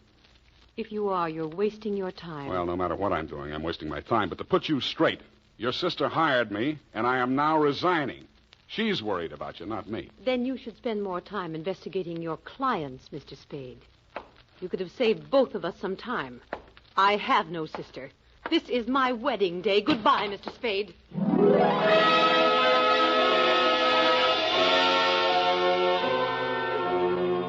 As I left the room, I maintained the stern facial expression I reserved for moments of great shock. But once outside the door, I allowed myself to be carried on the wave of rage and embarrassment for just a minute, and I kicked over 2 potted palms. As I limped down the corridor, I was overtaken by none other than Marcia Hopkins. Did you see her? Let's talk about you first. Did you stop the marriage? Why did you really want that marriage stopped? But I told you. You told me you were her sister. Oh. She said she didn't have any sister. All right, Sam, I did lie to you about that. But I'll tell you who I really am. I don't want to know who you are. I don't ever want to know. All I want from you is my honestly earned fee and a brief but permanent goodbye. Oh, no, Sam, please listen to me. We've got to save that girl. I have $500. That's all I have. Would it be enough? What's your real name? Marshal Brodnick. Yes, he's my husband. I've been married to him for 10 years. We've traveled all over Europe, and I never knew where the money was coming from. He left me at times for 2 weeks or a month, and then when he'd come back, there'd be more money. I just realized that that's when he must have been killing those poor women. And I know that's what he's going to do this time. I just can't stand it. You've got to protect her. That should be easy. We'll let him get married and meet him at the door with a bigamy warrant. Then you will see me through this. I might. Oh. In my bag, there's $500. Take it. If we can't stop the marriage, then don't let him out of your sight. Not even for a minute. He's a beast, Sam. A beast.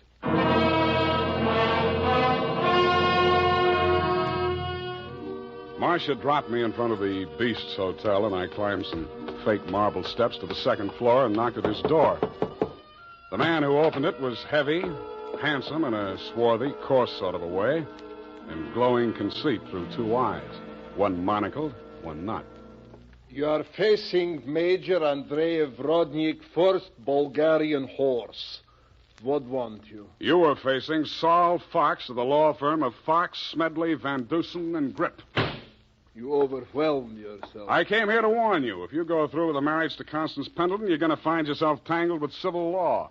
Warn Andrei Vrodnik, who has personally led more saber charges than you have teeth in your skull. Yes. Who has personally split, slashed, and impaled on his own blade more men than you have fingers and toes. You warn me? What is this talk? You're going to have a bigamy charge slapped on you 5 minutes after you slip her the ring. The warrant signed by Mrs. Marcia Vrodnik. Bigamy? Ha! I laugh. This is not bigamy. Marcia's your wife, isn't she? That bigamy was committed when I married her. I had another wife then. You call yourself a lawyer, then you know that only the 2nd marriage is bigamy. The ones following that are nothing but interludes. Okay, Major, go ahead and have your interlude. I'm just warning you. Oh, speaks. We are being married on Redwood City from a justice of the peace 1 hour previous. Then we are sailing through the SS Lurin at midnight with our honeymoon. Already a droshky waits for the baggage and luggage. Go now before I'm losing my temper. If you're ever in Calcutta, look me up. Da!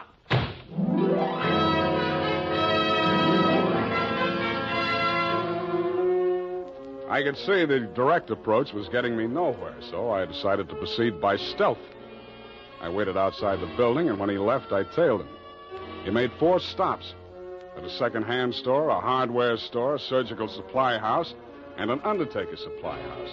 At these places, he purchased the following items: an oversized steamer trunk, black with brass fittings, a large ball of rope twine, 2 large lead sash weights, a set of surgical instruments, and at the 4th and final stop, the undertaking supply, he bought 2 items: a 20-foot length of rubber tubing and a pump.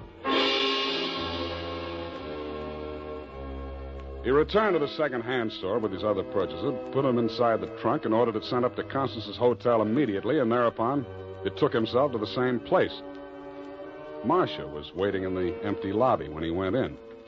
I crouched behind a pillar, turned up my hearing aid, and listened. Did you get the thing? Yeah. Now listen, my darling. We must work fast. As soon as the trunk arrives, before she has a chance to get to the telephone. Yes, Andre, but please, no cutting in the apartment.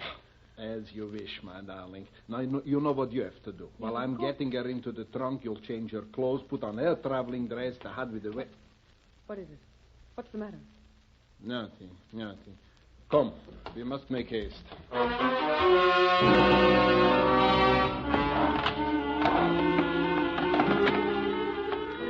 They made haste to the elevators, and I made haste to the row of house telephone booths around the corner and called Constance's room. Hello? Mrs. Rodnick?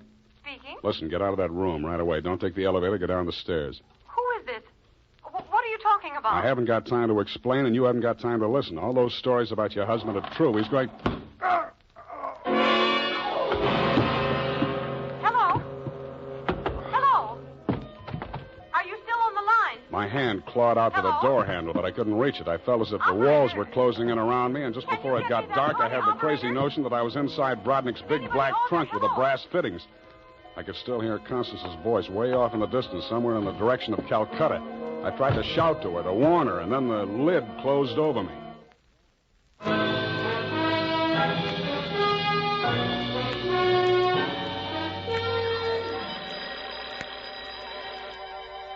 I shook my head trying to get the bells out of it. Then I remembered where I was and what had happened. I was still wedged into the bottom of a phone booth where I'd slumped when Brodnick sapped me. I got out of there somehow and grabbed a taxi for the Embarcadero. The time was 11:55. The SS Lorraine was scheduled to sail at midnight.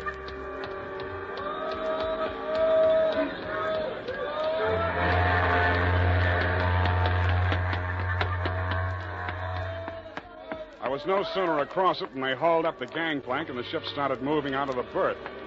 I didn't know where she was bound for, and I didn't much care. I checked the passenger list and found that Major and Mrs. Andreev Brodnick were in stateroom 12, A deck. 1 minute later, I was hammering on the door of stateroom 12. The woman in Brodnick's stateroom was Constance, and she was not in a trunk. I thought I told you to stop interfering in our affairs. Yeah, your husband told me to, but I didn't like the way he did it. Get out from here. Get out. I see you got your trunk in here where it's handy. Doesn't it make the stateroom kind of crowded? Why don't you give up, Mr. Spade? 2 times already, you are twice a fool. Marcia has no money to pay you, neither have I, even if she had the case. And believe me, she has not. Oh, why do you even bother talking to him, Andre? Mr. Spade, will you go now, or will I have to call the steward and make a complaint against you? I went. I still thought Marcia Hopkins was somewhere on that ship. I still didn't like the look of that trunk. I found the purser's office and went in. You looked at me as if you thought I was a stowaway, Mr. Fogg, and you were right. I'll have to make arrangements for you to ride back with a pilot, Mr. Spade. You realize, of course, that you're subject to a fine. Look, I don't want to do anything illegal. You know, it was just an impulsive thing. Couldn't I book a passage? Oh, there's the matter of your passport. We could arrange a visa and so on in San Pedro. We'll put in there in the morning. Well, that's good enough. How much is the fare? Oh, let me see. That's $483.87, exclusive of tax. Oh, hey, now, wait, I wasn't thinking of taking quite such an extensive voyage, you know. I just wanted to get a little sea air and... how much to Pedro? Well, I'm afraid you don't understand, Mr. Spade. This is not a coastwise steamer. Our first official port of call is Calcutta. Yeah, I know, but... Calcutta? That's in India. Well, don't you have something a little less expensive, like steerage or... There is only one stateroom available, number 14A deck. Take it or leave it. Okay, Calcutta.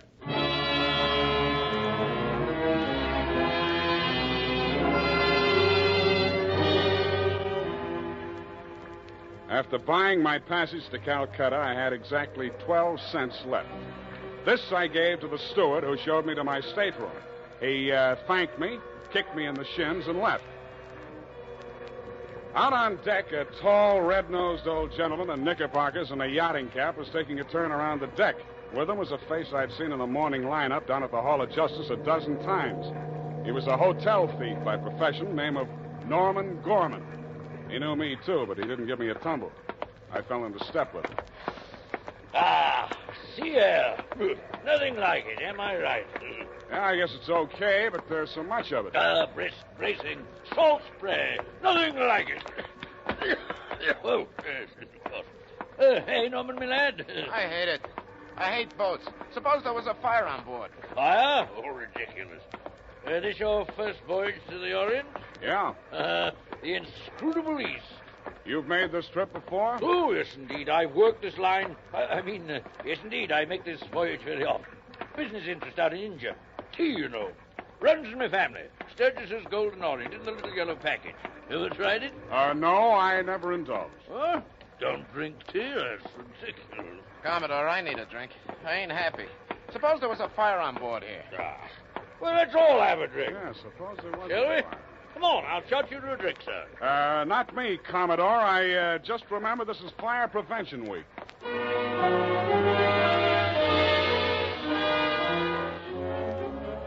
The nearest fire alarm to Brodnick's stateroom was on the companionway leading to the A-deck corridor. It was a glass-enclosed box with a small hammer hanging on a chain. I broke the glass and turned the key. In 3 seconds flat, the entire population of A-deck were shoving each other up the companionway, grabbing for life preservers as they went. The steward hammered on the door of stateroom 12, opened it, shouted inside, and Brodnick and Constance reluctantly came out. I ducked inside, grabbed the handle of the trunk, and started dragging it. When I got it into my stateroom, I broke the lock and lifted the lid. It was Marcia, all right. There was just time to see that before the stateroom door flew open and the ship's officer stuck his head in. I didn't move at you. Didn't you hear the alarm? Why, no, I didn't. What's wrong? Never mind that. Here, take this life preserver. Get going now. Okay. Don't touch me. It makes me nervous.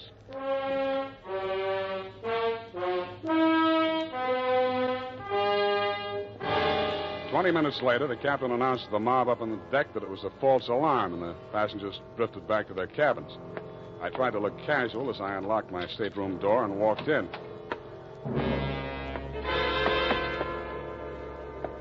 Then I stopped trying. The trunk was still there, but the lid was standing open, and it was empty. I went down to B deck and found the cabin occupied by Norm and the Commodore. That door was locked, so I kicked it in.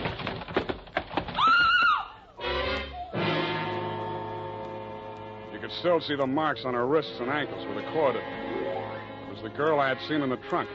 It was Marcia Hopkins, and she was very much alive. Oh, I'm sorry. I thought it was... Oh, what am I going to do? What am I going to do? You've got to help me, Sam. Why should I help you? He's crazy. They're both crazy. It all depends on who's in the trunk, doesn't it, Marcia? When it was Constance, you didn't think he was so crazy. Oh, don't you understand? I had to pretend that I'd help him. He was going to kill her right there in the hotel room. I told him it was too dangerous. If anybody looked in the trunk, it would be safer if she was in there alive. So he finally agreed and said he'd wait until we got out to sea to kill her. And then he was Yeah, going I know to... about that. Oh, the idea was so awful, I couldn't stand it. I started to scream, and then he stuffed the gag in my mouth and tied me up.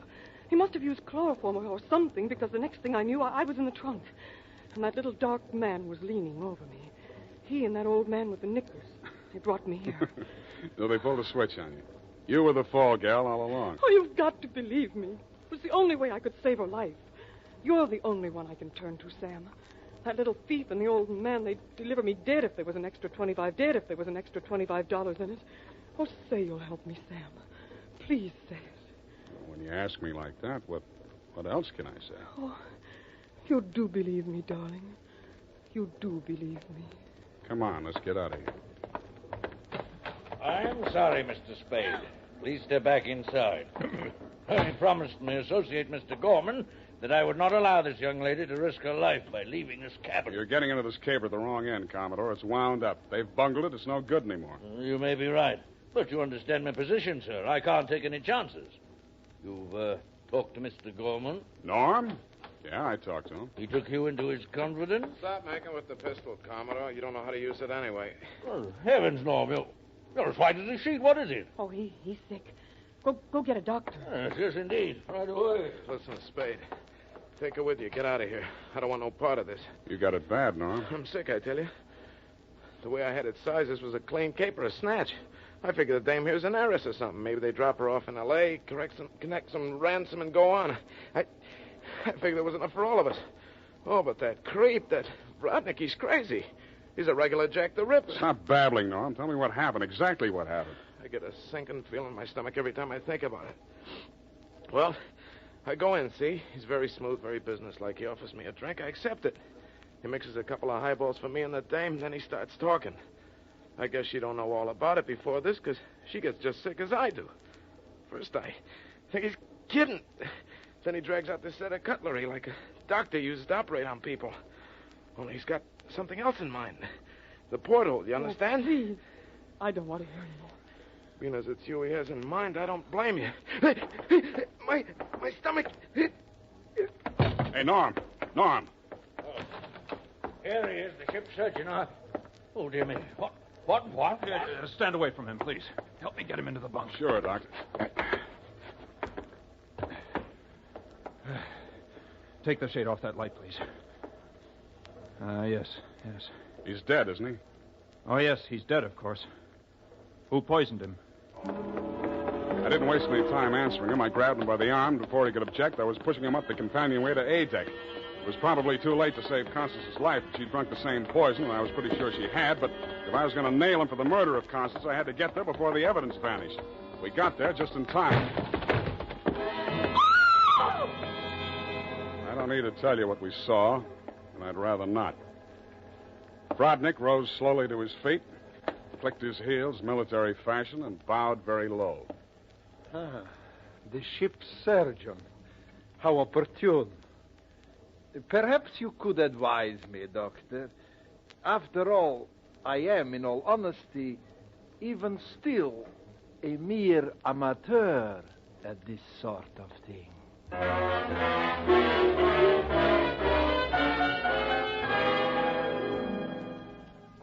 After Rodnick had been taken into custody, we took another turn around the deck. It was daylight, and the ship was lying to off San Pedro. This time, the fresh air really felt good, and so did Marcia. It's all over, Sam. Yes, sweetheart, it's all over. But not between us. Say it, Sam. Say it's not all over between us. How can it be? I knew it. I knew you felt the same way. All my life before, it's been like a terrible nightmare. It never really happened. But it did happen, sweetheart. Oh, but you can forget it, darling, can't you? Please forget it. I'd like to, Marcia. I really would. Hold me close, Sam. Never let me go. You're beautiful. Is that all, Sam? Nothing else? Yeah, lots else. That's why I think we better say goodbye right now. Because when I feel like this, I get foolish. And if I get foolish with you, I'm likely to wake up in a trunk someplace.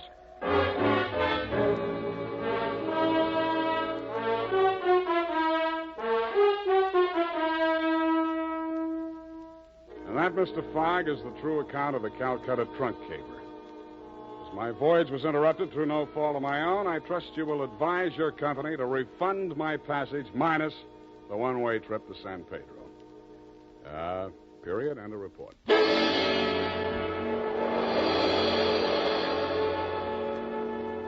Sam Spade is played by Howard Douglas.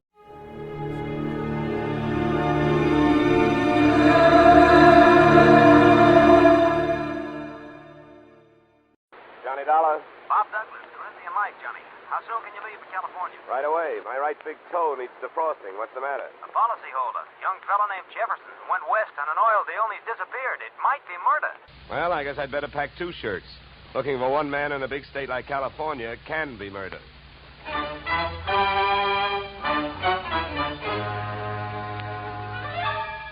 Edmund O'Brien in the transcribed adventure of the man with the action-packed expense account. America's fabulous freelance insurance investigator. Yours truly, Johnny Dollar.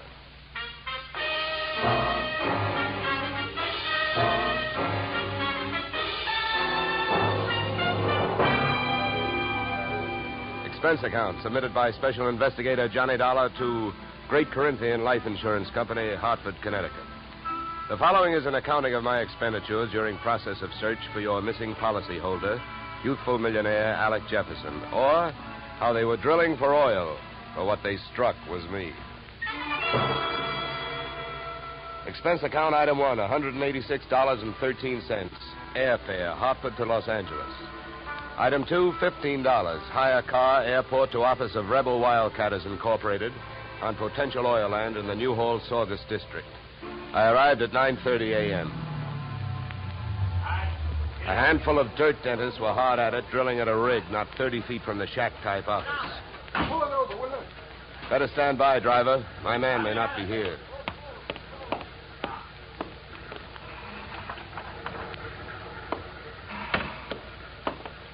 Morning. Can you tell me where I'll find Mr. Flaherty? You're talking to him. I'm Mars Flaherty. What can I do for you? My name is Johnny Dollar, Mr. Flaherty. Yeah. I've been sent out here by the Corinthian Life Insurance Company to see if I can get a track on your partner, Alec Jefferson. I see. Well, it's their money you're spending, Dollar, so I don't care much if you waste it. But if you don't mind my saying so, I do think you're going to be wasting your time. Well, I get paid by the day. Then I guess you don't mind wasting time. Oh, look, don't get the idea I'm just naturally pessimistic. I'm not. It's just that I've already done a lot of looking for young Jefferson, and when that bird flew to coop, he didn't leave a feather you could trace him by. Well, do you have any objection to giving me a few details? No. Sit down. Not at all. Thank you. To save time, maybe I'd better tell you what I already know. Well, it can't be much. It isn't. I suppose you realize Corinthian Life is the administrator of Jefferson's father's estate. Yeah. I know that. Well, having charge of the money, they naturally know that young Jefferson financed this operation. That's right. His money, my experience. The only thing we needed was a little more luck. Well, there you have it. That's all I've got. What can you tell me? That whatever young Alexander got, he was asking for. For a guy built like a cream puff, he got mighty strong around here. Around an oil field, that isn't healthy even for a big guy. How do you mean he got strong? Too much money, too much opinion. That mixed up with too many other men's women can mean trouble for anybody. Any particular women? Too many. Mind telling me who they are? No. Matter of fact, I got a list right here. Yeah, you can have it. I already tried it. Just one more thing. Yeah? How and when did he drop out of sight? A week ago last night. Yeah, he left here at 5 o'clock for his apartment on the Sunset Strip in Hollywood. He never got there. I checked that, too. Here, yeah. Give me that paper back for a minute. I'll write down the address. Thanks. Well, I'll be around. Oh, by the way, the first thing we try to figure out in my racket is who would benefit most. How would you like to have him found? Dead or alive? Either way, Dollar. I can take it. I've lost partners before. I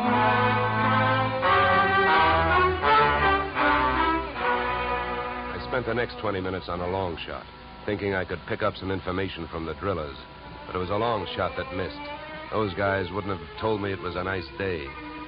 The outdoor life having got me nowhere, I decided to give the indoor type a try. First stop, Jefferson's apartment on the Sunset Strip. The lock was foolproof, but I wasn't fooling.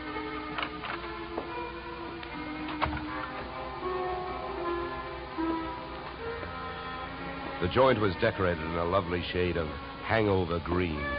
The series of alcohol rings from the bottoms of glasses, carrying out the motif on all flat surfaces. In the living room, I found several pieces of loosely strewn feminine attire. In the bedroom, I found one piece of loosely strewn female. Hey, who are you? What do you want? Oh, sorry. I understood this was Alec Jefferson's apartment. It is? Oh, You can drop your eyebrows, mister. I'm his wife. I beg your pardon? You heard me. I'm Mrs. Alec Jefferson. Pass me that robe, will you? Now to make coffee? Yeah, why? Well, how about making me some while I go put on a face? I guess so. You'll probably have to wash the percolator. To me, the best grounds for divorce would be coffee grounds and an unwashed percolator. Oh, I washed it. I also made the coffee, wondering the while how she had made the matrimonial grade. Right then and there, I'd have given her the Bad Housekeeping Award. She looked like the kind of a girl who could get into a beauty contest, but like she'd never win it. Any way you looked at her, she was a new complication. Your coffee's ready. Yeah, thanks. Good. Find any clean cups? No, but I washed two. Here. Thanks. Now, would you mind telling me who you are? I'm an insurance investigator. I'm looking for your husband. Well, I wish you'd find him. I could use some money. How long have you two been married? A few weeks. Why? Routine question.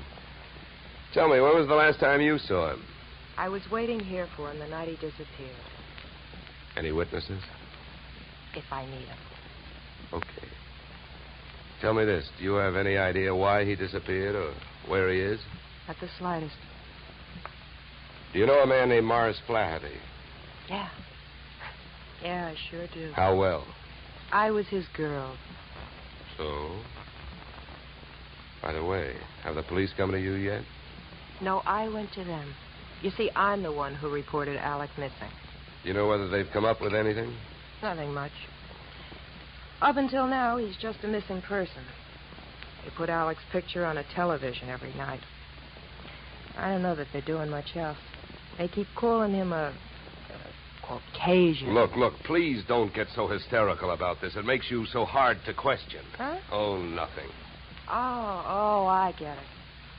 Excuse me if I seem dense this morning. Morning. It's 3 in the p.m. All right, so everything about me's wrong. That's right. Look, you can think that I married him for his money if you want to. Suppose you're used to suspecting everybody of everything. But have you heard? There are two sides to every marriage. Do I look strong enough to have carried him to the altar? I never weighed him. But answer me this. If he swept you off your feet, why did he pull a fade out in the middle of the honeymoon? What should I know? Maybe he'd never seen a dame without makeup on before and had to go someplace to think it out. I wonder if there's anything to eat. I'm hungry. Look, I think I'd better be going. I'm not much of a cook.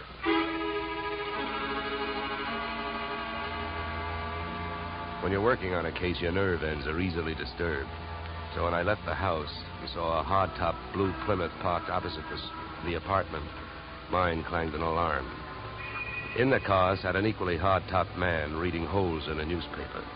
I gave him the slow walk-away and quick turn treatment, and I caught him with his newspaper down. Then I had to go into my act.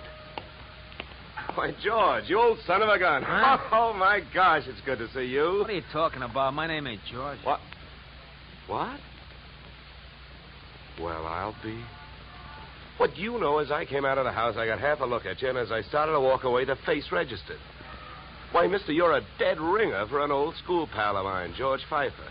Now, how do you like that? Look, come here. Let me take a closer look. Come here. All right, look out. Sleep tight. Okay, Sleeping Beauty, over you go. I'll drive. I turned the car up into the Hollywood Hills, found an empty house with a for sale sign out front and a garage out back, and drove in.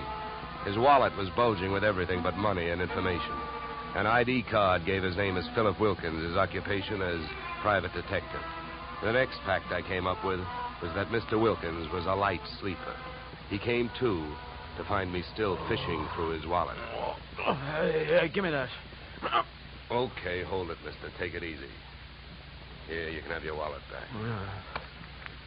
Now, keep calm, and everything's going to be all right. If you don't, I'll have to give your whiskers another dusting. Oh, look, what's a big idea? What'd you slug me for? You know why, Mr. Wilkins. Because you had a plant on me, and I figured if you were that curious about me, I wanted to know more about you. You're nuts. I wasn't watching you. I was watching that house you come out of. There's a dame in there that I'm getting paid to tail. I can't afford to be convinced of that. Who hired you? I'm not telling. You or anybody else, Mr. Dollar. Oh, word travels fast. First you tell me you're not watching me, then you also tell me you know who I am. So what? Is that illegal? You went to see the dame that I'm watching. I was told you'd probably be around, and you was. You'll be in my report. If you're healthy enough to make it. What were you really doing with that stakeout? Were you watching the apartment, waiting for somebody to show up? Do you really have a tail on Mrs. Jefferson? Or did you follow me in from the oil fields? Why should I follow you? Maybe you and I got the same approach to this case. You found him yet? No, but it's still early. Who else is interested in finding Jefferson? Well, I hear he's quite a playboy. Maybe one of his playmates wants him served with breach of promise papers. Oh, come on, Donald, let's face it. I can't tell you who I'm working for. You know that. It ain't ethical. It's not ethical to let yourself get picked up as easily as I picked you up either. But let it go. I don't suppose by any chance you know a man named Mars Flaherty. Know him? I'd like to see one of his derricks fall on him. Why so? What did he do to you? A couple of days ago, I went out there to try and sell him some information. He had 3 of his men beat me up and throw me off the oil field. Yeah? What's with that look? Don't you believe me? Who knows? You might be telling me you hate Mars Flaherty to keep me from thinking you're working for him. I think you better get out of this car and let me drive away, Dollar. You're in a lot of trouble. I don't think so. Oh, you don't think so? I can have you pulled in for kidnapping. If that's what you have in mind, then first you'd better get a few witnesses for yourself. Now, come on. Suppose you calm down for a minute. If you really hate that guy, well, maybe we can make a deal. If it's against him, I'll deal with him. How much do you know about Flaherty? My bookie's marked lousy from way back. He's promoted about 50 wells, and none of them ever happened. He's wild to hit oil. It's my guess that he's got a hunch that this is the big one. That's why I think his partner disappeared. Yeah, what difference would that make? Even if his partner turned up dead, Flaherty would still have to split any profits with young Jefferson's estate. Maybe not. I know they had a queer deal. Well, who'd know about that deal besides Flaherty and Jefferson? I don't know. But I do know one way of finding out what it is. How's that? Flaherty keeps all his papers in the safe in his office. I've even got the combination. We'll give it to you. You keep it. Wilkins, I still don't know who you're trying to get even with, Flaherty or me. So what I'm going to do is give you half a break. Then I'll only be taking half a chance. Yeah, then why don't you want the combination to the safe? I don't need it. You're going to open that safe. Because you're going out there with me. Tonight.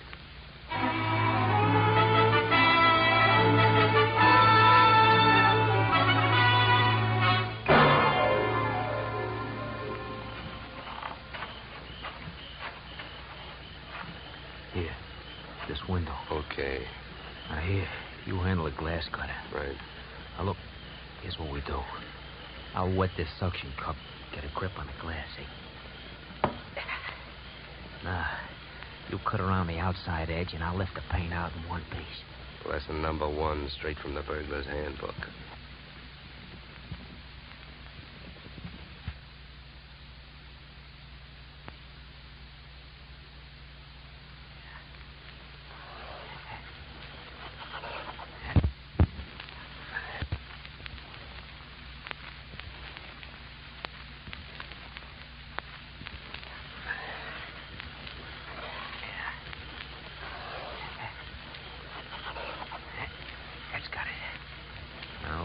There's a little tap with the knuckle. That's it. Okay.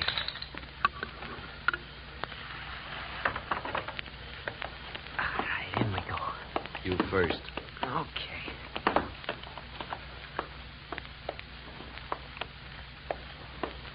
Now, the safe is over here. Get your fingers over that flashlight. For all I know, you might still turn out to be the local Paul Revere. Yeah, that's right. I might. Here. You hold the light. Thanks, I will. Go on, get to work. All right. I'm as anxious to get this over with as you are. Give me a little more light, will you? Okay.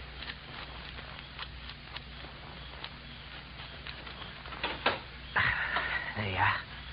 All right, go to it. You go to it. You reach in. And if your hand comes up with anything heavier than papers, I'll cream your skull. Will you stop your worrying? Here. Nothing here. Nothing. No. All right, you got him, that's all. Stay down there. I don't want to walk off with anybody's government bonds. Here.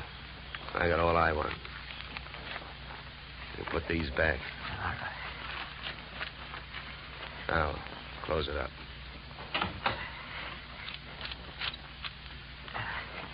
All right, now, come on. Let's get out of here. Just a minute, Wilkins. I can have a good look at these papers. You can look at them later. Come on, let's go. Look, this I'll give you for free. And it's the difference between being a $4 a day private detective and a $10 one.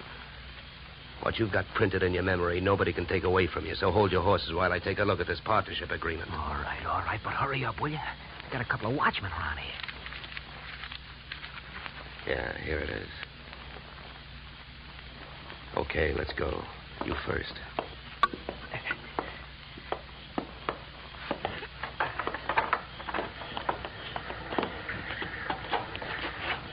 Okay, back to the car. Make it fast and easy.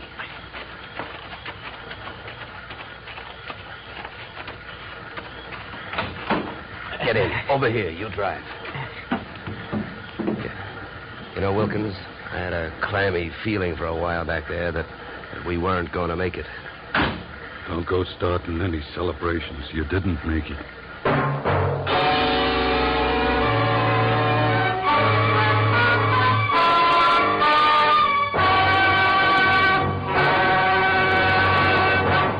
In just a moment, we will return to the second act of yours truly, Johnny Dollar. But first, and youngly Johnny Dollar to Bing, Gary Cooper, and young Gary this Wednesday.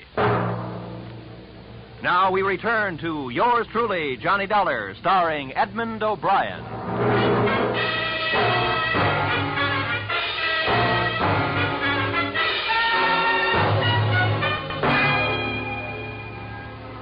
There I was, wearing a gun muzzle for a back collar button. My left leg picked up the nervous vibrations of my front seatmate, Philip Wilkins. Mars Flaherty in the back seat was so close I could almost identify the brand of the bourbon he'd been drinking. I suppose you got what you went into the office after. I not only got it, I memorized it. And it makes you look bad. Yeah, then I don't have to explain to you why I don't want you two guys or the paper running around town on the loose. Well, it's a corporate paper. That means it's on file somewhere. So what difference does it make? Start the car. Where are we going? To my house. Go ahead, get going. Okay, Wilkins, you better roll. What's at your house? The reason that paper makes a difference right now. The guy you came here looking for showed up. Alec Jefferson, where is he? He's where we're going. My place. Well, then I guess maybe my employers have got nothing to worry about. Nothing but paying off on his life insurance. Alec Jefferson's dead.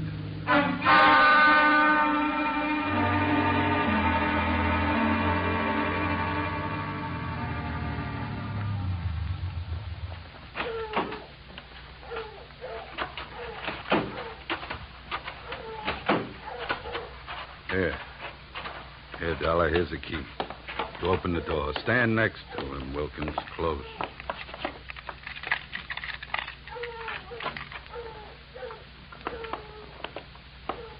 The light switch is on your right. There's your boy, Dollar. Died young, didn't he? Yeah, the thing is, it looks like he died in my house. Now, what do I do now? If you're putting on an innocent act, you're doing pretty good, Flaherty. How's the rest of it go? I've been around killings before, so I know how the rest of it goes. The cops take one look at this, they grab me, and before that happens, I got some work to do. So have I been around killings before. Work to do. So have I been around killings before. And I know how the rest of your story goes. You came into your house and you found him. Somebody hit Jefferson over the head with that piece of firewood to get rid of him and make you look guilty. You're being framed. The next chapter reads you've got 8 witnesses to prove you were at a church social at the probable time of death. That's the way I wish it read, but I haven't got any witnesses. I've been on the loose out in the hills ever since I saw you this morning. Oh, yeah? What are you, a nature lover? An oil man. In my racket, you never stop sniffing. When I came back and found him here, I headed it for the office. I wanted that paper you got out of the way for the time being. Would that gun of yours object if I looked the body over? Help yourself. Thank you. Any idea how long he's been dead, Dollar? Oh, hard to tell. Feels like quite a while. Could have happened before I met you. What do you mean by that? Nothing. Hey, Flaherty. Huh? You ever see this before? Well, what is it? An earring? No, let me see that. Here, hands off. Don't touch it. That's another $4 detective move. You don't touch evidence. You draw a mental picture of it. What are you trying to do? Involve yourself or uninvolve a client? How about it, Flaherty? Do you have any idea who that earring belongs to? Maybe one of the dames on that list you gave me, huh? I wish I could get away with lying to you, Dollar, but I don't think I'm in a position to try. It belongs to Ada. Oh? Jefferson's wife? Not legally. What do you mean? I married her in Mexico in 45. She must have liked the scenery. She took Jefferson down there and went through a ceremony with him 2 weeks ago. Without divorcing you? That's right. You guys really turned out to be partners. Now, how about that earring? How do you know it belongs to Ada? Well, it's one of a set I bought for her about 6 months ago. Well, I might as well tell you. They'd find out anyway. Uh-huh. Well, I don't suppose you're in the mood to let me do what I want to do. What's that? Call the police? No, not yet. Well, I'll tell you one thing. With this piece of evidence that just turned up, you're wasting your time holding on to us. What you should be doing is getting to Ada before she flies the coop. That would really fix you up. Sure would. I don't want to see her get loose any more than you do. Then I guess we better go pay Ada a visit.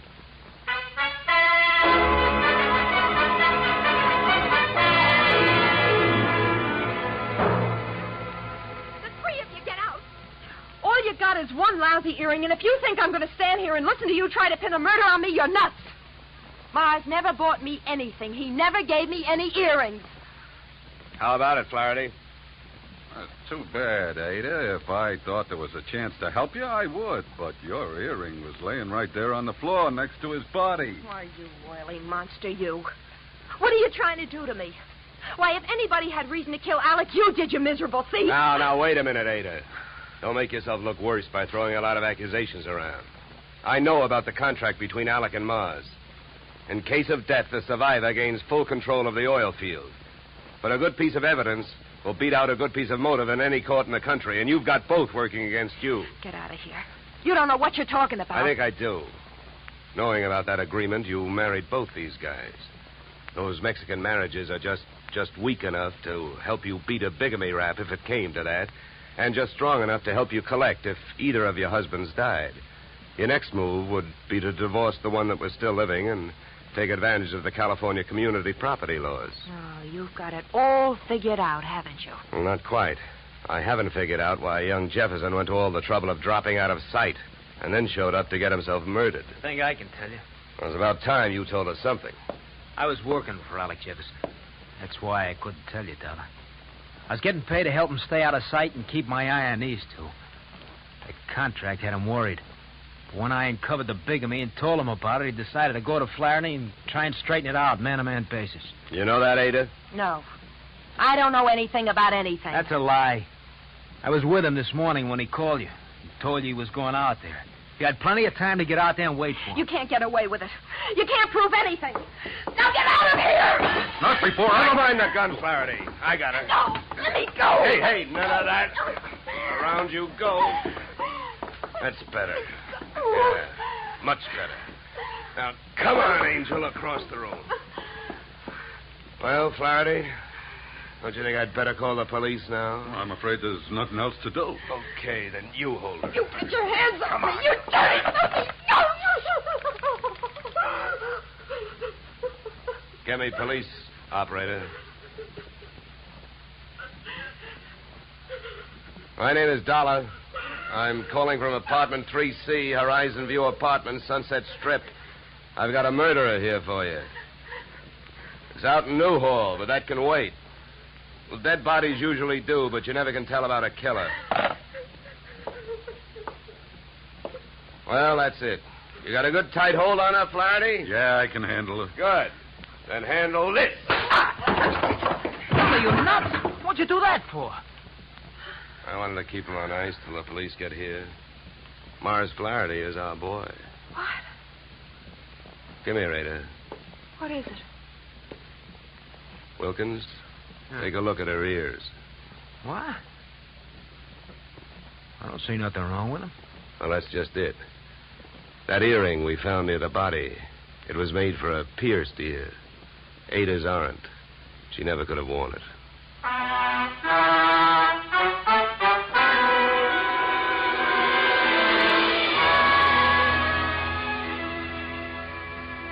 Morrow? If Flaherty had been a nice enough guy to buy jewelry for his wife when he had her, he wouldn't have bought the wrong kind of earring when he wanted to set her up as a patsy. The police traced his purchase of same to a Main Street pawn shop. But what really nailed him was the biggest switch of all. Since the murder weapon was a shaft of rough bark firewood, there were no fingerprints on it. But by the same token, there were weapon prints on Flaherty's fingers. A batch of tiny splinters under the skin. Inasmuch as my own girl furnished the practice which made me perfect on this case, I assume you will not be annoyed at my listing expense account item 3, $65, one pair gold earrings inscribed to Olga with love. Item 4, $187.13 return transportation Los Angeles to Hartford. Expense account total, $711 signed yours, truly, Johnny Dollar.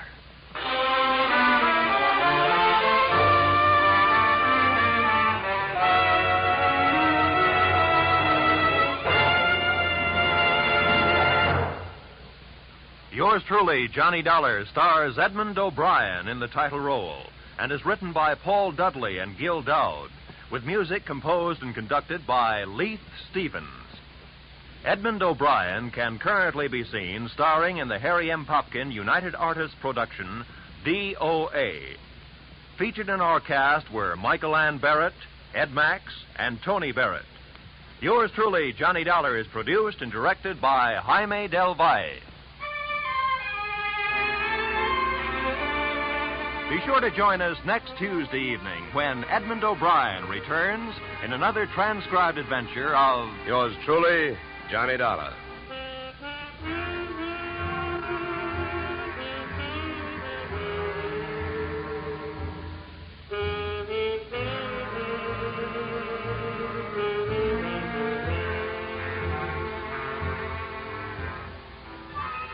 Blizzards in the western states, floods in Texas, hurricanes in Florida, tornadoes in Louisiana.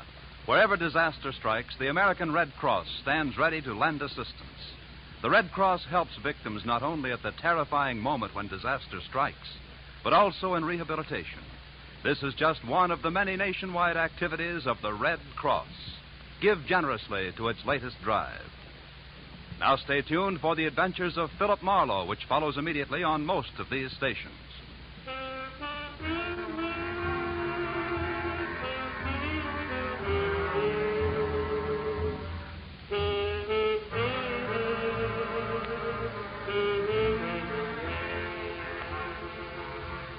This is CBS, where yours truly, Johnny Dollar, meets adventure next Tuesday night, the Columbia Broadcasting System.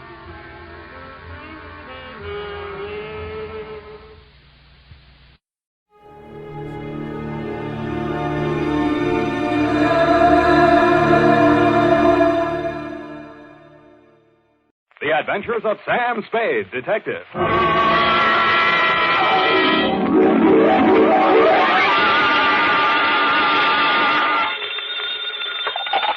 Spade Detective Agency. Oh, murder. Oh, Sam.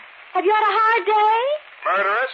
9 this morning, I grinned through 25 poses, count them, over dishes of all 25 varieties of Sanderson succulent soup, a meal in a can. Then, Really, Sam? Then I was imprisoned in a plush chair for 2 hours with a glass in my hand. No. Yes, of Brannigan's Bog, the whiskey that smells like old Ireland. Sounds interesting. It wasn't. They wouldn't let me touch it till after. Aw. And for the rest of the afternoon, I've been pulling up my trousers. Woo! For a series of leg art shots which will bear the legend, Samuel Spade, prominent San Francisco detective, says McGonagall's grip tight is the garter for me. Oh, Sam, how thrilling to be prominent. Maybe so, but fame is a sometime thing, sweetheart. Just a flash bulb in the pan, as you will agree when you have heard my report on the Cheesecake Caper.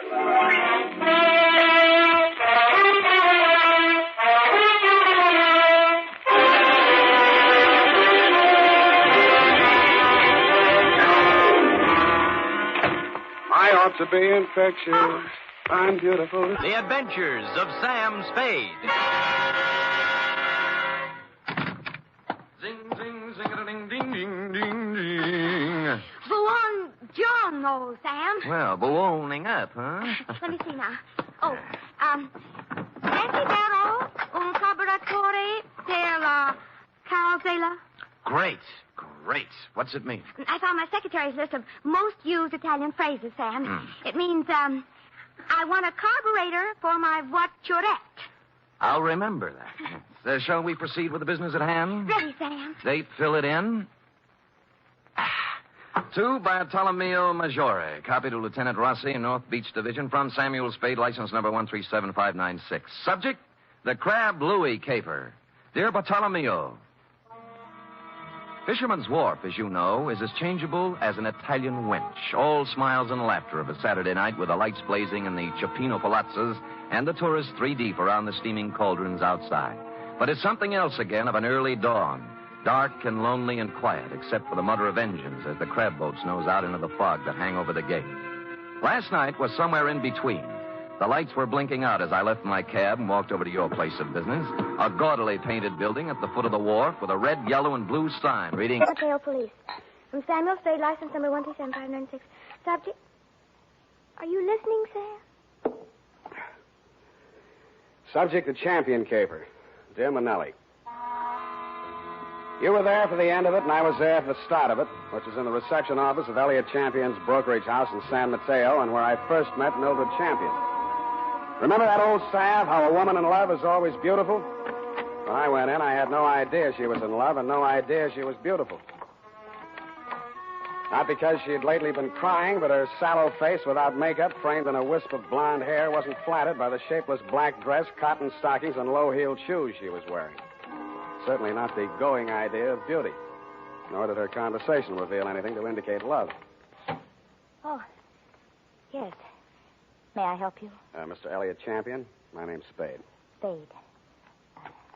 S-P-A-D-E? You don't have to write it. He's expecting me. Your business, Mr. Spade? Private. I'll have to have a little more than that, I'm afraid. Always this hot here? Mr. Champion can't stand fresh air. Obvious. That's what makes it so warm in here. I'm sorry. Yeah, it is hot. Just flip the switch and tell him I'm here. Well, what is it, Mildred? I was just going out. Mr. Well? No, Mr. Spade. Seek, man. Seek. S-I-K-H, as in India. Oh, foolish I me. can see you're interested in my work. Have a good look at it. See here? The figure of the dancing girl against the sweep of the desert in the setting sun. The weary soldier tries to submerge the horrors of battle, war, in the contemplation of feminine beauty. But the sun's rays, refracted in that crystal, focus themselves upon the weapon in his hand. And he is reminded that he must revel while he can, for as surely as the sun rises on the morrow, he must answer the call to arms. Great conception, isn't it? My son's idea. Yes. Exactly why did you ask me to come over, Mr. Battle? Mr. Spade, supposing you knew a man who had committed the crime of murder in order to realize a reward beyond the wildest imaginings of the Occidental mind. Well, Suppose, then, that just as he had that dream within his grasp, you had snatched it away from him. Me? Suppose, further, that your enemy had then devoted his life and his fortune to searching you out, and you suddenly learned that he had caught up with you at last and was actually living a stone's throw away from you. What would you think? I think I'd move. Where? To a crowded city where he or his hirelings could be lurking for you around any corner? Well? I think... Don't mind Mamie. She's kind of bitter. Yes, she is. She did a lousy job on her hair last time. It's all streaky. Yeah, I noticed. Go on, sit down. Nice place, Johnny. Nice place. How's the gross? Oh, ain't as good as running beer, but them days are gone. I do all right. 2 crap tables, 2 faro games, a little roulette in the living room, but I have to be careful. Yeah, you seem to have plenty of muscle outside to keep you safe and comfy. Punks, all of them. But the best I can get nowadays, no good gunsels left. Guess they all got married and settled down or something. All right, Johnny, it's cool and it's nice out here. You make a living, and I got a check for $100. Why? Well, in my line, I don't generally have much use for a private eye. I don't generally like them. Neither does Mamie. But I can use one right now. Ever see this before? No? Well, it's a little bit of necklace. Necklace case. Called the Tears of Night or something. Yeah? And it's worth quite a chunk of Geetus. These 4 diamonds are good stuff. Dame named Daphne Arlington left it here a week ago when she went in for a plunge at the roulette table. She left it for a standby till she raised the cash. Oh, a screwy dame. You know, a widow with a lot of money. Boyfriend named Lenny Eppich. He paints or something. Well, she sent me a check today for the 5 G's she lost, and I just want you to take this thing back to her. That all? Yeah, that's all. I got my dough, she gets a necklace. You're a licensed bonded investigator, insured, it's safe with you. I couldn't trust any of my punks with it, and I don't like to be seen in public, so you just take it back. It's all very simple. Uh-huh. Now that you've told me how simple it is. You see, Mr. Spade. Oh, I gathered that much, but what kind of thing? Helen's been singing in a cheap nightclub called the Blue Goose. What? Oh, it's very embarrassing. Low class, eh? Yes. There's a man named Torpy. He owns the club. A man named Chick Torpy? Ah, you know of him? I've heard of him. Contrary to all her father's wishes, Helen insists on seeing this man Torpy. How old is she? Well, that's beside the point, Mr. Spade. But a sordid affair now might rob her of a future of wealth and security. Mr. Scully's at the point of exasperation. He might well change his will over this matter. Correct, Mr. Scully? At best, this is an embarrassing situation, and most indiscreet of Helen to have brought it about. So, I'm supposed to go talk to Chick Torpy, is that it? In a word, yes. Well, you sound rather reluctant, Mr. Spade. Chick Torpy's a little too old for the Boy Scouts. Well, we want you to see him. Find out how much you'll take to stop seeing Helen. Tell me, what happens if Torpy isn't for sale? Oh, everyone has a price, Mr. Spade. Matter of character. You get paid for work like this, that's your price. Yeah, that reminds me. 50 a day and expenses. 5 days guarantee, to say the least. Of course, to say the least. And, Mr. Scully, I happen to have a standard client's contract with me here. If you'll just sign on both pages, I'm sure that... Never mind, Spade, not now. Mr. Scully will mail it to you later on today. Ah, dear, Mr. Scully's fatigued. Well, you'll contact me as soon as you have any information for us. Bertuccio, but no, he wouldn't hear of it. I had to ride in a back seat with a window of bulletproof glass separating us. And thus we rode down to the peninsula. We glided down elm-shaded streets and finally through the gate of Monte Cristoff's estate. The driveway was lined with spring green poplars. The mansion door was opened by a rear admiral, and I was ushered in. I wouldn't want to say that the living room was large, but I coughed once, and it was a full minute before the echo came back. A door opened somewhere, and a tan, hard-bodied man walked in across the marble floor with an outstretched hand. It was tougher than whalebone. I appreciate your coming, Mr. Spade. Mr. Christoph. Did you have a drink? Champagne, scotch, Irish, what? Oh, anything, whatever you like. Good. I figured you for rye. It's already ordered. Rye it is. Cigar? No, thanks. They're custom rolled Havanas, made expressly to my own taste. No, thanks anyway, but I have some beat-up cigarettes here, son. Oh, try mine. The King of England, I did him a favor once. He ships them over. How is George? You drink, Mr. Spade. Oh, thank you, Bertuccio. Now, you've been investigating me. Yes. And you haven't found out anything. How'd you know, Mr. Christo? There's nothing to find out. Well, you're red.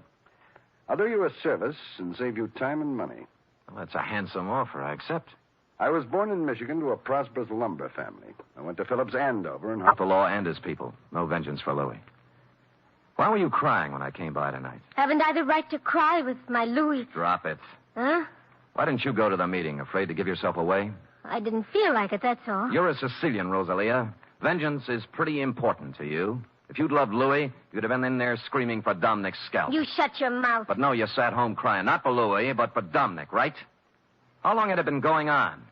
Did you know Dominick was going to kill him when they put out in the San Felipe? Why would Dominic kill him? Well, that's a stupid question. He's in love with you. In love with me. In love with me. Drop it. Drop it, Rosalia. In love with me? Oh, I wish it were so. Huh? He killed for me. Is that what they say? It's all very flattering, very. I love Dominic. I've always loved Dominic since I was a little girl. I threw myself at Dominic, and I begged him to marry me. That's not easy for a girl to do, Mr. Spade. I begged him, and I promised to work for him, to be his slave. You know what he did? He laughed and he spit upon me. And you stand there and you tell me that he murdered for the love of me. You wouldn't walk across the street All for me. right. Take it easy now. Come on, take it easy. So I do this. Creates a dazzling thing of beauty such as this. Would he be so unlikely as to forget the time, the patience, the agony of his creation? See how each stone is carefully mounted to capture every single pinpoint of light. An incomparable masterpiece. And for the money. How much money? The wholesale market, about 10,000. Arlington? He paid 25, but he had it, as I say, incomparable. Yeah. Yeah, well, I saw another one just like it tonight. Ridiculous. The finest workman at best could only create a crude resemblance. This kind of work demands an artist, or an artist. But tell me, Latin in anguis herba? Huh? Oh, my second year Latin escapes me. Snake in the grass. Something wrong? Something wrong, yeah. You are concerned for the safety of this piece. I have a small safe in my room. You may have the key if you care. I'll take it with me. Thank you, Mr. Mortuus. My pleasure, Mr. Spade. Omnia mortuus bonum vocat est. All speak well of Mortuus, of Panzer. Good evening. In the dismal lobby of the White Hotel, I asked the night clerk for some wrapping paper and 20 cents worth of stamps. It was a hunch, plus the fact that outside in the street I spotted two of Johnny McCall's unshaved gorillas. They were looking up at the front of the building. Mr. Mortuus must have switched off his light or something because... See, I ain't sure whether it's the third or the fourth. Third or fourth what? The booth from the back there. Oh. She's been sitting there all night writing letters. You better be careful, though. She got an awful temper. Thanks, light housekeeper. How about the beer? Sure. Hey, Larry, draw one.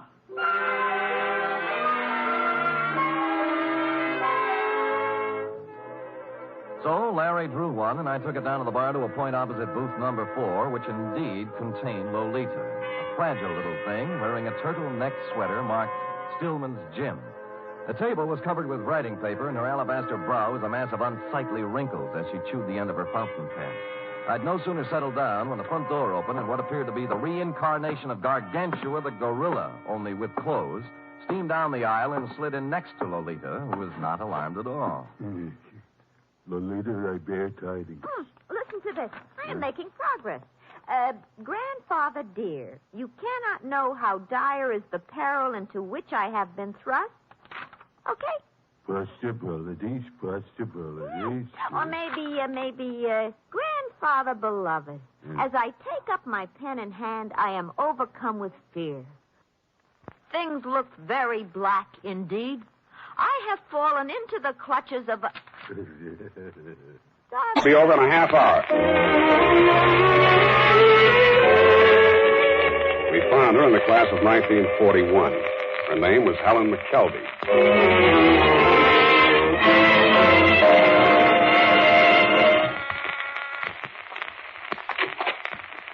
Yes. What is it? I understand a Miss Helen McKelvey lived here. No, I never heard of her. Oh, wait a minute. I'm not going to hurt you. You're the landlady here, aren't you? I tell you, I don't know any McKelvey. Well, the city directory lists her at this address. It must be a mistake. I don't think so. I don't know anything. I tell you. Come on now, sit down. Do you good to get it off your mind. There you are. Sit down. But I don't know anything. Oh, look, that's not going to help any. I told you, I'm on your side. Who are you? Sam Spade. I'm a private detective. Now, you know where Helen McKelvey is right now, I suppose. Yes, I do. Well, I'm trying to find out who put her there and why. Then what? I'll hang it on him if I can. That's why I'm here. Now, tell me, what did Helen have to do with Mike Sheldon? Come on. Well, I don't know much about it. She was a lovely girl. It's strange, you know. She kept things to herself mostly. What kind of things? She was doing... Shut the gun. You better let me have it, baby. Lolita, temper. I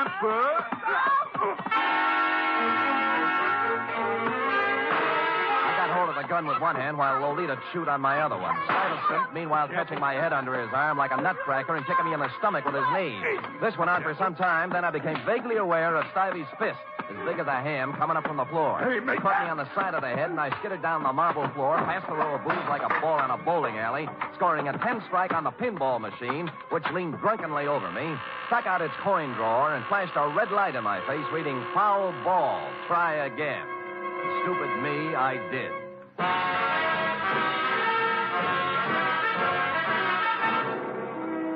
You are listening to the weekly adventure of radio's most famous detective, Sam Spade.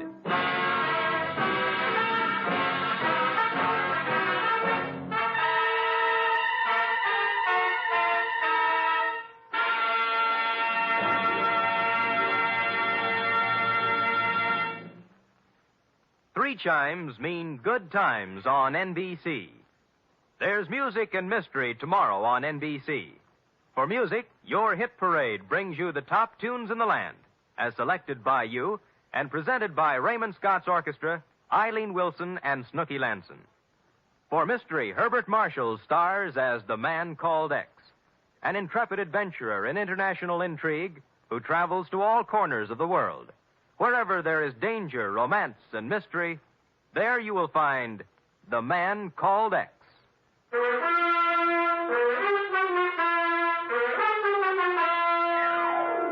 And now back to the Spanish Prisoner Caper, tonight's adventure with Sam Spade.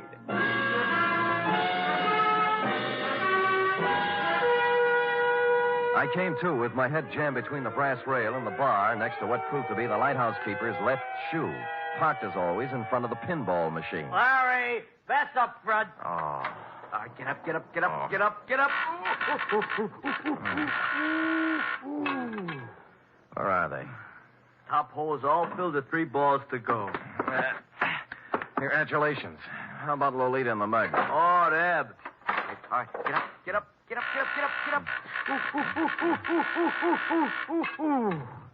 Oh, Deb? Took off, blast them. I had 780,000 points run up, and they had to go and throw you at the machine, cause a tilt. And Larry! Oh, you wouldn't have a brandy lying around loose, would you? Well, sure. Sit down. Thanks.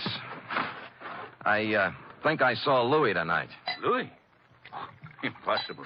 Where? Behind Castellani's. Yeah. Bless you, Fosque. Oh, hit me again, will you? Yeah, but what about Louis? Called me up, said he'd meet me there. Just tried to knife me. Oh, but it's impossible. Is it? Why would he play dead? And why would he try to kill you? Maybe he's crazy. Well, how do you mean? You've heard of the dear old lady who had the trunk full of pancakes, haven't you? Hmm?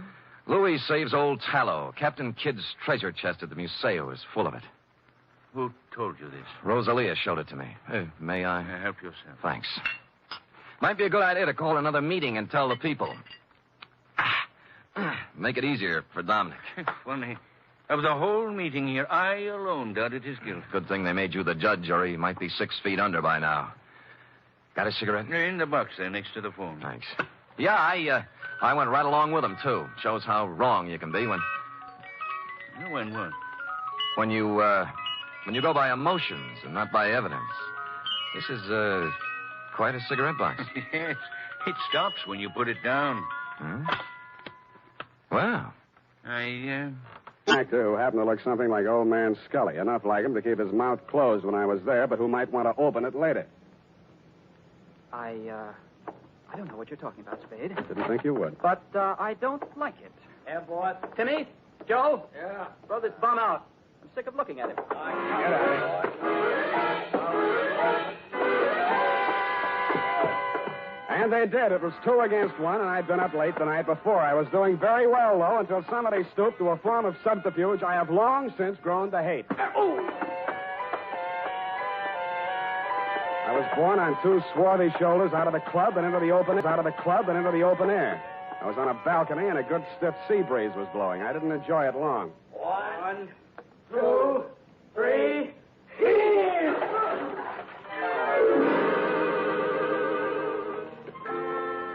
The water was cold but refreshing, and I managed to swim the 5 feet to shore.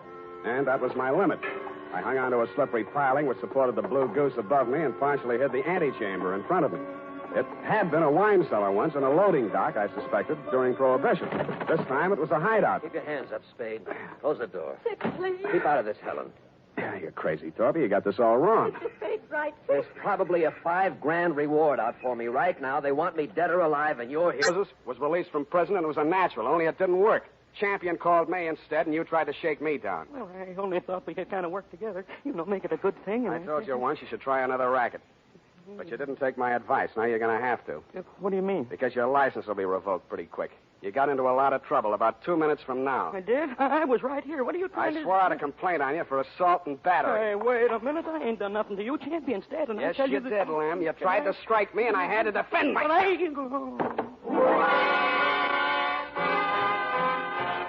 And I did make out a complaint, Lieutenant. I phoned your office, and 2 of your men were on the way out to pick him up when I heard a footstep outside the door. I knew who was there and what she was there for, and I did the only thing I could think of at the moment. And it was lucky I did it. Her own .32 was in her hand when she came in the door. She looked at me, and Lem's smoking gun in my hand, looked at him, stretched out on the floor, then she looked back at me, and the gun fell from her hand, and she began to cry. Hello, Mildred. I wanted to do it. I came here to do it. I know. Why? Why did you? To stop you. Why? My bullets went into the ceiling. He's just knocked out. No. No, he ought to be dead. Dead. No. Not anymore, Mildred. You tricked me. You knew I was coming here. And you know he should... Oh, something else. In other words, you were helping Torpy get away with murder. Yes, but I was thinking only of Helen. Her father did love her. But you'd already sent a letter to me. You knew I'd be here the next morning. You'd seen an actor on a television program. He resembled Scully. You hired him for a job. You told Helen the chick had killed her father and told her what kind of acting she had to do. Oh, it was crude, perhaps, but I didn't want you to become suspicious when a death report did show up. I intended to hire you and fire you. Only it didn't work out. I followed Torpy here and found the body. Oh, I've been such a fool, Spade. Helping a man get away with murder, I want to confess it all. I suppose this will make me an accessory to a murder. Not exactly. You mean there's a way out? There's a way out, and you were going to take it. What? I was over to your apartment before I came here. You're all moved out. The doorman tells me your luggage has been at the station all morning. What'd you do? Came here to rifle the safe? No, see, here, Spade. Stop it. You were waiting around to see if they took Torpy dead or alive. Dead, he couldn't talk, and you'd be okay. Alive, you're ready to blow town. You bumped Scully. No. Get back there. Then you did your best to hang it on a chick. Helen thought he really did it and played along with you. You're not an accessory to murder. You're a murderer on a double count. That actor was knocked on the head before he drowned. Oh, just a minute, Spade. This can be fixed if you... Shut up!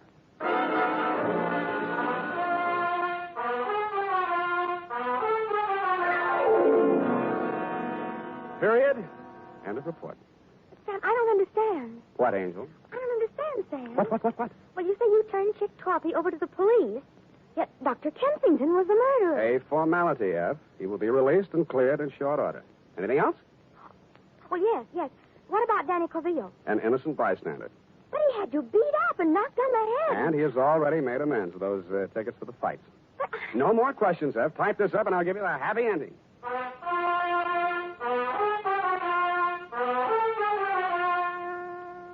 And now, listen to this.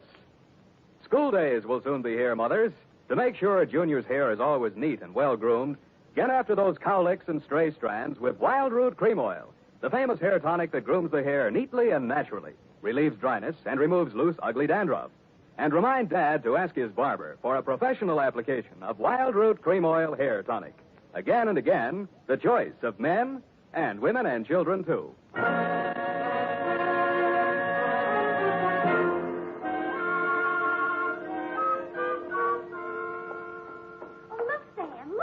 What is it? Look, Sam, look. What is it? Look, Sam, look. All right, I shall rephrase the question. What? Oh, I see. You mean the magazine look, huh? They said an advance copy. Hold the line, putting it on the deck, prattling to himself like a little kid whistling in the dark.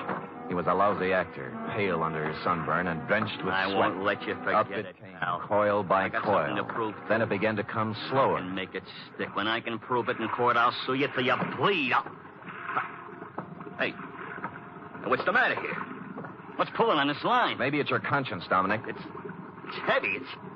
What? The Lord moves in strange ways. I can't get it up. Let me help you. There we go. 1, 2... Up. Louis! Get away from me! Let me go! Louis! No!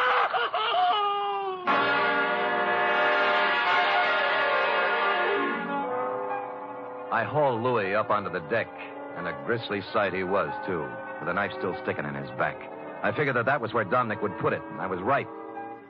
Not that it mattered, because Dominic wasn't thinking logically from the moment he saw Louis's body tangled in his crab line. He sang us all 50 verses then and there and repeated them for the police stenographer later when we got him to headquarters. It looks like a first-degree rap for both him and Foskey, but I'm waiting till it happens before telling him the corpse was Captain Kidd, minus beard and ruffles. Period. End of report. Sam.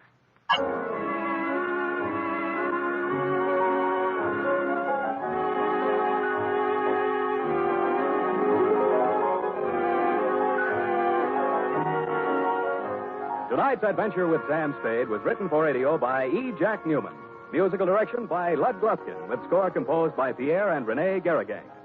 Join us again next Sunday when author Dashiell Hammett and producer William Spear join forces for another adventure with Sam Spade. Brought to you by Wild Root Cream Oil. Again and again, the choice of men and women and children, too. This is Dick Joy reminding you to... Get Wild Root Cream Oil, Charlie. It keeps her hair in trim. You see, it's non-alcoholic, Charlie. It's made with soothing lanolin. You better get Wild Root Cream Oil, Charlie. Start using it today. You'll find that you will have a tough time, Charlie, keeping all the gals away. Hiya, Charlie. Get Wild Root right away.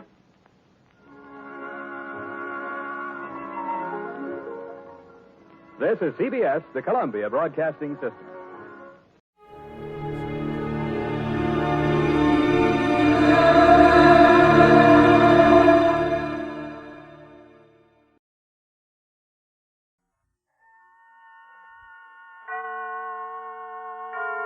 And now, tonight's presentation of radio's outstanding theater of thrills, Suspense. Tonight, the story of a pleasant young Englishman and his wife who encounter a murderer and a parson. They can't tell which is which, not for the life of them. So now, with Lawrence Dobkin as Edward and Paula Winslow as Joan, here is tonight's suspense play, A Little Matter of Memory.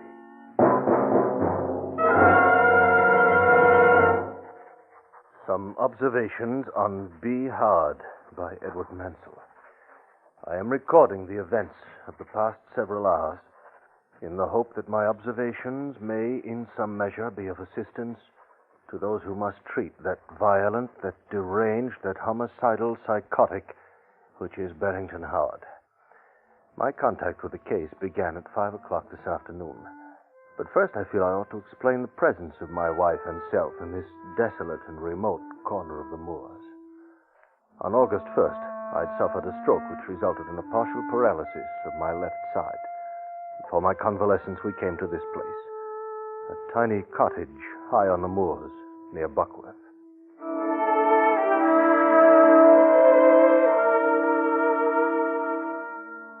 These moors have been to me a revelation and a delight.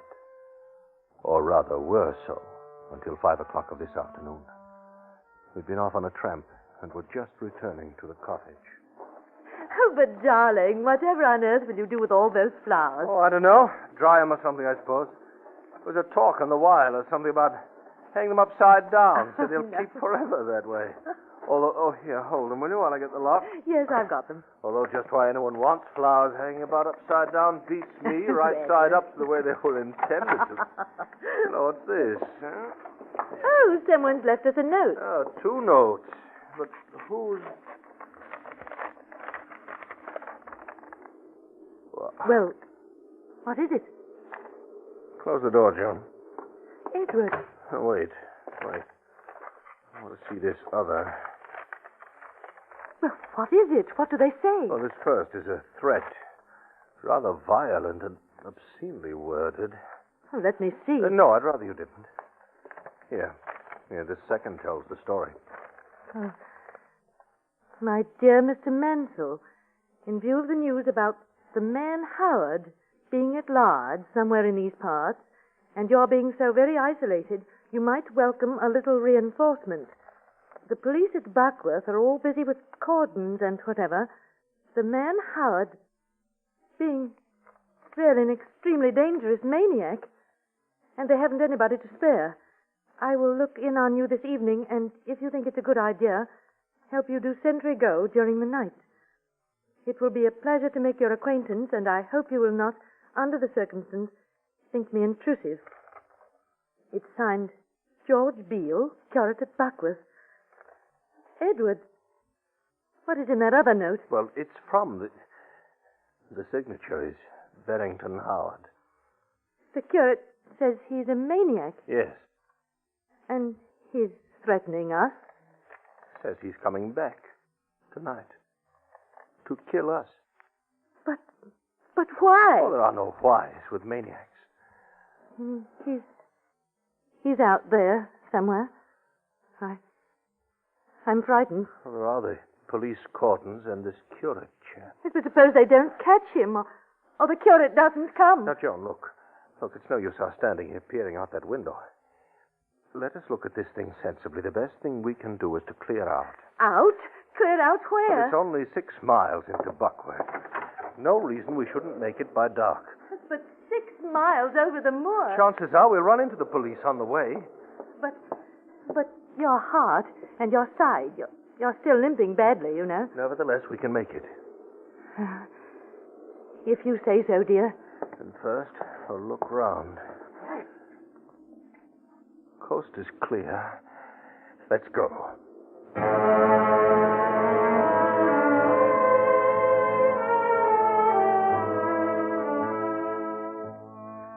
"6 miles. A man in good health could walk it in an hour and a half. A man in good health, which I was not. And with each succeeding step, the dusky pale horizon, violet and smoky in the soft mist of the sinking sun, seemed ever more distant, more inaccessible. The heady musk of the moor grasses and the gorse, these we had delighted in until now, became choking. I could feel my eyes tear and my throat constrict, and the heart in my chest thumped and shuddered with each painful limping step I took. And then we topped a rise. Edward! Oh, look down there. A constable. Hello there. Hello. Wait there. I'm coming up. Oh, what luck. Yes, you see, I told you. Oh, well, I must say we're glad to see you. You know, you people really hadn't ought to be out here. Oh, you mean about the maniac? Yes, sir. You the folks renting Miss Blossom? That's right. But you see, we found a note from that, what's his name? A note? Yes. And so we thought the best thing would be to try walking it into the village. Don't think you ought to do that, sir. If you'll excuse a suggestion. Why not? Well, between here and the town, there's any number of spots we haven't been able to check as yet. He might be hiding, you know. Oh. Well, then, what shall we do? We'll go back to your house. It's a safe place. Well, now look here. Why don't you walk to the village with us, It's only 3 miles. It shouldn't take long. Well, I would, sir, but I'm due to join the search party over at the Darket Woods. Those are my orders, sir. Orders? Tell you what I will do. I'll walk along with you folks back to your cottage, so you arrive there safe and sound. Back to the... Edward? Very well.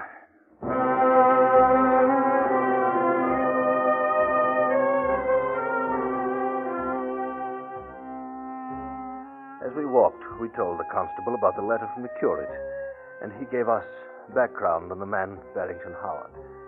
Seems that Howard had been a sort of small-time actor and ex-acrobat. Nothing worse in his police record than a couple of parking offenses. And then one night, out of the blue, he had murdered 5 people. 5 in a single night. And each had received a notification in advance. A short, obscenely worded, threatening note. Just like yours. But didn't they take any precautions? No, miss. Or at least not enough. But you know better.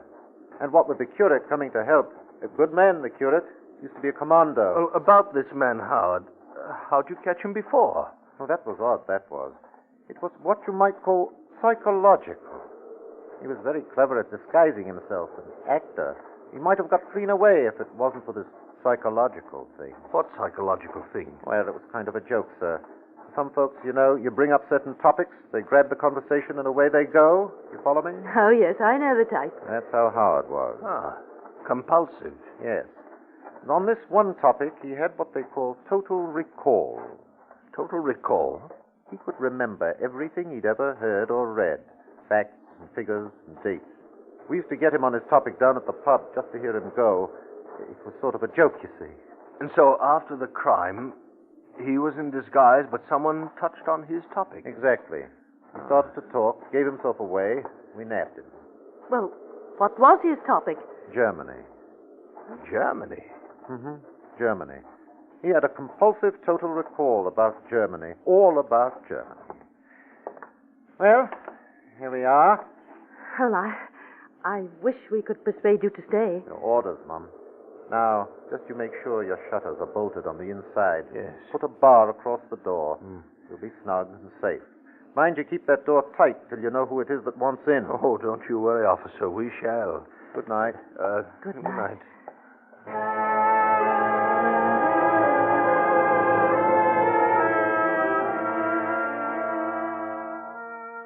With his departure, we barricaded ourselves. This cottage is very old, and built in the days of highway robbers, ideally suited to our situation. We lit the lamp and turned it very low, so that no light would be seen from without. And then we waited. And we waited. Edward. Yes. What's the time? 8:30.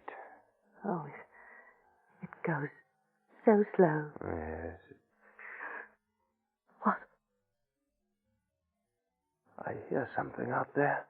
What?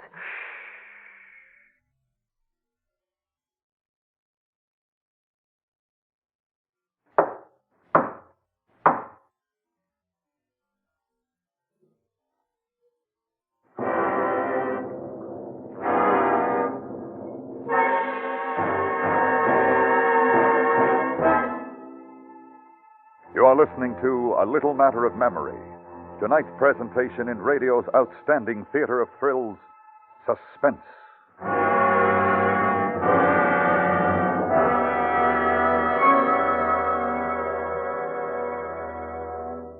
One of the most effective savings programs is Uncle Sam's own, United States Savings Bonds.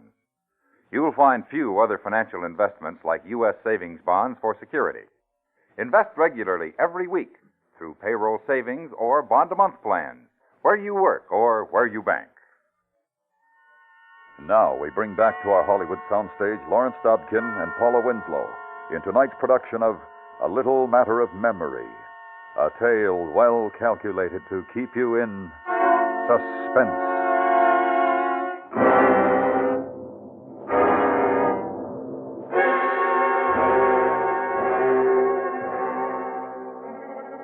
Crouching there in the dim light of the lamp, we watched the heavy oak door.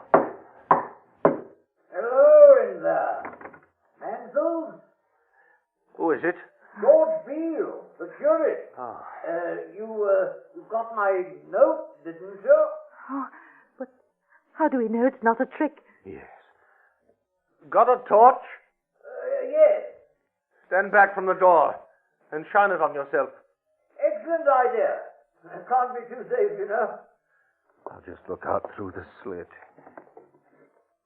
Ah, yes. And she's got one of those collars on, you know, clerical. Oh. Yeah. Oh, come in, sir.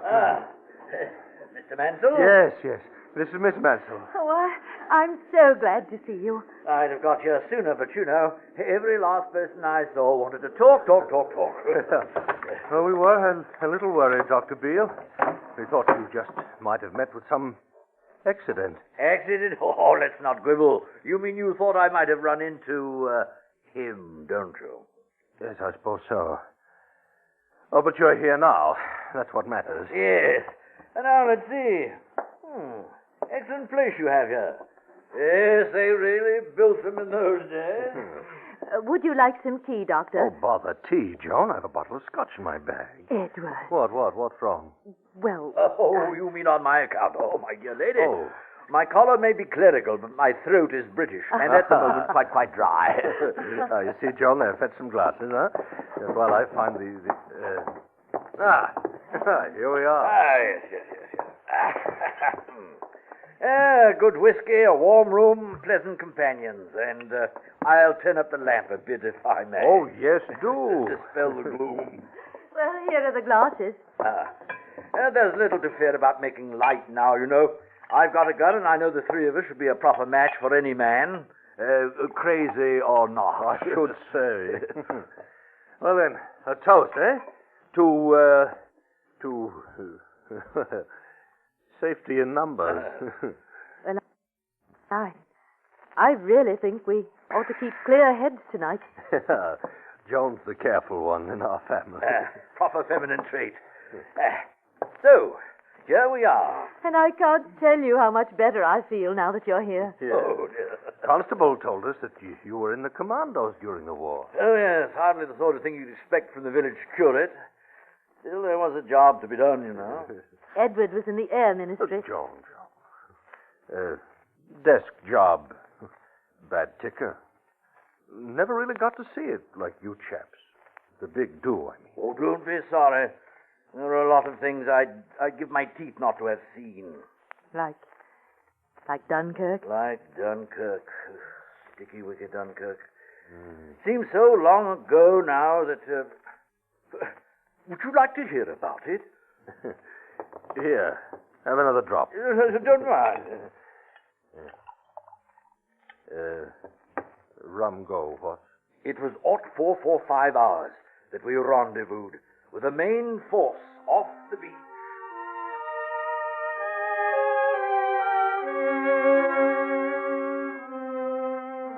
We sat there in the now snug little room and listened. He was a superb storyteller.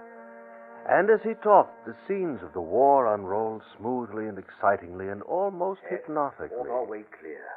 And ahead of us at long last lay the Rhine. And after a while, what with the scotch and the warm room, I began to lose track of what he was saying.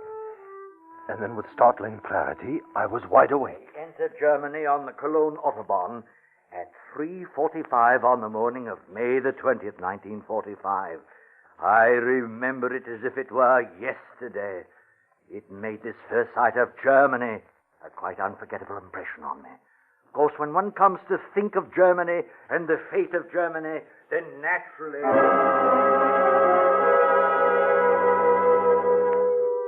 I looked at him as he chattered along. His eyes were glazed, and he spoke with a curious intensity. And I knew. Joan sat petrified. I reached for the scotch bottle. It was still about half full. And as the man bent forward to pick up his glass, I swung. I should have known. I should have seen through him. Oh, is he dead? No. He's just out so quickly. Get some rope, belts, anything. We must tie him quickly, Joan, quickly. I've never tied a man before, and Joan's knowledge of knots is limited to Christmas wrappings, but we used what was at hand.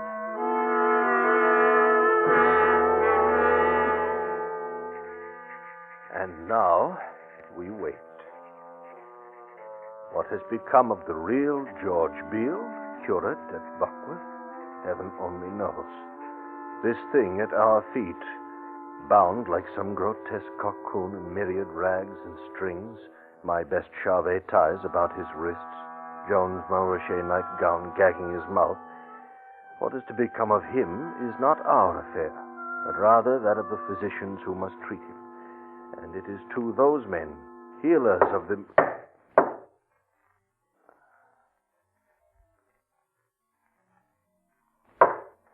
Hello in there! Mansell! Hello! Oh, Beale?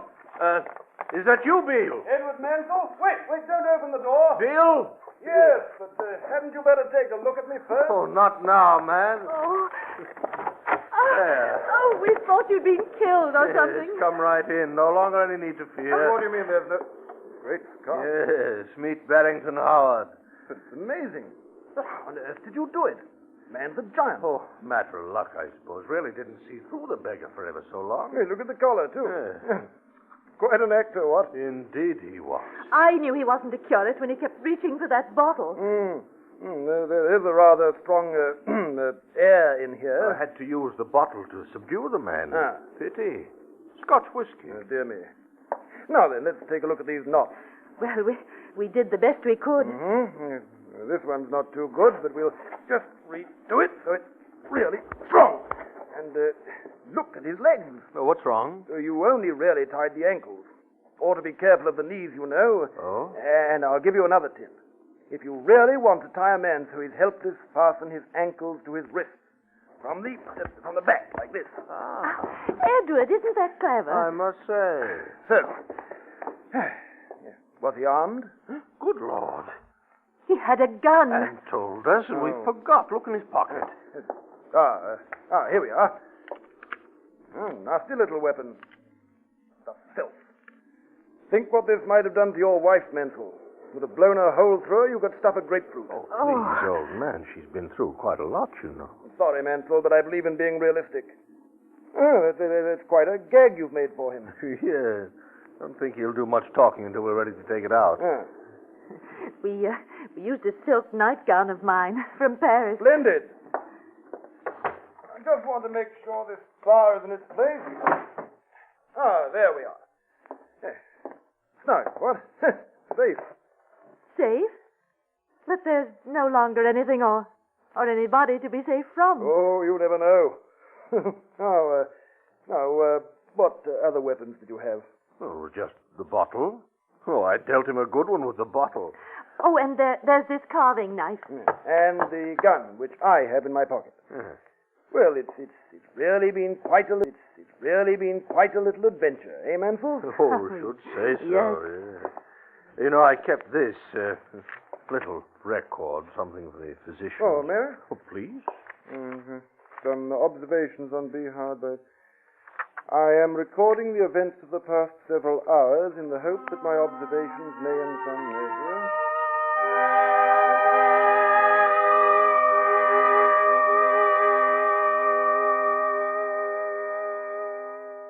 Well... Of course, you realize that I'm not much for that sort of reporting. Oh, no. I think you did splendidly. Splendidly. I wonder who else may read these notes of yours. Look. His eyes are open. I never realized. Madmen really do roll their eyes. Ugly beggar, isn't he? Yes, I must say. But about your report, this stuff about Germany, did he really say this? I wish he'd close his eyes. He's trying to say something. But about Germany, I mean, how could anyone say what was it? When one comes to think of Germany and the fate of Germany, etc., etc., etc. That posh, that argle-bargle about the Cologne Autobahn. Oh, yes, laid it on rather thick. Any fool can see the man is dreadfully confused and misinformed about the organization of the National Socialist Party. Oh, you mean the Because Nazis? the fact is, the organization of the party was divided into 26 Gauen, or districts, which did not in themselves form the various provinces of the German Reich. East Prussia, Greater Berlin, Brandenburg, East March, Pomerania, Silesia, Magdeburg-Anhalt, Halle-Meersburg, Thuringia, Schleswig-Holstein, Weser-Ems, Edward, he's got the knife. Get back. Neil, help us. He can't. He's tied too tight. Get back. The knife. Doesn't this interest you, No. Mrs. Mansell? No. As I was saying. No. Bertenberg, Hohenzollern, Baden, Hamburg, Mecklenburg, Lubeck. Tell me, my good curate, just there on the floor, does this interest you? The division of Bavaria is even more fascinating, you know. Bavaria was divided into 9 Gauen. Swabia, Upper Palatinate, Upper Franconia, Middle Franconia, Lower Franconia, Rhine-Palatinate.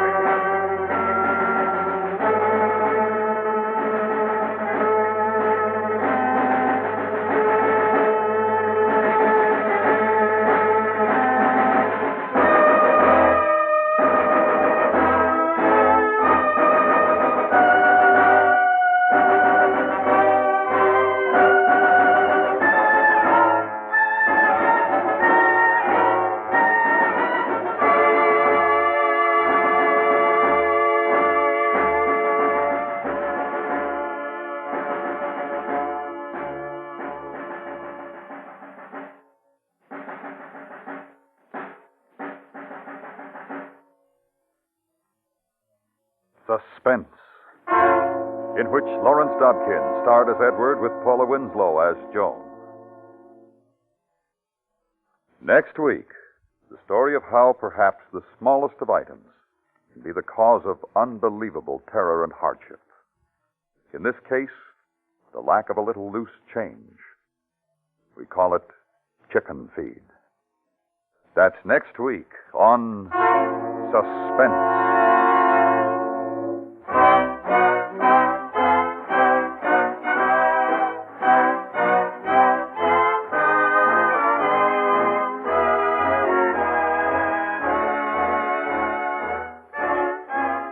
Suspense is produced and directed by Norman MacDonald, with music composed by Lucien Morawick and conducted by Lud Gluskin. James Heldick's story, A Little Matter of Memory, was specially adapted for Suspense by James Poe. Featured in the cast were Edgar Barrier, Joseph Kearns, and Richard Peel. Follow the serial adventures of Mr. Keene evening times on the CBS Radio Network.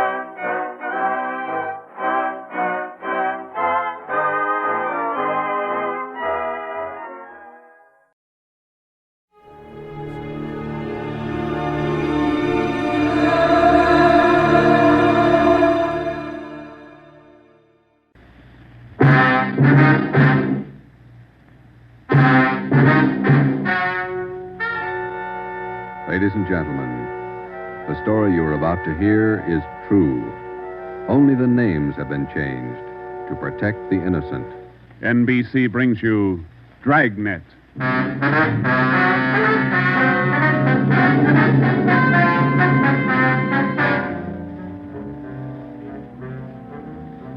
You're a detective sergeant. You're assigned to homicide detail. A gang of quick trigger gunmen have moved in on your city. They've given public notice that they'll kill the first cop who tries to take them. You know the risks. Your job, apprehend the suspects. Dragnet, the documented drama of an actual crime, investigated and solved by the men who unrelentingly stand watch on the security of your home, your family, and your life. For the next 30 minutes, in cooperation with the Los Angeles Police Department, you will travel step by step on the side of the law through an actual case, from beginning to end, from crime to punishment. Dragnet is the story of your police force in action.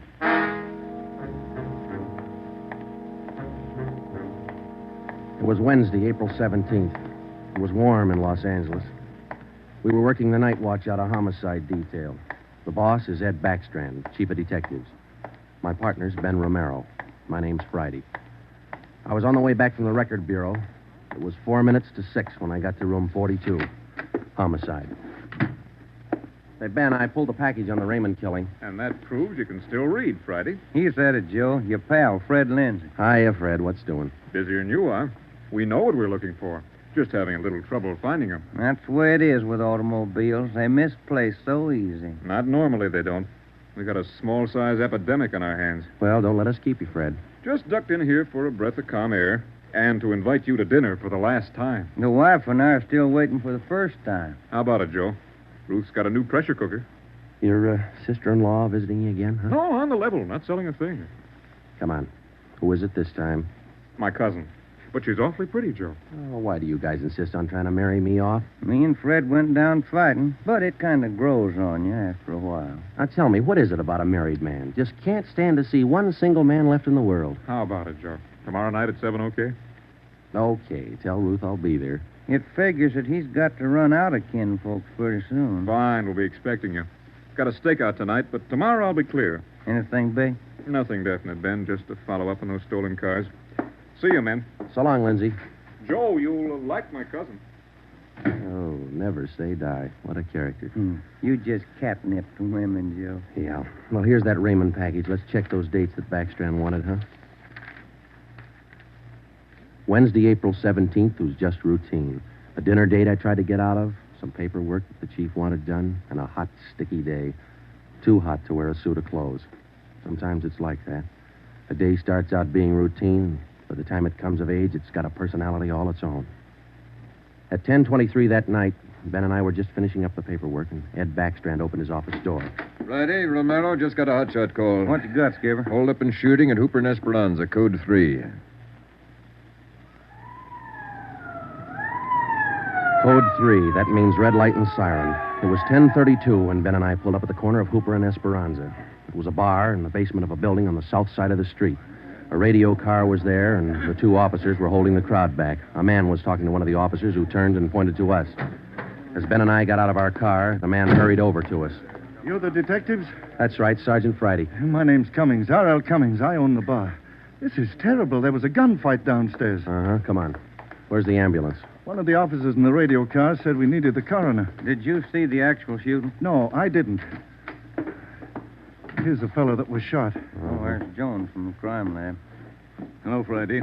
Romero. Hi, Lee. What do we got here? Pretty bad. Looks like a shotgun. Close range. He really got in the way of it. Ben. Yeah. It's Fred Lindsay. Motor theft. He was on a stakeout, Lee. Tell us about it, Mr. Cummings. You know this fellow, Sergeant? Yeah, we know him. What happened? We had a holdup tonight. 3 men. Yes, go on. Well, business was good, real good. We had a large crowd, and I was happy about that because I've been trying to sell out for a long time now.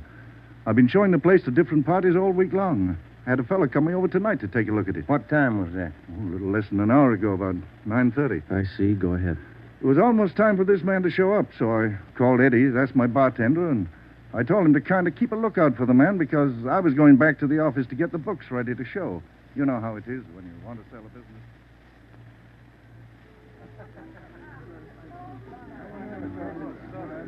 You'll watch for him, Eddie? You bet I will. If you want me, I'll be back in the office. Keep your mouth shut and stand still. Huh? You own this bar, don't you? Well, yes. What is this? You're the boy we want to see. Which one of you? All 3 of us. What's going on? What's it look like, genius? Just a stick-up. I haven't any money. You go to the bank on Thursdays, don't you? Well, I made my deposit today instead. I've been watching you for a month now. Don't give us that. You go to the bank on Thursdays. Now, come on, hand it over. I'm telling you the truth. I usually go on Thursdays, but I went today instead. You're lying, Ace, and we ain't got much time. Look, you can have all the money I've got on me. I think it's about 200, but that's all I have. Here. Why argue with him? Take what he's got and we'll shake the customers down. No, please don't do that. You got my money. Isn't that enough? No, it ain't. Oh. Come on, let's go out front. That's about all I remember, Sergeant. When I come around, I was lying on the floor of my office. You better have somebody take a look at that cut on your face. Yeah, I'm going to right away. There's my bartender. He saw the fight. What's his name, Eddie? Yeah. Eddie. Yes, sir? These men are detectives, Eddie. Will you tell them what you saw? Oh, it was pretty rough. And tell us what happened when they started the shooting. That fellow the coroner just took out of here sure was long on nerve. Took on all 3 of them single-handed. Uh-huh. Tell us what you saw. You ought to get that fellow's name. Sure had a lot of nerve. Took over just like he was a cop. He was a cop. Now, what did you see? I pegged him for a cop. Well, he was sitting up at the bar. Been nursing a bottle of beer for about an hour. I was keeping an eye on the front door, watching for this fellow the boss wanted to see, so I didn't see the 3 hold-up men come through from the back. But I heard them. All right, let's knock it off. You can all see this shotgun. Anybody make a move, and I'll blow your head off. Bemis, cover the front door. Got it. Sickle, shake them down. Okay, gents. You guys in the band, keep that music going. The rest of you people turn around and face the bar. Put your hands on top of the bar and leave them there till we tell you to move. Come on, hurry up. Knock it off. Okay, Sickle. We'll take your money, your watches, anything else you got. Now, don't try to be cute and hold out. All right, you, take off the watch. I'll get your billfold. You, lady, let's have the rig. This Come man on, they give me the called pocket Sickle watch. went right down the line, took everything he could lay his hands on. This cop, your friend, was facing me at the far end of the bar. He was standing there just like the others. He kind of leaned toward me a little. Can you see the guy with the shotgun? Yeah, Where is he? center of the room. The other guy still at the door? Yeah, Got his gun out? holding it in his right hand. How far down the line is the other guy?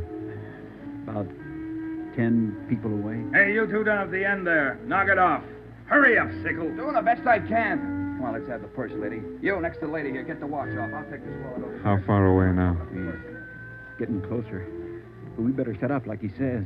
I'm going to take the one with the shotgun Oh, first. he'll blow you to pieces. I got a gun. How far away is that guy now? I thought Jans told you two to shut up. All right, Sickle, try to move and I'll break your back. Let me go. Go ahead and shoot, Jans. Take away from him, Sickle. All you people at the bar, down on the floor. Okay, you with that shotgun, drop it. Bemis, can you get a shot at him? Not without hitting Sickle. Come on, you, I'm waiting. You got us all wrong, boy. We like Sickle, but not that much. The cop was holding Sickle as a shield. When the big guy let go of the shotgun, both the cop and Sickle ducked. The cop didn't get hit. But this man Sickle fell over on his face, grabbed at his arm. The man with the shotgun went down on one knee, holding his stomach. The man at the door took a shot at the cop, but he missed. Then the cop fired 3 shots at the man by the door. Looked like the first 2 missed, but the last one caught the man in the leg and he went down. Well, by this time, the big guy with the shotgun had recovered enough to hold his weapon again. I tried to warn the cop. Look out! The guy with the shotgun! I see him. The cop pointed his gun and pulled the trigger, but he was out of shells. Boy, Sergeant, my stomach knotted up when I heard that hammer fall against those empty chambers. The cop threw his gun at the guy with the shotgun and then ran right at him. You know, it was just as if that cop was trying to run right down the barrel of that shotgun. I glanced at the cop on the floor, then I tried to follow the 3 of them as they made their way out of the bar. They jumped into a car out front and drove off. As a kid, I used to watch Bill Hart take on a whole gang in the movies, but this way, right in front of my eyes, Sergeant, he was an awful brave guy. Did you get the license number of their car?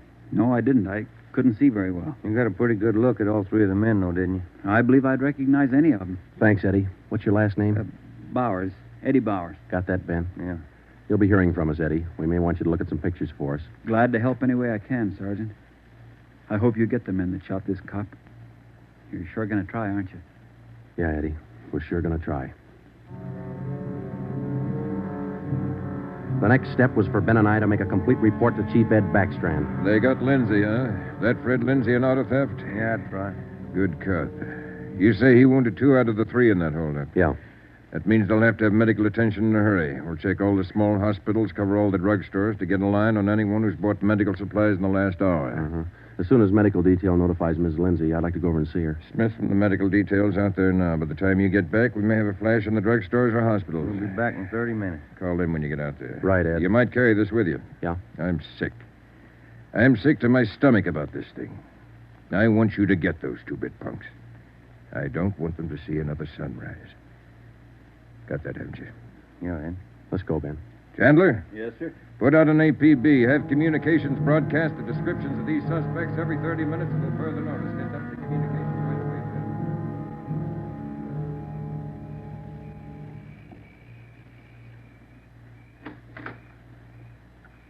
Hello, Joe. Come in. Thanks, Ruth. Sit down. Ruth, you know how we all feel. It's all right, Joe. You're married to a cop, I guess you're meant to expect things like this. He'd like that. Fred and I used to discuss the possibility of this. Used to worry about him. I used to worry a lot, Joe. All those nights when he was away and the days, I used to worry. Now I know he's safe. Anything you want or you need? Thanks, no, Joe. Anything at all that I can do? Yes, Joe. I think there's something you can do. You and Ben are assigned to this case, aren't you? That's right. Then be careful. Just thinking that you and Ben will have to face those killers. Ben's wife. It's Careful, Joe. Yeah, Ruth, we will. Oh, sure. I want to see you get the men that did this to Fred. More than anything, I want that. No more heartaches. Yeah. Thanks for coming by, Joe.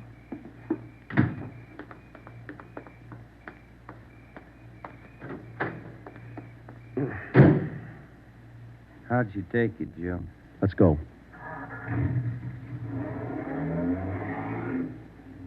Joe, how'd she take it? You're married, Ben. You figure it.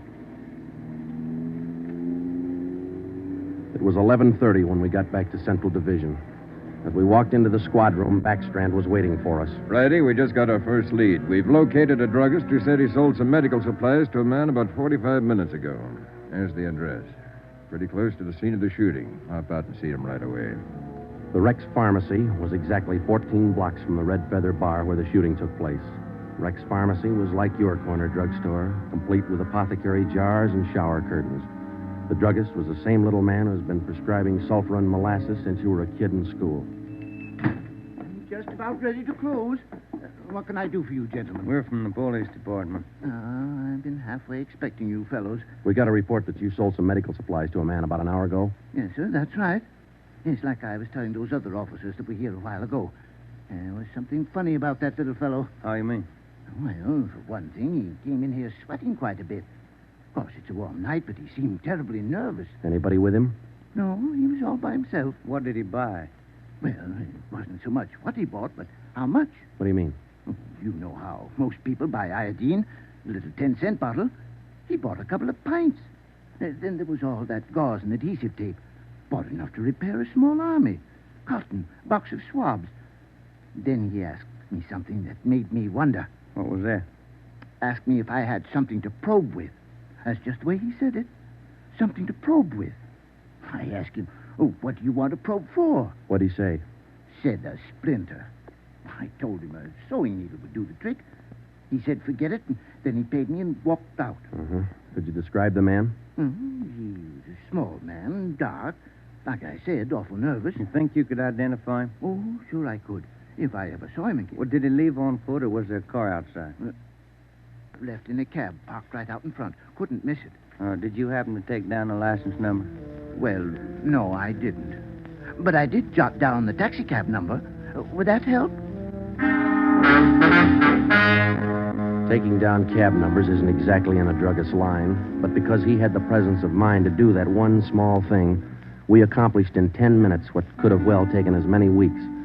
Maybe with this small wedge, we could do what Backstrand wanted us to do. Get the killers before another sunrise. Well, it was close to midnight when we stepped into the drugstore phone booth. I called the cab company, got the night supervisor. I gave him the number of the cab, and he checked his location chart. Cab 375 was operating out of a stand at Wilshire and Greenhaven. He was the right driver, and he remembered the fare. Sure, I know who you mean. A little guy. Seemed in a big hurry. It was a long fare, though. I took him out to Inglewood. Wait till I check my log sheet. I'll give you the exact address.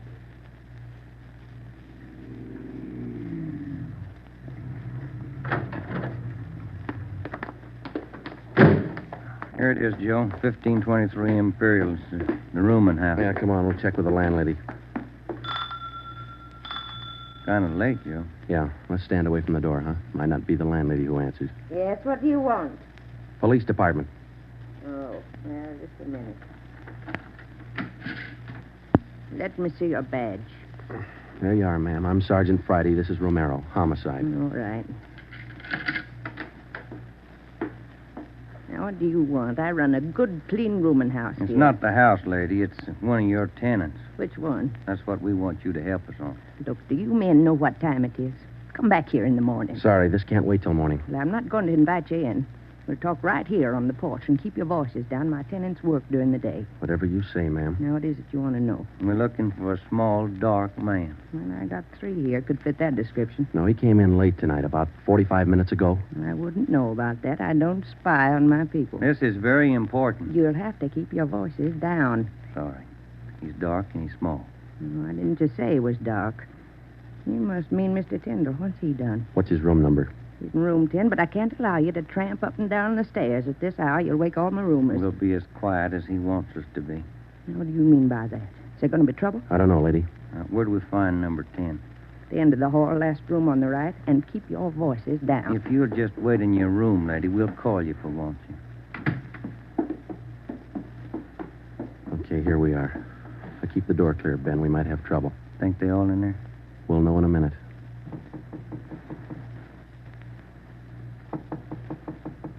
Who is it?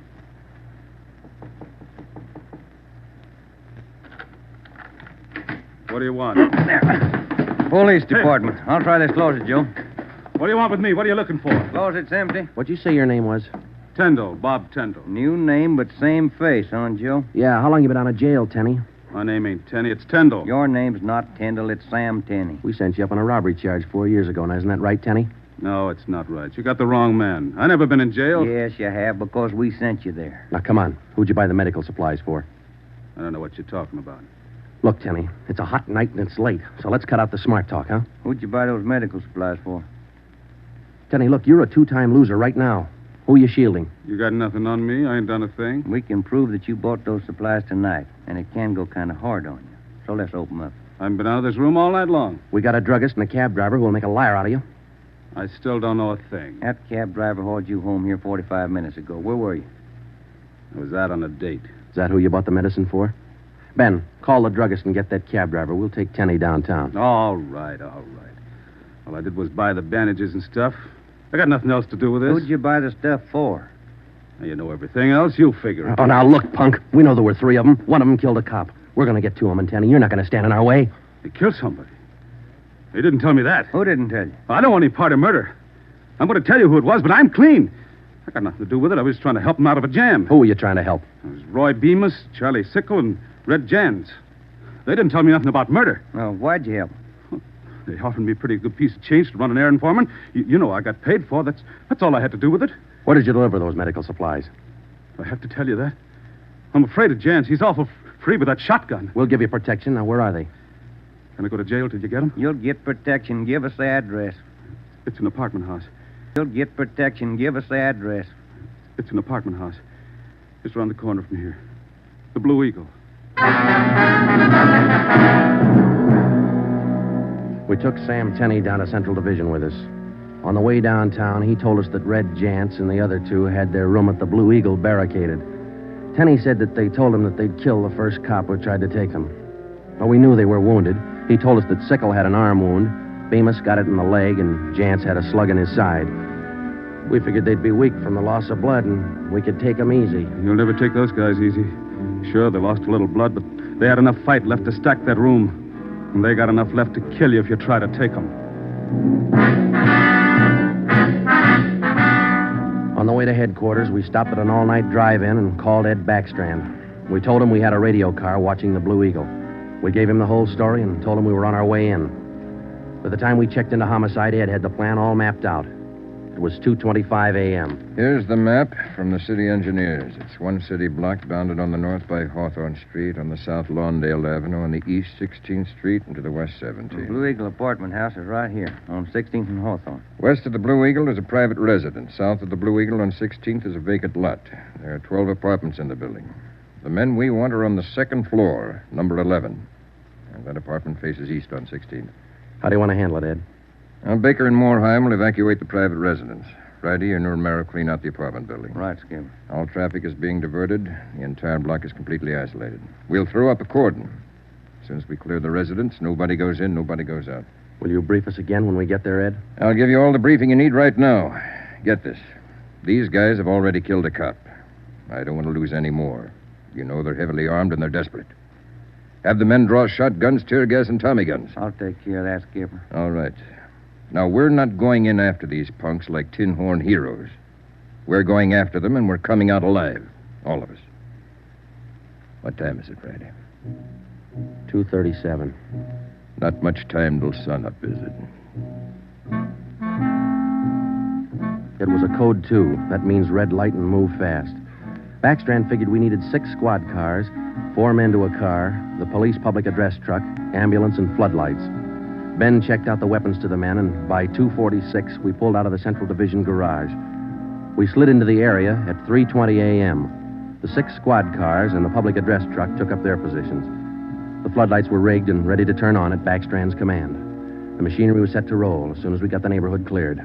Ben and I evacuated the Blue Eagle apartment house. How many does that make, Joe? Well, we've cleared 9. 2 to go. Here's apartment 10. The killers are right next door. Joe, I'd like to kick that door in right now. Take your time, Ben. We'll get to him. Quiet now.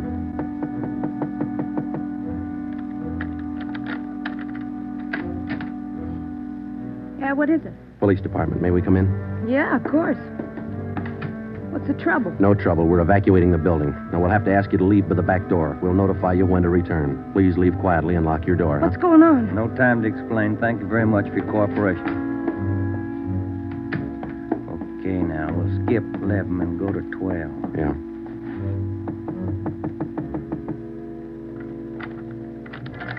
Yeah? Who are you? Police department. Can we come in? Sorry to disturb you at this hour. We're evacuating the building. Please hurry and leave quietly by the back door. You'll be notified when to return. Lock your door when you leave, thank you. It was 4:10 a.m. Everything was set now. The neighborhood was completely cleared. The entire block was empty except for apartment 11 on the second floor of the Blue Eagle. I left Ben to watch the door of apartment 11. I went downstairs and across the street to join the rest of the men. It was Ed Backstrand's show from here on. That's it, Ed. All set. Baker, Morheim, all clear? All clear, Chief. Baker, you and Morheim take 3 men and cover the rear of the building. Right. Is that detail covered Hawthorne Street? They're all set, Ed. How about the vacant lot? Taken care of. The rest of you men? Yeah. Friday and I are going into the building. We'll try to get him to come out now. Johnson. Yes, sir? Come with us and keep us covered. Let's go.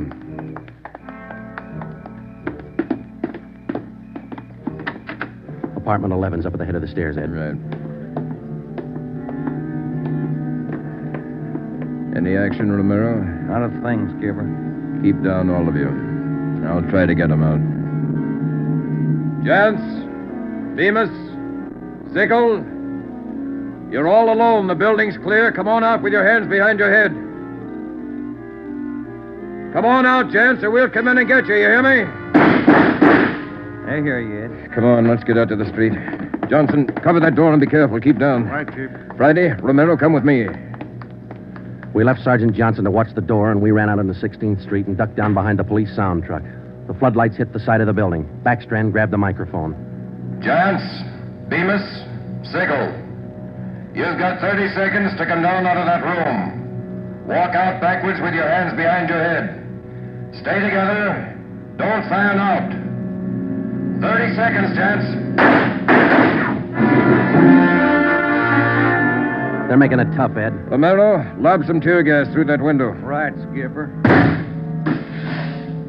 Come on out, Bemis. We're giving you a chance. That's more than you gave that cop in the bar. Come on out. That's Jance, Ed. He isn't coming out. They must have got Johnson because they're in another room. Shoot the gas in there. That's not going to get him out, Ed. Give it time, Friday. Burn those floodlights in up there. Friday, rake that second floor with the Tommy gun. Let's keep them in one room. Right. Hold your fire, Friday. George, give us a couple of masks. Ben and I are going in. The rest of you men concentrate your fire on those 2 rooms. Hit them down. Here's your mess, Joe. Let's go. Come on.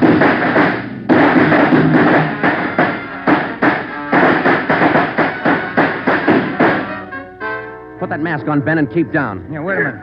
Somebody coming down the inside stairs. Duck, Ben. He's got a gun. I got one, copper. Get out of my way. Stop it, you. You haven't got a chance. I'm coming through, copper. I think I stopped him, Joe. Can you see Johnson? No, it's too much gas in there. All right, you 2 up there. We got one of you. The other 2, come on out. Joe, think we got him? I don't know. Can you see Johnson? No, Joe. It's still too thick in there. I'm going in, Ben. Cover me. Come on. We know there are 2 of you up there. Just one, copper. Throw your gun down the stairs ahead of you. Hurry up. Shotgun, Joe. Jance. I see him. I'll take him at the foot of the stairs. All right, I got my hands up. I found Johnson, Ben. All right, Jance, outside. Come on. Move. Put the handcuffs on him, Ben. I'll cover you. How's Johnson? I don't know. Ed, get the ambulance crew over here. Jance, Who's this other guy we got? Bemis. How about Sickle? I said just one, didn't I, Copper? Never mind the smart talk, Jans. Now just answer the question, huh? Sickle wanted out of it a long time ago, so I let him out. He's upstairs. I let him out the back way. Mean you shot him? He wanted out, didn't he? All right. We'll take him in. Johnson's in the ambulance. I'll see you in the office. Yeah. Right, Skipper.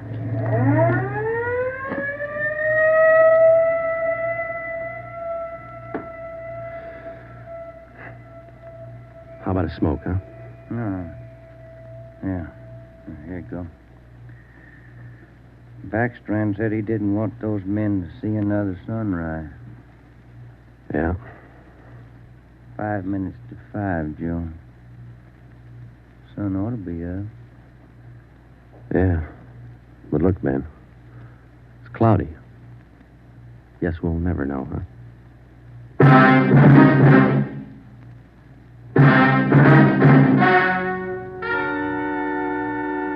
The story you have just heard was true.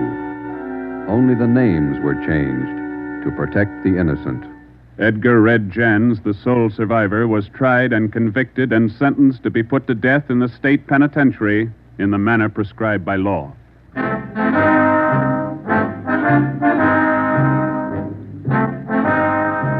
You have just heard the fourth in a new series of authentic cases from official files. Technical advice for Dragnet comes from the office of C.B. Horrell, Chief of Police, Los Angeles Police Department.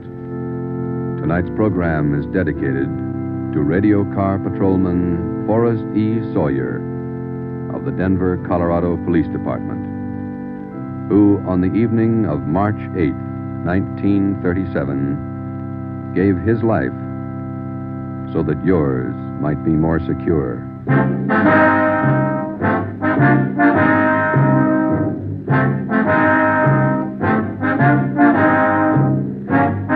Dragnet came to you from Los Angeles.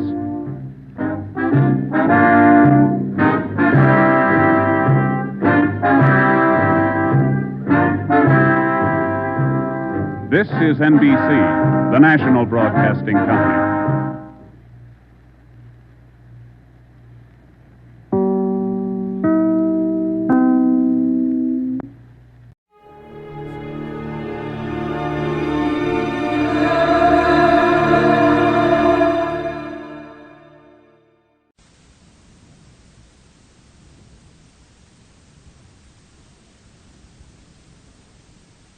The Adventures of Sam Spade, Detective, brought to you by Wild Root Cream Oil Hair Tonic, the non-alcoholic hair tonic that contains lanolin. Wild Root Cream Oil, again and again the choice of men who put good grooming.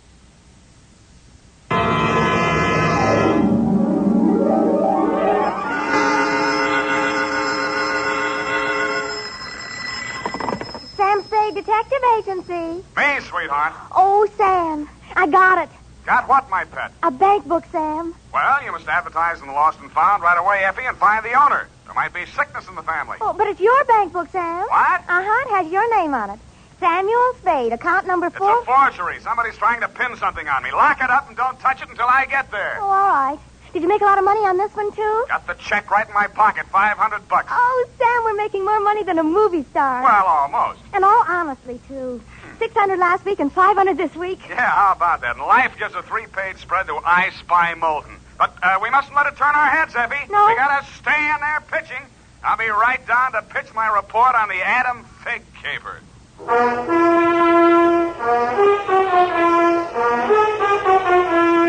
Dashiell Hammett, America's leading detective fiction writer and creator of Sam Spade, the hard-boiled private eye, and William Spear, radio's outstanding producer-director of mystery and crime drama, join their talents to make your hair stand on end with the adventures of Sam Spade. Presented by the makers of Wild Root Cream Oil for the hair. You've heard the saying, you never know until you try. Well, you'll never know how handsome your hair can look until you try Wild Root Cream Oil. See for yourself how neatly and naturally Wild Root Cream Oil grooms your hair. Note how effectively it relieves annoying dryness and removes loose, ugly dandruff. You can get Wild Root Cream Oil Hair Tonic in either the big economy-size bottle or the handy tube. Or you can ask your barber to use it on your hair. But by all means, try it. Don't delay. Get it today. Wild Root Cream Oil. Again and again, the choice of men who put good grooming first.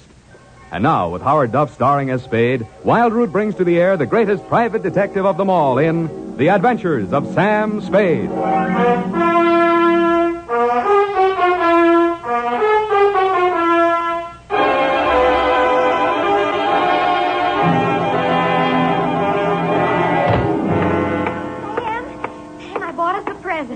Oh, you're going to love it. Well, we got to watch these expenses, Effie. There's always something. Yes, but this will be saving. It saves confusion. It saves fretting. Mm-hmm. Now, this gadget here, what is it? It's a minute robot. A what-a-bot? It's for busy men like yourself, Sam, so you don't have to burden your mind with petty details. You see, it has this dial on it, right here. And you drop these little cards in this slot. Mm-hmm. You don't have to worry about that. That's for me to take care of. Oh, good. Then, when you come into the office, and supposing you have an appointment with Mr. Jones at 2 o'clock, and you forgot about it, you just dial 2 o'clock, and the little card pops out. And it says Mr. Jones on it. How do I remember to dial 2 o'clock? Oh. Well, maybe it's in the instruction book. But anyway, now go ahead, Sam, please. The card's right in there. Now, dial 2 o'clock. Go on, Sam. Let's see. Just like a telephone, Sam. Now what do I do? Well, give it time, Sam. It's thinking. You must have forgotten. Jones. Mr. Jones. Effie, do you think it's dead? Oh, Sam, I don't understand it. It was working perfectly. Well, I'll take it straight back first thing in the morning. You'll have to. It'll never find the way itself. You got your book, sweetheart? Yes, Sam. I don't understand.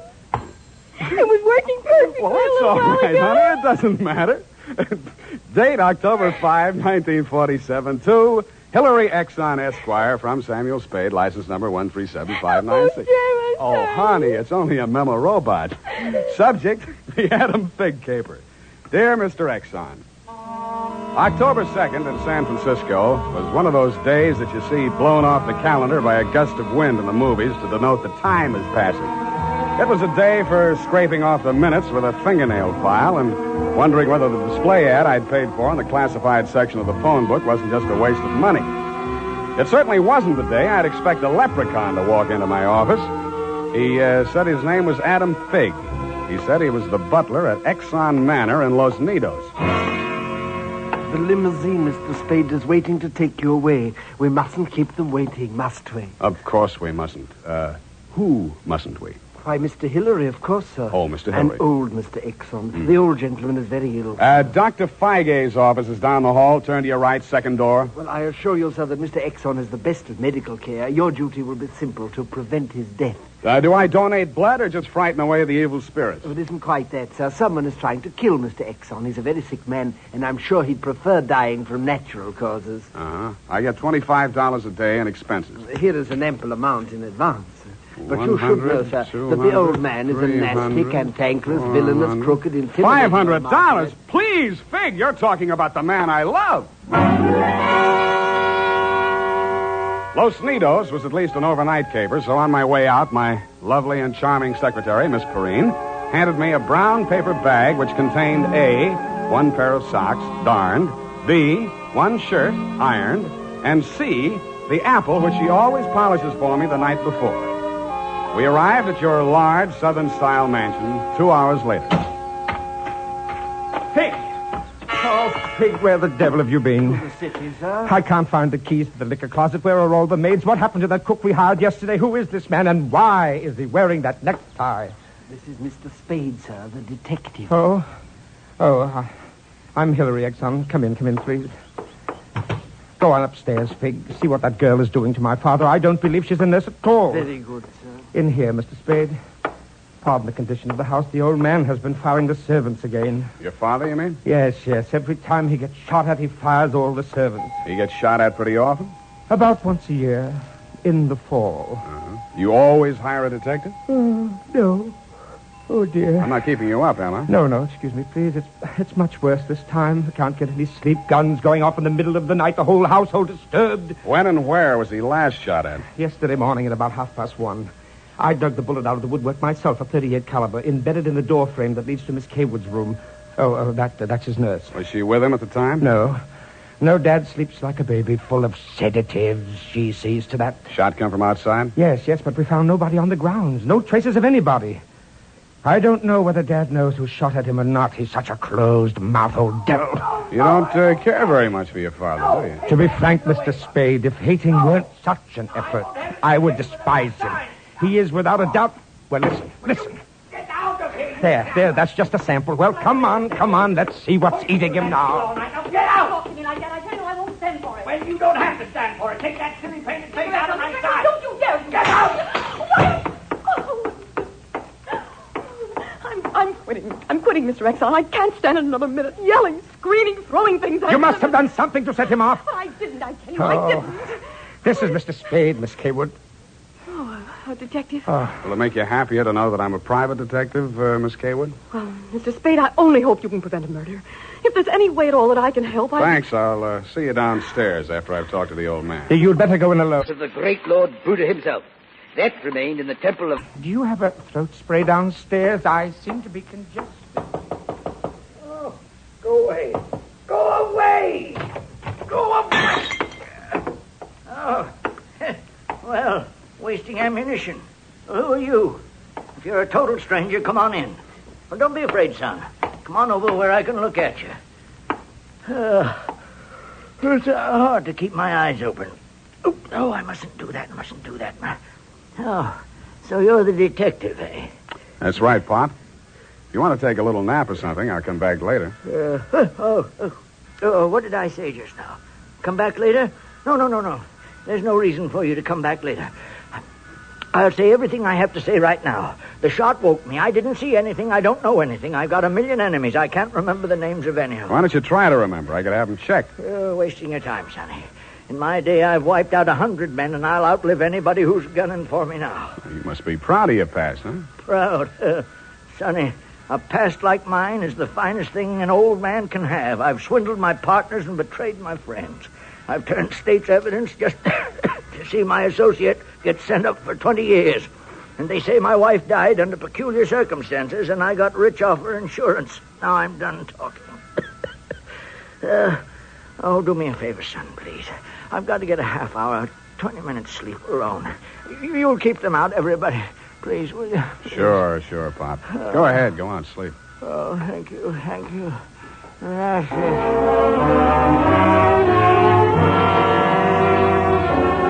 He closed his eyes, rolled over, and fell into a heavy sleep. I stood there a moment, looking down at the frail, wasted old body. Then I cased the room. In digging the bullet out of the door, Hillary had done a good job of ruining any chance there might have been of proving the direction it had come from. I strolled out on the balcony. It was a pretty night. I lit a cigarette and took it in. Then I heard a door open and close softly behind me. Nurse Kaywood was at your father's bedside. She was filling a hypodermic from a small vial of bluish liquid. He didn't awaken when she jabbed it into his arm. Then she saw me standing in the doorway. She hastily dropped the medicine vial into her uniform pocket and came around the bed to meet me. Oh, Mr. Spade, thank heaven. Why, when I saw you standing there in the half night, I thought you might be... Thought I was who? Why, the man who fired the shot. There was a man? I don't know. I didn't see it happen. I just assumed that... You shouldn't have done it. I warned you, Eleanor. Oh, we're disturbing him. Let's talk outside. Okay. Oh, it's good to breathe something besides sick room air. I thought you got used to things like that in your profession. Why are you so unfriendly, Mr. Spade? Nurses are human, aren't detectives. Try me, sweetheart. Oh, I know what you're thinking of me. But after a week in this horrible house, that poor old man, he's frightened. He's really frightened. What of? Why, the shots. 38 caliber or hypodermic? Surely you don't think that He's supposed to be under sedatives. The doctor's orders. Sorry, sweetheart. It's my job to suspect everybody. Oh, can't you forget your job, even for a moment? Sure. If you don't mind the fact that I know you're a liar, that I'd make book you didn't come here primarily as a nurse, and what's worse, your act's not even convincing. Oh. Is it that bad, Sam? Yeah. Almost bad enough to be good. Come here. Oh, I hate you.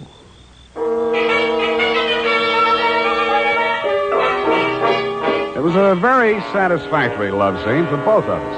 For reasons of her own, Barbara wanted to keep me out of that sick room for a while, and she did. For reasons of my own, I wanted to get that medicine vial out of her uniform pocket, and I did. Then, as suddenly as we had fallen into love, we fell out again. After she'd gone to her room, I went back to my sentry duty around the house. Under a light on the front veranda, I examined the bottle from which Barbara had taken the injection for your father. It was labeled sodium thanatol and had been dispensed by a firm called Ibis Chemicals Limited in Cairo, Egypt. The scream filled the house, high and frenzied. I started running toward Barbara Kaywood's room. I slammed the terrace door open and found the light switch. Barbara was sitting upright in the center of a bed. Her face jerked up so abruptly that it seemed a neck had snapped. She clutched both hands to her chest and fell face down among the bedclothes, staining them with her blood.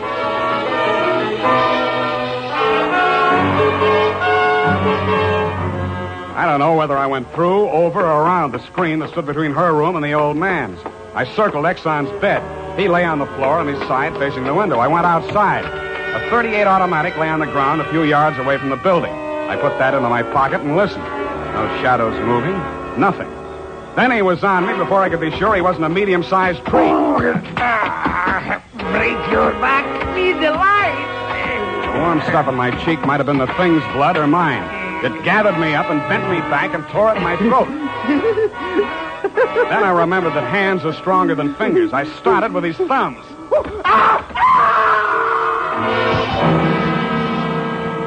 He lay there for a moment, then his huge body began to twitch. He was holding his fingers and sobbing like a baby. I pulled him up to his feet, poked him in the back with the flat of my hand. I followed him through an opening in the hedges and down a long, pitch-dark lane toward the lights of a squat brick house set on the top of a slight rise. As we approached it, a door opened and light streamed out onto the porch.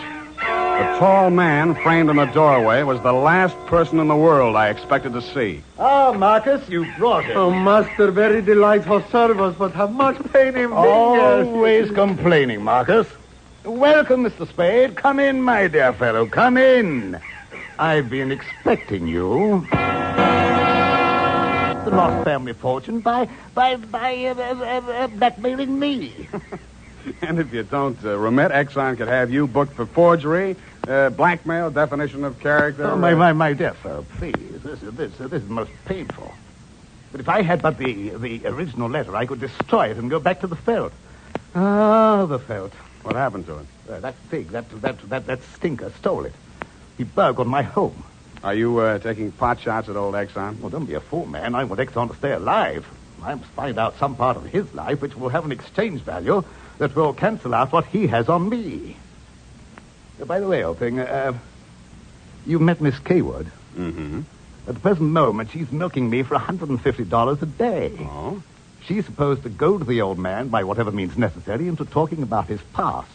And that information she is to bring to me. Well, that ought to be easy. Exxon brags about his past. Now, so far, I've learned that Hillary Exxon stole 2 heifers at the livestock show in Abilene in 1906. I feel for you, Captain. That wouldn't get much on the current market, would it? My dear fellow, I've a proposition to make to you. Should you ferret out anything that would be of value to me, I'll reward you handsomely. Well, maybe something can be arranged, Captain. Good, excellent. May I have your word on that? Well, there isn't much time, Captain. I'd better trot on back. I'll show you to the door, sir. And let me warn you, Mr. Spade, for your own good, should you ever hear the thrum of Ibis wings, run, flee. I assured him that I would heed his warning, bade him good night, and started back down the lane in the direction of Action Manor. Business was going on as usual. There were no shots this time, only the scream. When I got to Barbara's room, you and Adam were standing at her bedside trying to quiet her down. Well, Mr. Spade, is this the way you guard the house against intruders? Where have you been? Ask Adam. What does he mean by that, Figg? I'm sure I don't know, sir. I've not left the house, sir. What happened here? Oh, she woke up screaming. She said someone had come into the room and torn off her bandages. A nightmare, of course. Please, I want to talk to Mr. Spade alone. Oh, please go. Adam, you go too. Please, Hillary, you go too. Good.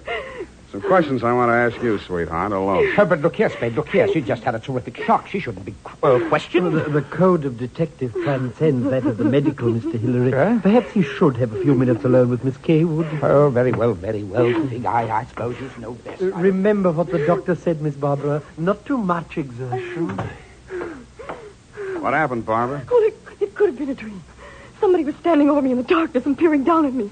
And then he started to rip off my bandages, and I screamed. And when Figg came into the room and he turned on the lights, he was gone.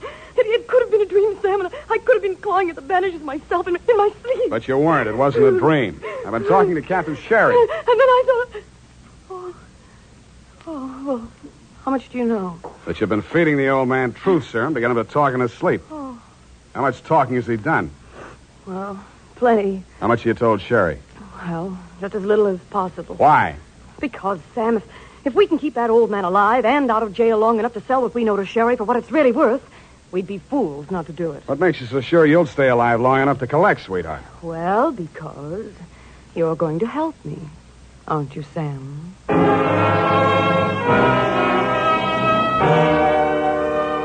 So I helped her, but not for the reason she thought. I made a lot of noise leaving her room and going to mine. Going back, I didn't wear any shoes. I slipped into a clothes press in her room so quietly that even she didn't hear me. I left the door slightly ajar and waited.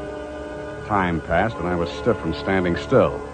It happened at about 3 a.m.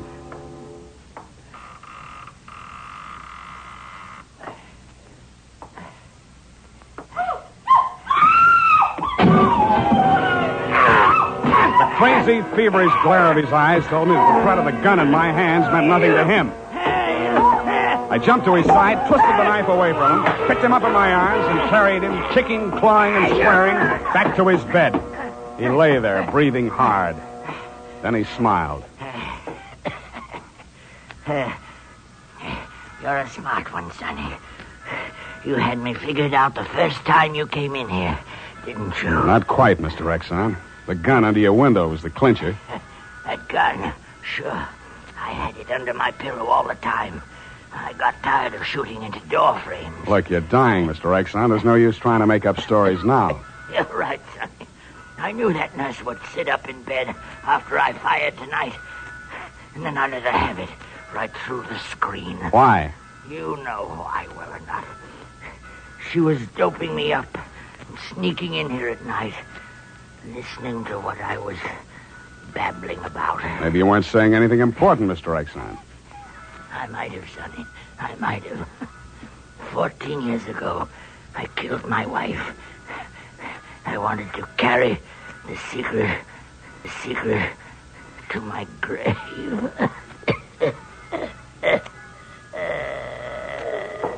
You nearly made it at that.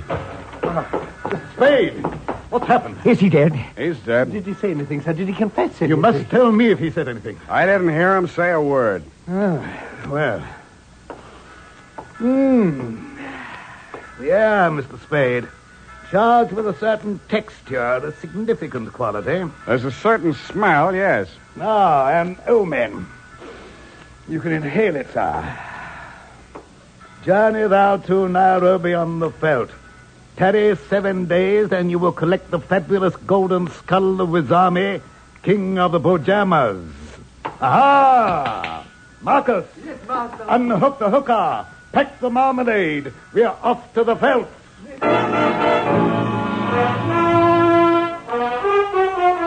Just then, a flock of birds broke across the horizon, screaming. There must have been thousands of them, but not ibis, Mr. Exxon. Vultures. I suppose if you're going to pay any attention to omens, it's a good thing to know your birds. Period. End of report.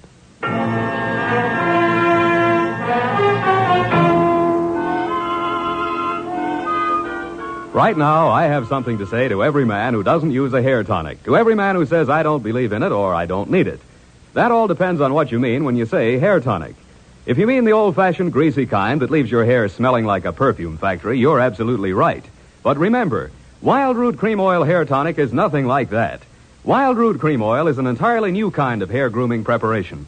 There's not a drop of alcohol in Wild Root Cream Oil, and it contains soothing lanolin that's like the oil of your skin.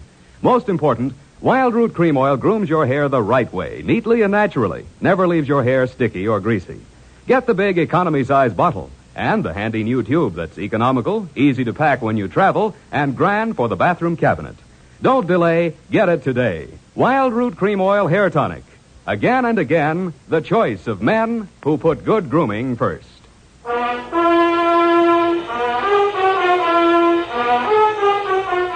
Well, we better... Sam, the memo robot works after all.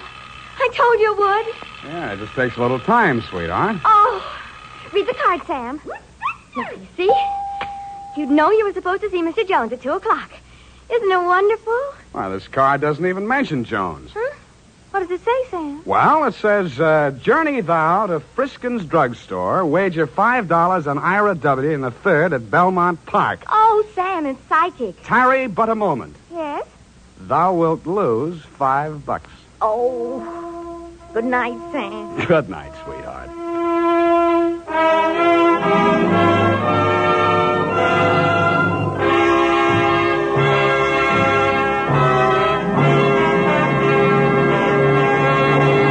The Adventures of Sam Spade, Dashiell Hammett's famous private detective, are produced and directed by William Spear. Sam Spade is played by Howard Duff. Lorene Tuttle is Effie.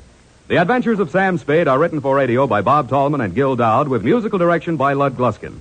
This is Dick Joy reminding you that next Sunday, author Dashiell Hammett and producer William Spear join forces for another adventure with Sam Spade, brought to you by Wild Root Cream Oil. Again and again, a choice of men who put good grooming first. Smart girls use Wild Root Cream Oil, too, for quick, good grooming and to relieve dryness between permanents. Mothers say it's grand for training children's hair.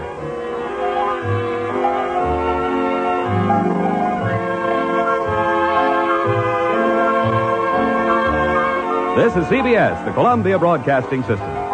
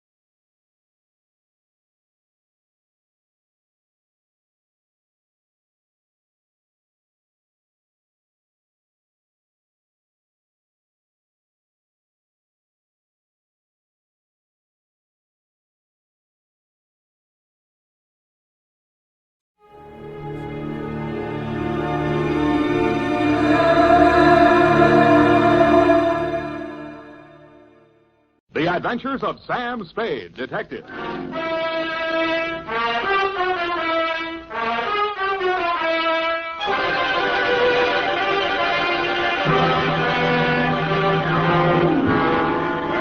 Date, fill it in. To Detective Lieutenant Dundee, Homicide Detail, San Francisco Police, from Samuel Spade, license number 127596. Subject, the Betrayal in Bumpus Hell. Red Gillis was a raw-boned poke from the border country. He was a stranger to Bumpus Hell, but he was no stranger to trouble. He jogged his Pinto down the narrow main street, not liking what he saw, and reined up in front of the sheriff's office. He dismounted and slapped the trail dust off his Levi's. Then he hitched up his gun belt and ambled inside. He looked at the heavy-shouldered, blue-jowled man behind the desk, and he didn't like what he saw. Neither did the sheriff, Rance Blaggett. State your business. I can do it better than that. State your business and get out, he snarled. Red smiled thinly and drawled, I'm looking for my brother. And what be your name outside of Red? Here, I can do that better than that. And what be your name outside of Red? Red Gillis's hand slid toward one of his six-shooters as silently as the sun coming up over the butte. Gillis, he sneered. Red Gillis from the Tonto Rim. That's pretty good. The sheriff's muscles tightened like steel springs and pulled him erect. Ain't no Tonto Rimmer welcome hereabouts in Bumpus Hell, he cursed. That was real good. And then the slap of 4 hands on leather was followed by the simultaneous roar of 4 6-guns. Hey, wait a minute. The sheriff... I know they're in there. Well, who is it? The sheriff is just... It's the Spade. Miss Calgary next door. Right in the most exciting part. Mr. Spade, now see here. I won't take no for an answer. It wouldn't be neighborly. What is it, Mrs. Kelsey? Never you mind, come along. What are you up to here, anyway? Who, me? Oh, nothing. I'm just relaxing with an apple and a good book, I that's don't all. see no apple, and the only reading matter I see is some Western trash. Trash? Now, come on. There's trouble on the 3rd floor. Well, there's trouble in Bumpus Hell. Don't you swear at me. I'm not... I know my duty, and I know your duty. Now, come on. Get moving. Ouch. Okay, let go my ear. And that, Dundee, so help me, is how it started. Effie had just read a book called How to Relax, and it said there that Western stories were relaxing, and that's how I happened to be at home at 10 p.m., writing herd on a copy of Sheriff and Outlaw, rip-roaring adventures of the Old West. But Bumpus Hell hath no fury like my neighbor, Mrs. Kelsey. I left Red Gillis and the sheriff face to face and vice versa, eyes flashing and guns ablaze, and followed her meekly up to the 3rd floor.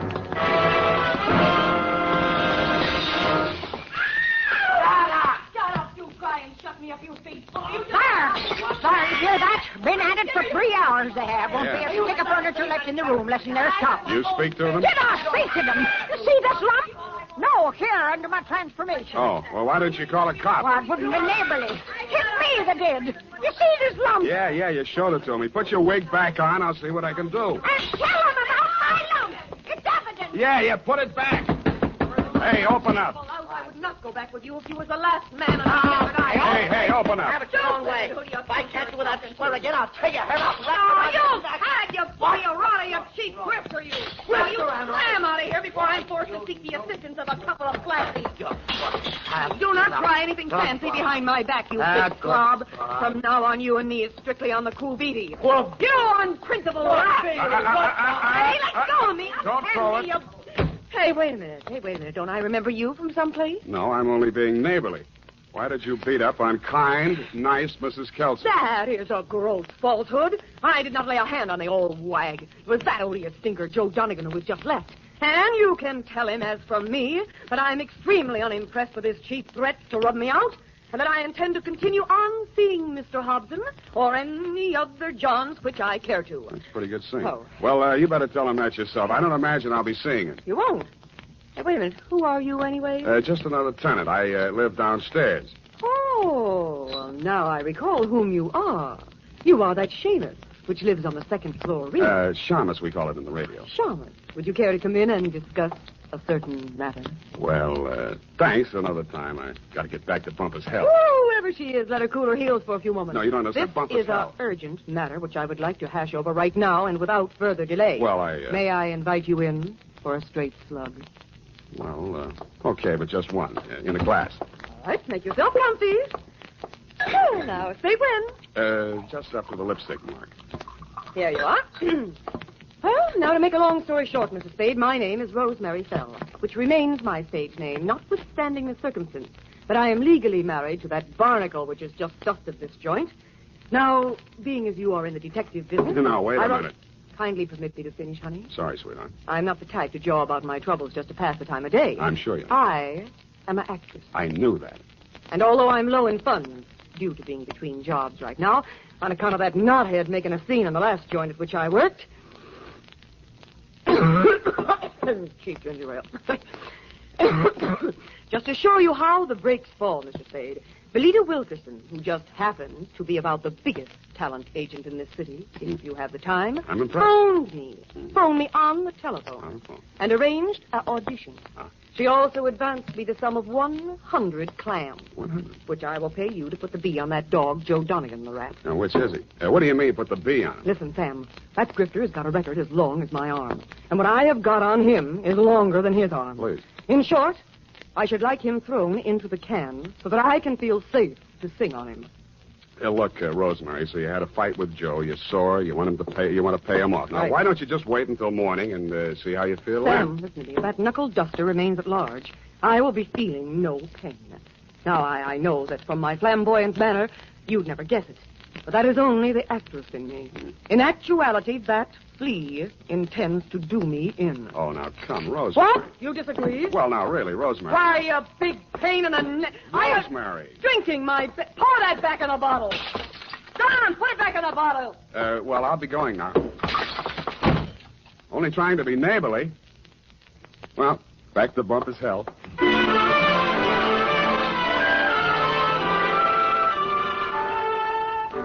Rance Blaggett, the smoking Colt still gripped in his hairy fists, suddenly pitched forward like a fallen Joshua tree at Red Gillis's feet. Red leaned over with a thin smile playing at the corners of his mouth, not liking what he saw, and lifted the badge off of Blaggett's cowhide vest and pinned it on his own. Bumpus Hell had a new sheriff. Hey. Then I heard it. It sounded like a man sneaking up a fire escape. I went over to the window, raised it, and looked up.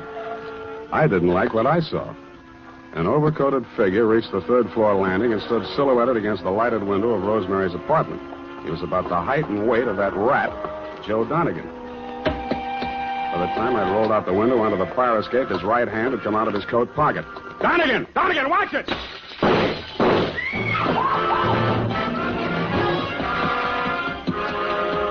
He was a floor ahead of me, and I didn't want to get too close to him until I passed that lighted window. He made the roof just as I crossed in front of it. The flashes from his revolver told me that. They also told me he had 2 slugs left to throw at me.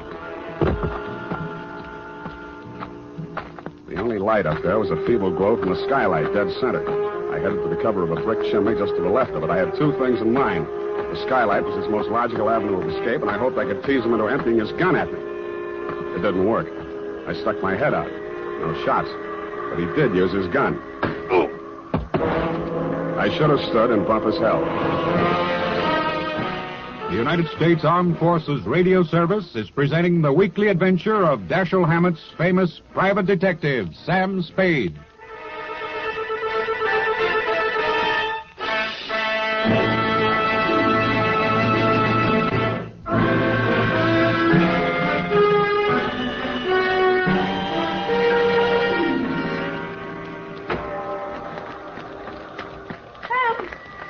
What did that rat do to you, the dog? Sam, speak to me. Come on. Send an Indian to Sutter's Mill. Tell the governor the sheriff of Bumpus Hell is turning in his bag. Listen, honey, you've got to pull yourself together. Now, come on. These delirious Trumans will get us no place now. Come on, Sam. Yeah, I guess you're right. Come on, now. Now, do not rush things, honey. That was quite a clip he gave you. Yeah, where were you? I was combing my hair out of the window. Yeah, and he was on the fire escape, not 4 feet away. Not a very good shot, is he? No, he isn't. Oh, Sam, look at your poor little head. Here, now, let me kiss it and make it well. Wild root. Yes, it gets me ahead socially and on the job. Oh, well, now, what next, Sam? Rosemary, I am going to the top now. My dander is up. Let's have a moment of silence while I put through a call to Lieutenant Thomas Dundee of Homicide. It took your boys less than an hour to locate Joe Donegan and haul him in, Lieutenant. Rosemary's charges were not enough to hold him on attempted murder, and all I could identify was the back of his neck. But you were good enough to bag him anyway, so Rosemary and I could relax. I went downstairs to bed and started Chapter 4. Aha. Red Gillis didn't trust Curly Mallard, the foreman of the Crooked S. Aha.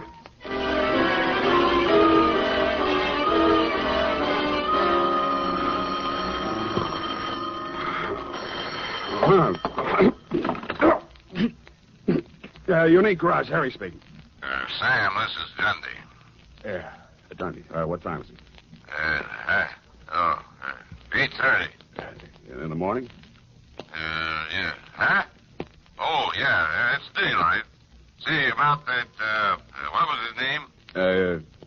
Donegan? Anyway, that fellow that we booked last night on your say-so. Well, what about him? That was a bad beef, Sam. How come? You better tell me.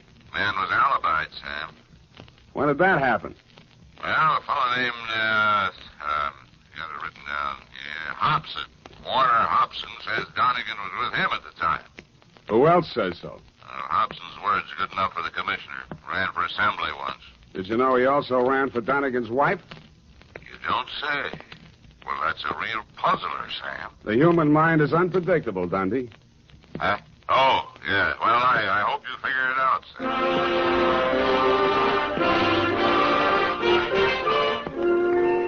While I was shaving, I thought and thought. I wondered what Red Gillis would have done if such a situation had cropped up in Bumpus' hell. A thin smile began to play around the corners of my mouth as I climbed the stairs to Rosemary's apartment. When I got there, I didn't like what I saw. It was a note pinned to the door. It said, "Dear Sam, I have been called to do another audition. If anything crops up, you can reach me at Grace Room 34292.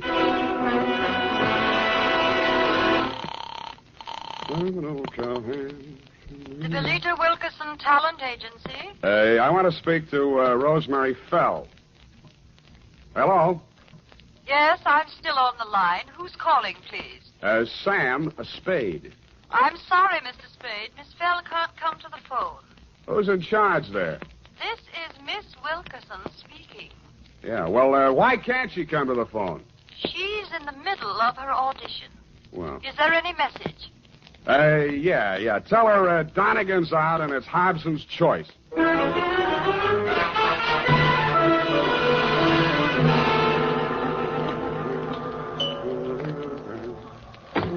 Yes? Mr. Hobson? Yes? My name is Spade. Oh, yes, Mr. Spade. Come in. Why did you phony up that alibi for Rosemary's husband, Mr. Hobson? Huh? Oh, because I knew he's not the man who fired those shots at her. Were you there? As a matter of fact, I was. Would you like to hear about it? I would. Well, first, I'd better tell you a little about myself. Now, for the past year, I've been interested in politics, if I do say so myself. Yes, I know. You ran for assembly. Come to the point. Well, in a way, this is the point. My wife's a professional woman, and her own career keeps her busy a good deal of the time. Well, like the movie magazines say, a clash of careers and so on. That's how I happened to take up with Rosemary. I didn't know she was married. And, of course, when I found out, I dropped her like a hot potato. Potato. And then she started blackmailing me. Did you know about that? I still don't. Well, I think I can convince you. Go ahead. Well, I received a series of threatening phone calls from Rosemary. And I finally decided to go to Donegan and tell him the whole story. Oh, he was as mad as a wet hen. Wet hen? Well, he said he'd stop her. And I believed he was the right man to do it. Well, last night he phoned me. He said he'd had a little caucus meeting with her and assured me I'd had no more trouble. But no sooner had I hung up that phone when she called again, making another outrageous demand. I decided then and there to take things into my own hands. So happens I'm a crack shot. And I knew that I could come close enough to frighten her without actually hurting her. You were laboring under a false impression. Huh? Oh, yes. Well, you believe me now? Up to a point. Well, I'm afraid that's all I have for you, Mr. Spade. Well, I have something for you. What's that? Look up here. You see this bruise on my head? Oh. Well, all in the game, you know. Touché. Hold it. I only... Lie still. I'll get it. Yeah? This is Rosemary again. Listen, I want to talk... Me, you cheap ward healer. If you don't have that dough for me tonight, I will have no other recourse but to smear your fat puss all over the front pages. Yeah, look, Rosemary... And I am just the individual to do that. You may think you are a wolf in sheep's clothing, but in my opinion, you are nothing but a worm. Yeah, well, look... Goodbye, you rat. And rat.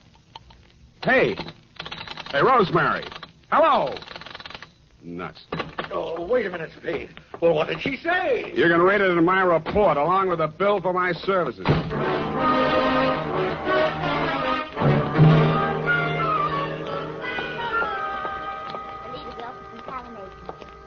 No, I'm so sorry she isn't in.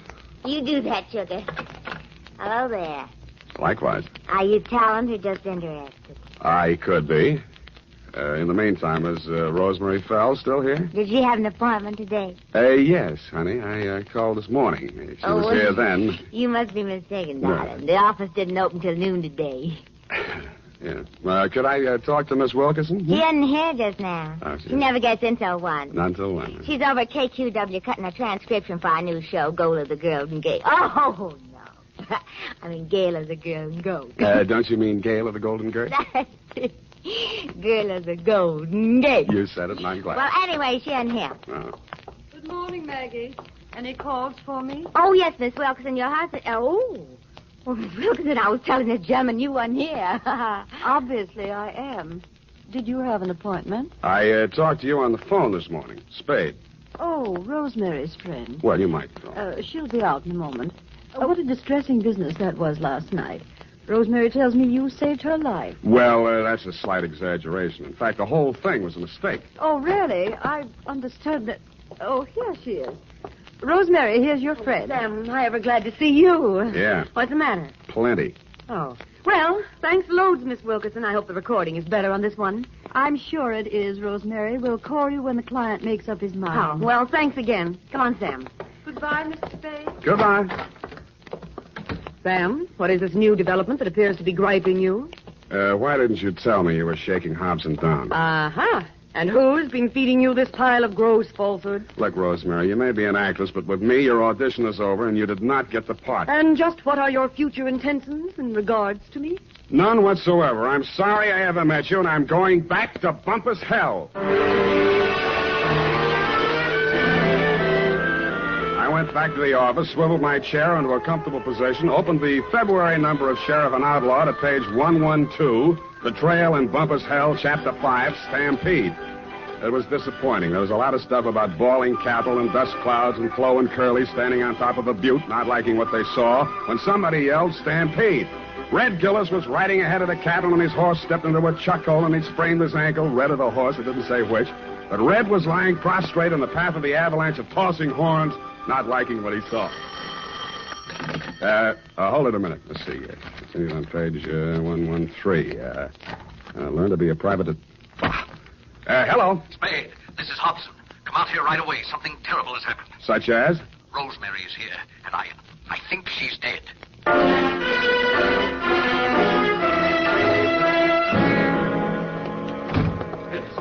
In here, Spade. Oh, I don't know how she got in. Oh, yes, I do remember I must have left the door unlocked. Where were you? Why, I just stepped out to get some cigarettes. Did you prove it? Why, no, I'm afraid not. I got halfway and found I didn't have any money and came back. You came back, walked through this room, went in the bedroom, and didn't see the body until you started back? Yes, the lights were off. I stumbled over it. This is the gun? Yes. She did it with my own gun. Oh, I never dreamed her love for me would drive her to self-destruction. Of course, now it's clear what really lay behind her poor, clumsy effort to blackmail me. It was a desperate move to get me back. Oh, I'll never forgive myself for driving that poor girl to this. Don't worry about that, Hobson. This isn't suicide. Murder? Oh, great heavens. What will Belita say? Belita? Yes, my wife. Belita Wilkerson? Professional name, you know. I was explaining to you before that... Oh, that's my wife now. What in the world do I tell her? Never mind, I'll get it. Hello? This is Rosemary for the last time. Who? And I'm just calling to tell you that you have stalled around too long. I have talked to your wife and told her the whole sordid pitch. Why she wants you back, I will never know. But I sold you cheap, and you weren't worth a cent more. I am a girl who does not like to do things halfway, but you were just too late. Goodbye, you fathead. Yeah, Rosemary, I guess we were all too late.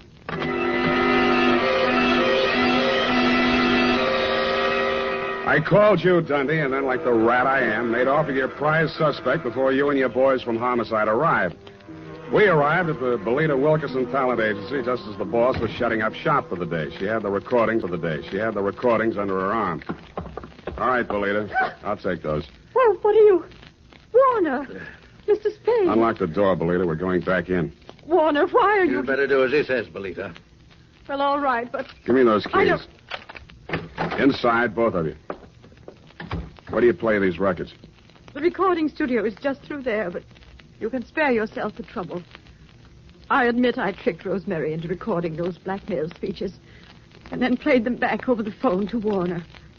If trying to hold on to my husband is a crime, then I'm a criminal. Oh, now, Belita, my dear. Come on, stop that.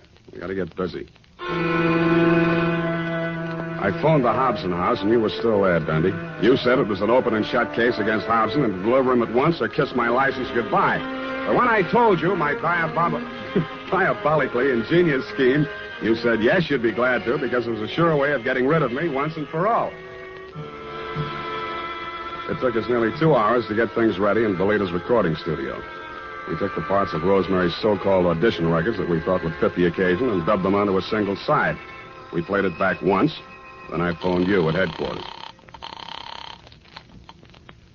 Homicide.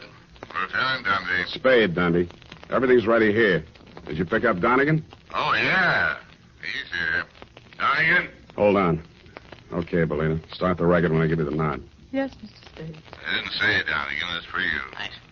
Yeah, who's this? This is Rosemary. Huh? I forgive you for everything, but there are some things I cannot forget. You Rosemary, lied. it sounds like We have you. meant a lot to each other, but after what you have done to me, it is time you take through the nose. Rosemary, I didn't mean it. When I followed you to his house and you went right in like you lived there, I What just you went have done nuts. to me, it is time you paid through the nose, you Listen. rat. I am a girl who does Listen, not Ro- like to do things halfway. Listen, honey, But you're you not were going to just throw the too book late. at me, are you? And I am I'm just glad to hear beginning your to voice. I too. thought you were We dead. have meant a lot to Okay, each other. kill it. Rosemary, are you listening? Rosemary. Hey, no, she's still on the line. I want to talk to her. Take him, House. Wait. Take him. Sam, Yeah, Dundee. congratulations. That was a brilliant piece of work. Hey, Sam, you still on the line? Yeah, I'll be all right, Dundee. I just fainted temporarily. Say it again, will you, pal? Yeah, as I was saying, congratulations on a brilliant piece of work. Well, But I have never in all my years on the force heard of such a wild, insane, illegal, unethical, and downright cruel method of extorting a confession. thank you, Dundee. I feel better already.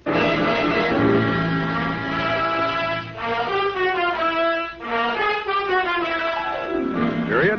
End of report. But Sam, what happened? Effie, I thought I had made that abundantly clear. No. In order to discredit her husband's paramour, Belita gave her a come-on about an audition and had her play the part of a blackmailer reading lines from a script which she, Belita, had prepared, and thereupon proceeded to play said records over the telephone, well knowing that her husband would erroneously believe Rosemary to be a blackmailer in fact, and would drop her like a hot spud. No, Sam, no, I don't mean... Don't interrupt. It was my inspiration, I, Sam Spade, to use Belita's fiendish device for a higher purpose. No, Sam, no, Yes. that is what I... No, Sam, I meant the Western story. Betrayal and Bumpus Crick. It is not Crick, Effie. You can't say H over the radio, Sam. Oh, yes, you can. Bumpus Hell is the post office designation of a hamlet right here in California. It is? Mm-hmm. Well, anyway, what happened? Did Red Gillis ever find his brother? I didn't quite finish, Ev. Go type that up, and I shall.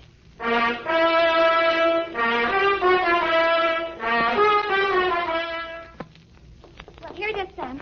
Oh, Sam, what's the matter? You don't look at all well. Can't be. It didn't happen. It's a misprint. That's what it is. What, Sam? What? Maybe the writer was tired. Oh, Sam, it's only a story. That's what you think. Well, did Red Gillis find his brother? I won't tell. Oh, no, Sam, now don't be childish. Oh, well, all right. Remember the sheriff he shot on page 1? What? Yeah, it turned out to be the new schoolmarm. Oh, how ornery. A woman, huh? Nice. Get off. Good night, sweetheart. This is the United States Armed Forces Radio Service, the voice of information and education.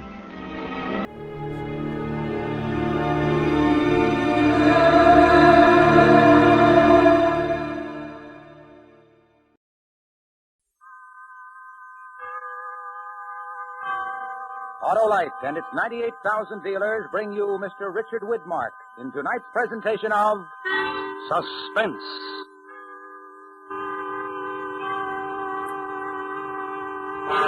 Tonight, as Suspense begins its 11th year on the air, Autolite presents the dramatic recreation of an exciting historical event, A Message to Garcia, Our star, Mr. Richard Widmark.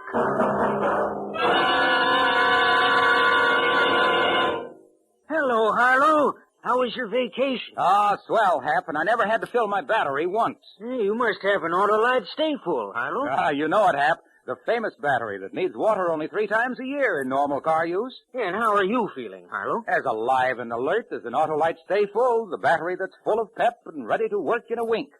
Fiberglass retaining mats protect every positive plate to reduce shedding and flaking and give the Autolite Stay Full longer life, as proved by tests conducted according to accepted life cycle standards. And where did you vacation, Harlow? Why, at my Autolite battery dealers, of course. He's an expert on servicing all makes of batteries. To quickly locate him, call Western Union by number and ask for Operator 25. I'll gladly tell you the name of your nearest Autolite battery dealer, where you can get an Autolite Stay Full, the battery that needs water only 3 times a year in normal car use. And remember, from bumper to tail light, you're always right with Autolite. And now, Autolite presents transcribed A Message to Garcia, starring Mr. Richard Widmark, hoping once again to keep you in suspense.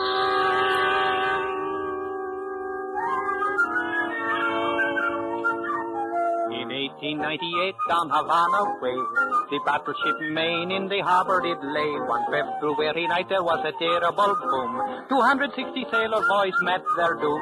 The Spaniards said, we are not to blame. The Americans cried, remember the Maine. The insults flew very thick and fast, till obviously the peace couldn't last. On the island of Jamaica were some brave Cuban men, so Lieutenant Andrew Rowan was sent to see them. Once upon a time, long ago, Lieutenant Andrew Rowan went to see them.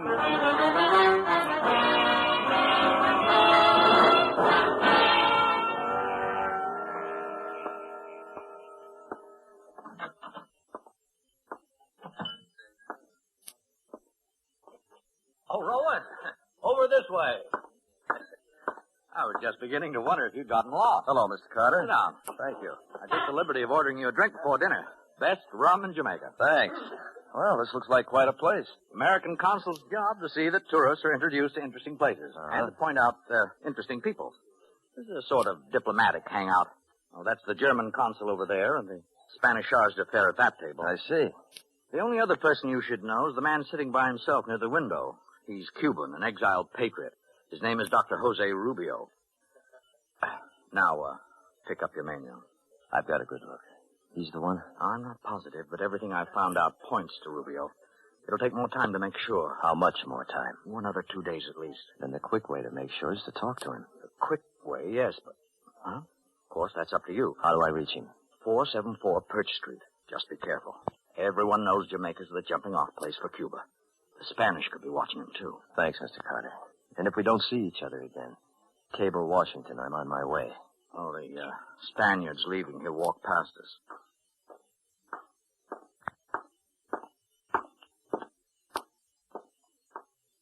I guess he liked his dinner. He looked quite satisfied. Maybe he's had good news.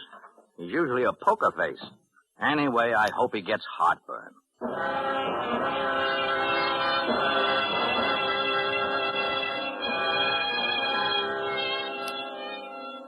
Jamaica was the edge of it. My desk in the War Department back in Washington seemed 1,000,000 miles away. It had taken 2 days to sift through the Cubans in Jamaica and come up with Dr. Rubio. When it got dark, I left my tourist hotel and I went to Perch Street. I hadn't had time to feel scared. I knew my orders weren't simple, but it began to catch up to me now.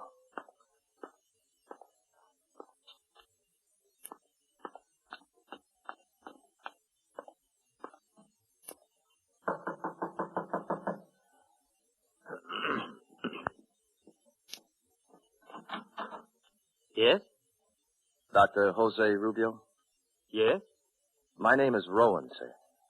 American? Yes, sir. May I, speak to you? Privately? Won't you come in? I hope you will pardon this clutter of papers about the room. My work habits are not the tidiest. You're alone? Can we be overheard? Overheard? No. Good. These are my credentials. Andrew Rowan, Lieutenant, United States Infantry. I've been sent here to contact you. I have information that you work for the freedom of Cuba, that you maintain certain relations with the Cuban guerrilla forces fighting the Spanish. General Garcia's forces. Lieutenant Rowan, I am a doctor of philosophy. Jamaica is a British possession. The British frown on such activities. Yes, I understand, sir, but this is urgent. Is there a way a man could be sent to Cuba? To General Garcia? If such a thing were possible, why would it be so urgent? Well, I'll say it plainly, Doctor. We've got to know the strength of the Spanish, what supplies General Garcia needs, and if he'll cooperate with an American army of invasion. Invasion? Yes, sir. A declaration of war between the United States and Spain is very close. When? A week, 10 days. The information General Garcia has will govern the whole strategy of our Army and Navy.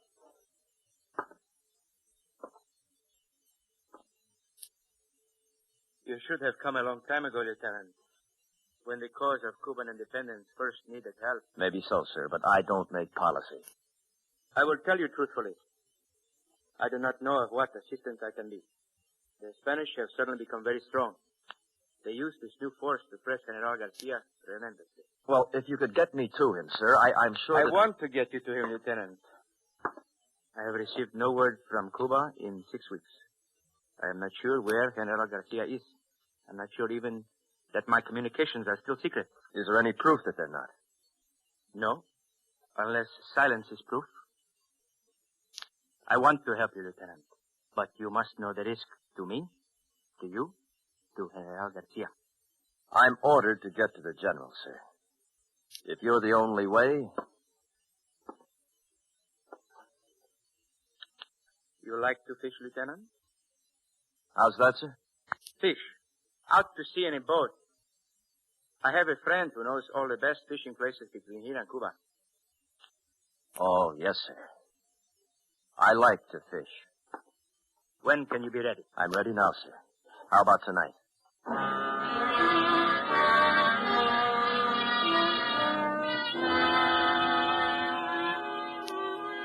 It takes 36 hours for a fishing boat to cross to Cuba. I burned my identification papers and we left the house.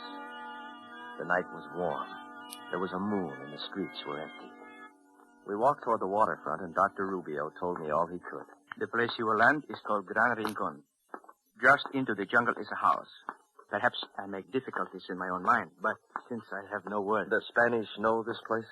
That is the reasonable assumption, I'm afraid. Well, back in Washington, they told me it wouldn't be easy. 6 weeks ago, it would have been a simple matter. The insurrectors held this part of the coast. Garcia would have been easy to reach. Where are the lines now? The hills, the jungle, to the east is all I can tell you. At Gran Rincon.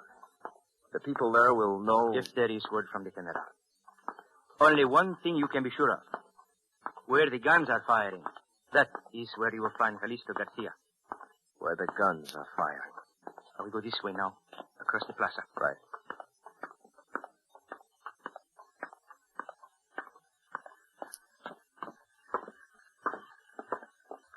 The third fishing boat.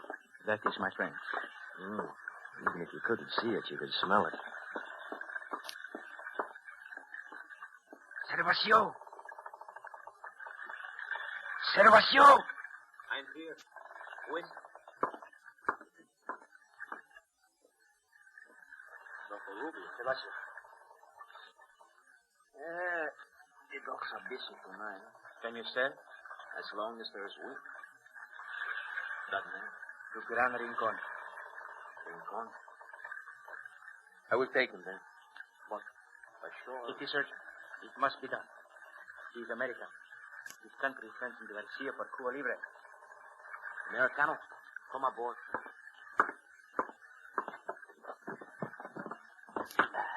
Thanks. Goodbye, Lieutenant. And success. This is my first trip to Cuba, Doctor. I'll have beginner's luck.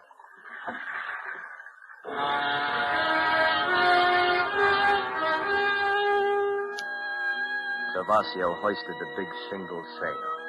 It caught the wind easily, an ordinary fisherman on an ordinary sea. But I remembered what Carter had said. Everyone knows Jamaica's the jumping-off place. And there was a moon. The dock dropped behind us, and Rubio's white suit faded into the dark. I felt the boat take the main swell of the ocean. And then something caught my eye. There's not much of comfort on this boat. What do you look at? That light at the edge of town, the way it blinks. Huh? The shimmer of the air. I watched it. Maybe it was my eye, but the blink seemed more than just a shimmering in damp night air. Then it went out. And somewhere behind us. Servacio, you hear it? A steam launch. Supply boat for one of the plantations. You sleep. I will sail. I stretched out on a pile of fishnets and I listened. The sound disappeared in the night. And we were alone on an empty sea.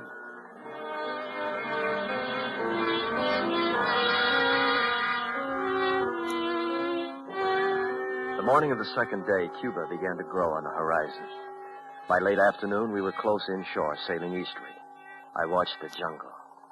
It looked cool and comfortable. There was no sign of war. Americano. What is it, Servacio? Watch this sail. I come about now.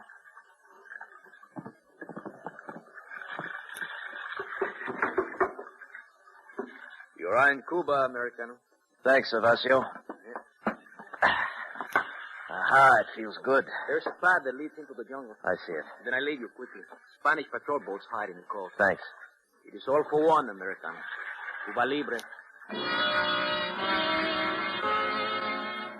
Our eyes held for a moment, then I pushed the boat away from the dock. She caught the wind and curved outward. And then I felt the nakedness of standing there, and I started toward the jungle. My imagination was very good, and I was sure that 1,000 eyes were watching me. I looked for some movement, something, somewhere ahead. And then I reached the cool, vaulted overhang of the first trees. There was a house. I walked toward it.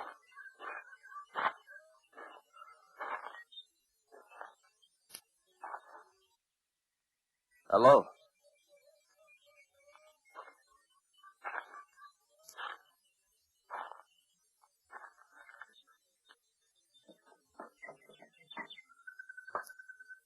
Anybody here? Hello? Is anybody... Put up your hands. Huh? Put up your hands.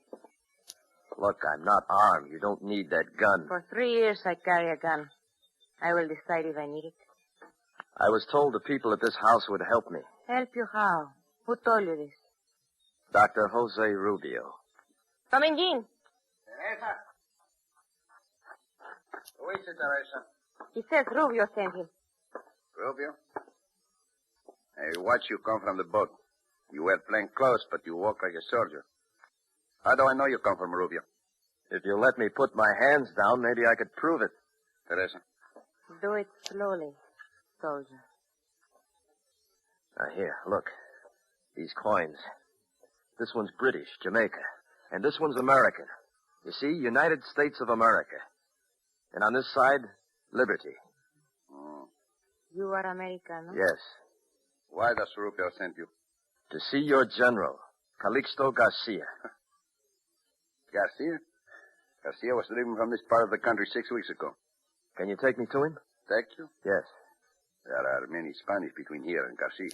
Now, look, believe this or not, the United States will land an army to help Garcia if you can get me to him. You know nothing of this kind of war. Well, I'm here to learn, to help you. But I can't help unless I get to Garcia as quickly as possible. We would need horses. Oh, don't me, Jean. This man needs the help. Cuba needs the help. Good. Where do we get horses? The Spanish have them all. We take from the Spanish. I go with you. You? I do not stay here alone. Well, yes, but I can't. Well, what I mean is that Because I am a woman? You know nothing of this kind of war.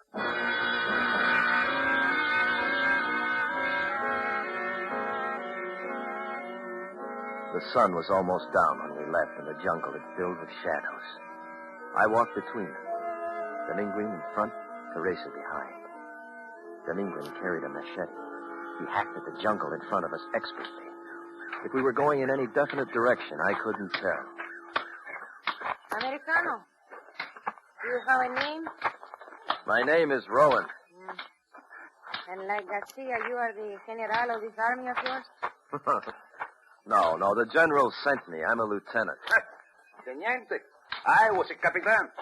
Well, where'll we find these horses? The jungle ends soon. There is a valley. The Spanish have a remote cavalry mount. Wait. Look, this guy behind us. Fire.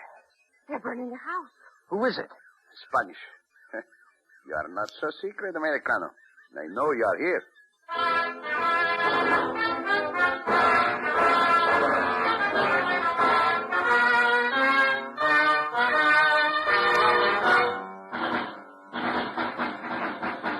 Autolite is bringing you Mr. Richard Widmark in A Message to Garcia. Tonight's presentation in radio's outstanding theater of thrills, Suspense.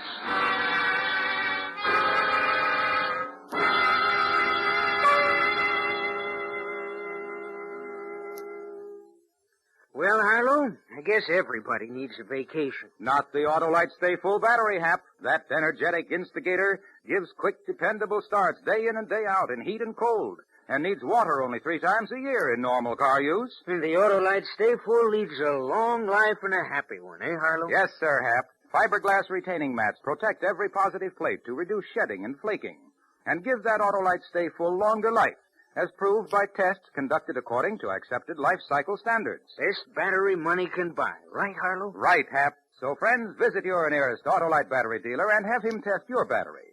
If you need a new battery, be sure you get an Autolite Stay Full. The battery that says right on the case, needs water only 3 times a year in normal car use. You can quickly locate your nearest Autolite battery dealer, phone Western Union by number, and ask for Operator 25.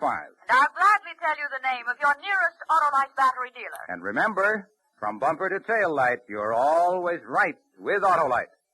And now, Autolite brings back to our Hollywood soundstage Mr. Richard Widmark in Elliot Lewis's production of A Message to Garcia, a dramatic recreation well calculated to keep you in suspense.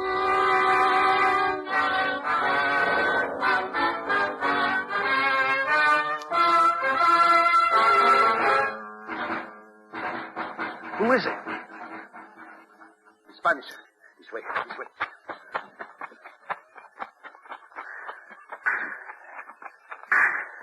Here.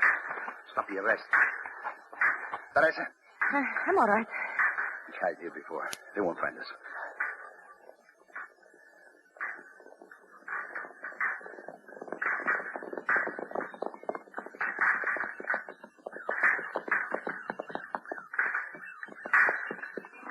No estar aquí. Mejor regresar a la casita. They think they're shooting at us off there. Rowan? Yeah? You sure you're not the general of your army? You seem to be very important to them. I don't understand. How could they have found out about About this whole... you? The Spanish are more clever than you think. Yes. I'm very sorry about the house. In this war, a burning house is nothing.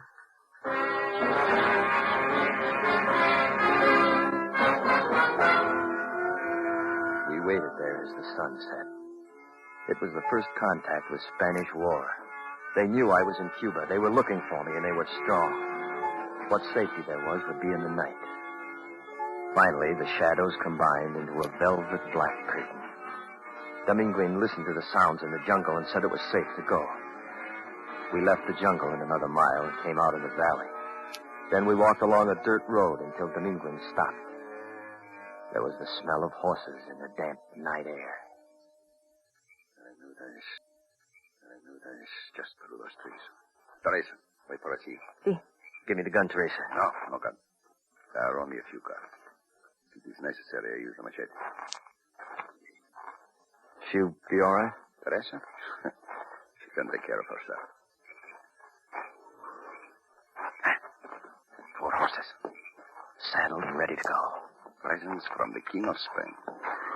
You take yours. I will eat the races. Oh, boy. Delinquent. What? A soldier.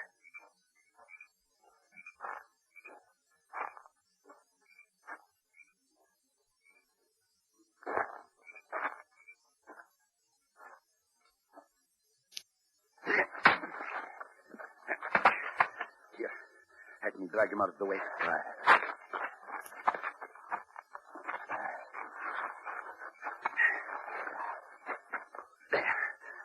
Why do you wait? Get the horses. Yes. You learn about the war? Yes, I learned. Easy, boy. Easy.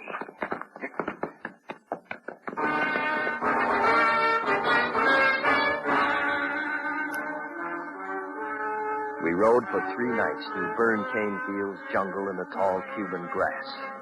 Garcia had done a lot of retreating in 6 weeks. Then on the 4th morning, just before daybreak, Dr. Rubio's words came back to me. Where the guns are firing, that's where you'll find Calixto Garcia. I cannot see where they are shooting. Just so long as it isn't in this direction. To enter Bayou, we must cross the field.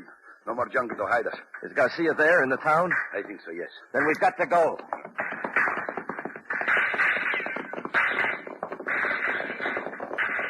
We bent low and raced for the town.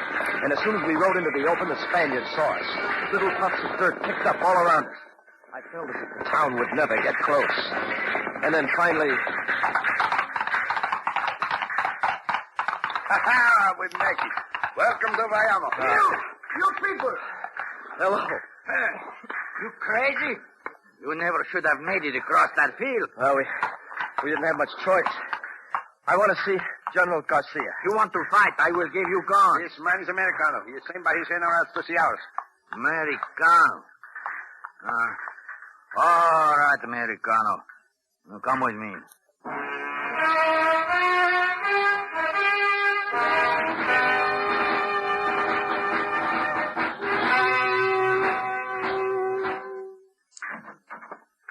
That is the situation. What are you waiting for, Mendoza? Send your men to the front position. Gomez, I want a report on the ammunition. They tell me I should make time for you. You are American. You want to see me. Yes, sir. Lieutenant Rowan, United States Infantry. You have aroused the whole Spanish army. Did you have to bring them with you? My orders were to get to you, sir. I'm instructed to tell you that the United States is prepared to enter the war against Spain. The War Department requests your knowledge of the Spanish army and wishes to know if you will cooperate with our forces. The destruction of your battleship, is that it? That, sir, and the Spanish treatment of your people. When will this war be declared? It might be already declared. When I left Washington, they told me the Spanish would declare on us or we on them in a week to 10 days. And that is why the Spanish drive me so hard. To destroy the insurrectos quickly so you will have no base. I will need supplies before your army gets here. Guns, ammunition, food. I need them quickly. They'll be sent to you, sir. The guns, Lieutenant. What kind will you send? Our standard guns, sir. Then I will show you something. Can they compare with this? Mauser. It's German. And it fires a clip. 5 shots by working the bolt. A man does not have to reload by hand. And our guns fire single shots. Each man who has one is made into 2. The Spanish are armed with Mausers. Well, we don't have anything like it. Then send me your automatic guns, the Colt, the Gatling, and make many more. Tell your generals they come to no simple war. Yes, sir. I see. May I take this with me? Take it, and get to your generals quickly. General Sanchez? General? I want you to escort Lieutenant Rowan as quickly as possible to the north. See that he leaves the shores of Cuba safely. Si, General Garcia. I trust you are the forefront of your army, Lieutenant. For Cuba Libre.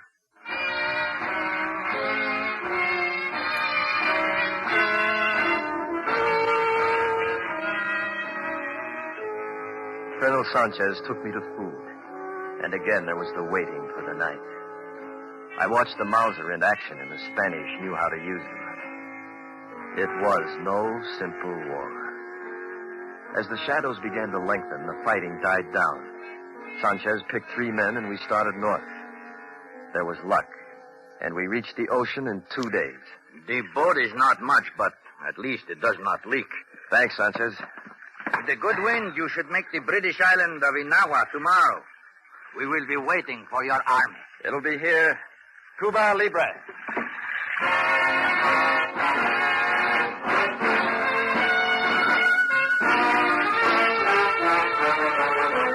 The winds were fair as he sailed all night. The sea was friendly to the Cuban flight. He reached Inahoa safe and sound, and was soon on another boat homeward bound. The generals were told what he had to say, and it all brought the victory of Cuba Libre.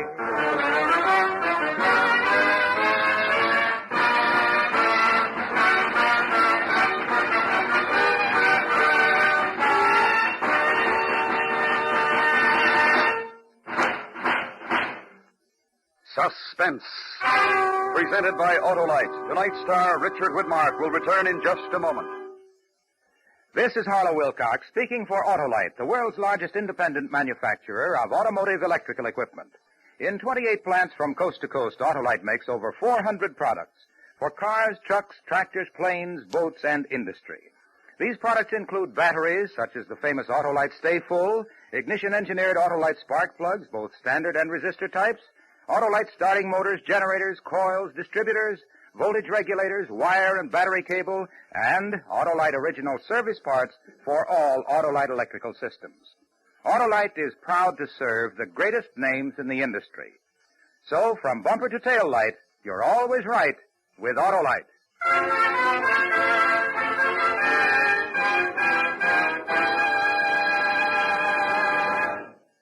And now I'd like to present Richard Widmark and our producer-director, Elliot Lewis. Thank you, Harlow. Dick, I'm happy to inform you that for the second consecutive year, you've been voted Autolite's Golden Mike Award for the best male performance of the year on Suspense. Congratulations, and here, this is for you. Thanks very much, Elliot. That's a very handsome trophy. And now, if I may, I'd like to tell your audience that next week, the First Lady of Suspense, Agnes Moorehead, will star in a very special show called The Empty Chair. It salutes the American Automobile Association and its wonderful traffic safety program. I highly recommend that all of you listen next week to Suspense.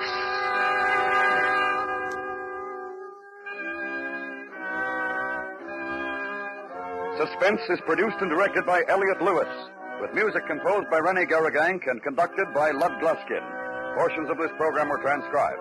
A Message to Garcia was adapted for Suspense by Richard Chandley. Featured in tonight's cast were Anthony Barrett, Joseph Kearns, Lillian Baeff, Jack Crucian, Ted DeCorsia, and Edgar Barrier. Our singer was Ernest Newton. Richard Widmark appeared through the courtesy of 20th Century Fox, producers of the Technicolor production The Robe in CinemaScope. No special glasses needed. World premiere in New York, September 16th, in Los Angeles on the 24th. And remember, next week, Miss Agnes Moorehead in The Empty Chair. This is the CBS Radio Network.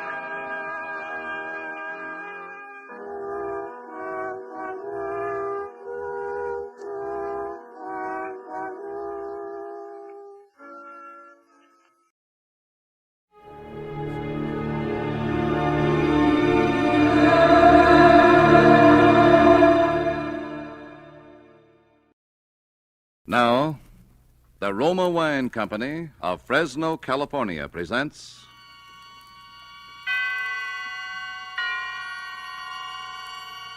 Suspense. Tonight, Roma Wines bring you the suspenseful play called A Guy Gets Lonely, starring Dane Clark. Suspense is presented for your enjoyment by Roma Wines. That's R-O-M-A, Roma Wines. Those excellent California wines that can add so much pleasantness to the way you live, to your happiness in entertaining guests, to your enjoyment of everyday meals. Yes, right now a glassful would be very pleasant, as Roma Wines bring you a remarkable tale of suspense. And with a drama called A Guy Gets Lonely, and with the performance of Mr. Dane Clark as Eddie Lewis, Roma Wines hope indeed to keep you in suspense.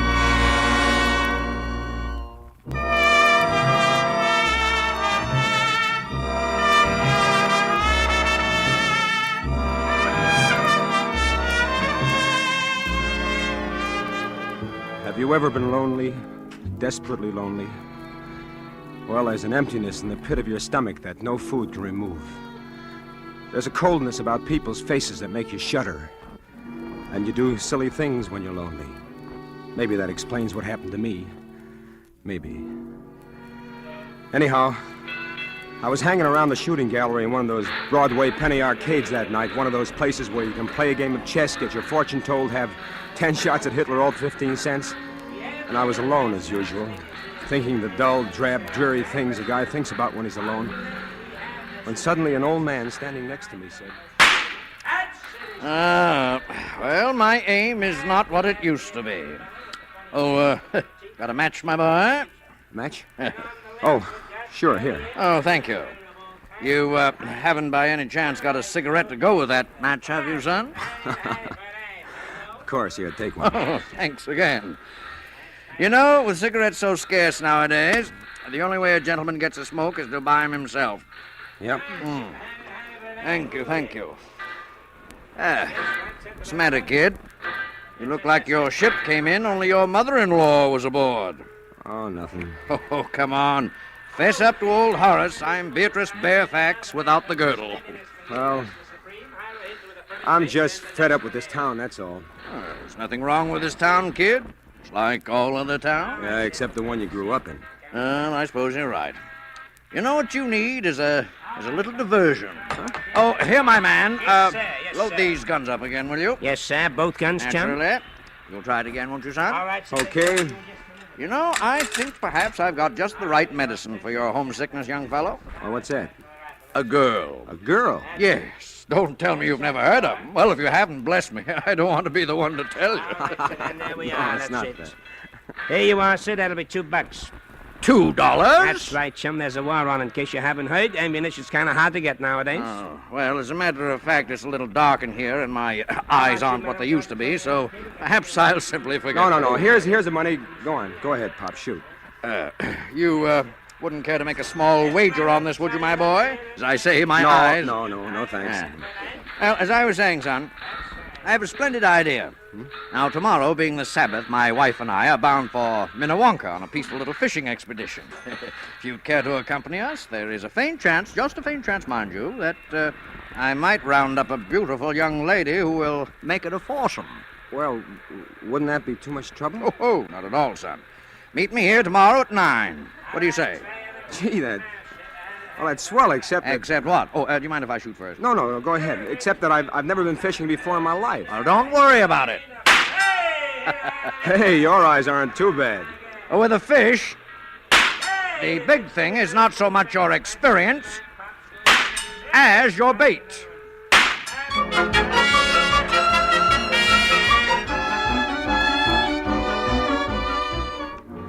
The idea of not being alone again on Sunday is what excited me. I didn't give much thought to the girl until I saw her. If you've ever seen a truly beautiful woman walking toward you, you'll know what I'm talking about. First, you see the tiny gray silhouette in the distance, and then the figure seems to spring to life. Each curve rounds into place, and finally you see the smooth oval face and the long auburn hair dancing in the breeze. And before you know it, you're in a trance, that's all. That must have been what happened to me when I first saw Jordy, because I don't remember much of anything until I heard myself saying, "Oh, hey, what's that?" A worm, silly. You can't fish without a worm. Do I have to? Well, of course. As captain of this boat, I promised to bring in more fish than Horace. Wow. I order you to put that worm on the hook. No, it shakes. Rather gracefully, don't you think? Kind of reminds me of a shimmy queen at a burlesque show. Oh. There. Oh. Now you did it. Easy, wasn't it? Now drop your line in the water. Okay. Well, where's the fish? Patience, lad, patience. The fish hadn't had a chance to read your advertisement yet. Well, if they could only see you, Jordy, I doubt if they'd bother with my line at all. Oh, your line isn't bad, Eddie. This is so bad at all.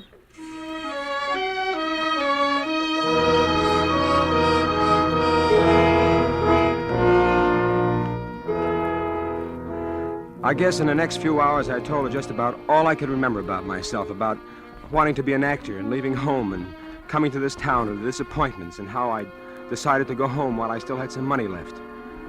and how lonely I was. How terribly lonely I was. And before she left that night, she wouldn't let me take her home. I made a date for the next night.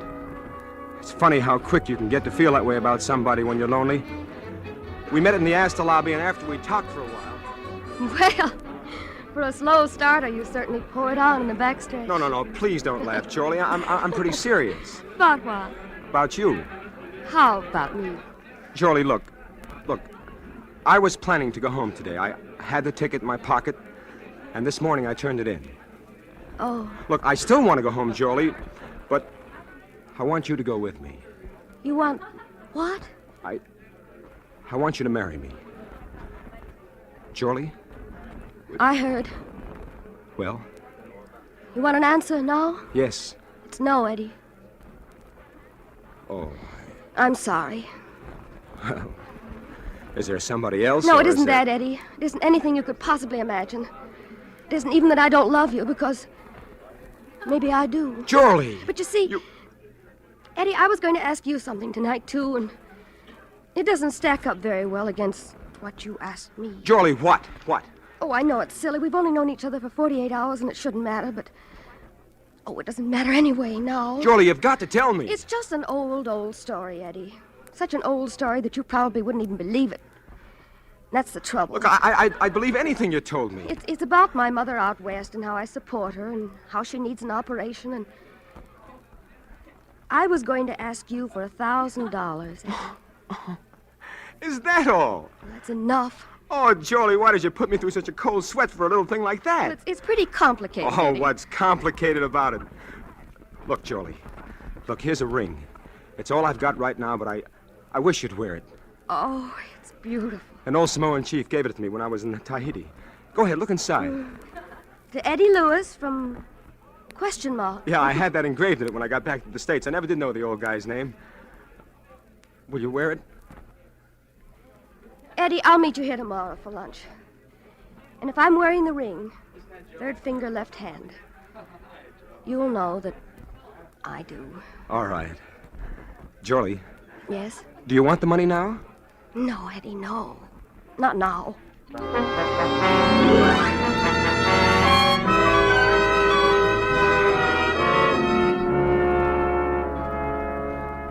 The next day I was there waiting for her, way ahead of time again, but this time she was late. After a half hour, I began to get worried. Then I began to get scared. And after a full hour had gone by and she still hadn't shown up, I was half crazy, and then I felt a hand on my arm and a voice speaking over my shoulder. You waiting for somebody? That's right. A lady? Yeah, what about it? Would your name be Eddie Lewis? Yes. Say, what do you know about the fact that I'm... We found your name written in lipstick on the back of a bathroom door up on the 10th floor. After it said Astor Lobby, 1 o'clock. So we sort of put two and two together. You see, I'm from headquarters, Eddie. What? I'm a detective. Detective? Listen, if you know anything about Jolie Andrews, I was supposed to meet her here about an hour ago, and Would she have been wearing this ring by any chance? Well, that's right. That's my ring. Where is she?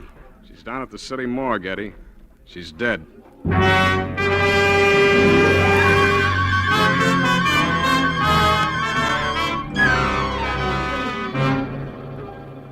For Suspense, Roma Wines are bringing you as star Mr. Dane Clark, whom you have heard in the first act of A Guy Gets Lonely, a radio play by Don Paul Nathanson, which is Roma Wines' presentation tonight of Suspense.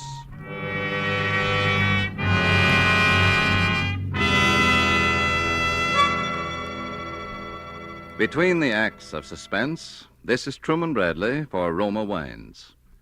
Gracious hostess, internationally known on entertaining, Elsa Maxwell's suggestions are always worthwhile. Spring is here, and nature is again bursting into life. Let's bring some of this beauty to the dinner table. A centerpiece of spring flowers will brighten your table, and there's no better way to awaken winter-weary appetites than by serving cool Roma Burgundy with the meal. This glorious wine from California goes well with almost any food. So simple, and yet how charming. A few flowers to give your table the gay note of spring. A bottle of cool, delicious Roma Burgundy as the subtle accompaniment to a savory meal. You'll enjoy the tart piquancy, the fruity, robust taste of this distinguished Roma Burgundy. Like all Roma wines, unvaryingly good, always high in quality.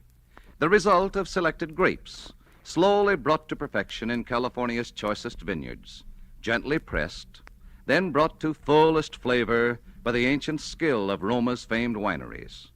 Yet all this goodness is yours for only pennies a glass. Remember, more Americans enjoy Roma than any other wines. R-O-M-A, Roma wines.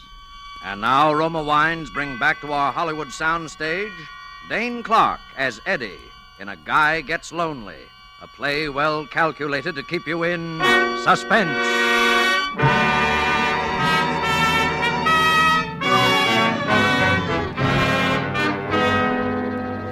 My mind was going round like a merry-go-round.